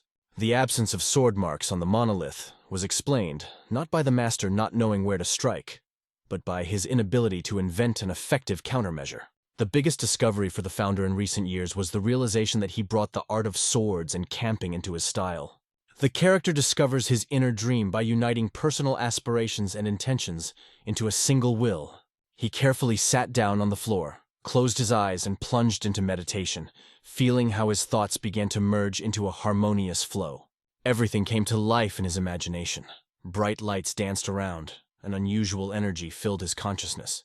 A bright light struck the librarian, forcing him to immediately rush to the brigade commander to find out what was happening. Seeing how he plunged into meditation, he could not dare to interrupt this silent harmony. Others, mesmerized by the meditator's colorful aura, gathered around. No one dared to disturb this fairy tale silence. Looking at this sight, they guessed that before them was a rare combination of 5 types of keys, which they could not have imagined before. A great grandmaster connects the energies of heaven, earth, and people, thereby helping to purify his body by achieving the harmony of the 3 spheres. Only by collecting 5 types of energy can you become a real grandmaster. The librarian, interested in the meditation process, could not take his eyes off. He saw how mysterious energy began to pulse around the hero. He noticed the strange symbols appearing on Cheon Yo-woon's body and face. His thoughts raced in a whirlwind, connecting mysterious symbols with a single possibility. As Yo-woon moved in the darkness, his mind floated with images of the bodily reconstruction of a mysterious technology that changes the human essence. Its light was so intense that no one could come closer. His powerful energy caused chaos. Books flew off the shelves as if from a gust of wind. But despite the unstoppable energy around, curiosity was raging. People, as if enchanted, risked getting closer, seeking to see this amazing sight with their own eyes. The servant was embarrassed, explaining that a minute ago he was full of energy, but now his strength left him. The people around looked at each other in intrigue, feeling something unusual. He no longer felt any power. His thought before was that control over the key was his advantage. Having finished the meditation, he opened his eyes and found that a crowd of people had gathered around him. People began to congratulate him on his achievement, fascinated by his calmness and the strength that radiated from him. Although it was strange, he sensed something special in several people around him. Then he realized he had finally reached the level of a true grandmaster. He thanked 3 loyal associates who surrounded him, forming a powerful protective barrier while he was in a state of grandmaster enlightenment. When he got up, he found that the library was turned upside down. In the cluttered room, he finally found Dad in the middle of the chaos, which he clearly did not expect. He hesitantly apologized to the librarian for leaving behind such a mess. Smiling, the librarian reassured the boy, noting that the mess was not a problem but the result of his great achievement. He realized that while everyone was engrossed in books, this was the perfect opportunity to seize the moment and take away all the chances for someone to master the demonic heavenly art. The librarian hurried to report to Commander Chione with the books everything was in order. The path to new knowledge was open, and learning could continue without hindrance. Jun Yo-woon started with books that detailed the martial arts of the 6 main clans, opening up to readers a fascinating world of mysterious techniques and skills. He intended to obtain the Crimson Fire Sword technique, Left Guardian Skill. The name perfectly reflected its destructive power. Then he diligently studied the book on the steps of the Wind God, realizing that it was not just a martial art but a sophisticated technique of movement that promised incredible speed and grace. It was precisely the moment to improve his movement technique, but who could give such a valuable ability to the library? He decided to ask Nano to scan the necessary information. It was 8 o'clock in the evening at Cheon Yo-woon's apartment. The subordinates sincerely congratulated Cheon Yo-woon on successfully passing the 5th exam, showing respect and admiration for his abilities. Everyone around asked with interest whether he had heard about what had happened and whether he knew more about it than others. He dismissed the conversation, noting that monsters do not exist, and asked to leave this topic aside. And everyone told her that she has enough strength to single-handedly overcome the world. Jivan decided to keep his findings a secret, fearing that their announcement would cause chaos and misunderstanding among those around him. Jun Yo-woon carefully held a large bowl with a mysterious mixture that he carefully collected throughout the day, trying to understand its secrets. Everyone retreated with fear, barely catching the disgusting smell that escaped from the container. They asked with interest, "What kind of attack is this?" The man scratched the back of his head in confusion, wondering how to explain that it was just a reservoir of blood. He decided to simply say that he came across it while walking. They were amazed when they found out that he pulled it out of the cave. But the mystery behind his act remained unsolved. He smiled widely, inviting everyone to taste a little of the drink he was holding in his hands. His voice sounded mysterious, promising something unusual. The group was horrified as a foul smell filled the air, enveloping them in a repulsive wave of disgust. He said that he accidentally drank this potion. It removed toxins from his body and improved the flow of ki energy. And he decided to share this discovery with others so that the benefits reach everyone. They stared with fear at the funny bowl of suspicious liquid. The smell was such that it seemed as if they would never dare to taste it. Giobon decided not to think twice. If their master had made an effort for their good, then they could not hesitate. Stepping forward decisively, he raised the suspicious liquid to his lips and took the first sip. He quickly took a cup in his hand and asked everyone to step back, assuring them that there was no smell of an unknown liquid. He swallowed the liquid without feeling any taste, then politely bowed and thanked his sovereign, assuring that he believed in the goodness of his intentions. Everyone around watched with undisguised curiosity how the drink would affect his behavior. He was pleased to note that it was not so bad at all, expressing his satisfaction with a brilliant smile. Suddenly, he fell sharply to the ground and, as if without hope of rescue, began to roll crushed, impressing those around him with his mysterious agony. The lunar mechanism carefully investigated the situation, asking if the claims of a miracle were related to an elixir that could solve all their problems. After a few minutes, Heobong felt changes in himself. He enthusiastically told the sovereign that everything was going according to plan. His body seemed to be renewed, and the flow of energy increased noticeably, bringing new strength. Seeing the effect, everyone except Jose Sangwa, who stubbornly refused, swallowed the liquid full of mysterious power. Mungyu struggled with her unruly mask that stubbornly refused to stay in place. In the cold gates of the northern forge of the Demonicus Academy, the haven for all the secrets of alchemy, there was an uneasiness. The blacksmith concentrated on working on the rare horn that Cheon Yo-woon had brought him. A blacksmith was commissioned to turn a rare horn into a sword of unprecedented beauty. However, when the blacksmith began to work with horn, his tools could not withstand the strength of this material and broke in his hands. After everything, he turned to the leader of the Chione Brigade, wanting to know the origin of the mysterious horn. However, Chione only smiled mysteriously and replied that it was a secret that he could not divulge. The blacksmith could not take his eyes off the mysterious artifact. He could literally feel it sparking with magical energy capable of creating the most perfect weapon in the world. He asked if it was possible to create a blade from this stone. The master only smiled and nodded, confirming his skills. Chion, as the leader of the brigade, received an unusual cold iron. After expressing interest, he was asked if he wanted to create a sword from it. Chion reminded him that he had once said that he could only create one weapon, but the blacksmith only now confirmed this. The brigade commander could always get a weapon at his will, because his power and influence opened doors for him. But this, at the same time, disturbed the silence in his soul. He ordered a new sword from the master because he had to temporarily hide the black sword. This amazing artifact held the secret of the heavenly demons that had yet to be solved. The blacksmiths assured that the material was unsurpassed, but the creation of each part would take a month. Kion considered that it would take 2 months in total. Chion, full of impatience, asked to hasten the completion of the work if possible.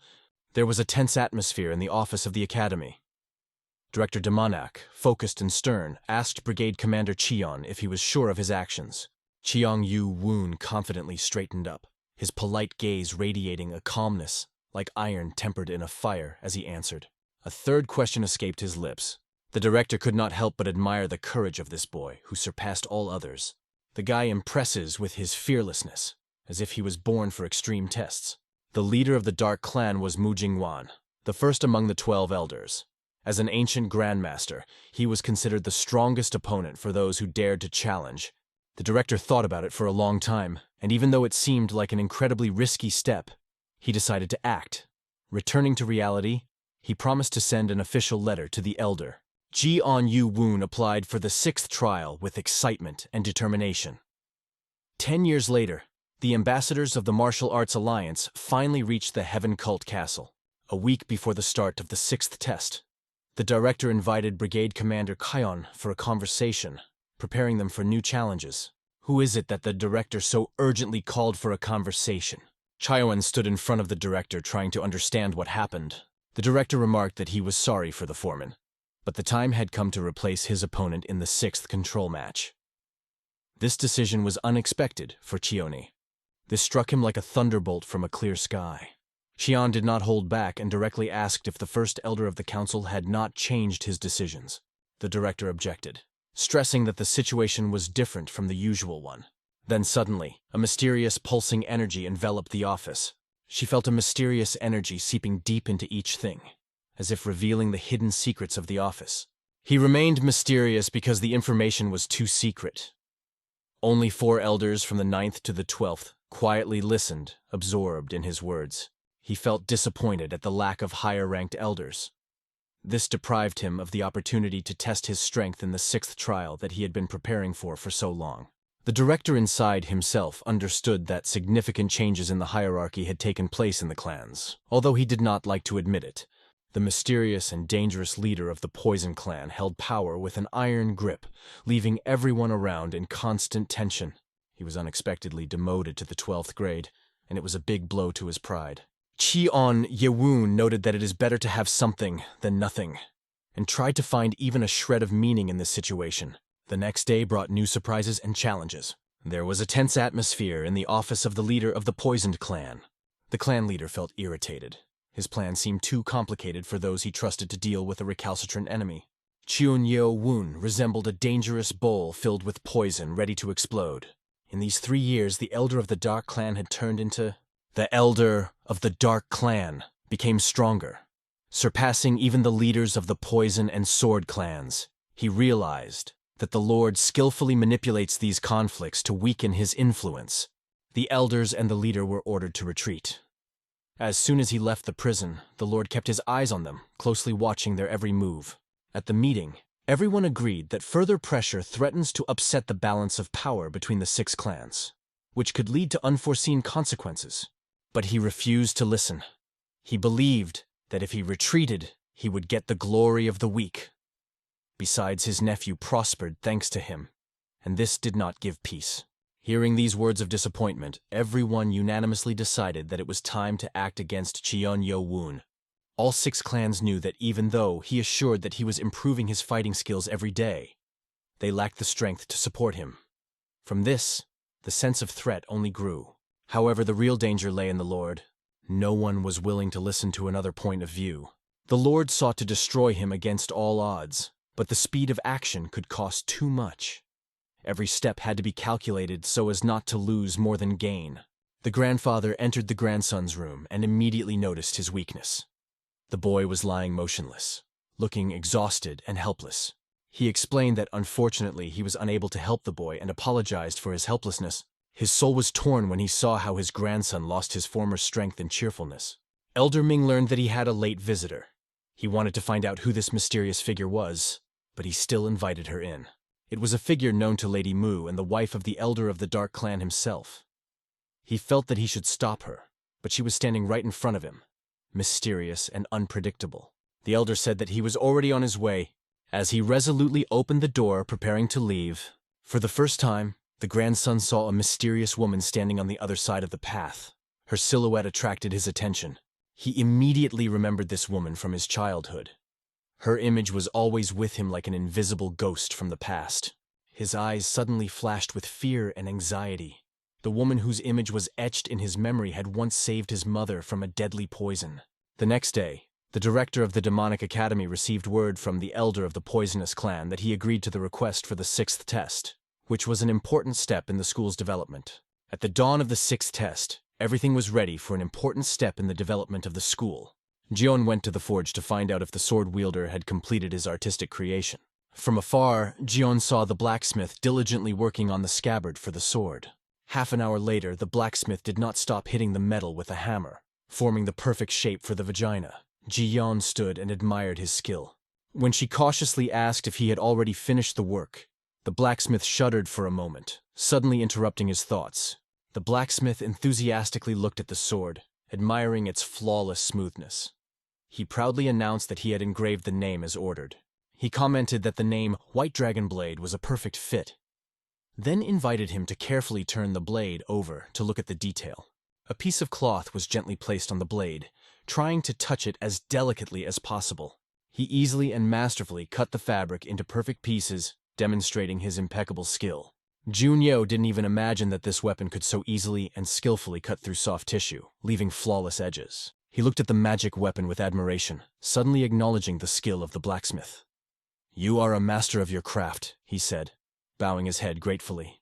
His mastery culminated in the creation of the legendary White Dragon Blade. He dreamed of becoming stronger than Master Min by having the legendary White Dragon Blade. This was the moment when she completely possessed his imagination. On the day of the 6th test, at the training grounds of the Daimonics Academy, excitement reigned. The 6th test, like a real monster, he quickly made his way to the Grandmaster in the Demonic Academy, leaving his competitors behind. John Yu-woon wondered who this mysterious person was that he was supposed to meet. Wasn't it someone from the legendary 6 clans? Only a fool would risk challenging one of them. Reasoning about the probability suggested that it could be none other than the 12th elder. The director had already arrived with the team, and everyone was looking carefully at those who accompanied him. He was the 9th elder known as Transfiguration E, whose experience and wisdom were admired by those who knew of his legendary achievements. Moon Geo joyfully met the father of the heir of the mysterious Transfiguration clan, as if waiting for new adventures and discoveries. Then a mysterious figure appeared on the horizon. Only her eyes sparkled in the darkness. He was an elder of the Poison clan, a mysterious person known for his mystical abilities and incredible knowledge of dark magic. Everyone was convinced that this was complete madness. The elder of the Poison clan appointed a new leader, and although this choice seemed strange, many considered him exceptionally brave. Chiyun Yowon was once again faced with an important decision as he contemplated his second choice on the path to leadership. The director began by thanking the 12th elder for accepting the challenge offered by brigade leader Kion. Then they would move on to exciting training sessions that lasted 60 minutes. Kion enthusiastically joined the test as the 9th elder from the Transmutation clan witnessed the process closely. The poisonous old man was staring intently into the headmaster's face, as if trying to penetrate his thoughts. 2 years of imprisonment have passed, and now he is finally back determined to change his future. Geo stood in front of the poison elder. His gaze drilled the ground under his feet. At the same time, their paths crossed, and a moment of tension held the breath of everyone present. The director loudly ordered to start the test, and the hearts of those present beat faster due to tension. They rushed at each other with great force, trying to overpower their opponent. The tension was in the air. Every move could be decisive in this battle. Enemy swordsmen seethed with fury because they were caught off guard. They believed that we were attacked unfairly. Xian was ready for anything. He calmly dodged a blow that the elder considered inevitable. He cast a reassuring look at the enemy, as if he had predicted his every move. Elder Poison Master was stunned at his miss. The 9th elder was amazed to match his level with a great guardian. The director hinted at the existence of a book on the 5th floor that revealed the secrets of the skills of great guardians. The struggle had just begun, and unknown trials awaited the heroes ahead. They longed for this moment for an infinite time. The poisonous elder was burning with a thirst for revenge. First of all, for the insult inflicted on his grandson by Kion. John Yuan was convinced of his speed, sure that even the most attentive eye would not be able to see his movements. Of skillfully portrayed other people's movements almost like a doppelganger. His mastery of imitation was amazing, and created the illusion that he could be everywhere at once. The elder rushed forward, trying with all his might to immobilize the opponent's legs. His speed and determination were exciting, and his tactics were unexpected. He then launched a key projector ready to turn the tide of the battle.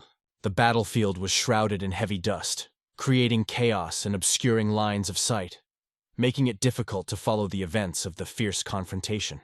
Even before the blow reached its target, Xion dodged like lightning and rose into the air as if he were an echo of the wind. Therefore, his old attacks turned out to be almost ineffective. Ji-Wan realized that the opponent was cunningly trying to deprive him of maneuverability by constantly attacking his legs. The elder raised his eyebrows in surprise as he recognized the technique Cheon was planning to use. John Yi-Woon gracefully performed the second position of the butterfly dance. His light movements resembled the flight of an insect. Meanwhile, the senior took the 5th position of the destruction technique, ready to face off. The fight was boiling. The tension was growing. Spectators, holding their breath, heard their hearts beating in their chests so loudly that it seemed their ears were about to burst. The intensity of the struggle grew, reaching terrible limits. Cheon Yeowen acted with absolute confidence and a clear understanding of the situation. He honed his skills to fearlessly compete with stronger opponents. The opponent was convinced that the unreliable blade would not be able to withstand his powerful blows and sophisticated fighting technique. She achieved mastery, but lacked combat experience. He was battle-tested and fought like a true warrior. He reached the level of junior grandmaster by throwing away all his trump cards from the first seconds. But even such power could not move Qian from his place even for a moment. The elder felt that he had not even reached the limits of his abilities in this battle. This was the first time he had observed the evolution of a monster. He was surprised at the speed with which everything happened and only now understood what Lady Mu had mentioned earlier. On the eve of the 6th test in the House of Elders, the atmosphere was electrified with tension. He remarked to Lady Mu that her desire to insist on accepting the demonic cult's offer seemed to him highly unreasonable. She possessed the secret of the divine doctor's whereabouts. He is rumored to be the best doctor in China who can even resurrect her. She firmly believed that this doctor would be able to cure his grandson. The old grandfather could not find a place for himself. He was overcome by despair. He thought about a miracle that could save them from trouble. She felt herself a powerless prisoner of circumstances, but she could not allow it to stand in the way of their salvation. She felt his presence like no one else could. She handed him an ancient tablet that her grandfather had received from a divine doctor, and indicated the place where this mysterious healer could be found. Lady Mud ordered that in case of complications of the boy's situation, it should be eliminated. The Dark Clan, led by their mysterious leader, would intervene in this matter. She was informed that the new director of the academy had already been appointed. Lady Mu seemed to have good reasons to apply for this position among all possible candidates. The elder understood that he had no right to miss 6 articles, in danger of meeting the fiercest enemy of all time. John Ye-Woon had to die at that moment, such was his fate.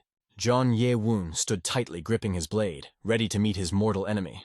The director and the 9th elder were horrified to see the poison coming from John Ye-Woon. Elder Beck's conscience tensed. Did he plan to kill the challenger? At that moment, the director was fearfully watching the life of Cheon Yo-woon, not knowing what might happen next. The elder eagerly launched the 5th stage of the deadly destruction technique, causing a vortex of powerful energy around him. Everyone understood that he uses poison to defeat opponents. How to defeat such a cruel opponent? Fear filled their hearts. The swordsmen anxiously looked at their sovereign. Fear for his life constricted their hearts. Even watching the unreal amount of poison that came out, the swordsmen could not take their eyes off their sovereign. Cheon Yo-won, although he was still older, was not going to give up. His determined look showed that he was preparing for a fierce duel. The elder saw an unwavering determination in his eyes. The young man was preparing for a desperate battle. Then the young man struck, filled with the poisonous determination that boiled in his heart. The lunar armor stood up to protect the owner, as if they were afraid that his life was in danger. The elder of the Poison Clan was convinced that the substance he created was capable of melting even the bones of an opponent. He looked down on Cheon, considering him a reckless idiot. The fierce expression on his face disappeared as a sword blade flashed in front of Cheon, cutting through even the poisonous mist in the air. The elder stood dumbfounded in front of the formidable warrior, not knowing what to do next. Cheon-il did not warn his opponent that now was his time to counterattack. Hearing Jong-won's words, the elder felt his heart begin to beat wildly, and his eyes widened in surprise. Cold sweat covered his forehead. His skin blazed as if on fire, but immediately regenerated as if in a magical dance of healing. Cheon, the leader of his team, unleashed a powerful blow that resembled a real storm. This was enough for the elder to instantly realize who he was standing in front of. A thick curtain of smoke billowed around, hiding everything from human eyes and adding even more chaos to the unrestrained disorder. Some of the subordinates were worried whether their lord would be able to survive in this chaotic maelstrom of events. The most loyal swordsmen feared the poison was so powerful it could melt anyone to the bone, regardless of their strength or defenses. The team was at a loss as to why their mentor had chosen the elder of the poisonous clan. Does his decision hide a secret plan or a new alliance? He fiercely attacked the elder of the poisonous clan, sparing no effort. Fragments of the battle were scattered around, distracting attention and obscuring the viewer's view. The story of an epic battle was told, under applause and a storm of emotions. Inspired spectators loudly asked each other if the fight was over, absorbing the excitement that hung over the arenas. Filled with awe, they waited for the results to be announced. Instructor Holt critically observed the blow, considering it excessively powerful. Holt suddenly realized that in front of him was not Cheon Yo-won, but the elder of the Poison Clan, striking him with the complexity of the situation that had unfolded. When the smoke and poison cleared, it became clear that Cheon Yo-woon had been declared the winner of the battle. The 9th elder stood in confusion as to how Cheon Yo-woon was able to resist the deadly poison sent by the elder. In the battle with the alliance of martial masters, the terrible power of the poisonous mist created by the elders of the Poison Clan was remembered as a real massacre. The director could not believe what he saw, even when everything was happening right in front of him. The elder was confused. Even if he defended himself, his bones would be subject to considerable destruction, not only from the internal power, but also from the brutality of the battle itself. The mystery immediately arose. Who was this being that possessed such regenerating power? Could she even be human? When Jion announced that he was still standing, the hero suddenly realized that despite all the blows, he remained on his feet. The final stage of the butterfly dance reached its climax when the colorful wings swirled in the air, creating an impressive spectacle around the hero. The elder still remained without his staff, which had always been a symbol of his wisdom and strength. The elder understood that in this situation, he had no other choice, so the elder decided to release an even greater amount of power. Cheon continued to survive amidst the poison that flowed from his body, relentlessly overcoming his weakness. Even when faced with the blade of the white dragon, his strength only grew. The elder was distinguished by extraordinary power, from which even the bravest were enveloped in fear. Now the elder spread poison through each of his followers, spreading fear and treachery. The battle has risen to a new level. Cheon Yo-woon expertly wielded the white blade, fending off the continuous attacks of the insidious, poisonous elders. He realized that the deadly poison he used before was not his only weapon, but a part of his limitless power. The director realized that he had become a poisonous person whose powers got out of control, and no one had the power to stop this destructive flow. At the final stage of his journey, the user turned into a personified poison, releasing 3 times more poison than at the 7th stage, when its amount already hit all possible limits. An unexpected remark that he did not even expect pushed him to the 8th stage, causing a storm of emotions inside and forcing him to act decisively. He gave him a burning look full of hatred and threw. "Try to block it now!" She was aware that the white dragon blade would not be able to give them an advantage in this battle. The warrior stopped moving, studying his opponent for any weakness. He dropped his sword to the ground, ready to meet the enemy unarmed. He released a powerful vortex of energy that engulfed everything around him, changing the very fabric of the earth. The two warriors stood tensely in the epicenter of the arena, releasing a stream of power that met the challenges of fate. The sand burst into the sky in a vortex, merging with the wind that carried the poison, creating a chaotic curtain that blinded everyone present. Guo Wang Haohuan watched the battle, worried for his ruler.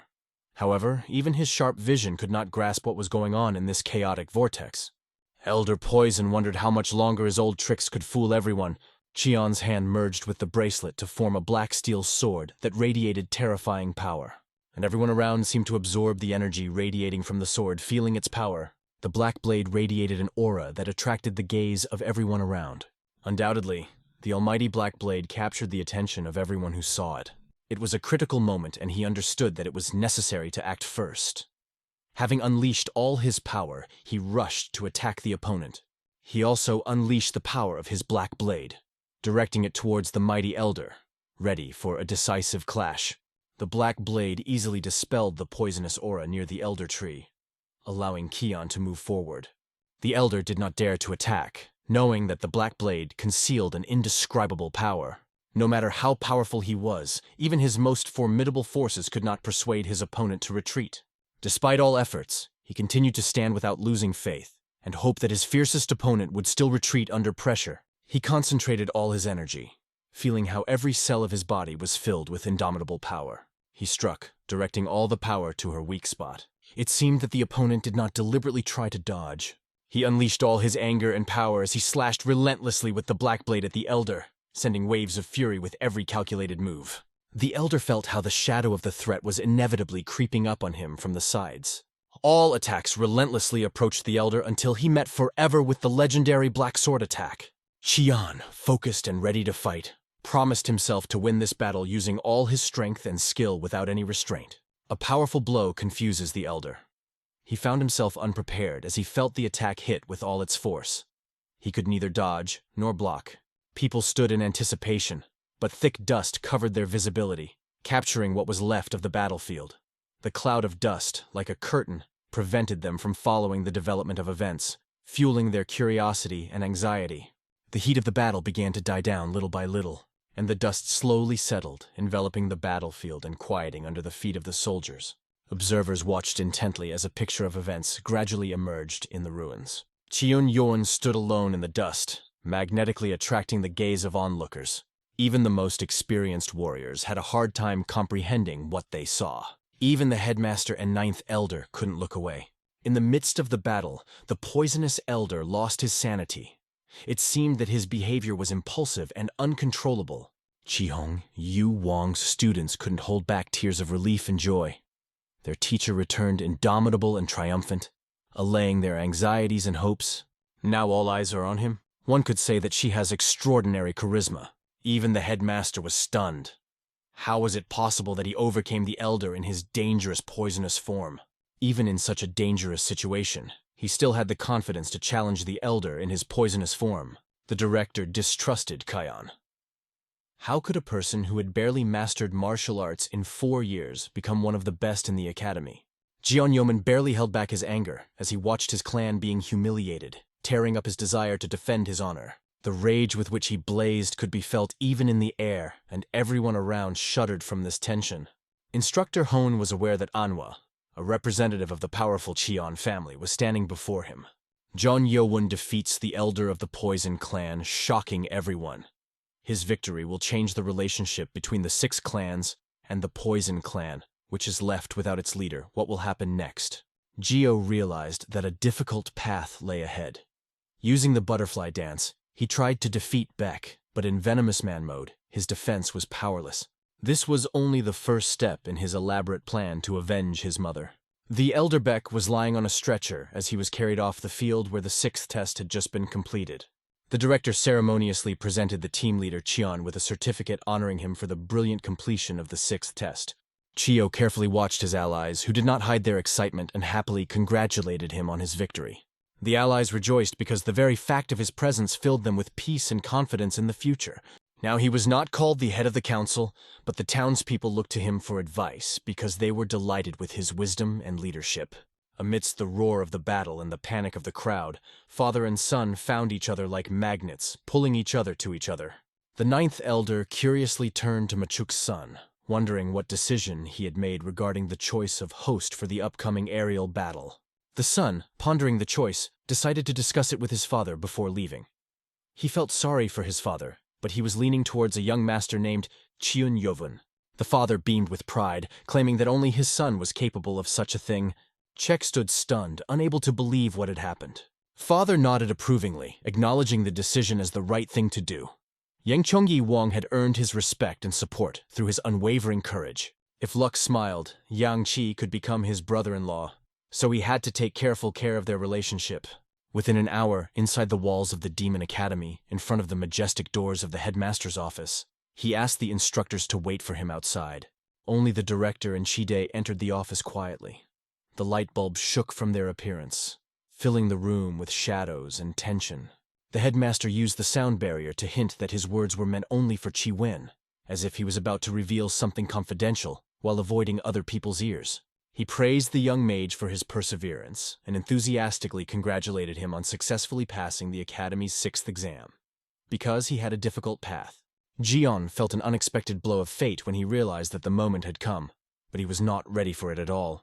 His mind was torn with uncertainty because he could not in any way fathom the meaning of this unusual incident. The director explained to him that successfully passing all the tests in the Demon Academy shows a significant respect for the representatives of the Chihan clan. At this moment, the director, without any hesitation, looked into the eyes and asked if he had received the legendary artifact known as the Celestial. Although he guessed everything, he skillfully pretended not to understand anything. The director slowly took out the small object from his pocket, squinted, and said that he completely understood why Keone was still hesitant to trust him. The left guardian of the heavenly demons. Li Wami-ung sided with Master Chiyun Ye-woon in the fierce battle of the airs by giving him the Guardian Family Medallion as a symbol of support, and I asked him to accept this honorary award. With a serious expression on his face, Kion pondered the trust given that he was one of the Lord's most loyal assistants. He had a hard time deciding whether to accept this honor. The director agreed that he was right. He was the right hand of the Lord, taking responsibility for safety but at the same time keeping his distance. According to the established rules, he could not interfere or help anyone. There was something much more important than the strict rules his guardian family saw in him as a potential successor to the ancient knowledge of the mysterious heavenly demon founder. The mastery of swordsmanship was now no longer just a technique, but a real art that surprised even the fiercest warriors. The new era of swordsmanship brought incredible achievements. The owner did not appear, leaving everyone in suspense. The real technique of wielding a sword. Every movement is like a dance that combines speed and grace. Chihan couldn't take his eyes off something special caught his attention. He could not resist and asked, "What does this mean?" The director informs that the legendary sword technique created by the founder and intended to be passed on to the lords was lost 500 years ago. The heavenly demon sect initially did not have a stable structure that would allow numerous descendants to grow through the 6 main clans. The Lord first called the Holy Mistress to him. She was chosen by the Holy Fire and stood by, ready to become his faithful wife. A mysterious sect of demons with sinister plans was born in a Zoroastrian temple in Xinjiang. In the 5th year of their reign, the then rulers of Junmui embarked on a relentless pursuit of the demon sect. In this fierce pursuit, Junmui and most of his loyal companions were killed. Among them was the faithful right guard of the era. In all these events, a significant role was played by the God of the Blade, who is responsible for the outcome of the battles. Hearing the news, Kion opened his eyes wide in surprise. Chion paused thoughtfully, trying to remember whether he had heard of the mysterious Bogalezo before. The feeling that this creature was hiding something familiar didn't leave him. The sword demon, known as the most skilled swordsman of his clan, met only one opponent who could not defeat the mysterious Godblade. With the passage of time, both the lineage and the art of wielding the sword of the heavenly demons became nothing more than a legend. And so the death of the previous master due to illness put the sect on the verge of the greatest crisis in its history. Due to his talent in martial arts and other fields, the sword demon quickly gained a reputation as a consummate warrior. None of the previous lords who had set foot on this path could fathom the secrets of the founders. But the saint set out to follow the sword demon. With his masterful control method and flawless cultivation technique, he overcame the obstacles and successfully mastered this artistic technique.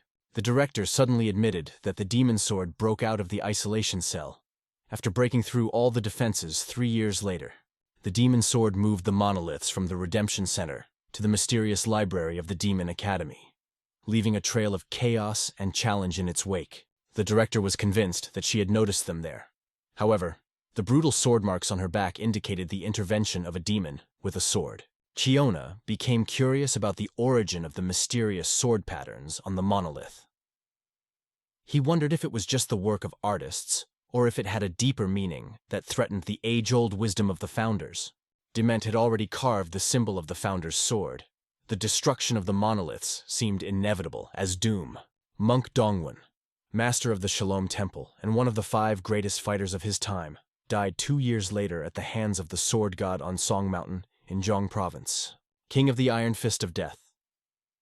One of the legendary 5 martial arts masters met his fate at the hands of the god of blades and remained unnoticed for 10 long days. Chihon Yewunastif, one of the greatest martial arts masters, tried to convey an important truth about 3 legendary warriors. The director listened carefully, feeling the weight of his words with all his heart. When 3 of the 5 greatest martial artists were defeated by the Blade God, his fame skyrocketed. The sword demon, contemplating the wounds on his opponents, had to recognize the power of the Blade God. The true power of the heavenly demon's sword was evident. Its technique was not yet perfected to defeat the god. Blade traces of art painted the sapphire monolith. Now he understood why the destructive techniques of the sword were depicted on the sapphire monolith. He wondered why these techniques only consisted of the basic movements of the blade. Years later, the Blade God unexpectedly appeared in the demon sect. His last opponent was the sword demon, which aroused tremendous interest in everyone around him. However, the sword demon paid an incredible price, losing his right arm. This is a loss for any master, as his arm was a treasure in the world of martial arts. After those dramatic events, the sect underwent significant changes, and Cheonmuwa, the young daughter of the previous lord, became the new lord at the age of only 16, impressing everyone with her unique leadership and instincts. Lady Cheonmuwa, a famous general, went through life having 5 husbands. 2 of Cheon's chosen ones paved the way for the 2 powerful factions of the Dark Clan and the Sword Clan. And the Demon Sword, aiming to preserve the legacy, started the Demon Academy. He understood why his presence was necessary in this place. Cheon says that the true mission of the Demon Academy goes far beyond the simple training of young magicians. The director smiled joyfully because he realized that the real goal of the academy is to find the heir to the great teachings of the founder. He was sure that among the descendants of Kion there would be someone who could protect the secrets and knowledge of the ancient teachings. Demon swords remained only a legend passed down from generation to generation among the guardians. But with the appearance of Kion Yo-woon, everything changed. The director glanced at him and asked if he thought he recognized this technique. 3 years ago, Kion Yo-woon learned the secrets of the heavenly demon sword art by embarking on a mysterious journey full of risks and incredible discoveries. The director carefully watched the control and coordination of the cadets who moved like little figures on a chessboard from a height. Observing the movements, he realized that these actions surpassed in dynamism and precision the heavenly demon sword art known to him. At that moment, he doubted whether it was really the heavenly demon founder's complete understanding. Just one technique did not give a final answer, so he decided to continue his observation. But when he watched how skillfully he used the heavenly demon sword art in his first attack, all his doubts were instantly dispelled. The director turned to the young master with a smile, asking if he really thought that his unusual twine attack had left him speechless. The director came closer and again asked the question, did he solve the secret of the founders of the heavenly demons? His gaze radiated mystery as if he knew the answer. Jeon Yo-woon realized that he had only one option to reveal his secret. The director watched carefully as Jeon Yo-woon revealed his secret almost without hesitation. When he fell to the ground, the director said that Li Wamiang's left guard greeted the true heir of the heavenly demon. The young master's thoughts are swarming with one question that does not give him peace.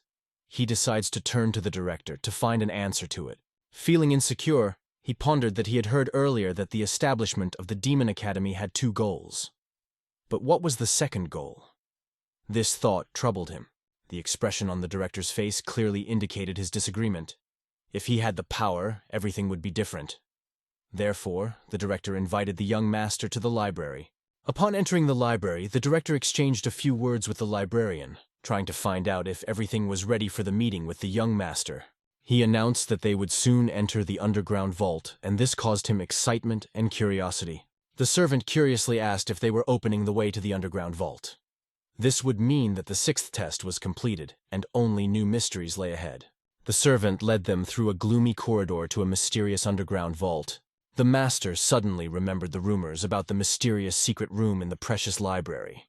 He had no idea that one day he would be able to see it with his own eyes. The guards who were watching over the valuable property saluted the director by bowing respectfully.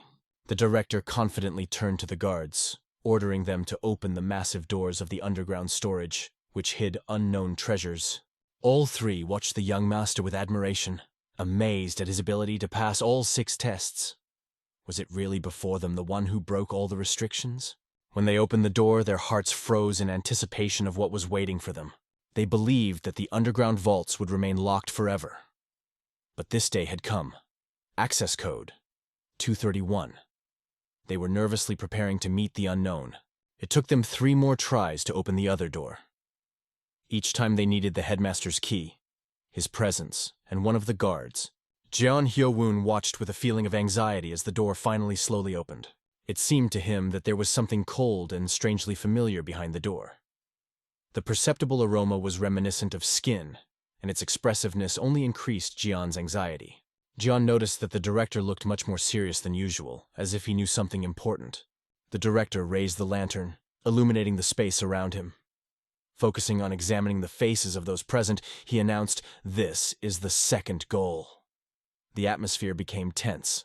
Then he felt as if he was standing on the threshold of something great, and realized that this could be the culmination of events. He noticed that it was an amputated hand that emitted a special chemical vapor. This phenomenon was far from accidental. The cuts looked like they had been made with a blade, but it was clearly no ordinary blade. The sensation of a powerful cut pierced him. The feeling reminded him of training with the Avatar's nano-engineered powerful, invisible opponent that pushed his blood to the limit. He had already encountered this technique and felt the force of the blow, which was impressive with its invisibility and speed. The dance movements of the butterfly technique were intertwined to create a stunning 5th combination. He constantly improved his skills by training with avatars, striving to achieve perfection in every movement. He performed each movement with precision as if reading from a secret manuscript. There was some mystery in his movements. He had no idea that such a masterful blade technique existed. No butterfly dance could protect more than 2 strikes. This forbidden technique was impressive in its brutality and sophistication at the same time. He looked up and asked, "Does this hand belong to a sword demon?" The director smiled slyly, noting that he had a wonderful eye. So it was indeed the hand of a demon sword. The director skillfully discovered a special secret books left by the same demonic swordsman. John Yuan froze in surprise because he had no idea that such a treasure trove of knowledge existed. Jeon suddenly discovered a world filled with mysterious knowledge. His heart beat faster when the 24 dramatic swords appeared in front of him. The real demonic blade dance, as well as the analysis of God's sword techniques. This place was found not only to find a successor to the teachings of the founder, but also to select a student capable of transferring the wisdom of past generations. The director said that it was important to find such a talented student who could challenge the blade god's technique. Remembering the last words of the sword demon, he asked the young master if he was interested in the secret he told before his death. Would he dare to find out the truth? The director recalled how during a duel in the middle of a tense battle, the blade of the gods suddenly dissolved in the air. That battle that took place 500 years ago still captivated the imagination. Bogleso showed himself with incredible power that seemed incredible. Even years later, Bogalez's technique remained invincible like a legend. Bogleso defeated his opponents with incredible ease, leaving them disgraced and humiliated when everyone around them witnessed his triumph. He still came back defying fate and promising, "I'll come back again." The director said that the demon of the sword waited patiently for 4 days, but did not wait for the opponent. The battle could be considered a complete draw, because no one won. It has been 500 years since the director shared his memories. He did not believe that a descendant of the Blade God would be born. Is anyone able to resist his art and fulfill the will of the sword demons? He planned to leave the key because the underground storage was not waiting. He could leave with the door closed, but to get inside, the key was necessary. After finishing the conversation, the man disappeared, leaving the young master Cheon Yewolun alone with the key in his hand. Yewolun carefully held the secret book of the sword demon in his hands. He asked Nano to carefully remove the protective skin from the book, starting a new page in his adventure. He was aware that the true demonic sword was far ahead of all the martial arts of the 6 great clans at an unreachable height, even for the heavenly demons. Holding the books, he thought about how it would be useful to pass on this knowledge to his subordinates skilled in the use of a sword. Flipping through the book, he came across a reference to the 24 demonic swords. This discovery was part of a unique technique developed with special knowledge. He mastered the devastating technique of the sword, which became the foundation of his mastery. It's sad to admit, but if the sword demon continued the fight, defeat would be inevitable. In his imagination, he saw the technology of the gods far more powerful than anything he knew. Nano received a command to activate augmented reality. The hero wanted to test the possibility of creating 3D video by reading data from cuts made by a blade on his hand. Nano turned on the simulation created by the intricate sword technique that consisted of the cut patterns he inflicted using the 4th technique of the heavenly demon sword art. Bright 23D avatars appeared in his mind, rapidly performing this amazing technique. Striking with the complexity of movements and precision of patterns, he enthusiastically watched their movements, admiring the mastery of this incredible technique. Their movements exuded power and skill, striking with every touch. He was overcome with surprised awe at the exquisite attack the Blade God technique countered. However, the other avatar was pushed back 3 steps while swinging his weapon in the air. His arms were covered in cuts and marks from the God Blade's piercing technique. But even this powerful skill paled in comparison to the exquisite art of the heavenly demons. He could have found a way to counter the deadly blade technique, but decided not to. With perfect nano control, he flawlessly reproduced the deadly blade technique, even when there seemed to be no chance. Even after all the battles, his skill was such that his enemies were left with clear cut marks as if they were created by a celestial artist. It's been a week since Geo Neo triumphed in the 6th Academy entrance test. Now there are only 56 cadets left. Only 6 cadets successfully passed the 4th test, while 7 of them were able to pass the 5th stage. Out of 1,000 cadets, only 67 people remained in the academy. This achievement was the best in the last 100 years. This time, the air battle unfolded according to a new scenario. Previously, the cadets who passed the 5th test formed their own factions and competed with each other. But now, the situation has changed. Chung Yu-chang of the Blade clan, the most popular contender for the role of Wiz Lord, had to step back. Then, Chung Myung-won of the Sword clan lost his arm and left the academy forever. It often happened that 5 out of 6 students left the academy early. In the northeastern part of the Demon Academy, a group gathered, desperate to improve their skills. The training promised to be exhausting and exciting. Master Chiyun Muyong went missing. He didn't leave a single word, so the students were left wondering if they should think together how to get rid of the restless Chiyun Yiyun. A message came from Chiyun Yiyun, in which he gave the students a task. This task will help them focus on improving their fighting skills by fully immersing themselves in training. One of the warriors turned to John Yun, doubting his confidence to face an opponent that even the head of the Poison Clan couldn't overcome. What could they oppose to such a force? The scion of the Flame Clan pondered whether to bring in the undecided 10. Meanwhile, the representative of the Dark Clan convincingly argued that the recruitment of the remaining cadets was vital. He insisted that the involvement of Satsuke and Y from the Flying Ghost Clan was critical to the success of their mission. Satsuka and Vaya came from a powerful family. Their parents Samai Y, the 9th elder of the council, and Huani Y, known as the Thousand-Faced Phantom, were respected figures whose influence extended far beyond the clan. Rumors confirmed Chio Neo-woon locked himself in the training room and did not come out. This was a chance that could change the course of events. Hearing a hint about the possibility of destroying subordinates, he immediately remembered the sad fate of those who once did something similar against his team. The scion of the Dark Clan remained invulnerable, An old adage flashed through his mind. Better to use one's enemies against one another than to waste one's strength. Then he asked who they would involve in carrying out this difficult task. With a smile, he said that 4 people are already enthusiastic about this idea and strive to implement it. The descendant of the Flane ancient clan expressed his disapproval, his gaze becoming cold and distant. The next day, at exactly 1600, a tense atmosphere reigned in the individual training room of the Demon Academy. John Yo-woon continued to work hard on improving his skills, fully focusing on the new technique. His determination was evident in every move.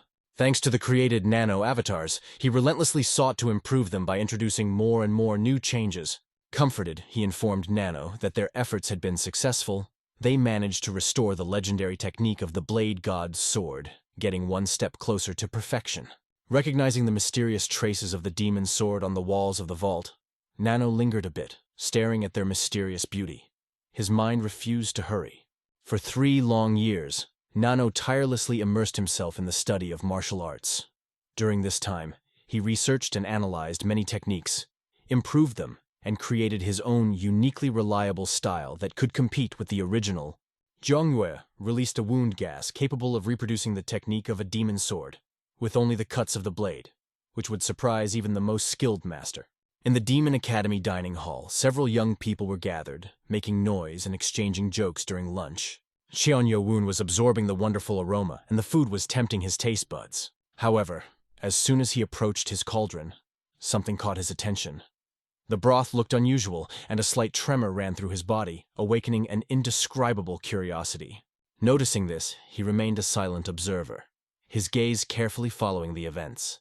While standing in line for food, he had the feeling that someone was carefully watching his every step in the dining room. Jeon Yu-woon noticed how the cook was nervously clutching the ladle in his hands. He asked if everything was okay, but only received assurances that it was because of the heat and the ongoing capital control over the cauldron. The young master looked around the spacious room looking for a comfortable place to have lunch to rest from the day's worries. And yet someone, not hiding his curiosity, continued to watch him intently, and this look was as sharp as a knife blade. Having chosen a convenient corner, he settled down, ready to immerse himself in the taste of his spicy masterpiece. He stopped suddenly. Seriousness enveloped his face. He silently looked into the plate as if looking for answers to invisible questions. The cadet watched thoughtfully, wondering if his plan had accidentally been revealed. He picked up his fork and tasted some of the food, wondering if his strategy had been exposed. The dish was delicious, but his thoughts about the plan never left him. Suddenly, he felt something unusual that caused his eyes to open wide and his expression to become tense and focused. Suddenly, he grabbed the bowl and emptied it in an instant, enjoying the spicy and delicious soup. The observer was pleased to note that the plan functioned flawlessly. Soon, a group of cadets gathered in front of the training unit and lively exchanged impressions after the successful implementation of the training plan. One of the cadets, with some excitement in his voice, asked whether the monarch had already gone to the mysterious Dinnigan. Antive anxiously asks if the monarch eats at least once a day. The answer is first affirmative and then negative. It turns out that he did not eat yesterday. The master asked if they would like to dine in the young master's company of host Sang-hwa and Betchi were going to leave soon. It turned out that Mungyu arouses more interest in the sovereign than Obong. It seems that there is an invisible game of romantic interdependence between them. Rumors are boiling. The Moongear made Obong suspicious. He noted that lately his behavior was also unusual, as if something invisible was guiding his actions. A group of people appeared nearby. Their intentions were obvious this night. They decided to create real chaos.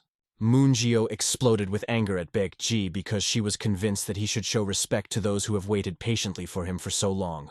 When they finally set off, suddenly someone blocked their way with the intention of starting a fight. The heir of the fiery clan appeared before them, followed by a group of rebels determined to disturb the peace. The rioters, with tense faces, looked as if they were ready to start a fight. They had come here for a reason, and they clearly weren't going to leave unscathed. Young Cheon Yo-woon moved towards the soldiers who were chasing him. Their eyes flashed with the fires of malice and tension. Yo-woon noticed a few familiar faces among his pursuers. Before long, Yo-woon noticed the presence of the Dark and Spring clans in the crowd. Already standing were the Blade Sound Sword Clan and Poison. Bechiogu couldn't stand the tension and exclaimed that Shiun Yewon might feel shocked after destroying the Dantian brothers and killing his own grandfather. The Blade Clan scion was outraged. How dare this lowly descendant compete for the position of Vice Lord? He should know his place. The descendant of the SoundClan clan stood silently but had already prepared for battle by shooting his opponent with a glance.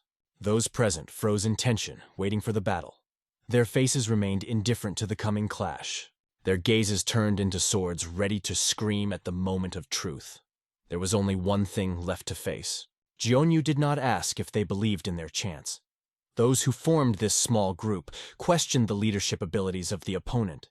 The descendant of the Poison clan looked with disdain, thinking that the opponent was just the son of a servant, who might have slipped him food with poison that destroys the key to their victory. Although he was always cautious, he could never think that a cook whom he considered a friend would sneak poison into his food. Pondering this, the young master stood staring at him in amazement. The descendant of the Poison clan glanced at the young master, noticing his sudden calmness, as if he had just planned to visit his brothers in the infirmary. Jeonyu didn't dare to ask about the subordinate with a look of distaste on his face, although this moment required an explanation. Young Master Cheon-yo-won realized that the treacherous alliance with the Dark Clan was already in place. Understanding the danger, Cheon rushed to attack the enemies with lightning speed, trying to end the battle as soon as possible. Cheon knew that time was short and immediately rushed to the attack, deciding to finish the battle at all costs. No one would have guessed his movement. The four sensed a chance that a fusion of their attacks could lead to victory. Belief in their collective strength gave them the courage to act in concert. An angry warrior rushed forward. His eyes were burning with rage after the enemy cut off his sister's hand. He promised to return it to her by taking the hand from the offender. He even dared to hit the young master, but the blade spiraled upward, leaving only a breath of wind behind. He was amazed and confused, completely unaware of how he found himself alone. The sword lay in his hands, imperceptibly shiny, hidden from prying eyes. When the swords came back, they took his hand. The scion of the Sound Clan now looked like his sister. He felt lost, but the will to fight didn't fade. Young Jeon-yo-won firmly stated that he has no time for unnecessary things, so he will deal with this matter quickly. It's a shame that his warning was ignored. Jeon-yo-won didn't want to waste time and immediately engaged in battle with one of them. Yo-won glanced at the next opponents. With the sword engulfed in a glow, the scion of the poisonous clan couldn't believe his eyes. His keen sense still revealed a dangerous key. The descendant of the poisonous clan could not understand how this happened. He saw this mysterious stranger calmly drinking from the cup. He felt a tense silence gather around him as the mysterious stranger casually observed everything, as if looking at the plate was all he wanted. It was at this moment that Cheon-yo-won took out the poison that he had been carefully hiding and showed it to the mysterious stranger. There was a mysterious poison in Cheon-ye-won's palm. Cheon-ye-won, holding the mysterious poison in his hands, carefully dropped a few drops on the leg of the dead victim. Suddenly, one of the cadets was overcome by a scream of horror from contact with the poison. His body was covered with a wave of unbearable pain. John Yi stared intently into Baichio Gu's eyes without uttering a single word. The expression on his face spoke more than any question. Or was he just joking, thinking that such a trick could fool him? Earlier in the dining room, she noticed the strange behavior of the cook. While everyone was enjoying their dinner, the woman decided not to ask Nano to analyze the ingredients, suspecting something was wrong. The young master carefully placed several ingredients on the table. His movements were surprisingly precise. Sorry, I can't help with this text. Perhaps you could provide more context or specify what help you need. After analysis, it turned out that the soup contains a deadly poison and a component that absorbs the energy of anyone who tastes it. He looked at the soup, thinking if he allowed the poison to swallow him, the intruder would surely be revealed. He asked the nanobots to help.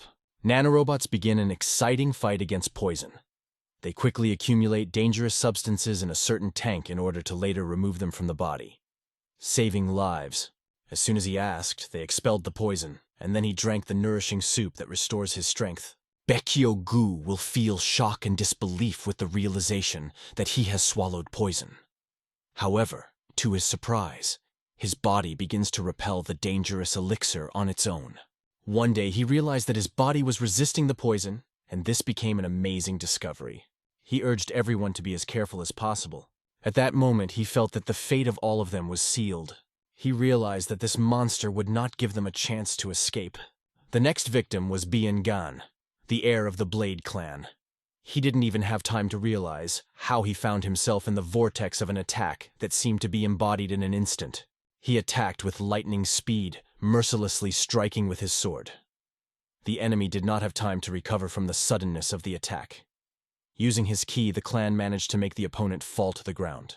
The descendant of Sword Clan warriors Myung Dial, who had ignored Bechiogu's words for a long time, now realized that the time to retreat was irretrievably lost. The descendants of the Poison and Sword clans kept a close eye on young Cheon Yeo-woon, unable to contain their surprise at his unexpected actions. Cheon Yeo-woon stopped abruptly at the Blade Clan that appeared from them.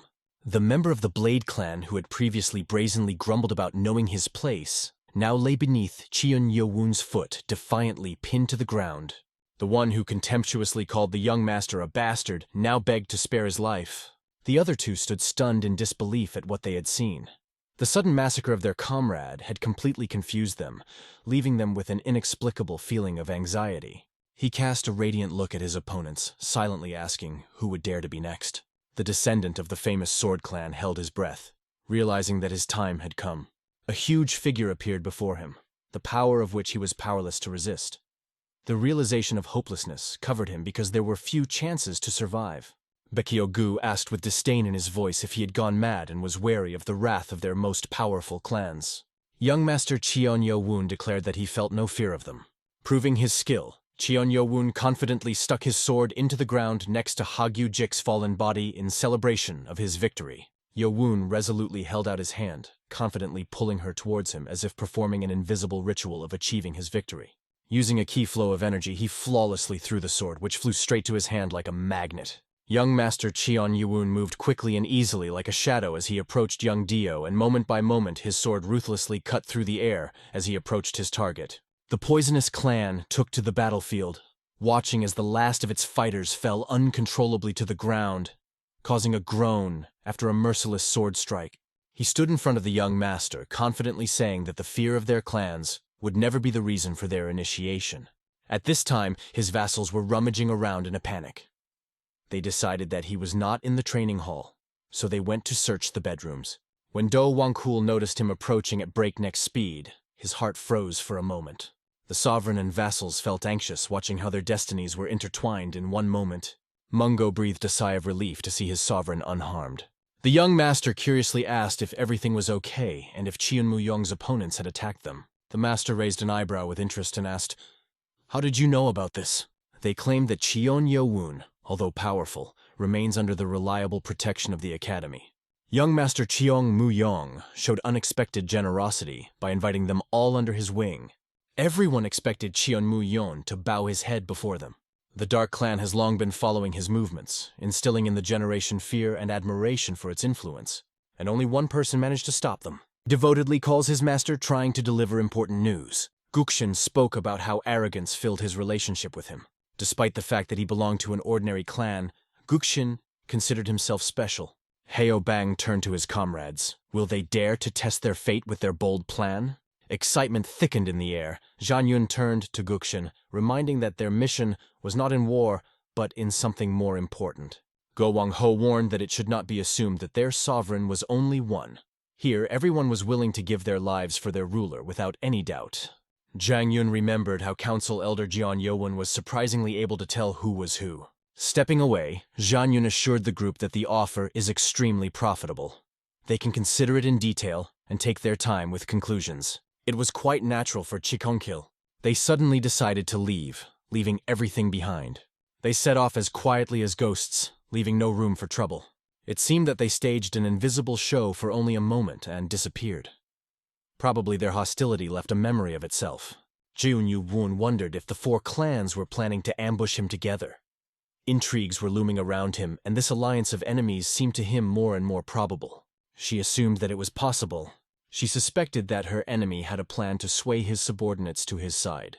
The minutes dragged on as he realized that this was just part of a cunning plan the enemy was trying to play them against each other to gain precious time. In the spacious training hall, Zhan Yun turned to his brother, saying that he had completed his assignment, trying to keep the confidence in his voice. Whether Cheon Yo-woon was alive or had already left this world, they had nothing to lose. Desperation and courage mixed in one bottle of madness. John Moo-yun wasn't sure if he could withstand the poison that threatened to destroy everything in its path.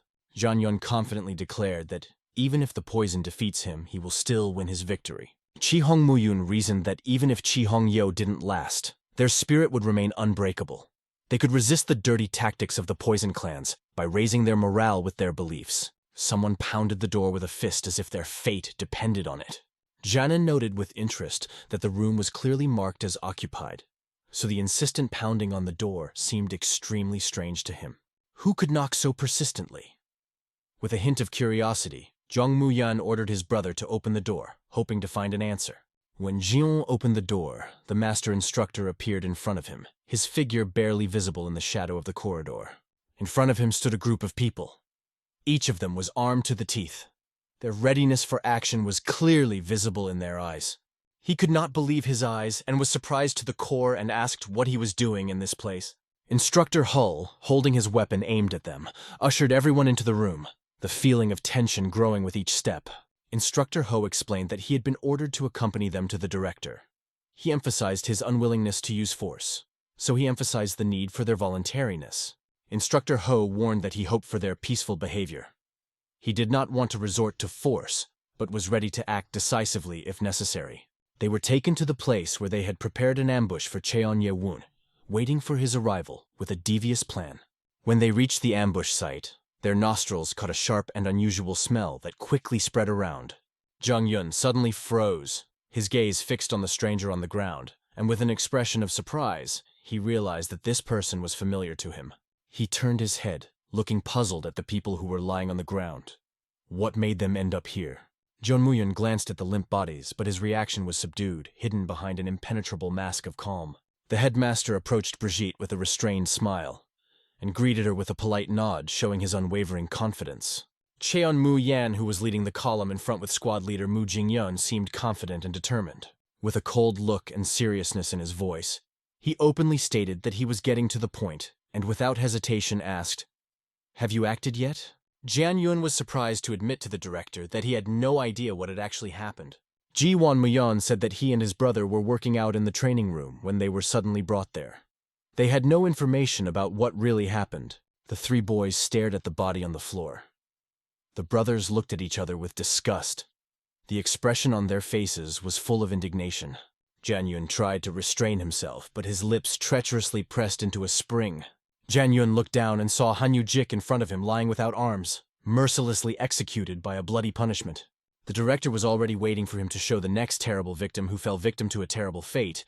They moved forward because another terrible manifestation of evil fate was waiting for them, a new victim. Konpil was stretched out on the ground. His body looked as if it had been pierced by an invisible dagger of evil fate. Everyone understood that these wounds were caused by the sonic sword of the Sound Clan. But why the weapon ended up here remained a mystery. Jian Yun suspected that the battle scene was carefully staged, as if two warriors had crossed their swords in a fierce duel. The body on the ground was covered with marks that indicated the use of the Dark Clan's fourth Black Cloud Palm technique. Jian Yun froze in confusion, realizing that the suspicions were completely logical because the Dark Clan's technique indicated their involvement. At the very moment when Jian Yun was preparing for decisive action, Jian Yun hesitated, but his brother silently warned, "Don't tell the director, it's a trap." His intuition told him to be careful. Sensing a threat, he turned to his brother for an explanation. Looking straight into his eyes, he revealed the secret. On the 5th floor, the magic book of the Black Cloud, the treasure of the Clan of Darkness, is hidden. Zhang Yun agreed with his brother Zhong Yewun won the Black Cloud Palm by winning the 5th challenge. This unusual success opened up new horizons for the young warrior. The director turned to them, inviting them to look at the last body left on this earth. Even Chiun Muyan, known for his emotionlessness, could not remain indifferent. He was overcome with an indescribable shock when his eyes fell on what lay beneath his feet. Jian Yun couldn't take his eyes off the mysterious find. His imagination was full of questions about what that thing was on the floor. Rumor has it that only John Muyun, the legendary leader of the Dark Clan, has mastered this mysterious martial art. During the 3rd trial at the Demon Academy, everyone witnessed John Muyun demonstrate his legendary abilities against Chiyun Yuun. Jian recreated a technique he had seen only 3 years ago. It was a skill unattainable even for his grandfather. John Muyun understood his game to force the 5 clans to clash with each other. He expertly used their strategies, turning them against the creators themselves. The director watched the events with pride. The director resolutely ordered to deliver them both to the detention center without wasting a minute. At the Demon Academy, Instructor Ho proudly told the headmaster about sending the 4 chosen ones to their clans, where extraordinary tests await them. They were also informed that an official statement had appeared, that both would be held in custody until the arrival of the lords and elders of the council, who would be able to decide their fate. The director noted, not without surprise, that this cunning move is successful. People try to recognize the truth, not noticing the obvious. Looking only at the bodies, he believed that even a great master would not be able to copy the technique after only seeing it once. It seemed an almost unbelievable task. He understood that the enmity between the 5 clans was inevitable, regardless of the circumstances. In the western wing of the Castle of Heavenly Demons, where the gloomy mansion of the poisonous clans was located, everything was hidden in anticipation of changes. They had just found Baekhyog's body amid horrible screams and the rustle of coins echoing around. A feeling of hatred and greed for revenge raged among the crowd. Deputy leader of the poison clans, Baek Moon-soo, tried to remain calm. However, the painful loss of his father was too fresh, and now the enemies had crossed the line of patience. Buk Cho-woo, the senior member of the Poison Clan, decided it was time to throw off the yoke of the Dark Clan. As he pondered the decision, he heard the echo of the truth in his own words. They remembered how the master had suddenly cancelled the 6th trial after visiting the mysterious Lady Mu of the Dark Clan. The mysterious Lady Mu seemed to look at the Poison Clan with disdain. Their resentment only grew, and they burned with the desire to avenge their father's honor. The deputy leader felt heavy words hanging in the air in the middle of the funeral. The moment had come when action became the only possible solution. Only now did they have a chance to defeat their opponents. Opponents tried to catch the heroes by surprise. The heroes would not have had time to enter the battle, because they had only just returned from the funerals of their nephews. The leader solemnly declared that they would complete Chiogu's funeral. However, under the cover of night, he secretly instructed the troops to meet at 2 o'clock in the morning in preparation for an unexpected turn of events. The next morning, as the hands of the clock pointed to 4 o'clock in the Dark Clan mansion, silence reigned. But in the air there was an echo of great changes. There was a tense atmosphere at the bus stop leading to the internal cells. People were waiting for their turn, realizing that their lives could change irrevocably. Fueled by rage, they decided to act. Retribution became their only goal. Overwhelmed by the thirst for revenge, they set out to break into the mansion of the mysterious clan. Full of determination and fearlessness, they suddenly froze in place, feeling an inexplicable anxiety that passed through them like a warning. One of the brothers turned to the deputy leader, noting that something was wrong here. They broke into the mansion, but there were no traces of people around. The deputy leader instantly noticed that there might be a trap. Looking back, they realized that they were trapped, considering how to get out of this mess. Finding themselves under a hail of arrows, they noticed that each arrow contained a key. The commander shouted for them to quickly dodge the arrows that flew from the sky like hail. Losses increased with every moment as invisible archers from the roofs deftly shot, turning the area into a dangerous trap. The Poison Clan placed a curse on the Dark Clan, anticipating their sneak attack. The deputy leader of the Poison Clan loudly announced that they had already crossed the line, and now there was only one way left to fight to the last breath. Despite the rain of arrows, the warriors bravely moved forward, putting their shields up and protecting their lives as best they could. They knew that the way to victory could only be through battle. A warrior from the Dark Clan passed by the group of poisonous clan leaders and threw a cheeky question. "Hasn't the hour come when cornered mice can bite even the mighty cat story?" He drew attention to the fact that it seemed as if they had exhausted all their possibilities. He resolutely approached the leader of the Darkness Clan, determined to put an end to their intrigues once and for all. The difference in power was really impressive. The leader of the Darkness Clan exceeded all expectations. The leader of Darkness defeated the opponent in a few blows, and scornfully remarked that a rat will always remain a rat. The deputy leader of the Poison Clans, full of determination, raised his weapon and rushed headlong towards the Dark Leader to defend the honor of his clan. The Dark Leader looked through the crowd, aiming at the man, who asked if he was the deputy leader of the Poison Clans, trying to read some secret from his reaction.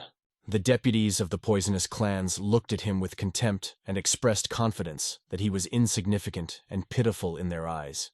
The warrior of the Dark Clan struck an unexpected blow, stunning the deputy leader of the Poison Clan with his art. Subordinates instantly assessed the situation. Realizing that the battle was close to the finish line, subordinates felt irritation because everything unfolded exactly as they had predicted. Lady Mu noted that the subordinates were wrong in their assessment of the enemy's strength only because their leader was not at the helm. The clans of darkness launched an attack aimed directly at the brave lady. It seemed that the brave lady was even stronger than those around her perceived her. Just a few nimble moves and she amazed everyone by instantly defeating her enemies. The last opponent looked around in confusion, unable to believe how his comrades fell one by one from her relentless attacks. The warrior held his head tightly, arrogantly saying that he was nothing more than a waste in this world.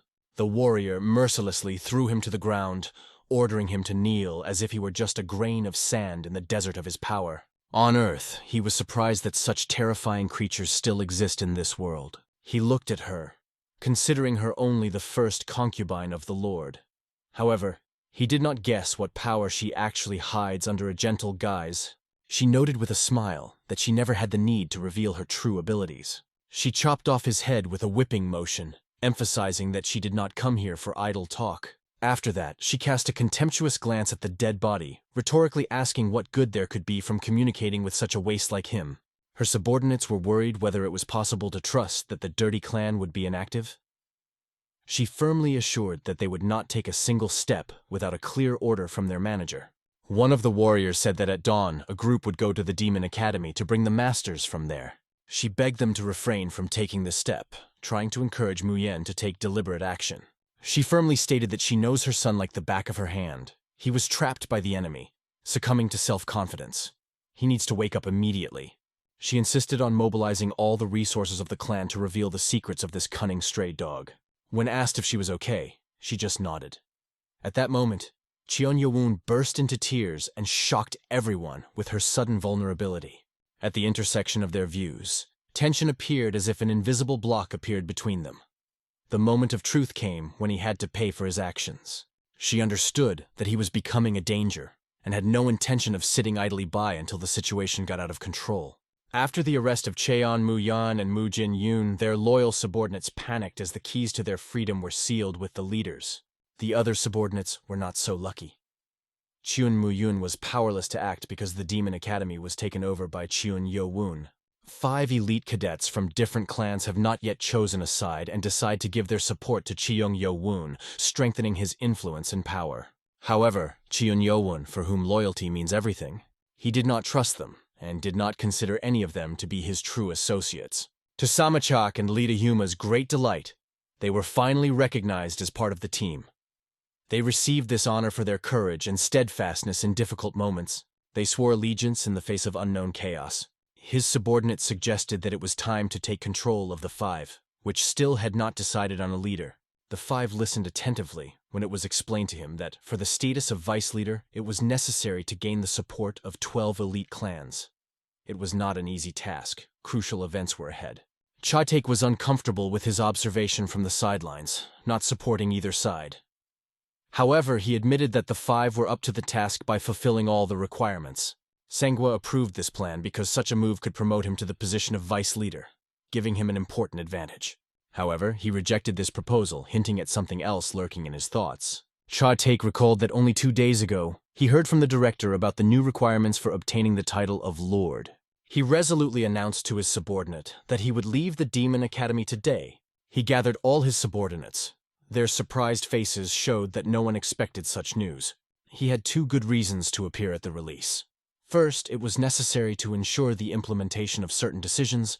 Sangwa wondered with interest if he was implying that none of the top clan leaders would show up at the event at all. There was anxiety at the bus stop. But after ordering to remain calm, the leader announced that the sovereign would appear in person.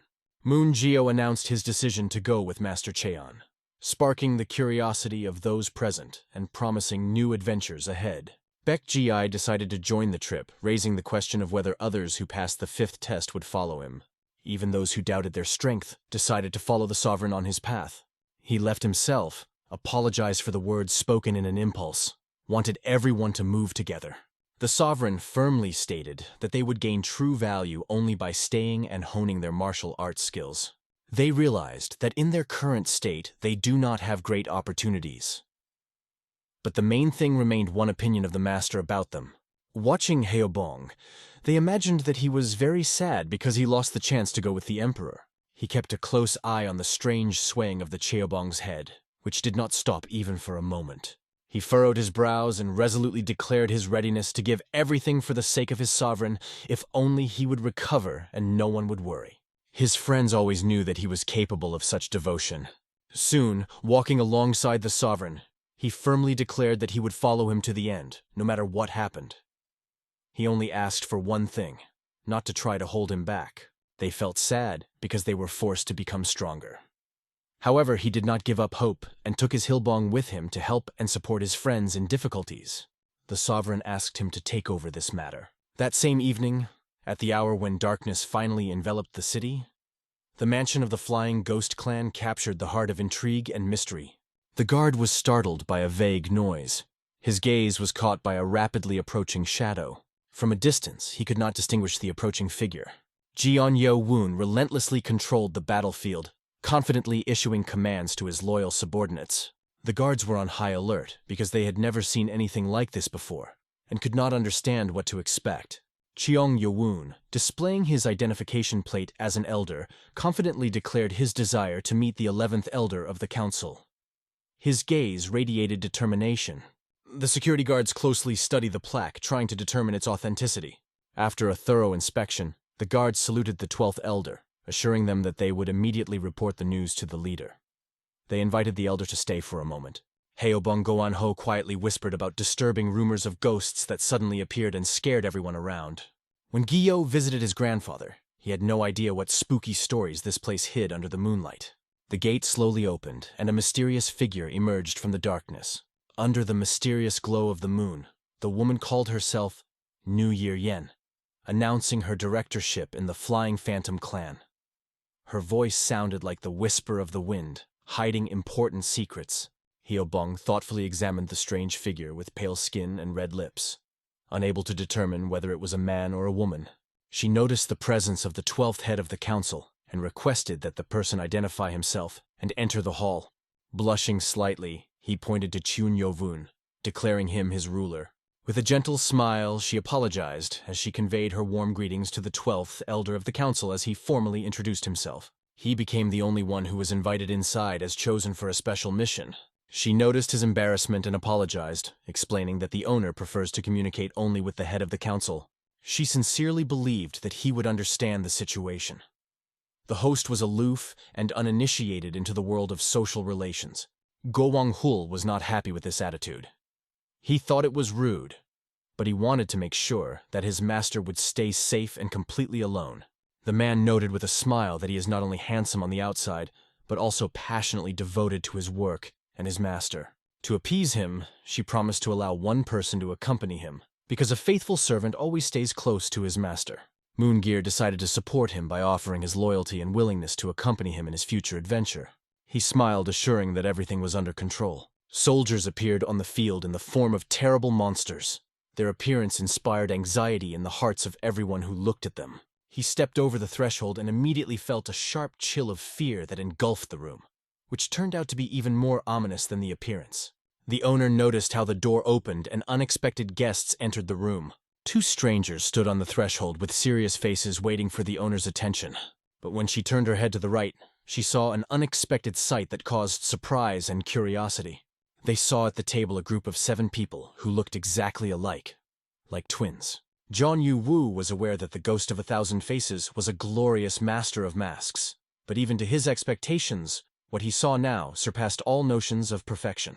One of them stood up with an eloquent glance around and announced himself as the leader of the Flying Phantom clan, an air of danger accompanying his every word. Munyu doubted if this was really her uncle. The image in her memories almost did not match this face, but something deep troubled her heart. He announced his name, adding that he was the 12th elder of the council. Moongear, a representative of the Dragon Palm clan, said that she had not seen her uncle for a long time, and her heart felt the weight of old meetings. The first suddenly became serious, as if trying to understand the hidden meaning of her words. Suddenly his face softened, and with nostalgia in his voice he remembered how long it had been since he had seen her with his brother Munyan. She mentally decided that he was older because he was the only one who guessed about her mask. John Yule didn't start to find out if he understood the real reason for their meeting. Her gaze remained mysterious, keeping the silence between them. He wondered if he had come to collect his jade medallion. He explained that this was his only reason because the events took place immediately after the victory in the aerial battle and the escape from the demonic world. Jaden's medallion served as a special symbol that marked its owner as a member of the Council of Elders. When an elder handed over his medallion to an heir, it meant a transfer of authority and trust. The candidate for viceroy formally demanded a private audience, seeking to discuss important matters with pronounced determination. She reminded him how she always treated him like a viceroy, recognizing his authority and role in all important decisions. He asked him if he knew that the jade medallion carries the privilege of giving reviews. He hesitated whether to give him some time, but decided to act without delay, and immediately got down to business to feel the dynamics of the conversation. He intended to test his own powers of observation and ability to discover the true leader of the clan. For Moongear, these trials seemed extremely difficult and confusing.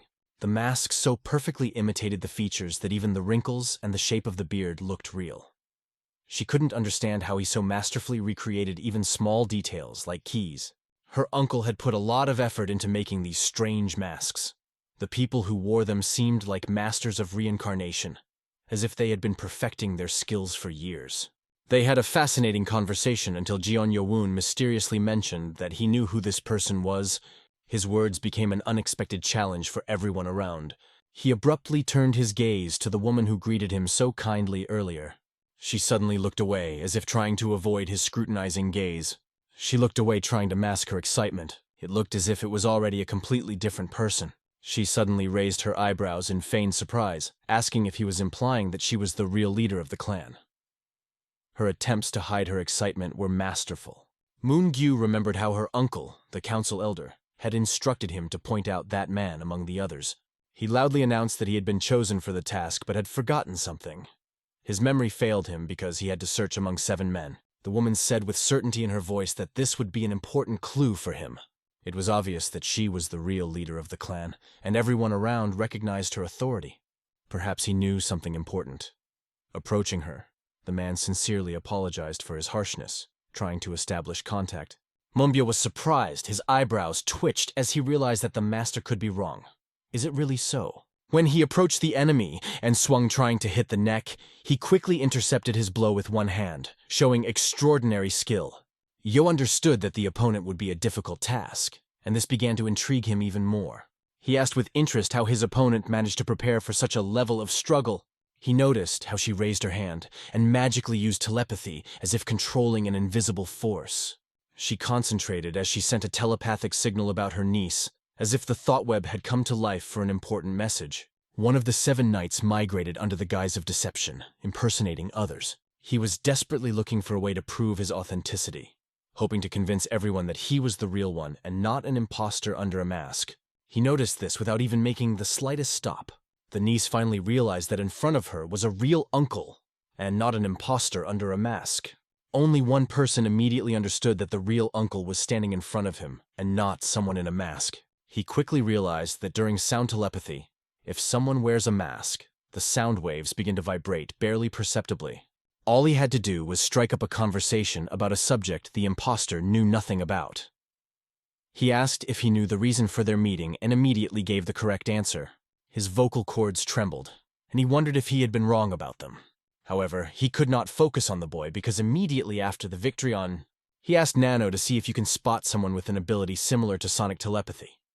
This could change all our plans. He suddenly spoke on a random topic in an attempt to confuse any systems that could analyze his sound waves and determine their origin. When the character started again, he instantly realized all the details of the events unfolding around him.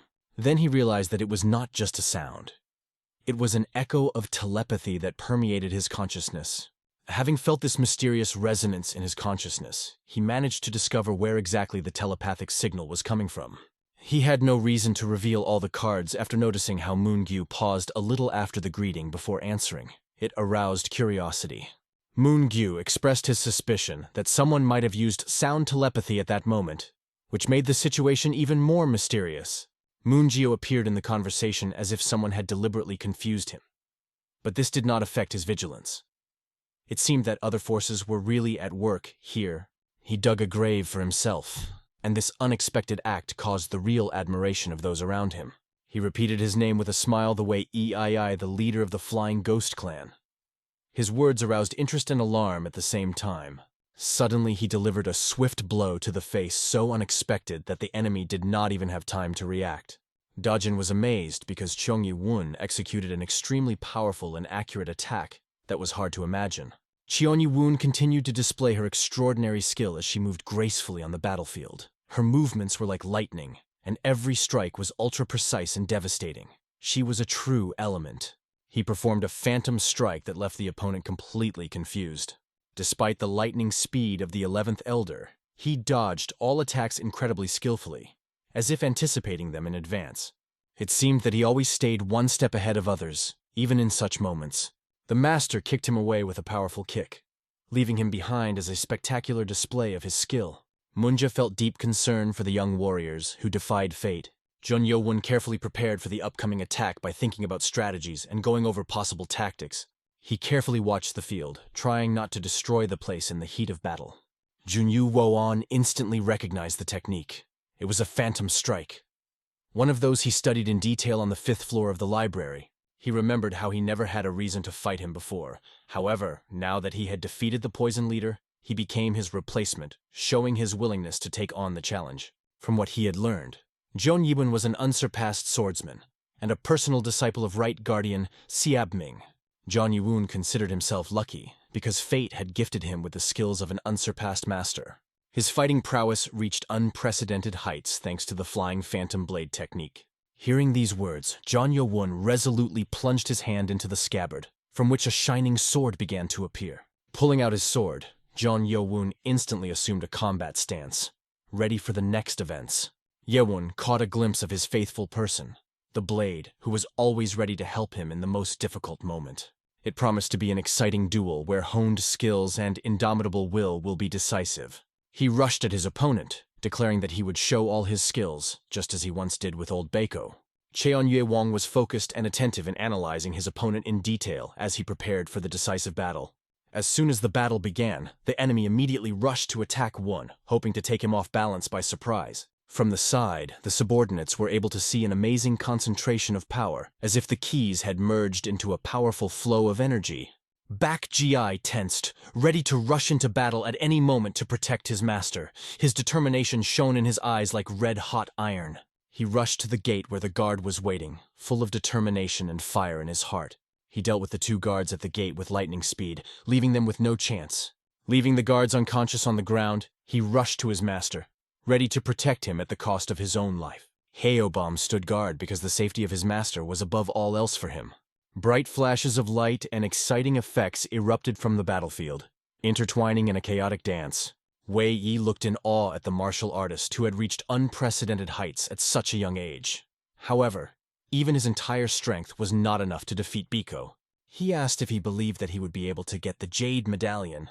Xiongyo wondered if the butterfly dance would really be enough to defeat L in the fight on Eyui's path. Yongyeo felt that this moment was perfect to try something new and unexpected that had been brewing in his mind for a long time. He concentrated on preparing for an unexpected attack that was supposed to change the course of events. Like never before, he felt ready for the challenges that stood before him. His head was clear and his heart was beating faster from excitement and anticipation. He had never encountered such a mysterious phenomenon before. The hero admitted to the elder that his powers can get out of control, so he is ready to defend himself by all available methods. Having deepened his concentration, the hero noticed how the ground under his feet began to crackle audibly. Then the situation became even more dangerous because the level of key concentration in this area increased sharply, threatening unknown consequences. The 11th Elder wondered if this mysterious technique left Biko without a head. His doubts still wavered. He was the first to attack, demonstrating a flying phantom blade masterful sword-raising technique. An unprecedented light show raged in the battle arena, demonstrating incredibly powerful energy. Both opponents were impressive with speed and skill like silver lightning. Gyeong Yo-won was approaching the 11th Elder, taking the audience's breath away. They got so close that one of them managed to leave a bloody scratch on his hand. When he noticed how the enemy deals a fatal blow, Fear and adrenaline flashed in his eyes. His eyes closed involuntarily. A loud crack exploded in the air as if the sky itself split in two. Baekji hurriedly wandered through the chaos, desperately trying to find his master amid the tumultuous crowd and smoky sky. The blow of powerful claws stopped him at once, as if struck by thunder. A bright flash, and suddenly, something swift and unknown attacked him, forcing him to stop abruptly in flight. Having invaded someone else's territory, he immediately recognized the familiar claw technique. Ogund, the leader of the Flying Ghost clan, looked at him closely and asked his thoughts on the sudden invasion of unfamiliar territory. Beck paused for only a second before ordering the team to move forward. Reinforcements were already on their way to help them. They eagerly lined up in battle order, preparing to meet the enemy. Events unfolded exactly as they had predicted, sending adrenaline surging through their veins. A group of soldiers quickly lined up in their positions, preparing to defend the area from an unknown threat. Watching the soldiers, he noticed that they were all wearing masks, hiding their faces, and had a creepy habit of inciting the silence with their whispers. The head of the clan announced that the danger has increased. Already 4 intruders threaten their peace. Their task now was to avoid rash actions and be careful. Baekji was ready to attack, but Go One Hall intervened, trying to restrain him and prevent the inevitable conflict. Go One Hall stepped forward, showing an identification plate. He identified himself and emphasized that he belonged to the influential Black Clan. He was immediately recognized and asked if he was the son of Go Wan Hin, the famous leader of the Black Clan. He confirmed it with a short nod. The man exploded in anger, outraged by the intrusion of a young man from an elite clan into someone else's territory at night. "Is this how your father raised you?" he asked with a stinging tone in his voice. He apologized for the intrusion, explaining that they had to enter because they feared for their sovereignty and thought that their lord might be in danger. He said that Yongkyun Yu-woon, the 10th elder of the cult council, is their respected sovereign. The man became even more angry when he realized that the master's guest was Cheon Yo-woon himself. Everyone around immediately caught the anger reflected on his face when he heard the guest's name. The servants immediately gathered, uttering a resolute creed that when their master was in danger, they could not stay away. The man realized that he was sorry, even though he had no right to interrupt the interlocutor. Holding sticks in his hands, the man heard them say in unison that there was no other choice. He realized that he could not wait a minute longer, and embarrassedly apologized for his persistence. The man, standing in a fighting position, gave them the last chance to retreat, warning of the possible consequences. Suddenly, their senses sharpened. An invisible threat appeared in the air, approaching so fast that it took their breath away. The man, straining all his muscles, felt an invisible pressure that was approaching like a storm. He was ready for any attack, but something made him look pensive. They were amazed by the power of the attack, which, despite the distance, reached them without any obstacle. The power of the attack was so huge that the incredible pressure was felt even from a distance. They barely had time to cover their eyes when small stones and dust flew into the air like a hurricane. He noticed a hurricane of dust and stones rising from the battlefield. Fear gripped his heart as he worried about what might befall his master. All the soldiers gathered from the surrounding units could not take their eyes off the huge crack that split the yard in half, causing alarm and surprise. Seeing how the lord retreated, he sharply turned to the leader of the clan, demanding decisive action. Guo Wang Hall resolutely raised his hand, attracting the attention of everyone around him. He called on the clansmen to join him in checking the sovereign, seeking to find out the truth. Not far from the epicenter of hostilities, tension was constantly growing, and every allied movement echoed in the air with the anticipation of a formidable storm. The scope of the attack was growing like a powerful storm, sending out danger signals to the surrounding. Once he realized, the man really turned out to be the embodiment of horror, a real monster. The clan leader looked in awe at the mighty Cheong Ye-woon. A wave of fear made him instantly fall to his knees before this majestic incarnation of terror. Huang Yi, 11th Council Elder and leader of the Flying Phantom clan, announced that he recognized the young master Cheon Ye-won as Victor and Master. When everyone gathered, an unexpected picture unfolded before their eyes. 2 interlocutors were peacefully discussing something important. Baekji noticed that in front of them was not just a director, but the real leader of the clan. The vassal stood with a proud air, giving an impression of importance. Heobong carefully examined the man as if trying to unravel his secret. The man assured that his master is in good health. The man remained calm, but inside he was irritated by the boy's audacity. Everyone gathered around the table, listening intently to the wise words of young master Cheon Ye-woon. The first elder apologized for the previous misunderstanding, and Cheon Yo-woon decides not to find out why he is still hiding his face under the mask. The smiling stranger said that his clan is a secret organization of masters of murder and espionage, so he must remain incognito. Cheon-yoon dared to ask the question that had been bothering him for a long time. Is Hwang really his son? After meeting with him before leaving the Demon Academy, he tried in every way to convince him. However, he persisted without the leader's consent. He saw that the boy was wearing a mask thanks to Nano. However, what really worried him was that the little boy called his father the leader of the clan. Something was wrong here, and it was disturbing. The 11th elder learned about his infertility, which was a blow for him. The 11th elder suddenly met the gaze of the others, losing his balance. When the news of infertility caught him by surprise, the other elders looked at each other in surprise, not knowing how to react to this unexpected situation. He said that the technique of breathing and improvement in their clan is known as the art of the silent ghost, takes a lot of energy. Because of this, they were castrated in childhood. This made Go-won incredibly awkward and vulnerable, as he constantly struggled with the strain of his role. Go-won kept repeating that, as an important member of the clan, he couldn't leave. That's why they decided to adopt children to continue their line. He urged everyone to forget what they had just heard, as if hoping that the words would disappear in a whirlpool of memories. He changed his face to play the demon in front of the vassals, as if trying to test their nerve and courage. Govan held his breath, seeing a demon in front of him who was proud of his beauty. He promised to keep the secret, like a jewel. The demon, looking at the young master, impatiently asked when he would finally reveal his secret to him. He said that he had already left the Demon Academy, having turned this page of his life. Therefore, he decided that there was no point in hiding the secret any longer. The exhausted young master, wiping his sweat, declared that he would visit the Black Dragon clan as soon as his grandfather returned, and only then would he reveal the truth to him. The 11th elder, with a slight smile on his face, could not contain his amusement. The situation seemed really funny to him, and he carefully watched the development of events. The young master sighed with relief, because he knew that the secret that worried him so much would remain safe for a while longer. It was already late in the evening, but their short visit was coming to an end.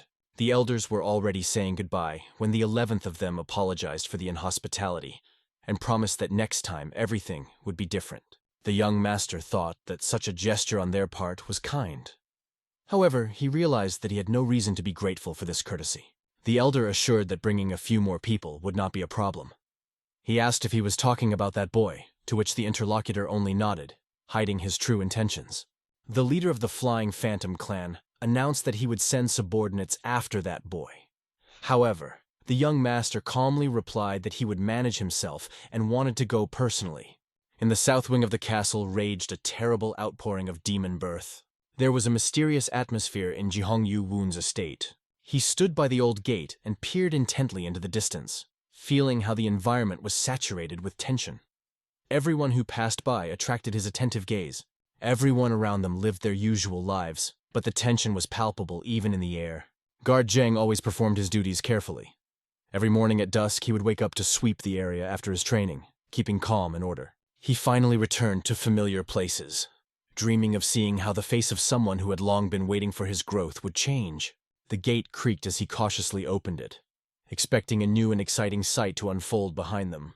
The moon watched over the house in which the owner spent his childhood, reliving old memories in his memory. He approached the stairs and froze, not daring to take the next step. The past and the present intertwined in his mind, causing a decisive moment of doubt and hope. His vassals noticed the changes. He suddenly stopped for a moment, and no one could understand what was happening in his soul. Xion Ye-woon was shocked and confused because he had lost his ability to feel his invisible presence more. Amazed, he could not understand how it was possible not to feel his invisible presence where it was always so palpable. He flung open the door quickly, hoping to make sure that there really wasn't a mistake. It seemed suspicious to him that things remained in place. Why would he go out into the night? Something was clearly wrong here. The room has lost its former warmth and coziness. For 3 or 4 days it has remained empty, devoid of life and a sense of presence. Contradictions and thoughts did not leave him as he could disappear without a trace. If this was a kidnapping, then professionals were acting. Therefore, he asked Nano to check the house and garden for signs of a struggle or invasion, The scan ended and the augmented reality pattern came to life in his field of vision, adding new layers to the world around him. The look came across a small scratch on the surface that seemed unusual among the perfect rendering. The surface of a perfectly straight line suddenly seemed uneven to Yad. Venom moved in the direction where he had recently discovered the mysterious scratch. Venom stopped and bent down to take a closer look at the scratch. Yad watched the scratch that looked more like a strange imitation of a sword. However, upon closer inspection, it seemed to be more like a key sword.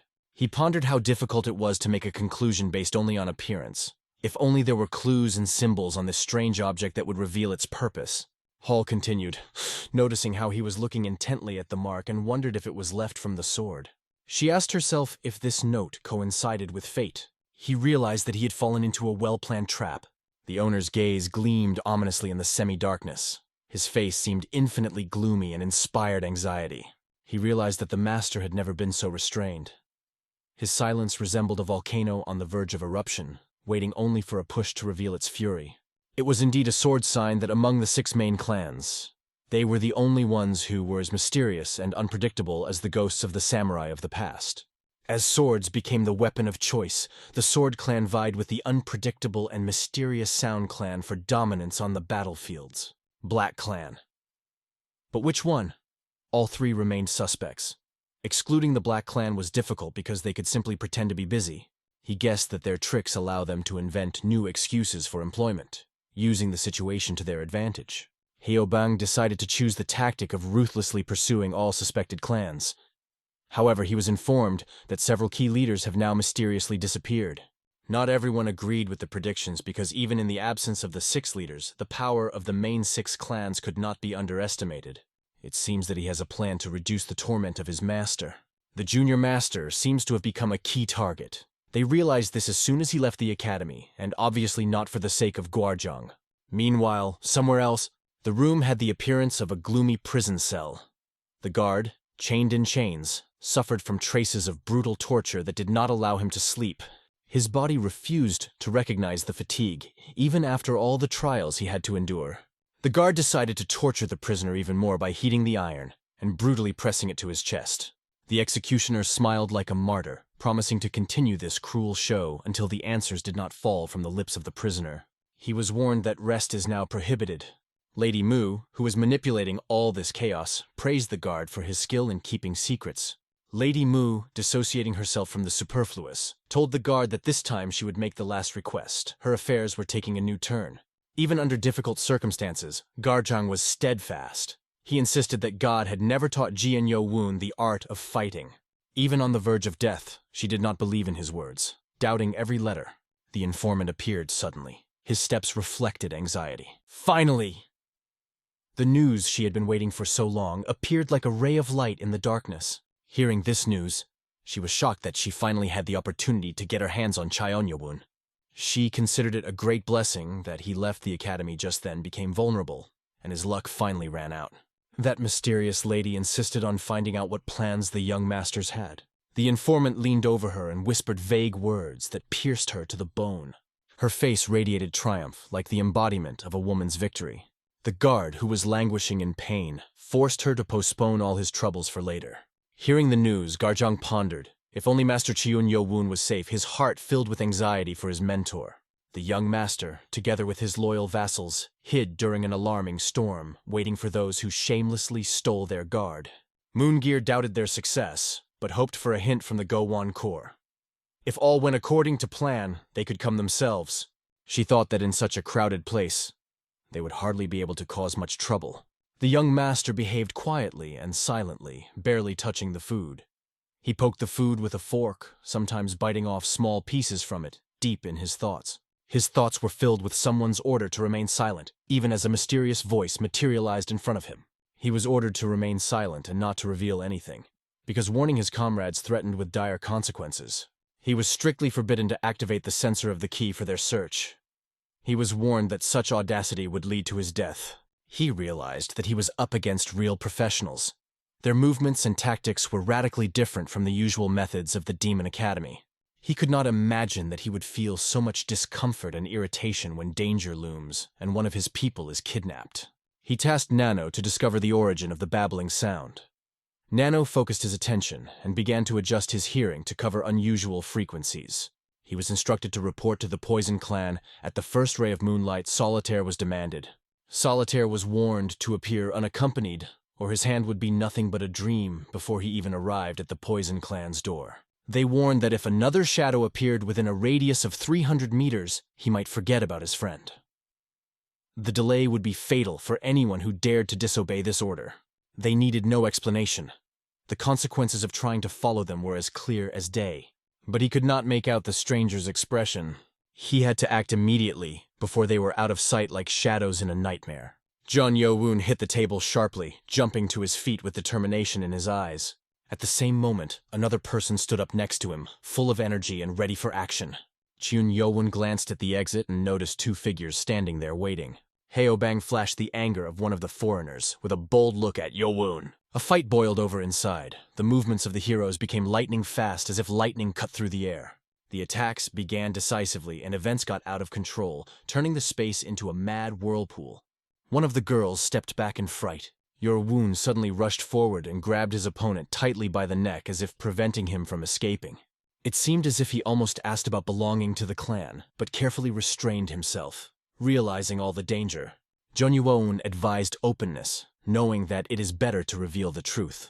He mentally warned the man that even he himself did not know what he would do if he remained silent.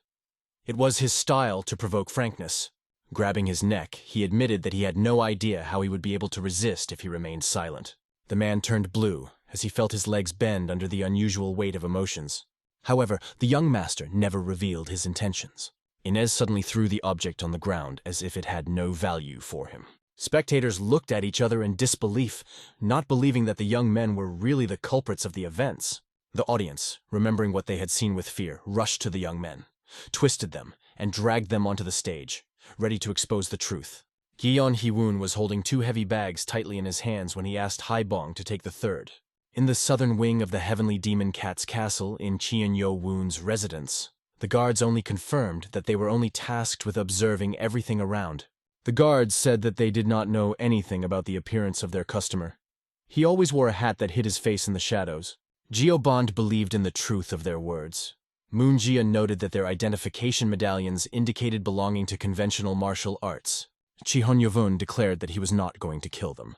However, they will have to wait a day or two to decide everything. With a lightning strike, he sent a powerful wave of force at them, instantly causing them to lose their balance and fall to the ground. It seemed as if the universe had made them relax by enveloping them in a sweet sleep so that they could rest after a grueling battle. He ordered to tie them up and throw them into a cold storage room, locking the door securely. He reasoned that he would have to endure the unknown until everyone returned with their news. After returning from the Sound Clan, Guo Wang-ho stated that he did not see anything unusual there, not even a hint of anything suspicious. He began to doubt whether it was just an illusion. The young master wondered if his guess had at least a shadow of reality, or if it was just a play of imagination. The young master confidently claimed to have seen someone in a straw hat. However, there was not a single living soul around who matched this description. His imagination wavered in confusion. They had to wait until Bak Gi and Sam Machuk returned to find out which clan was behind it. The young master was nervous because time was running inexorably, and his anxiety about being late grew with every minute. An uneasy foreboding gripped Govandal. The young master felt fear enveloping his thoughts, whispering that disaster was already on the doorstep. Lady Mu casually tasted the tea, remaining unfazed by the general anxiety around her. Mistresses of peace brought young masters to her who, obeying her influence, radiated strength and inspiration. As she assumed, the news reached her. They were discovered near the territory of the Swordsman clan. Pointing to Bek Gi, she enthusiastically talked about the young man who showed remarkable skill and confidence that impressed everyone around him. She noted that despite his young age, he had already reached the master's level, which impressed everyone. The boy became uncomfortable to admit that if it were not for the help of others, he would not have been able to catch him on his own. Despite her inner doubts, the woman was happy that the mission was successfully completed, and it didn't matter to her that his victory depended not only on his efforts. He looked at her and realized that even after 20 years of faithful service, his fear of her did not disappear. From his expression, she instantly guessed that the trap was ready. If fate had not chosen her as the wife of the Lord, then undoubtedly she would already rule the Black Clan, because her power and charisma knew no bounds. She pointed to the young men lying on the floor and said one of them was once a soldier from the Soft Kick clan. She immediately recognized the boy from the elite clan. It took a lot of effort and hard work for his young master in the Demon Academy to win over such a subordinate. She asked what to do with another guy. Her question intrigued her, and she clarified why it became the subject of his interest. The young man replied that the young man turned out to be the son of the 9th Council Elder from the Void Clan. She was interested in whether he was really a descendant of Lord Sama Yi himself. She watched in amazement as Chiyun-Yo-woon gained the trust of the Void Clan and its allies. She thought that if she didn't eliminate Chiyun-Yo-woon now while the Lord was alienated from her, one day the power over him might go out of control. At midnight, in the dark western wing of the Heavenly Demon Cult's castle, near the mysterious mansion of the Poison Clan, the intrigues of the night begin. 2 guards on the roof looked impatiently into the night, waiting for him to appear. The crowd watched closely, so his appearance did not go unnoticed. He clearly felt the watchful eyes on him that kept his eyes on him, knowing that inside the crowd, everyone was holding their breath in anticipation. He realized how many of them had gathered and how limitless they were. Their presence filled everything around, reminding them of great strength and determination. He strolled with indifference, as if he didn't care about the scrutiny around him. He saw the lady surrounded by numerous vassals who surrounded her from all sides like loyal knights around their queen. The 2 masters came so close that their gazes radiated tension, as if each of them was ready for the next move on the chessboard. She looked into his face with relief, glad that he had finally come. He noted that they took into account all possible opponents. He understood that the situation was extremely serious. Using his radar, he detected the presence of at least 200 people. Their training showed that they were taking this situation very seriously. His presence made all observers tremble with fear. He approached a woman whose gaze caught her attention, as if by a magnet. She joyfully noted their long-awaited meeting and invited him to come closer with a gesture. He mentally rejoiced because he finally had the opportunity to see her eyes, feel her presence next to him, and feel how she comes to life around him. Before his mother's death, a mysterious woman together with powerful elders forced the boy to promise not to touch martial arts until he became a student at the academy. The woman noticed the time passed imperceptibly. The boy grew into an adult man who was becoming more and more like his mother. She noted that he, like his mother, was always a thorn in her path. She called him simply an annoying insect that got tangled in its own nets. He asked in a cold voice where his subordinates and bodyguard Jiang War had gone, looking straight into her eyes. She just nodded, calling him naive, and added that the hostages would stay with her because no one could let them go so easily. At that moment, his expression became more gloomy and darker than usual. Her attentive gaze caught a disturbing change in his eyes.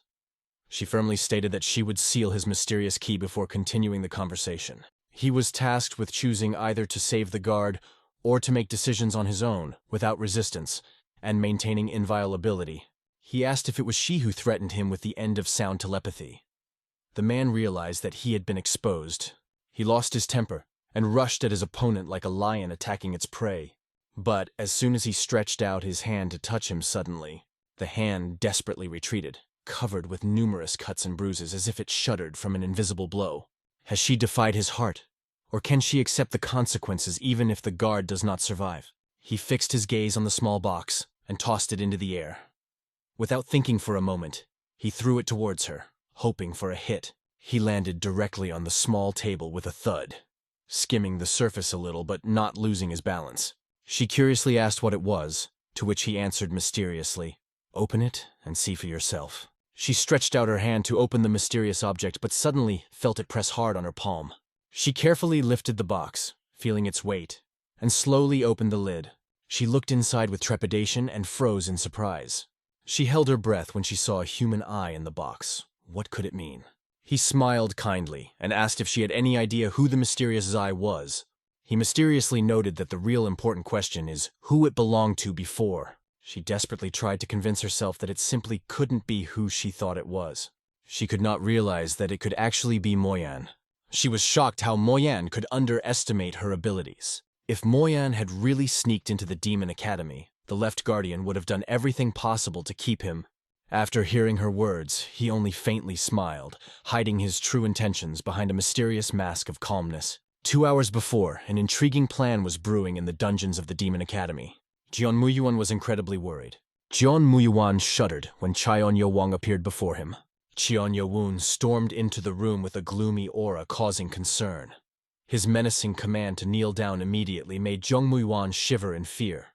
Jeon Muyuan stubbornly refused to bow. His pride would not allow it, but his fear of the order was beginning to take over. Jeon Yewon exerted a powerful pressure on Muyang. This pressure was of the highest level, and even without the sealed key, Muyang would not be able to resist this force. Then he reported that the mysterious bodyguard Zhang had suddenly disappeared without a trace. Hearing the news, Muyang trembled with excitement. She nervously asked what Cheon Wong had in mind. Junyul fell silent. Challenging was dangerous because the kidnappers demanded that he come to Zhang's aid unarmed, as if trapping him. He watched carefully as he gave the sign, then concentratedly used a large part of the key in his hand.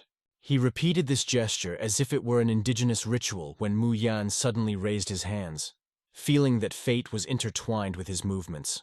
Distraught and confused, Cheon Yo-woon cried out, trying to understand what it all meant. His confusion only grew from the unknown that the ritual brought with it.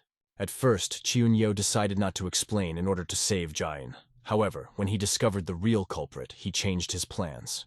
In a grim tone, he turned to the young boy, asking how important his role was to the Black Clan and Lady Mu herself. Mu Yen advised the boy to keep calm and not lose his rational mind. If Yang was in danger, things could go wrong. However, as he uttered the warning, he felt as if his hands had disappeared and confusion washed over him. It seemed that Cheon Yewon fearlessly set foot on an unknown path, forgetting about caution. Only Cheon Yewon's loud screams broke through the silence, causing alarm in everyone who heard them.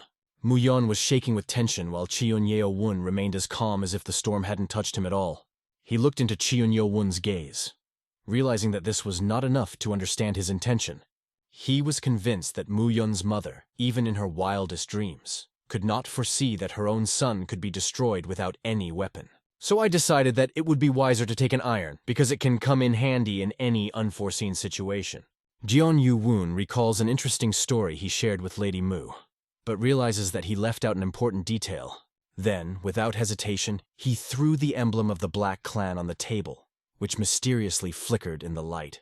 The emblem that Anna had once given to her son now indicated that he belonged to the mysterious Black Muyang clan. She could not fathom how this short child would dare to defy the laws of the cult. "What do you want?" she asked.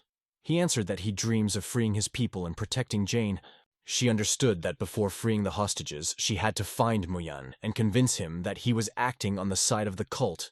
She informed that in order to release the hostages, he will have to pay an equivalent price. She ordered one of her faithful servants to lead them to the right place, as if she was controlling their destiny. Without any doubt, her servant immediately moved to carry out the order and bring the hostages. Lady Miyu glared at him, demanding the truth about her son's whereabouts.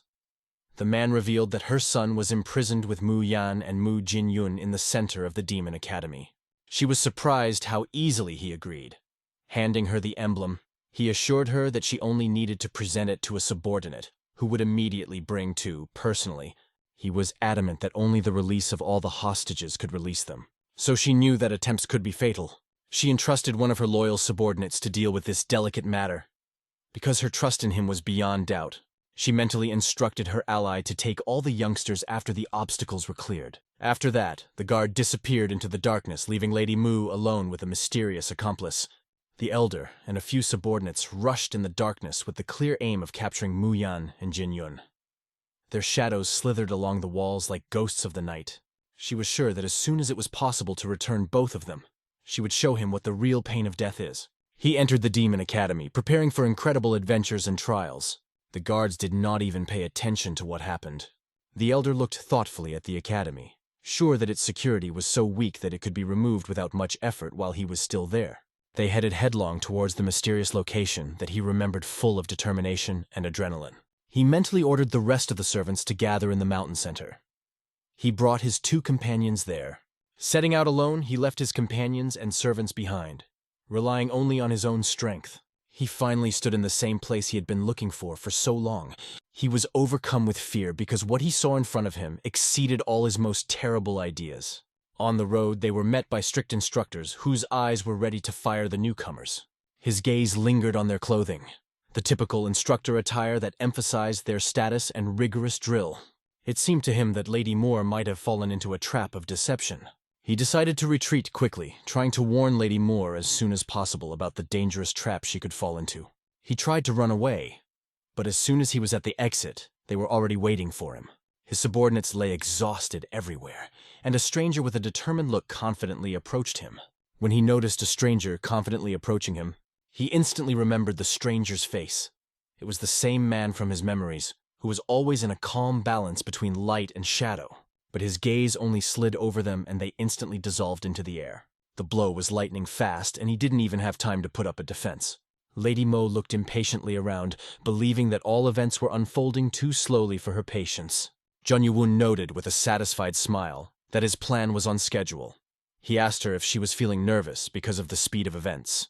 He said that in order to save her son, she will have to eliminate his subordinates. The woman will learn the truth in just an hour. And while time is inexorably running out, only then did the woman realize that she'd become a victim of deception. She urged everyone to immediately return to the clan, her voice shrill in the air like an alarm signal. He raised his voice, warning that the enemies are on the way and someone has already invaded their territory. The stranger resolutely stepped in front of the guards. His gaze burned, as if nothing could stop his path. Their clothing was littered with evidence of past battles. They had irrefutable evidence that the elder had secretly infiltrated the academy, leaving behind a trail of intrigue and age-old secrets. Realizing that Li Wamam's guardian was left at the scene, Lady Mulip was not jokingly alarmed. Her anxiety grew along with the feeling of anxiety. Events developed unexpectedly. Seeing what he was holding in his hands, she suddenly felt deep confusion and hopelessness. Chi Hyun Yeowon recognized the skill and diligence of the left guardians, praising them for their excellent work and tireless dedication to the cause.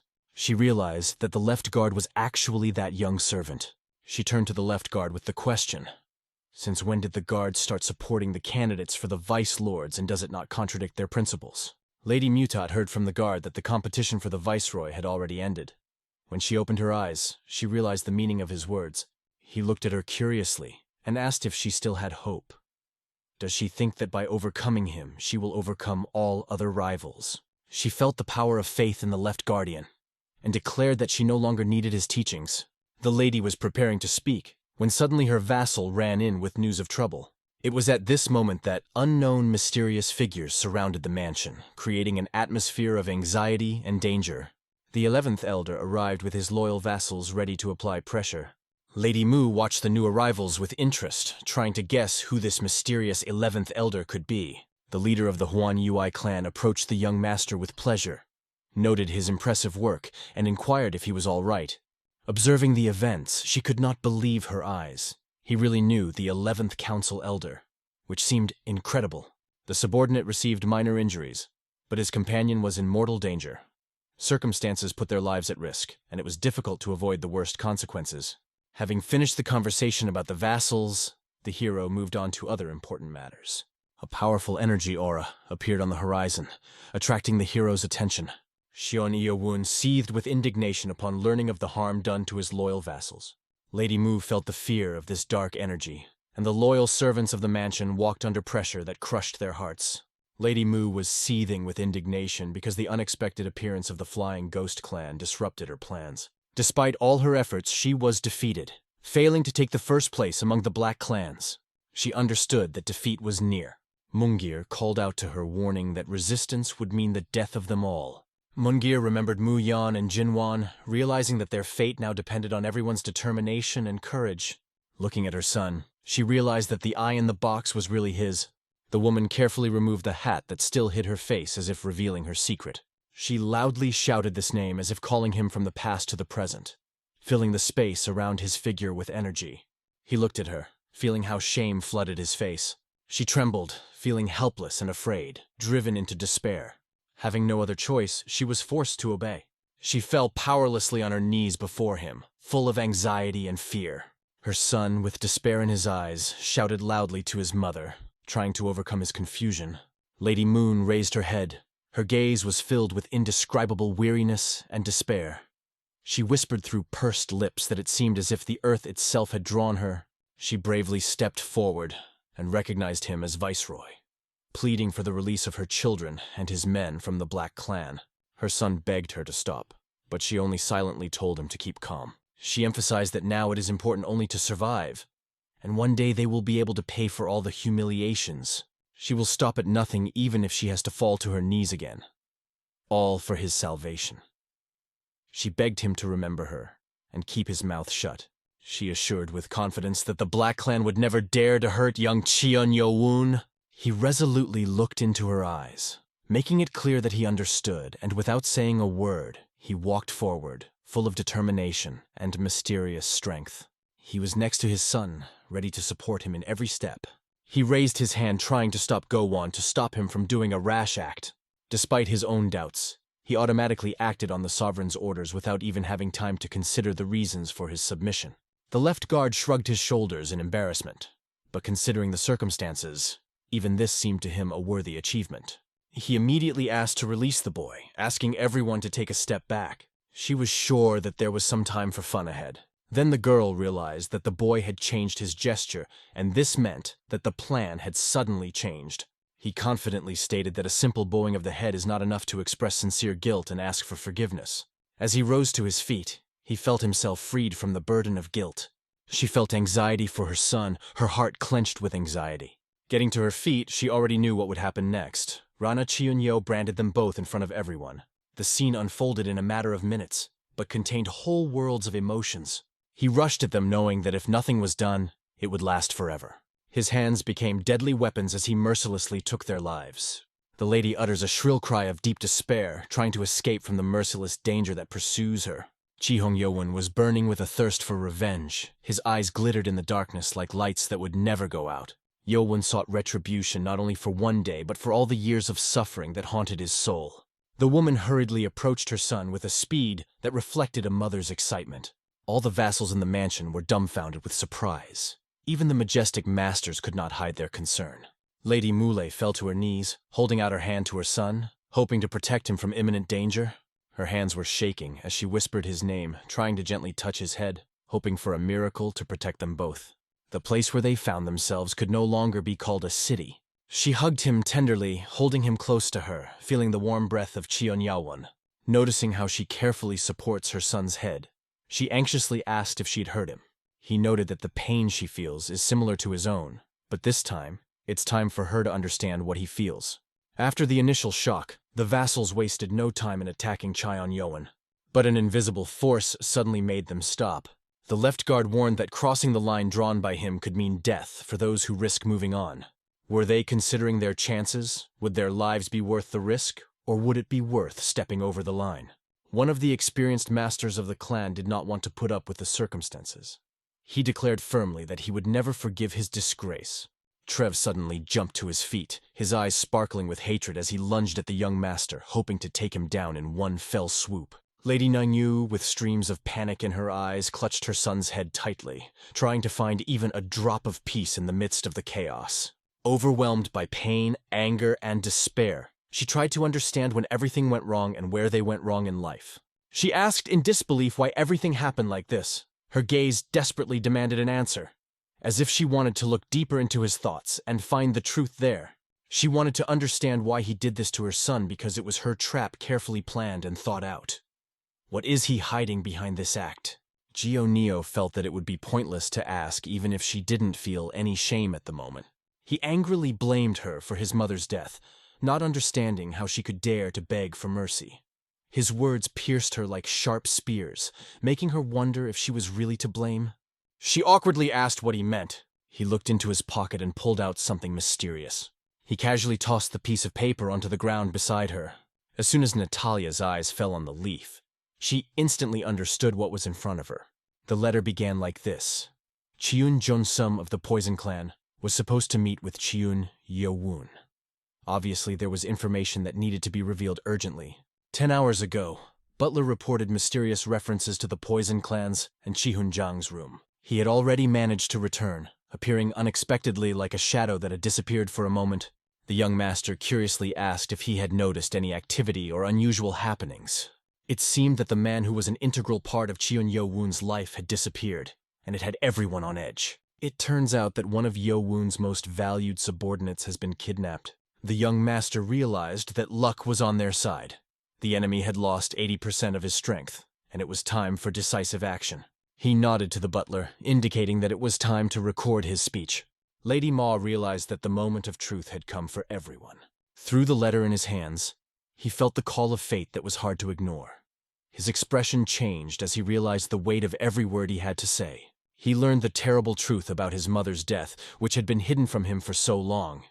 It was an unexpected blow that changed his life once and for all. She confessed to the crime, calmly admitting that she had killed the bastard. Asking if he would turn his anger on her clan, she defied his fury. Lady Mu defiantly asked how this bastard dared to deal with the likes of her. Her older brother, the first head of the council, could not forgive him for his insolence. After her words, when he struck, only her desperate screams filled the air. Everyone around anxiously watched as the intense battle unfolded. Their screams echoed in the air. Her screams pierced the air as she complained about the pain in her eyes, but he only indifferently replied that such a devious person did not deserve the ability to see the world. She screamed, calling him a damned scoundrel. The answer was a painful blow that reverberated throughout her body. After that, she fell silent, covering her mouth with her palm as if she was afraid of losing the last words. She was forbidden to voice her thoughts as if she had been erased from history. Clan members, along with subordinates and outsiders, showed palpable dissatisfaction as a wave of discontent rolled in from all sides.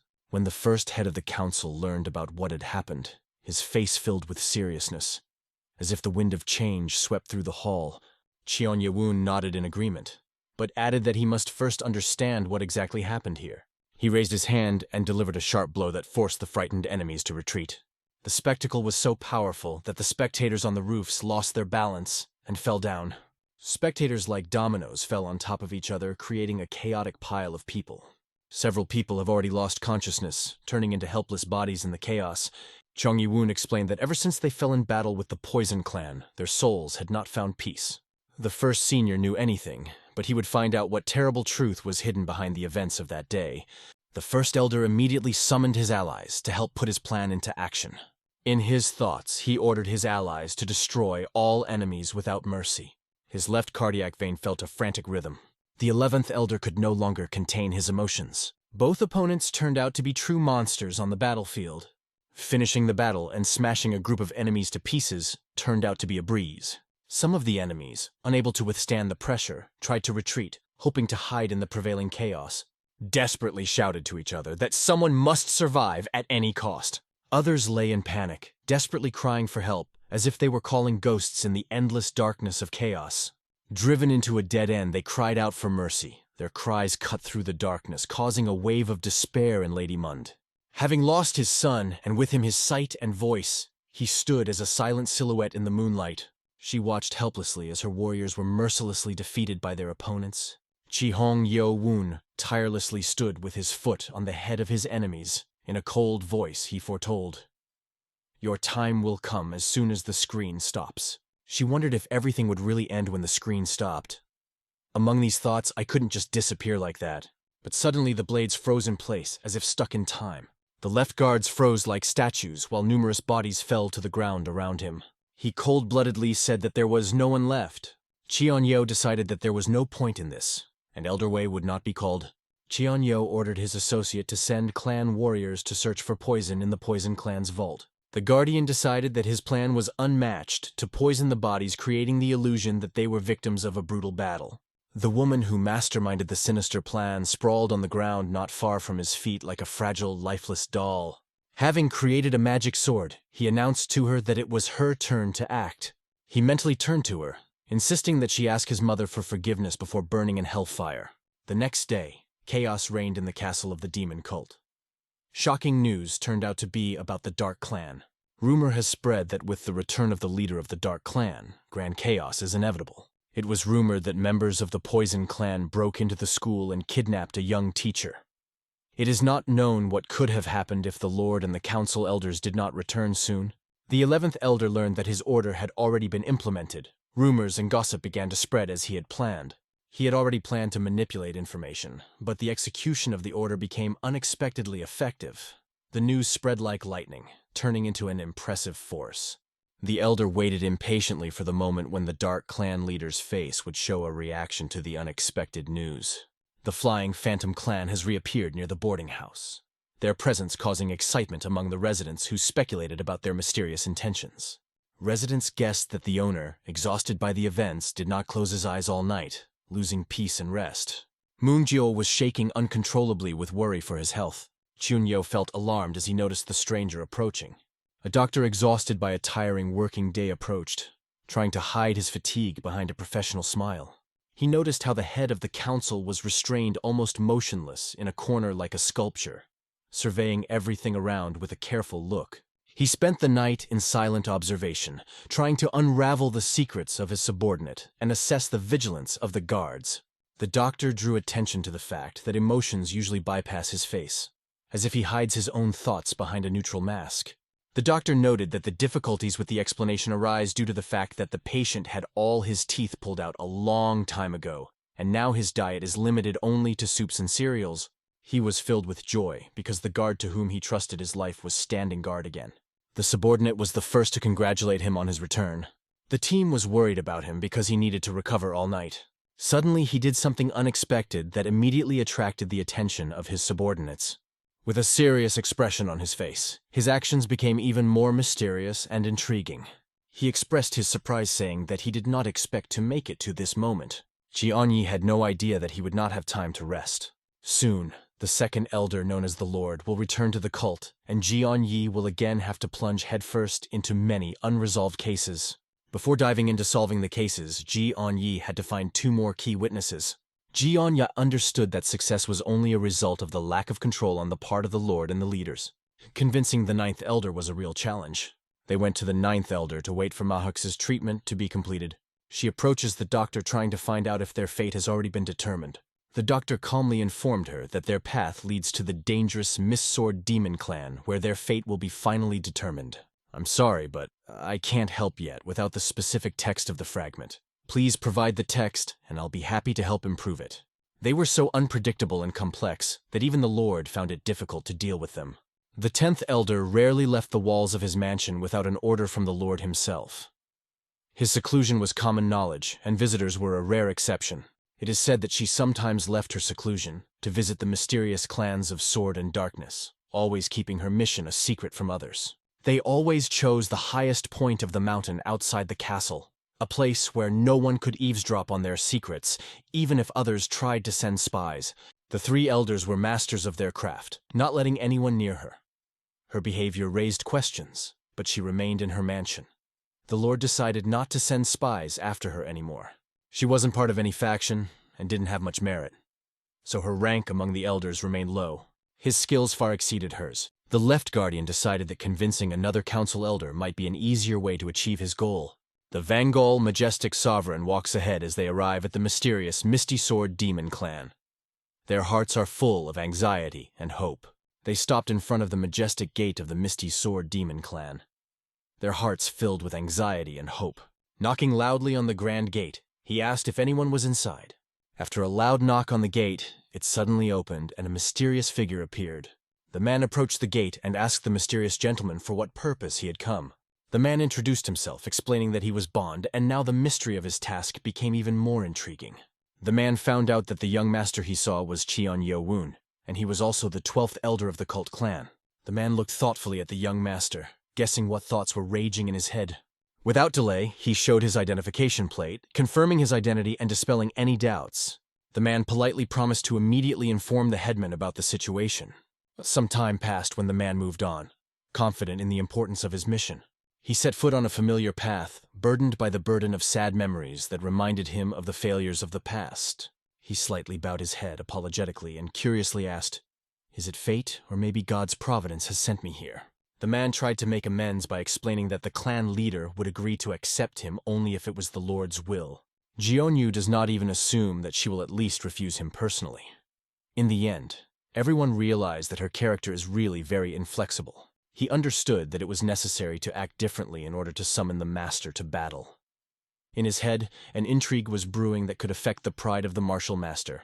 At this moment, the master turned his thoughts to the key of the small object of great possibilities and began to skillfully play with it in his fingers. He jumped up in surprise and fell on his back, feeling his heart jump out of his chest. The subordinates sitting nearby were amazed by the unexpected reaction of their sovereign. Despite all the commotion and tense waiting, not a soul appeared. Gradually, it began to seem to him that the words of the left guardian about the lack of support were not just words. He asked the man to convey an important message to the elder, sensing that the time to act had come. If she chose the path of the Dark Clan or the Sword Clan, where would her life turn? After that, he instructed the man to repeat his words, insisting that he stay for a few minutes. Go Wanghu wondered in surprise whether the Lord had gone to Medellin for the sake of the 10 elders. But then, why did he ask this question? What was the secret behind this decision? He tried to figure out who she really was, a watchful observer or an insidious enemy. Guo Wumho remembered how he gave up her locket, hoping that she was just an observer and not a dangerous opponent. From the outside, he was filled with a huge wave of energy that changed his sense of reality. He noticed with pleasure how her indignation strengthened his self-confidence. Shortly thereafter, he returned to the gate with the intention of discussing the situation. He informed the guards that the clan leader had given the order to bring them to him immediately. The group followed the guide without delay, quickly passing through the massive gate. The men introduced their leader to the group, who agreed to accompany them. She politely thanked them for their help and asked them to leave immediately. She tightly gripped the hilt of her sword, ready to rush into battle, taking them all on. The vassals watched carefully and were surprised to recognize the 10th head of the council in front of them. They could not understand why she had already drawn her sword ready for battle. She resolutely walked down the stairs, getting closer to them with each step. The young master called himself, emphasizing that he was the 12th head of the council with a steely gaze and confidence in his voice. She seethed with anger, glaring at him and calling him a scoundrel. She scornfully dismissed his titles, saying that she didn't care if he came from Kion or sat on the Council of Elders. He didn't deserve her respect. He involuntarily held his gaze on her, realizing how unusual this feeling was. While he was still greeting her, she suddenly drew her sword. She asked suspiciously if he was comparing her to that shameless merchant clan he had mentioned. She glared at him, her eyes shining with determination. "Get ready for class," she said, and her voice had playful notes of challenge. Moongear warned his master to be careful after seeing how she prepared to use a sword technique. Her movements promised danger and immense power. He quickly drew his sword, ready to meet the challenge. He instantly put his sword in front of him, intercepting the attack, showing his mastery in blocking the powerful technique. She watched closely to see if he could handle this powerful attack, holding her breath as she waited for the decisive moment. He casually deflected the attack as if he knew it beforehand. She could not believe her eyes. It seemed as if an invisible protective field appeared around him, preventing any attacks. When he deflected the attack, the force of the blow made her jump back, shocked by the force of the opposition. She exclaimed in disbelief, demanding to know who he really was and how he managed to neutralize her exquisite sword technique. His gaze lit up with curiosity. How did she master this mysterious sword technique? She was stunned to learn that he had figured out her secret sword technique. It seemed unbelievable. She anxiously asked what he meant because her technique was a secret passed down from generation to generation in her clan. Jaeon was surprised when he learned that the legendary sword demon had passed on his knowledge to a student no one had ever heard of. Guo Wanghul curiously asked about the sword technique that made him ask such a question. His answer was direct and mysterious. This technique was truly demonic and dangerous. Heo Bong enthusiastically commented that this technique was really not just impressive, but a true mystery. Just a few minutes ago, he noticed a real demonic sword peeking out from the shadows like a ghostly animal preparing to leap. They believed that this technique disappeared more than 500 years ago. But here it lives and breathes, hiding in the depths of the ages as a hidden treasure waiting for its time. What is even more surprising is that its owner destroyed the equipment with a single blow with incredible skill. Without restraining her irritation, she addressed him as a scoundrel and defiantly inquired whether he was by chance the messenger of that mysterious person. When he heard her cheeky question as to whether he was the messenger of that mysterious person, his eyes narrowed in indecision. He was interested in which mysterious person she meant. She understood his incomprehension, but was convinced that the mysterious master would never share his knowledge with a non-sword clan. He realized that she had no idea about the mysterious demonic sword book hidden from view and filled with forbidden knowledge. The technique of the Onyx True Sword was a secret of the Swordsman clan. She should have wondered where he got such knowledge from. He assured her that the real demon sword was a demon sword technique. But how could he be wrong? He emphasized that she had no connection with the sword clan. She suddenly turns into sadness, uncertainly asking him about the meaning of his words. She raised her eyebrows in surprise and asked how he dared to speak to her in such a tone. She looked at him defiantly and resolutely declared that she would force him to speak at any cost. He watched her steps closely, wondering if she knew that the monarch's true sword would not be able to break his defenses. Her attack flew at him full of irrepressible power and determination. He stood as if struck by thunder, not understanding where such power in the attack came from. She rushed to attack, performing a series of lightning strikes that he barely managed to block. The stronger her attack grew, the more skillfully he fought back, remaining in constant tension. A keen observer, he realized that these skills were radically different from the demonic sword technique he knew. She watched impatiently, trying to determine how much longer he would last on the defensive. She decided to intensify the onslaught without losing confidence in victory. She relentlessly increased the attacking pressure, but he confidently held the defense, continuing to repel her attacks. The attacks increased with incredible force, but he stood firm, not giving the enemy even a moment to rest. It was at this moment that she guessed that the scoundrel had mastered the secret technique of the demonic sword, and suddenly she decided to change her own technique in an effort to surpass her opponent. She decided to hold this technique for testing on another less fortunate opponent. Seeing this amazing form that she used, he froze in disbelief, as if an incredible secret was revealed to him. Despite the fact that her blow was gaining unprecedented strength, he relentlessly defended himself, deflecting blows with incredible skill. She decided to stop any indulgences. Her blows grew fiercer and more dangerous, like a storm gathering strength to sweep away everything in its path. She realized that his skill had already covered this difficult part as well. The young apprentice was stunned. The flash dance of the master unfolded in front of him, whose strike resembled 7 demonic blades. She tried in vain to unravel the secret behind this villain's transformation other than him mastering the art of the true demonic sword and its deadly moves. She was aware that the movements were similar, but their sequence always changed, creating the illusion of an unusual dance from which no one could take their eyes off. The execution of the technique was sharply distinguished, as were the master's movements, which were fascinating with their unpredictability. In the heat of her anger, she decided to immediately deliver the final blow to end the battle. Despite her lightning attacks, he expertly dodged the blows by moving like a shadow. She seemed lost in despair when she realized that her skill was no match for his. His patience were extremely exhausted, so he decided to call a truce, seeking rest and recuperation for all. Here he disarms her with one confident movement, demonstrating great skill. He instantly grabbed the key and struck out, deflecting her attack. She had to realize that he did not finish her off because of weakness, but because of his own conscious choice. She realized that the end was near. Her eyes opened wide, but her gaze remained fixed on him. She grabbed it, closed her eyes, and held her breath. He waited patiently until she felt the connection with the earth so that finally, he raised the sword to her neck. His eyes spoke. "Do you want to continue?" The tension grew, like a string ready to snap under pressure. She had no doubt that she saw it. His sword technique was exactly like the mysterious man she had seen earlier. With a cold sword at her neck, he finally broke the silence. "So now you tell me where you learned these techniques?" he asked thirstily, waiting for an answer. She held out her hand, looking straight into his eyes.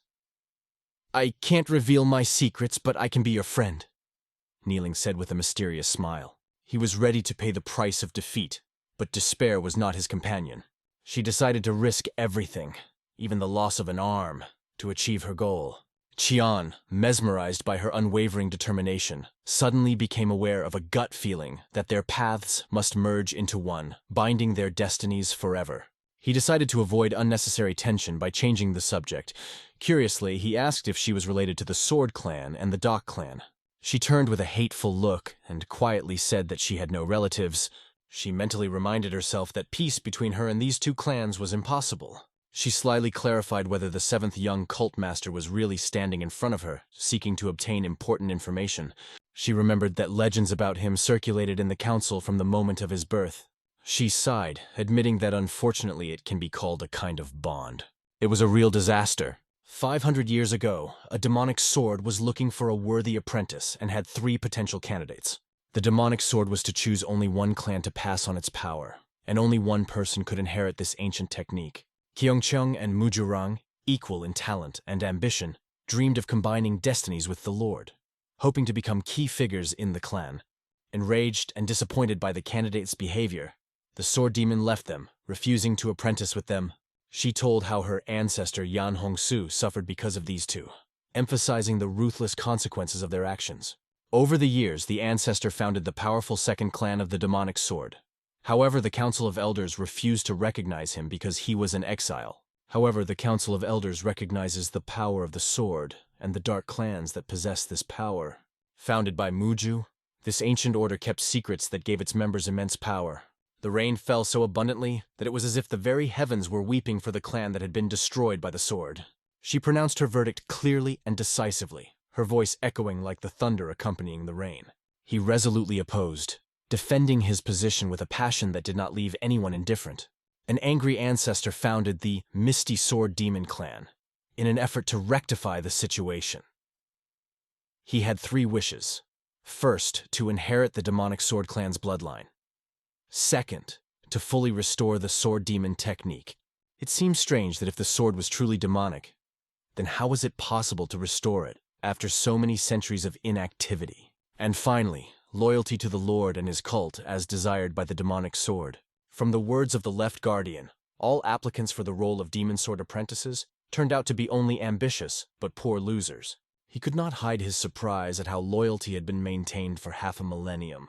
Placing his hand on his heart, he realized that this Misty clan was indeed the true descendants of the legendary demonic sword clan.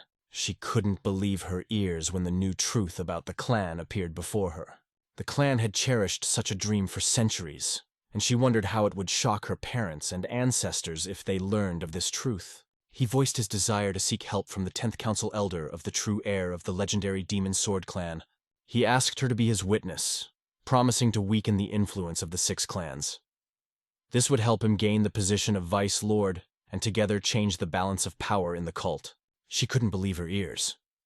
Looking at him in disbelief, she asked, "Do you seriously think this is possible? If it was that simple, wouldn't it have happened years ago?" Heo Bong intervened in the conversation, assuring that the sovereign was not playing to the public but was seriously declaring his intentions. The verdict was voted. The Poison Clan was destroyed, and with it the Dark Clan. Not even Lady Mu survived. Once powerful, now only a shadow of history. She was horrified, not believing what she had heard, and fearfully asked if it was true. She was shocked by what she heard and kept looking at the young master, catching his every move. The young master announced that he would be able to directly appeal to the council elder. If she showed loyalty, he promised to help her gain the will of the sword demons. She was torn by curiosity. What exactly did he mean by promising an influence on sword demons? He promised to teach her a martial art that encompassed the secrets of sword demons by officially imparting knowledge and power. She curiously asked how he would pass on his arcane sword art. He asked if she knew the reason why the Demon Academy was founded. He revealed his true intention to prepare a worthy successor for the demon sword to pass on the ancient art of mysterious demon blades. The trials proved to be a real challenge for those who sought to master demonic blades. Only the bravest can pass. Of course, the demon made a mad fight, impressing everyone around with its power. The demon claimed that it is better to see once than to hear 100 times. Sharpening the technique turned out to be a difficult task that required maximum concentration and steadfast endurance. He took up the execution of the demonic sword as if merging with it, creating an unearthly harmony. His subordinates froze in amazement, watching the manifestation of a technique that had not yet been seen in its entirety. She wondered if it was actually the legendary demonic sword, about which there are numerous legends. Suddenly he became completely different. His eyes lit up with fire and his face was filled with incredible determination. Therefore he summoned 24 demonic swords that served him in the first blow of the technique. Guo Wang Ho realized that the new technique was far superior to all of his previous techniques in terms of precision and power. On Ho constantly honed his new technique, achieving ever greater perfection in it. She followed his dexterity with admiration, feeling her heart fill with warmth and admiration from his impeccable movements. She witnessed the incredible sight of real demonic 24 fairies majestically floating in the air. Mungan immediately paid attention when a powerful energy began to flow from her, enveloping everything around in a glow. The 10th elder knelt down in a meditation posture. She desperately tried to find the long-forgotten feelings, but each attempt only brought her closer to restless sadness. Now they became crystal clear to her thanks to the insight granted by the sword demon. This discovery brought new depths of understanding and courage. The surrounding world ignited with ki energy filling the space around her. It was an incredible union of forces known as 5 Kiss that changed the course of events. The young master stared intently, realizing that this very understanding leads to the pinnacle of great mastery. He pondered whether he had overcome this important limit. Young Master Cheong Yewon instantly sensed danger as the deadly darts rushed towards them. His eyes shone with determination, and he caught the first dart in flight. One of the darts sped toward the 10th elder like a lightning conductor ready to strike its target. Like a true master, Bond deftly intercepted the dart in the air, making everyone around them hold their breath. He quickly realized that there was a poisonous solution on the tip of the dart. Guo Wang-ho realized the threat and resolutely rushed into battle, ready to repel the attack and protect his comrades. He seemed to sense who was hiding in a dark corner. So, without hesitation, he rushed to meet the invisible threat, ready to face the enemy who was lurking in the dark. Having driven the enemy into a dead end, he, without hesitation, knocked him face down into the ground, resolutely ordering him not to resist. His shadow-like comrades quickly stopped the others, reliably blocking every possible line of escape. A man vulnerable under the subtle magic of Go One Hull decided to make an unexpected purchase. He longed to remain invisible and not be caught on the spot. After it was confirmed that the man really achieved what he wanted, his heart danced in a joyful rhythm, as if he had for the first time seen a true miracle that seemed unattainable. Guo Wang-ho immediately reported to the sovereign, describing the situation as extremely alarming. Another prisoner ready to report was suddenly stopped by the sophisticated technique of the young master who appeared as if from the shadows. He was surprised to realize that his mouth remained open, as if enchanted by something indescribably impressive. The young master's technique kept his mouth open, as if enchanted by an unusual skill that he could not fathom. Cheong Yewon ordered his men to take a defensive position, ready for any surprises. Heo Bang Moon Gao and Go One Hul clustered around the 10th elders, ready to fend off any incoming attack. Their determination was evident in every move. They were preparing to use the technique against the enemy, and each was ready to give everything so that the enchanting maneuver achieved its goal. Their time had come. He noted that a deadly poison was attached to his tooth to avoid capture by enemies. Cheong Yewon admitted to the man that he guessed about the poison when the man was tellingly silent. He decided to relax the pressure on the critical point of silence in preparation for the answer. The young master looked up and asked who had sent him to know which lord he should pay his respects to. John Yeo-woon smiled mysteriously, hinting that he already knew the truth. John Yeo-woon resolutely extended his hand, instantly interrupting the movement at the point of silence. John Yeo-woon stopped in silence, looking intently at his interlocutor. His eyes glowed with confidence as he directly asked, "Are you a spy? Or maybe I'm wrong." The man shuddered and opened his eyes as if he had just woken up from a long sleep. Using his extraordinary strength, he broke the man's fingers like fragile porcelain. After warning that he was ready to break every bone, he gave him a chance to reconsider the decision. It was enough to look down. Smirking, he declared that he has no doubt that this man is silent because he is a spy. He did not stop tirelessly manipulating his fingers like a master magician. Meanwhile, the three comrades were concentrating on holding a defensive formation, while the eldest was already in a state of calm enlightenment. Her face shone with a new, unusual light. Yongyu will not be able to recognize that in front of him is only a deceptive physical reconstruction. Her transformation continued, mesmerizing everyone around. Her transformation gradually increased until it reached its peak, enthralling the audience in a unique spectacle. Holland steps forward, energetically calling to him Bong Ramaste. The situation calls for his intervention, and his eyes burn with zeal for action. Bong Ramaste pondered what was going on around him. He carefully weighed the chances of completing the enlightenment and finding out the truth of the situation. And here she is again on this mystical body platform, through which the current of transformation passed. Her eyes changed, shining with an unusual light. She looked as if she had been reborn into a new person. She decisively left the center of the defensive formation, radiating confidence and strength. She rapidly approached the young master, radiating a thirst for action. She turned to him. Their eyes met. Boing Yang-Muwa, the leader of the Misty Demon Sword clan, declared her loyalty to the true successor of the Demon Sword as Elder of the Tent Council. Notice her changes after the physical reconstruction. She looked as young as if she was only 20 again. The hero sat looking at himself in the mirror, pleased with his new appearance. He enjoyed his reflection like a schoolboy who received a long-awaited gift. Finally, a new life opened before him, and he felt that everything was in his hands. He found a second witness providing a decisive argument in his case. The left guardian emphasized that she was a master of martial arts, and now served under his weapon.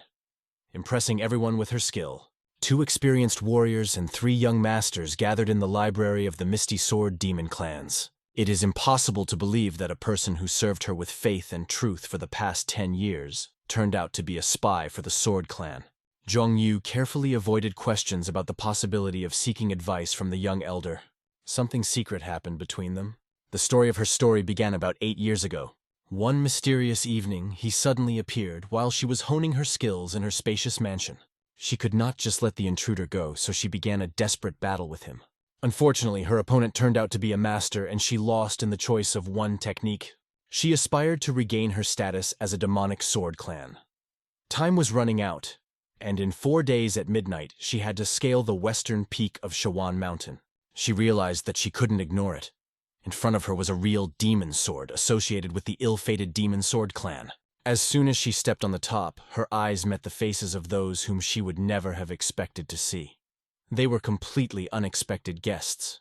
The leader of the Sword Clan and the leader of the Dock Clan met here. Her initial surprise quickly dissipated when a mysterious masked man entered the scene. His robes barely rustled in the wind, hiding his true intentions. The leader of the Sword Clan resolutely addressed the mysterious masked man who had caught their attention, demanding to know why he had mentioned the demonic Sword Clan. The man in the mask mysteriously said that his identity does not matter. "If you want to contact me," he said, leaving more questions than answers. He spoke about his goal to recover the lost real demonic sword that had once slipped from their hands. They were overcome with incredible surprise when he announced that he would teach the mastery of a real demonic sword. When he was asked about the origin of the real Demisword, he only smiled mysteriously and said that it was his secret. The leader of the Dark Clan sought to understand what was behind the mysterious master's desire to teach their group. She explained that she refused because she believed that the descendants of these two were unworthy of mastering the art of a true demonic sword. The leader of the Sword Clan persistently inquired as to how this mastery level could be achieved. She defiantly risked dishonoring his ancestors by challenging his pride. She turned out to be right.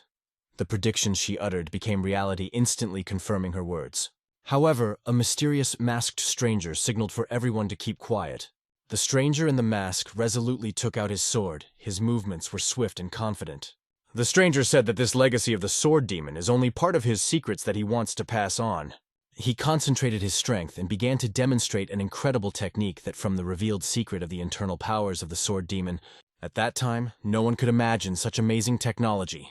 The mysterious masked man announces that this incredible technique is known as the 24-Sword Demon Technique. She diligently prepared so that the last secrets of the mighty sword art would not disappear along with the legends. 3 years later, they returned to the top, expertly wielding the demonic sword, radiating strength and confidence. The masked man was confused and couldn't decide which of them was more worthy, so he decided to give them another chance. She spent days and nights studying as if her fate depended on it. She held in her hands a real demonic sword. Its shine inspired terror to everyone around. The leader of the Dark Clan and the Forest have united around the steelsmiths and martial arts masters who are famous for their skill in this mysterious cult. The martial art should have a weakness, but it was difficult to find. Therefore, the master decided to give the sword demons only to those who are really worthy. The teacher suddenly asked his students if they still remembered the technique of the 24 demon swords that he showed 5 years ago. All eyes were directed at the warrior standing in the center of the arena. The warrior stated that this sword technique does not require special energy control. The Sword Clan leader was stunned by the nameless man's words, not believing their truth. The clan leader quickly drew his saber as if lightning was ready to strike at a moment's notice. Unexpectedly, he unleashed his unique sword technique, impressing everyone present with incredible skill and speed. After completing the technique, his arms and legs seemed exhausted. The master put all his power into this incredible action. He declared that in 3 years he would evaluate everyone using only this technique, proving his mastery and indomitable confidence. The young master thought about the truth of the story told by the left guardian. The young master began to ponder 3 years ago. So she saw the nameless stranger again? She said that the young man plans to give his sword and martial arts to the demons. Chio was surprised how this mysterious stranger could know about the 24 legendary demon swords. What was said in vain, because in the last 70 years, no one has mastered this challenge. How mysterious is it that he will be the first? He wanted to know what technique could be used to quell the 24 swords of the demon. He asked her if she remembered the technique he used 3 years ago. He offered to meet alone in a separate training room where no one could disturb them. The offer surprised her and caught her by surprise like a thunderbolt in the middle of a clear sky. They went to the cozy training hall of the Misty Demon Sword Clan to avoid extra eyes. She was looking forward to seeing a skill that would surpass the known technique of 24 swords. He began to demonstrate the first Heavenly Demon Sword technique full of power and invisible grace. It only took a moment to understand that this technique belonged to the art that I saw performed by a stranger 3 years ago. She curiously asked where he had mastered this incredible technique and how he manages to perform it so perfectly. Jion stood in awe. This man had truly mastered the first Heavenly Demon Sword technique. How could he perform it so perfectly? He has mastered an incredible technique. 24 demon swords are only available to a select few in the mysterious Demon Academy. To overcome all obstacles, the hero must pass the 6th test of the Demon Academy. Nameless has mastered the Heavenly Demon Sword art, but has not yet perfected it. The subordinate lit up with joy when he learned about the return of the young master. The 10th elder announced that he had important news for everyone present. Mundu watched carefully, intrigued by what important news the 10th elder would announce. The 10th elder solemnly announced that from now on, she would support the master by standing next to him. The elder advised that the request be made directly to her, stressing the importance of personal communication to resolve cases. She explained that all this is for her own goals and motives. Although Wantol expressed his support for the 10th elder, Moon Geo felt as if an invisible force was compressing his time, forcing him to think about his future and goals. He assured that it will be a great opportunity for the young master to grow and strengthen his skills. He warned that this would make the Sword Clan and others be on the alert if she dared to leave the mansion. The elder finally realized the correctness of his reasoning, because she did not even consider a similar angle of the situation.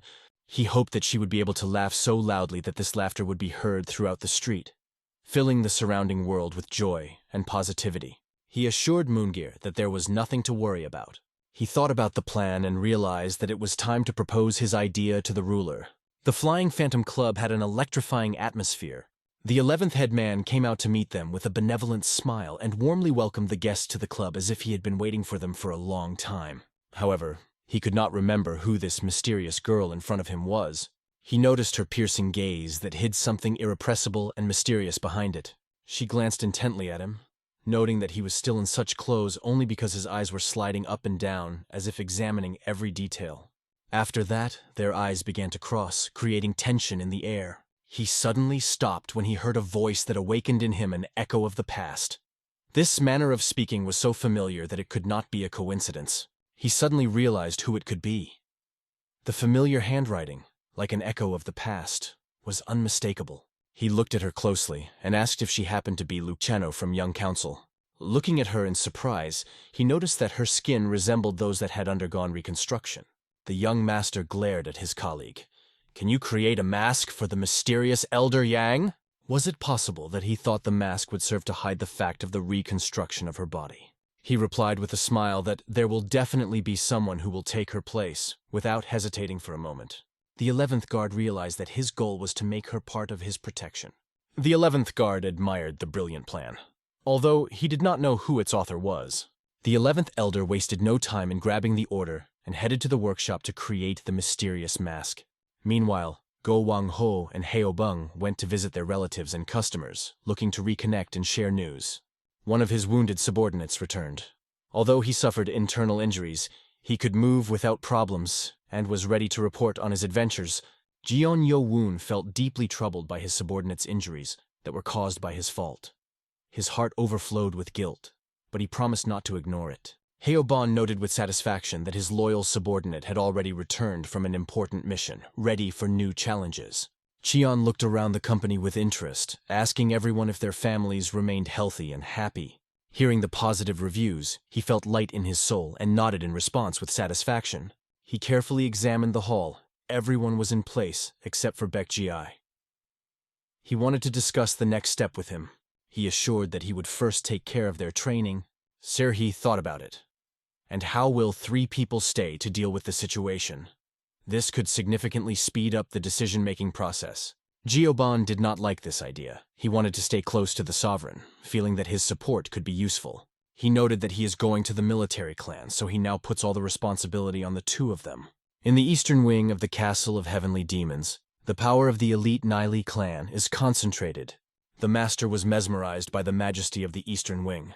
He glanced around and saw that the Nilis had been placed on par with the 6 major clans. Upon returning home, Satshuk was happily greeted by the guards who welcomed him well. After a long separation, Satshuk was happy to meet again the guardsmen whom he had not seen for a long time. He eagerly planned to tell them about the amazing adventures he had had since their last meeting. The young master Cheonyewon arrived in a horse-drawn cart. Via felt the gentle waves of the atmosphere envelop him and thought that the young master Cheonyewon deserved another medallion for his skill. The mayor of the council quickly recognized his merits. The mayor solemnly expressed his gratitude, admiring their hospitality and the sincerity of their warm greetings. Overjoyed, the host decided to hold a grand banquet in honor of the 12th elder to mark this important event. The banquet impressed everyone around with its extravagance, leaving the guests in awe. In the huge hall of the Niels clan, a grand banquet was organized, which was remembered for its luxury and impressive atmosphere. The 9th elder was so impressed with his skill that he could not stand still after the incredible duel with the council. His admiration grew with every moment of observation. Without delay, the young master turned to Elder Sammy with a direct request for a favor. His seriousness impressed everyone present. He assured that he would be happy to help in any way he could. Young Master Cheoneo rose vigorously ready to act. After bowing respectfully, Cheoneo asked if anyone would be willing to stand as his witness on his way to the position of Vice Lord. He could not believe that someone who aspired to become a Vice Lord had such indescribable modesty. The elder, with a wise look, gently asked the young master to find peace and balance in this difficult situation. Remaining fair to subordinates is an art that the young master mastered when encountering unexpected challenges. The young owner instantly understood the gist of the conversation. Suddenly, the hall door opened and an unexpected figure rushed inside. A young girl appeared with a sparkle in her eyes and a fiery character, who burst into the hall full of energy, attracting attention. A young woman confidently stepped forward, her eyes shining with energy. She wanted to introduce herself to Council Elder John Yowoon, attracting the attention of everyone present. The 2 young warriors confidently stepped forward to introduce themselves to the council, determined to demonstrate their skills. She is presented as the daughter of a famous leader and Chuck's younger sister, which adds special meaning to her words at the council. He expressed his desire to be a witness to support him in his quest to become a Vice Lord, stressing that it was a great honor for him. The young master sought to understand what the trust in him would be based on. He asked an important question, hoping to get a clear answer. The elder noted that if he remembers correctly, his path has not yet led to marriage. The lunar equipment caught the intoxicating aroma of jade wine that wafted through the air around it, as if it were a promise of unforgettable pleasure. A girl quickly flew into the hall, attracting the attention of everyone present. Moonjia immediately paid attention to her. Her energy beckoned and enchanted. From somewhere, a girl broke through the crowd with passion in her eyes. She intended to introduce herself to the elders of the council, proudly declaring that her name was Samayang. Moongyu thought about why he had a young sister named Chax. Moongyu couldn't understand why the elder had hinted that trust had a basis.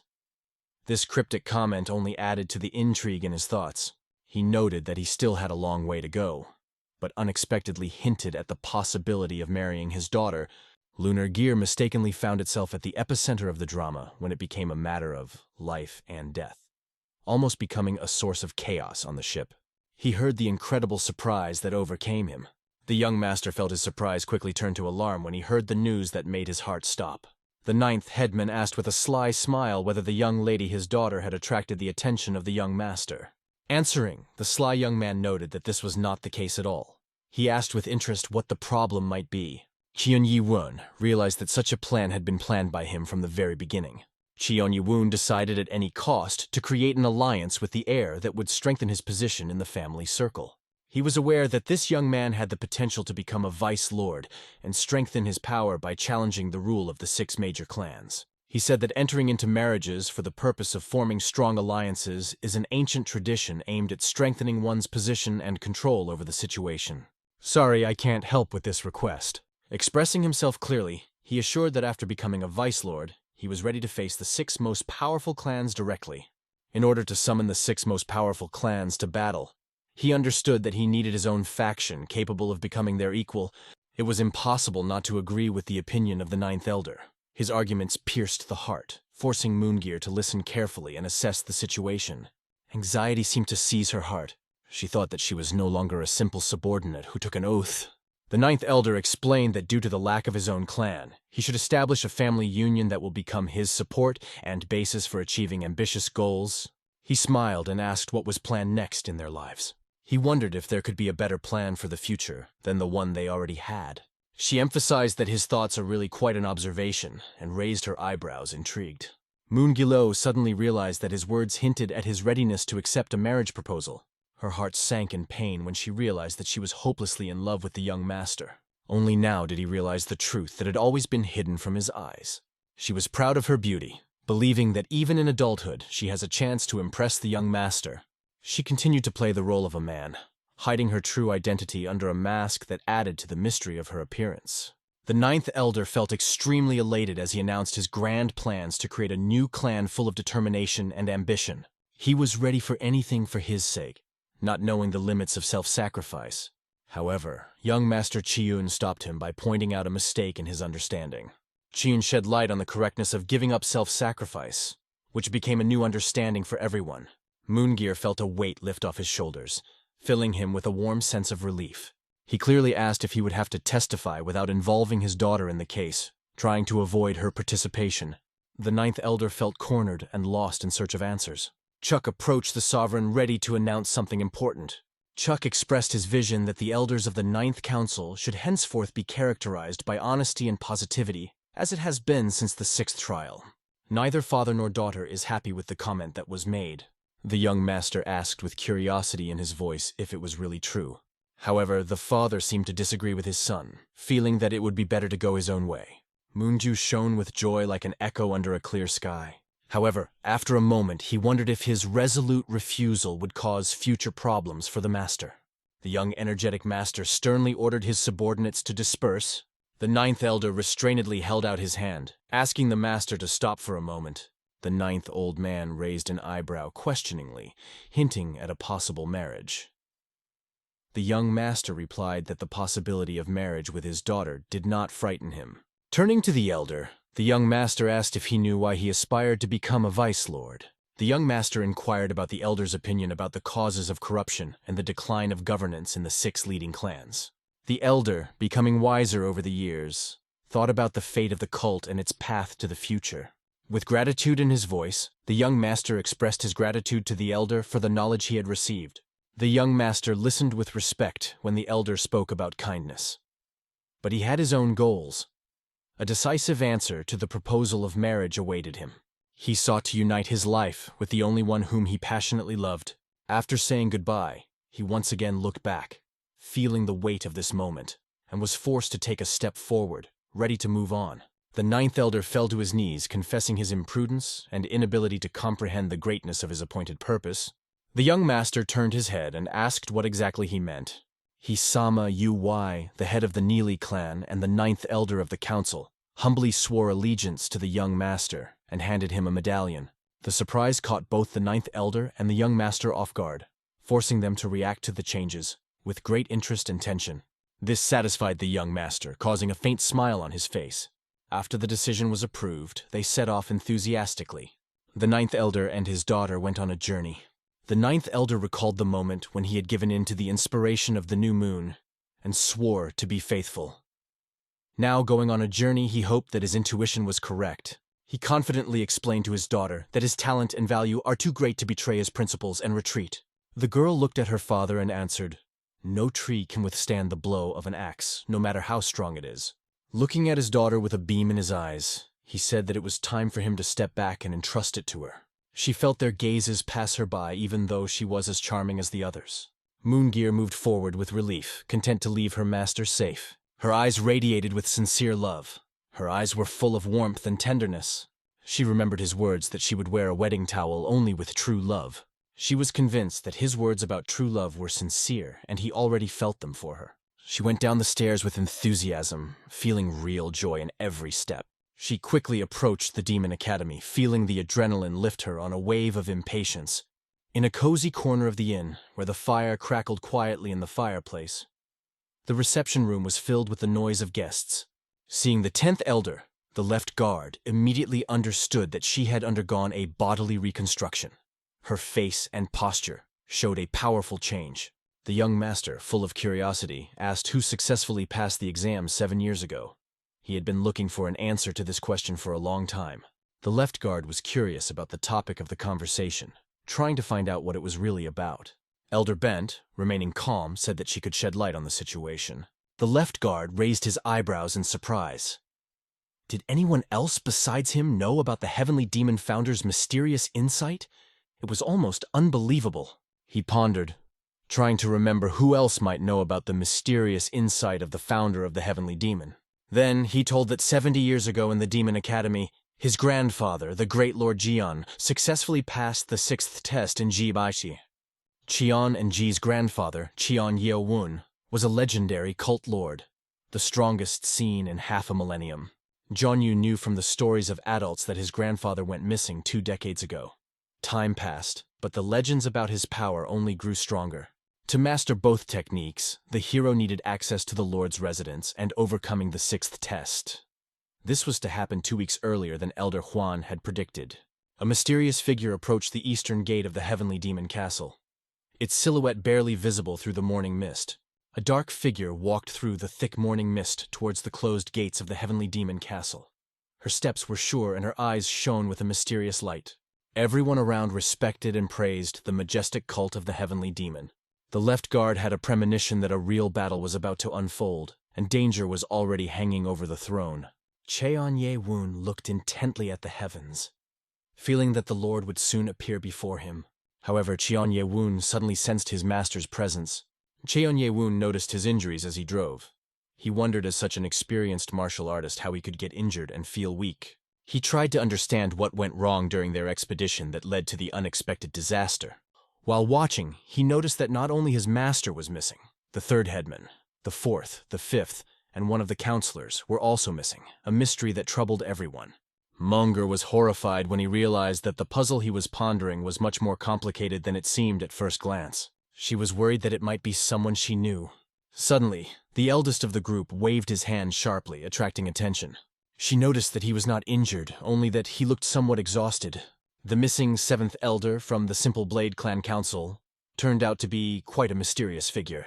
The leader of the Dark Clan anxiously looked around the area and could not find either his sister or his students. Their sudden absence worried him. At that moment, he was overcome with a bad feeling. Soon they found themselves in a spacious square with an intriguing inscription that strangely stood out among the mass of buildings. The unusual inscription of the Martial Artists' Alliance attracted attention like a magnet. What does its mysterious facade hide, and what adventures await inside? Everyone was confused, trying to solve the mystery of the existence of the Martial Arts Alliance. Everyone looked stunned at the uninvited guests, asking them to get away immediately. They immediately felt the danger and realized that their situation had become extremely threatening. However, they did not stop moving forward, despite the growing danger. Ji Eun-yo-woon froze in place when a powerful alliance of martial arts masters appeared before him. The 11th elder watched the events with a slight smile, feeling quite interested in everything that unfolded around him. He interestedly asked the young master if he understood what events were unfolding around him. There is intriguing news that the cult and the Martial Arts Alliance may unite to act together. The young master was troubled by this news. An important moment was unfolding in the Heavenly Demon Cult's majestic hall. The majestic hall was almost empty, and the Lord's throne stood alone, waiting for its master. The arrival of the 9th elder of the council was announced, causing a wave of interest in the almost empty hall. His presence was greeted with interest and respect. The leader of the Zvuk clan, the 5th elder of the council, became worried when he noticed that 3 of his fellow elders were absent for some reason. Their delay caused a wave of thought in the hall. The exalted voice of the herald announced the finally arrived 10th, 11th, and 12th cathedral elders, causing a wave of relief and interest in the hall. The 5th elder reasoned that probably after the demotion, their relationship became closer, bringing them together in this difficult situation. Everyone around felt as if Cheon Ye-woon's very presence filled the space, casting a shadow over each of them. They were intrigued by his unexpected presence. A new member of the council, just appointed by the 12th elder Jeon Ye-woon, introduces himself to them all. His appearance raises a wave of curiosity among those present. The fifth elder was annoyed by the presence of the stranger, while the fourth elder was genuinely surprised that he had passed the sixth test. The first elder was puzzled. Where did the representatives of the poisonous clan go? Their absence caused anxiety. The elders appeared radiating a powerful aura that filled the space around them and made everyone feel their invisible power. They were enveloped by Yeonye-woon's invisible energy, and each felt under the safe protection of his presence gave a sense of calm and confidence. He mercilessly struck, cutting off the grandson's hand, spilling blood and instantly changing the course of events. The other could not believe his eyes, how the son of a simple maid decided to be so bold, risking being in the middle of a big game. They thought that he just took advantage of a lucky chance, but they said that this was his ceiling. No one even imagined that he would be able to become the head of the council. The leader of the Black Fist clan stood up, greeted him with respect, and suddenly recognized him as an elder of the council, causing general surprise. The leader of the Westgate clan rose in front of the elder, bowing to respect him, and immediately proclaimed him the new elder of the council, which caused undisguised surprise in those present. The fourth elder radiated indignation because it seemed that he was always underestimated. He felt cheated, as if his talent had gone unnoticed and longed to go home. After a hard day's work, he needed peace. The fifth elder was burning with curiosity, wanting to know what events had unfolded during their absence. The fourth elder was in awe of how it was that the invisible flea that they could destroy with one move had now turned into a real threat. Meanwhile, the young master actively interacted with the elders, starting conversations and exchanging ideas. Something majestic appeared on the horizon. The Lord's entrance was announced by the ringing voices of heralds. The Lord majestically stepped into the space of the throne, taking his rightful place, which shone from his presence. Everyone was overwhelmed by the greatness of the cult of heavenly demons who gathered from all corners of the world to glorify their majestic God. They bow their heads in reverence before the great Lord. The guard of the great Lord politely but persistently asked everyone present to take their seats. Yeonye-woon slowly sat down on the chair, feeling a certain tension in the air. The Lord's breath wavered unevenly, causing tension among those present. He was overcome by curiosity. Does the body hide some invisible wound? Watching him, it seemed that he radiated normality, and it was noticeably easier than the strict requirements of the council elders. The master noticed how Ming stopped and thought about the fate of that boy. Something in the expression of the young man's face made him sympathize. It was time for him to understand what he saw. His universal power grew to such heights that he surpassed even himself. He felt satisfaction realizing that now no one would perceive him simply as a child. Chihong Yo-woo noticed that someone was looking at him from around the corner. It turned out to be the all-seeing gaze of the Lord. His gaze pierced like a blade. He tried to hide his emotions, and the surprise still gave him away. The ninth presbyter of the council was invited to the report. He was instructed to tell about all the events that took place during the Lord's absence, attracting the attention of all present. He sharply pointed out that after the brutal conflict, not a single survivor remained from the famous Poison and Sword clans. Everyone wondered what had happened in their absence. The fifth elder was burning with anger as her son was mercilessly killed by spies from the Blade clan and traitors from the Poison clan. Another elder, filled with sorrow, mourned the death of Yan Gan. His life was cut short by the deadly palm of the dark cloud that hung over him with hostile determination. Jik destroyed another elder by killing his son in the calm before the storm. The first elder was filled with rage after the brutal murder of his sister, his eyes burning with hatred. The elder could not understand how it happened. She was the most cunning. She could not get into the Poison clan. Was it treachery again? The first elder was convinced that every event has causes and consequences. However, others openly disregarded this simple principle, rejecting his belief as useless. Everyone believed that the girl had fallen into a cunning trap set by the Poison clan. Something was suspiciously wrong. The left guard was impressed. Master Cheon exuded confidence like a true leader, and his brilliant plan seemed to be working flawlessly. The elders felt changes that disturbed the former harmony in their relationships. The fifth elder sharply opposed, noting that this meeting had a completely different purpose than the appointment of new roles. The Lord addressed Yeonye-woon, instructing him to step forward. Lord solemnly proclaimed Yeonye-wang as the 23rd Lord of the Great Heavenly Demon. Cult is now appointed to the honorary position of 12th Council Elder. There were no elders among the elders who were happy with this news. The Lord promised that the fulfillment of his wish was closely connected with the official appointment to the post of presbyter. It was like a bright ray of hope for the future. In the first year of her service, she sincerely thanked him for his support and help. Her request was for him to support his accession to the position of bishop, after considering all the possible advantages of this decision. The Lord could not have predicted this move from Rick. The three elders, the 9th, 10th, and 11th, unanimously speak for the young master to be elevated to the throne. The 4th elder felt the deception entangle him, and at the same time felt the wisdom that comes with experience. This was his real goal from the very beginning. He masterfully developed his plan, leading everyone by the nose. It seemed to everyone that he had miraculously brought two of the most eccentric and difficult people in the cult under his control. His teacher was beaming with satisfaction because the one who conquered the two most difficult people in the cult was his favorite student. The left guardian was worried that the inevitable approval of the Lord would lead to disaster for him. The Lord asked the three witnesses if they recognized his 7th son as Vicelor, the chosen one who was to bring about fateful changes. All three mentors unanimously recognized that the young master is truly worthy of taking the honorable place of deputy. In an instant, everything changed as if the world had turned upside down, and then he solemnly announced his statement. At this moment, the first elder's ki went out of control because he was sure that this was Cheon-Yewon's sneaky strategy from the beginning. And suddenly at that moment, the left elder's sword was dangerously close to the throat like a ghost chasing the victim. The old man on the left, narrowing his eyes ominously, asked menacingly how he dared to be so reckless in the great hall in the presence of the Lord, demanding to curb his thirst for blood. The first elder stood up and defiantly declared that he had revealed all the insidious plans of the enemy by penetrating to the very depths of his tricks. He kept a close eye on Cheon-Yewon, carefully analyzing his every move. The first elder, enraged to the limit, barely restrained himself when he received the order to stop. A voice similar to the Lord's echoed in his mind. The first elder held his breath, trying to cope with the unexpected tension. He felt guilty and quickly asked for forgiveness for his careless appeal to the Lord. He fell to his knees, bowing his head in humility, and asked for the deserved punishment for his insolence. The Lord condescendingly nodded and replied that this was enough. He ordered the man to get up and return to his place. After the first test of the elder's appeasement, the left guard tricked his sword back into its scabbard. The left bodyguard has become Cheon-Yewon's confidant, always ready to support and help his master at any moment. However, the first head man was clearly up to something.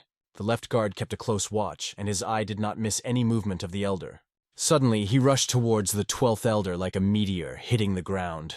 The first elder called out Cheon-Yewon's name with alarm and surprise, as if trying to comprehend the turbulent events around him. The left guard just let go of his sword. The first senior felt that he already knew, and would not hesitate to tear everything to pieces with his own hands. Suddenly, someone else's thoughts sounded in his head, as if someone spoke powerfully to him inside. Cheon-Yewon emphatically confirmed his guesses by saying, "Yes, you are right." Cheon-Yewon smiled faintly, satisfied that his guesses were correct. Cheon-Yewon proudly noted that he got rid of all his enemies. The first elder simply seethed with anger, unable to control his anger. Left guard, realizing that the situation was getting out of control, decided to intervene immediately to prevent an even bigger disaster. Using the powerful dark cloud palm technique, the first elder ordered Nap's left guardian to step into action and stand at his side, blocking the enemy's path. However, the power of the technique caused the left guardian to deflect and fly upwards. A powerful blow ripped through the left guardian's body, tearing away his shield of power and causing searing pain. He approached a true demonic sword that embodied the ultimate technique of a true soulless sword full of ancient power. The all-seeing Lord just watched silently as the drama of the eternal confrontation unfolded. The 10th elder watched with excitement and said, "This is a real demonic sword that carries destructive power." She noted that its strength exceeded that of a true demonic sword. It was an elder swordsman's strike, powerful and inevitable, as if time itself had stopped before his fragile blade. His impressive arsenal consisted of 24 demonic swords, each of which radiated the power of unheard-of legends. The first elder was amazed how this young man could know such an exquisite swordsmanship technique. It remained a mystery to everyone around. However, suddenly another elder rushed at the young man with new fury, as if he could not come to terms with what he saw.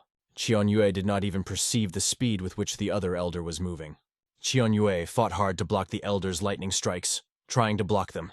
Unable to withstand the tension, he suffered a painful blow that resulted in a serious injury. In his right hand he held a real demonic sword that spattered ominous flames and flashed menacingly, ready to deliver a devastating blow. A black demon with a sword in his left hand moves, destroying everything in his path. His movements with the sword in his left hand were so varied that it seemed as if he was fighting two opponents at once, dancing gracefully between blows. The first elder was preparing to strike a decisive blow, catching the moment when his opponent was vulnerable and exhausted from wounds. The first elder summoned the hidden power of the demonic sword, showing off his latest technique. His movements became faster and faster, and the sword blazed with a deadly aura.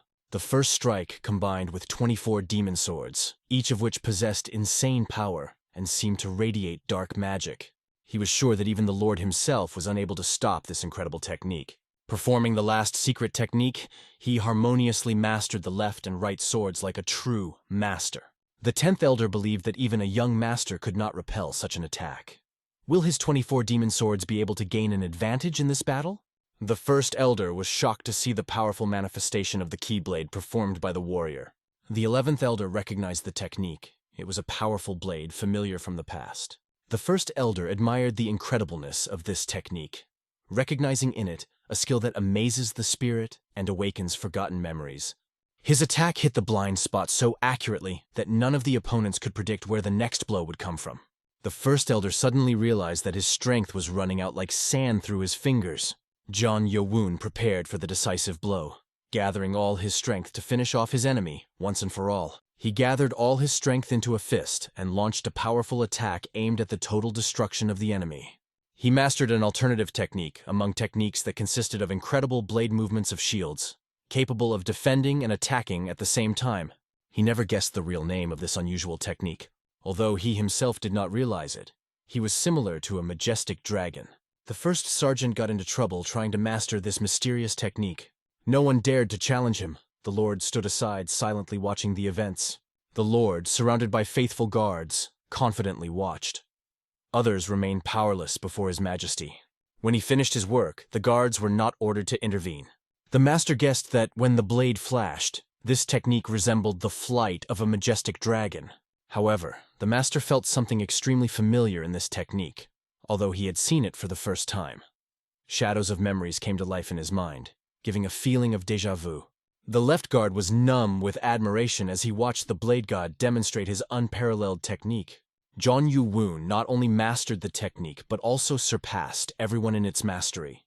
The young man's talent shone like a gift from heaven. In his thoughts, the young man concentrated on the left guard. The guards hinted to the young man that they had an important conversation for him, demanding that he retire for a private conversation. The 11th elder realized that he had simply been used in this situation. The 11th elder, surprising everyone, managed to establish himself in front of the other clan leaders. The Lord pondered whether it was worth intervening to stop the development of events that could get out of control. At such a speed, he believed that in 10 years the top martial arts in the Central Plains will undergo changes. Elders were shocked at the audacity of one of them to strike the first elder at Lloyd's Grand Hall. She froze in silence, assessing her wound and the expressions on the faces around her. He approached the Lord, restraining his excitement, and admitted that he felt a threat to his own life. So he collected his thoughts, apologized for his fickleness, and acted decisively to seek the Lord's favor. The 5th elder warned that the Lord would somehow show his displeasure like thunder from a clear sky. The left guard suddenly fell to his knees in front of the owner, begging God to punish him. He felt helpless, unable to protect himself despite all his efforts. The 5th elder was shocked that the left guardian suddenly came to his aid. The Lord decided to close his eyes to this case. He understood that it happened because of the thoughtless actions of the elder of the first council. He admitted that he saw how the first elder attacked his son.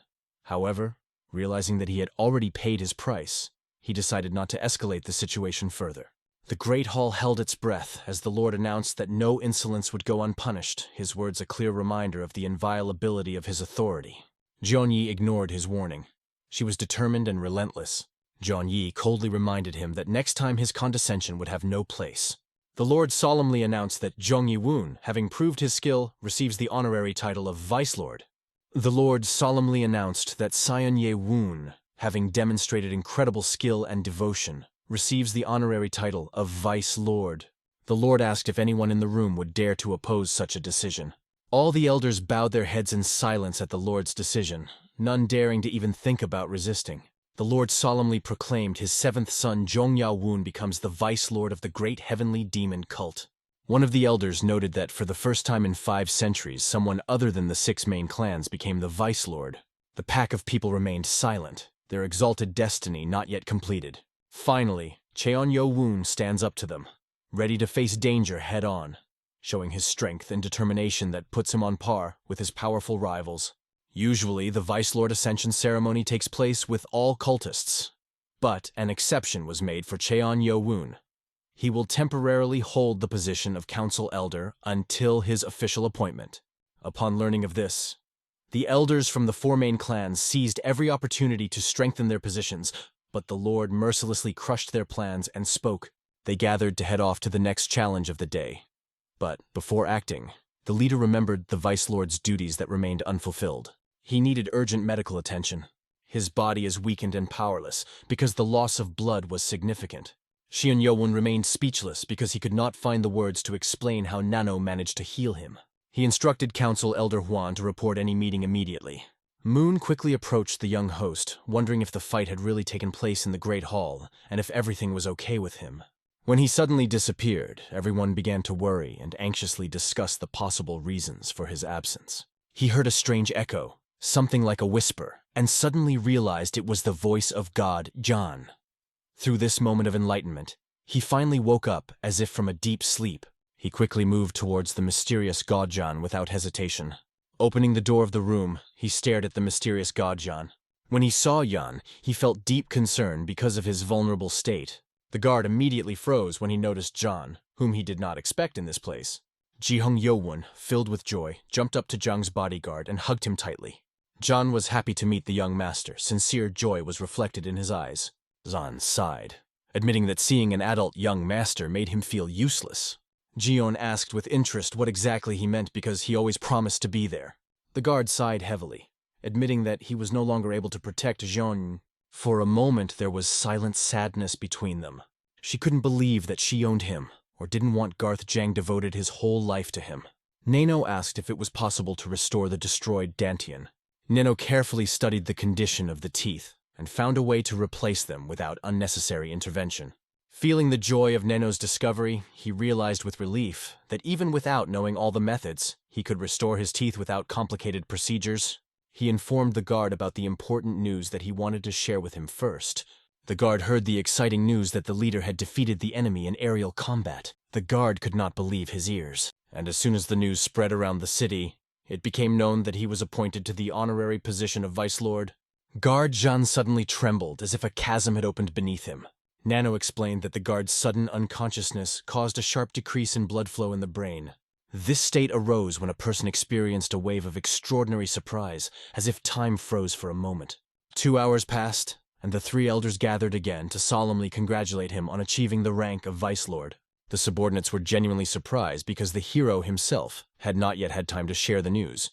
Everyone was excited when they learned about the young master's new role. They decided to install a new bell near the bank, hoping that it would become a symbol of change and hope.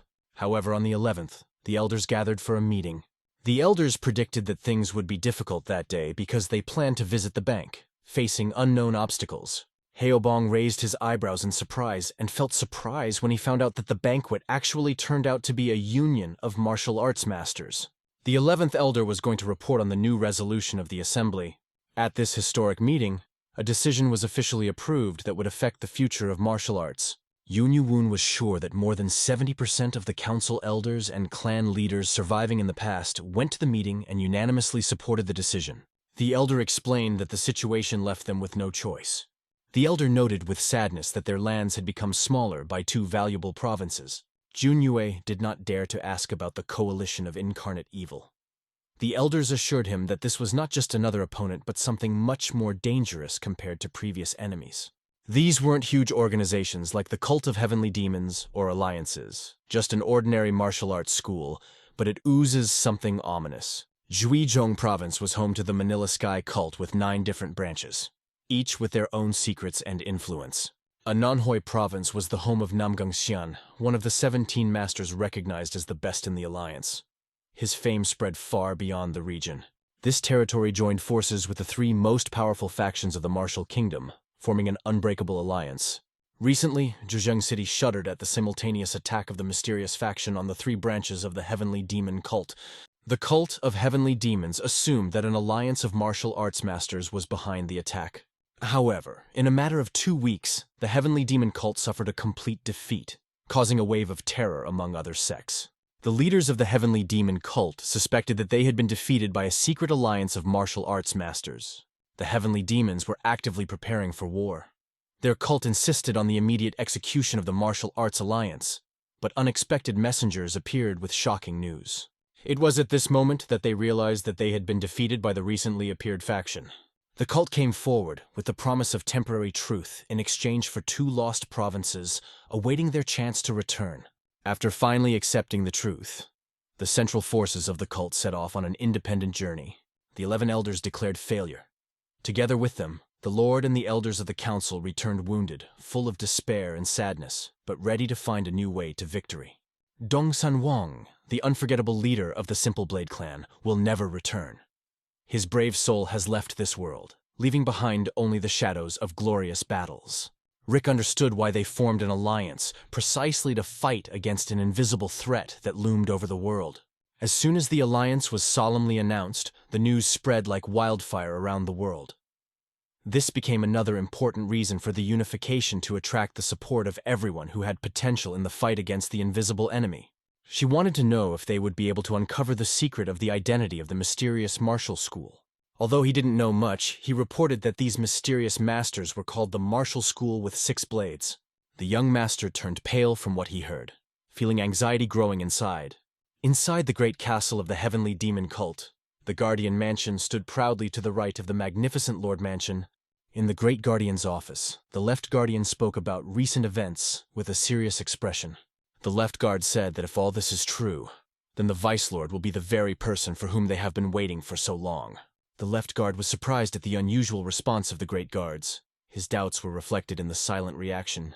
The Left Guard asked the Great Guard, "Is everything okay?" He tilted his head slightly and answered mysteriously, causing everyone to shudder in surprise. 6 plates decorated with symbols of the martial school shimmered in the moonlight, creating an atmosphere of mystery and challenge. He wondered if this mysterious name bothered him. The master from the School of 6 Blades cut off the hand of the council elder in a flash, just 1 step away from becoming the real guardian whom everyone would fear. Arriving at Zhejiang, they set up an ambush, hoping to surprise the enemy and strike him by surprise. The opponent had an advantage in numbers and strength, but the central forces of the cult were ready to give a decent fight back, showing their indomitability. During a frantic fight, 3 legendary martial arts masters suddenly emerged, one skilled in swordsmanship, the other in palmistry. The third martial artist showed off his mastery of the claw technique, displaying quick and precise movements that could cut through the air with ease. The battle ended with the tragic death of the 7th elder. The 5th elder of the council suffered a heavy loss. His right arm was severed during the fierce battle. At a decisive moment, the Lord and the Great Guardian intervened.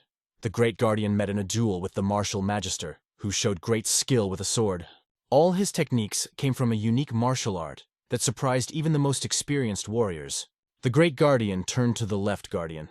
His back was covered with sword scars, silent witnesses of past battles.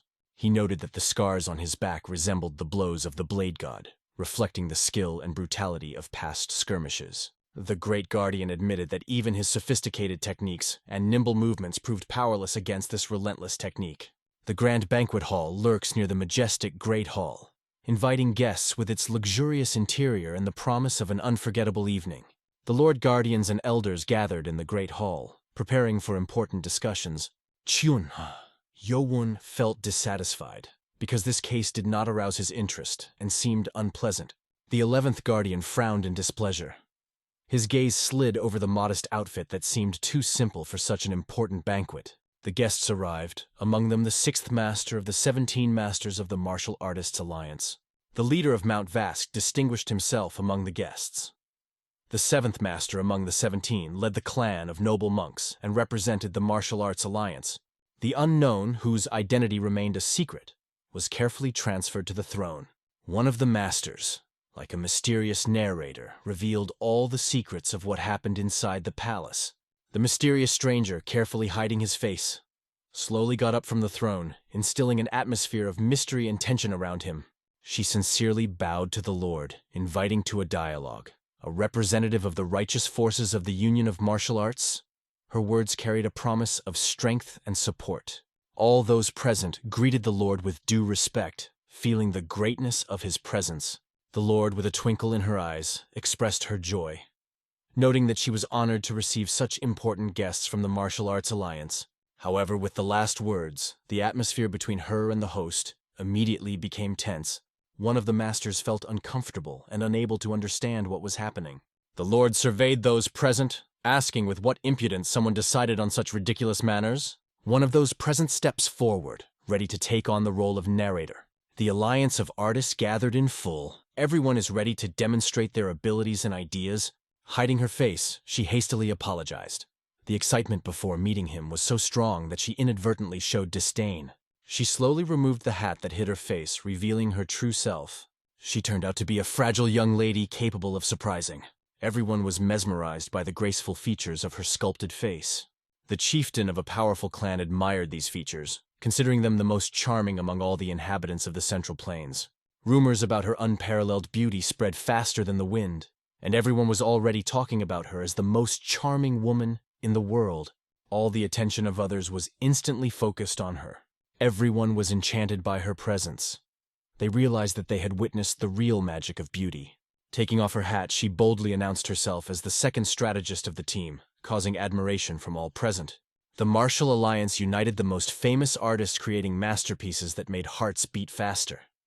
Their creativity was so powerful that nature itself breathed in time with their canvases. The Lord of the Cult welcomed an important guest, who was sent by the leader of the Combat Alliance.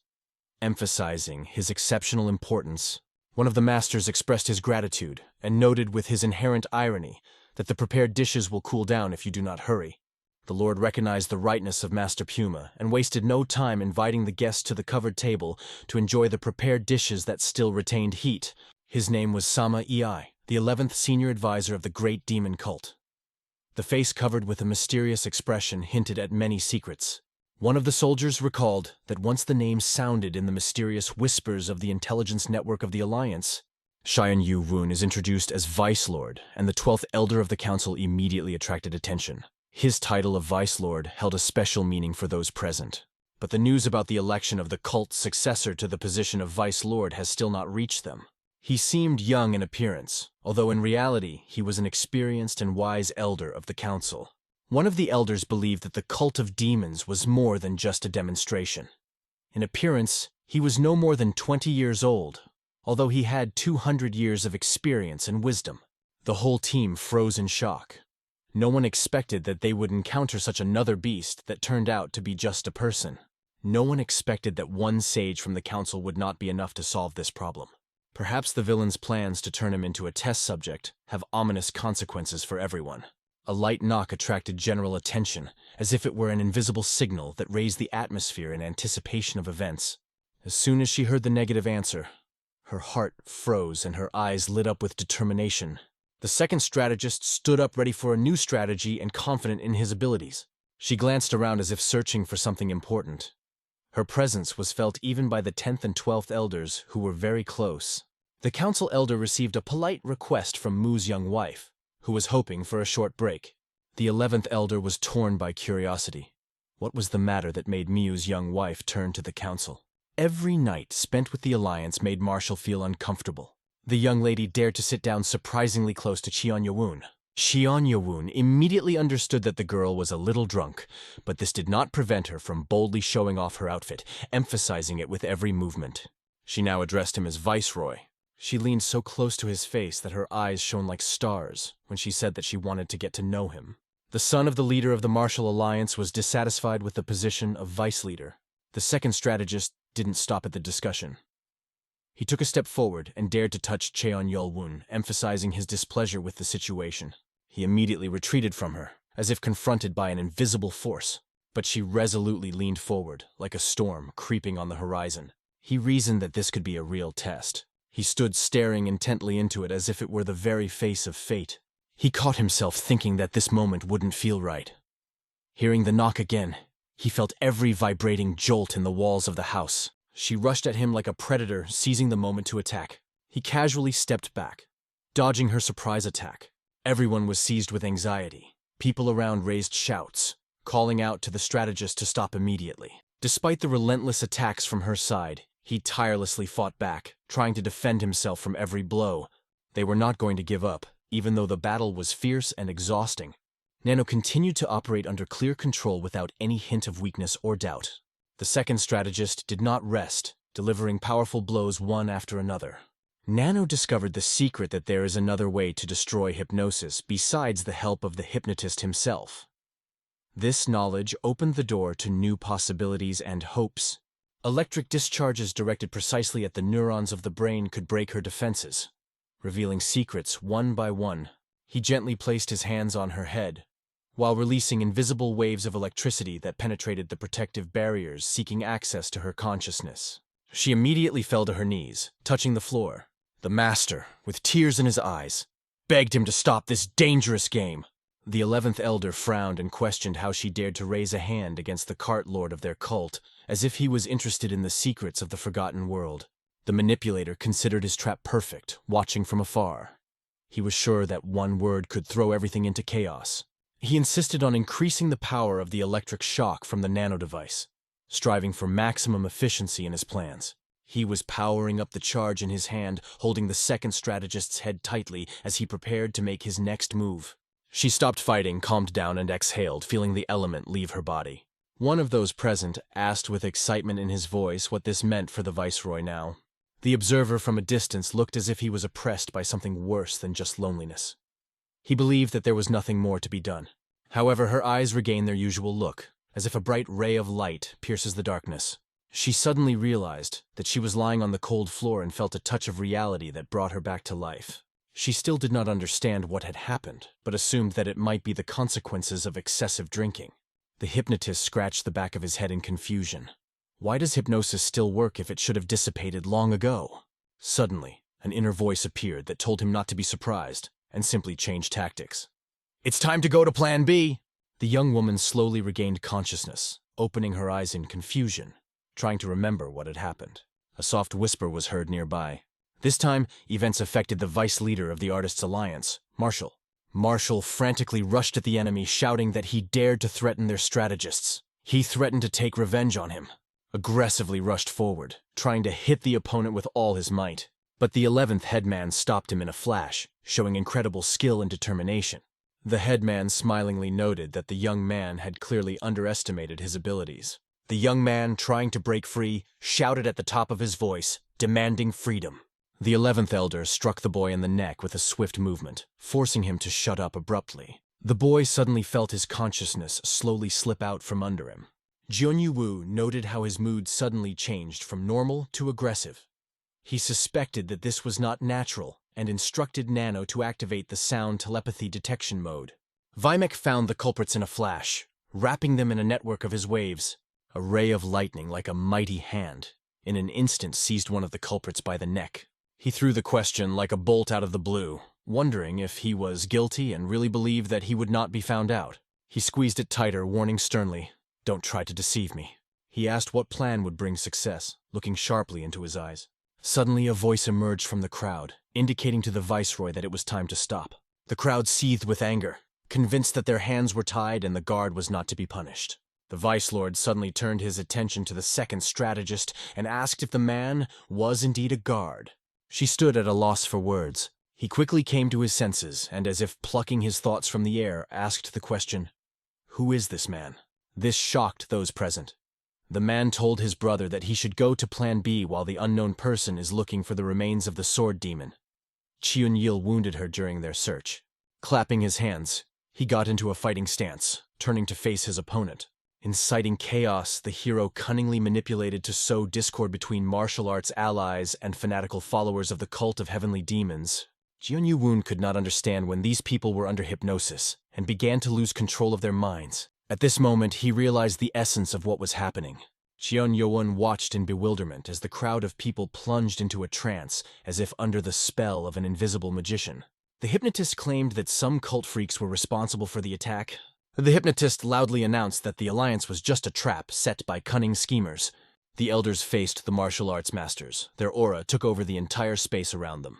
Chi Hongyo-ren resolutely stepped into the center of the chaos. His voice sounded like thunder. Stop immediately. He exclaimed that everyone around had fallen under the influence of illusions. The martial artist asked in surprise what exactly he meant by this mysterious hypnosis and how they all came under its influence. John Yeo-woon noted that the behavior of the second strategist always aroused suspicion due to its mysterious nature. Chaos reigned now. The master turned to Yeo-woon with the question of what he thought should be done in this chaotic situation. The council elders and the alliance guests heard Jeon Yo-ran's loud call, demanding that they immediately take command of those who were not under hypnosis. Hypnotists turned to the Vice Lord, wondering what plans he has for those who have already fallen under their influence. Cheon Yi-woon turned back, flashing a mysterious smile. Vun confidently declared that everything will be managed on its own. He resolutely moved forward without looking back. One of the best martial artists approached the elders of the Hua Mountain sect and the Maung clan, inviting them to join his plan. Having received the invitation, the elders silently walked away, thinking about the new proposal. The ninth elder calls upon the Lord, raising his hands to the sky as if addressing the wind in prayer. He was outraged by their lack of ceremony. He did not hesitate to stand in the heart of his territory, ready to defend it from all threats. Chi-hong-yo descended from the roof, ready to face the challenge head-on. Chi-hon ordered Nano to run augmented reality to saturate its visual data with new information. Han ordered Nano to detect anyone under the influence of hypnosis using augmented reality technology. He called for help, asking to neutralize them using an electric current immediately after touching the victim. He started touching those whom Nano recognized. The stun gun in his hands became a means of returning people to harsh reality. Possessing phenomenal speed, he flies by like lightning and brings the mind back to the reality of the whole crowd of people. With lightning speed, he flashed past the second strategist, and she only had time to glimpse his silhouette. She realized with horror that the Vice Lord of the demon cult possessed an incredible speed capable of leaving even the most experienced warrior without a chance to react. Waking up from hypnosis, they suffered from an unbearable headache, were lost in space, and did not understand where they were. The man was surprised that with just one touch, he canceled the hypnosis as if dispelling a ghost. Their eyes crossed like an invisible bridge between two worlds. Jeonyu couldn't understand who exactly he needed, but resolutely rushed to the stranger. His heart beat faster and his thoughts swirled as if in a vortex. He suddenly grabbed the stranger by the neck, instantly feeling the adrenaline rush through his body like an electric shock. His actions were swift. The stranger was on the ground, as if paralyzed by a blow. The stranger realizes his own helplessness. He is unable to resist. The Vice Lord appeared in front of the stranger, surrounded by an aura of power, as if fate itself had decided to challenge at this moment. The stranger felt his heartbeat become heavier. The stranger was aware that retreat was not foreseen. One of the Alliance Masters noted that the Vice Lord was a ruthless strategist who acted without hesitation. The man cautiously raised his head and asked who these strangers were. The man opened his mouth, trying to get out of the situation. Jeonyu flatly refused to use his technique. Jeonyu instantly signaled that he would no longer allow the enemy to shut his mouth. He mercilessly pulled out the tooth in which the deadly poison was stored.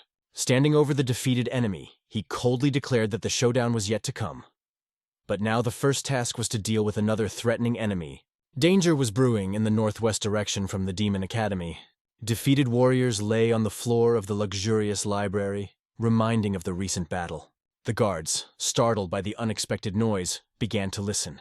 It seemed as if muffled voices were coming from the basement, overlapping each other in an invisible cacophony. Their powerful blows shattered the strong steel door that was succumbing to the onslaught of the numb force. Hoping for the immediate arrival of the director, the heroes cautiously listened to the echo of footsteps in the corridor. They tried hard to find a way out, desperately searching for a gap in the closed trap.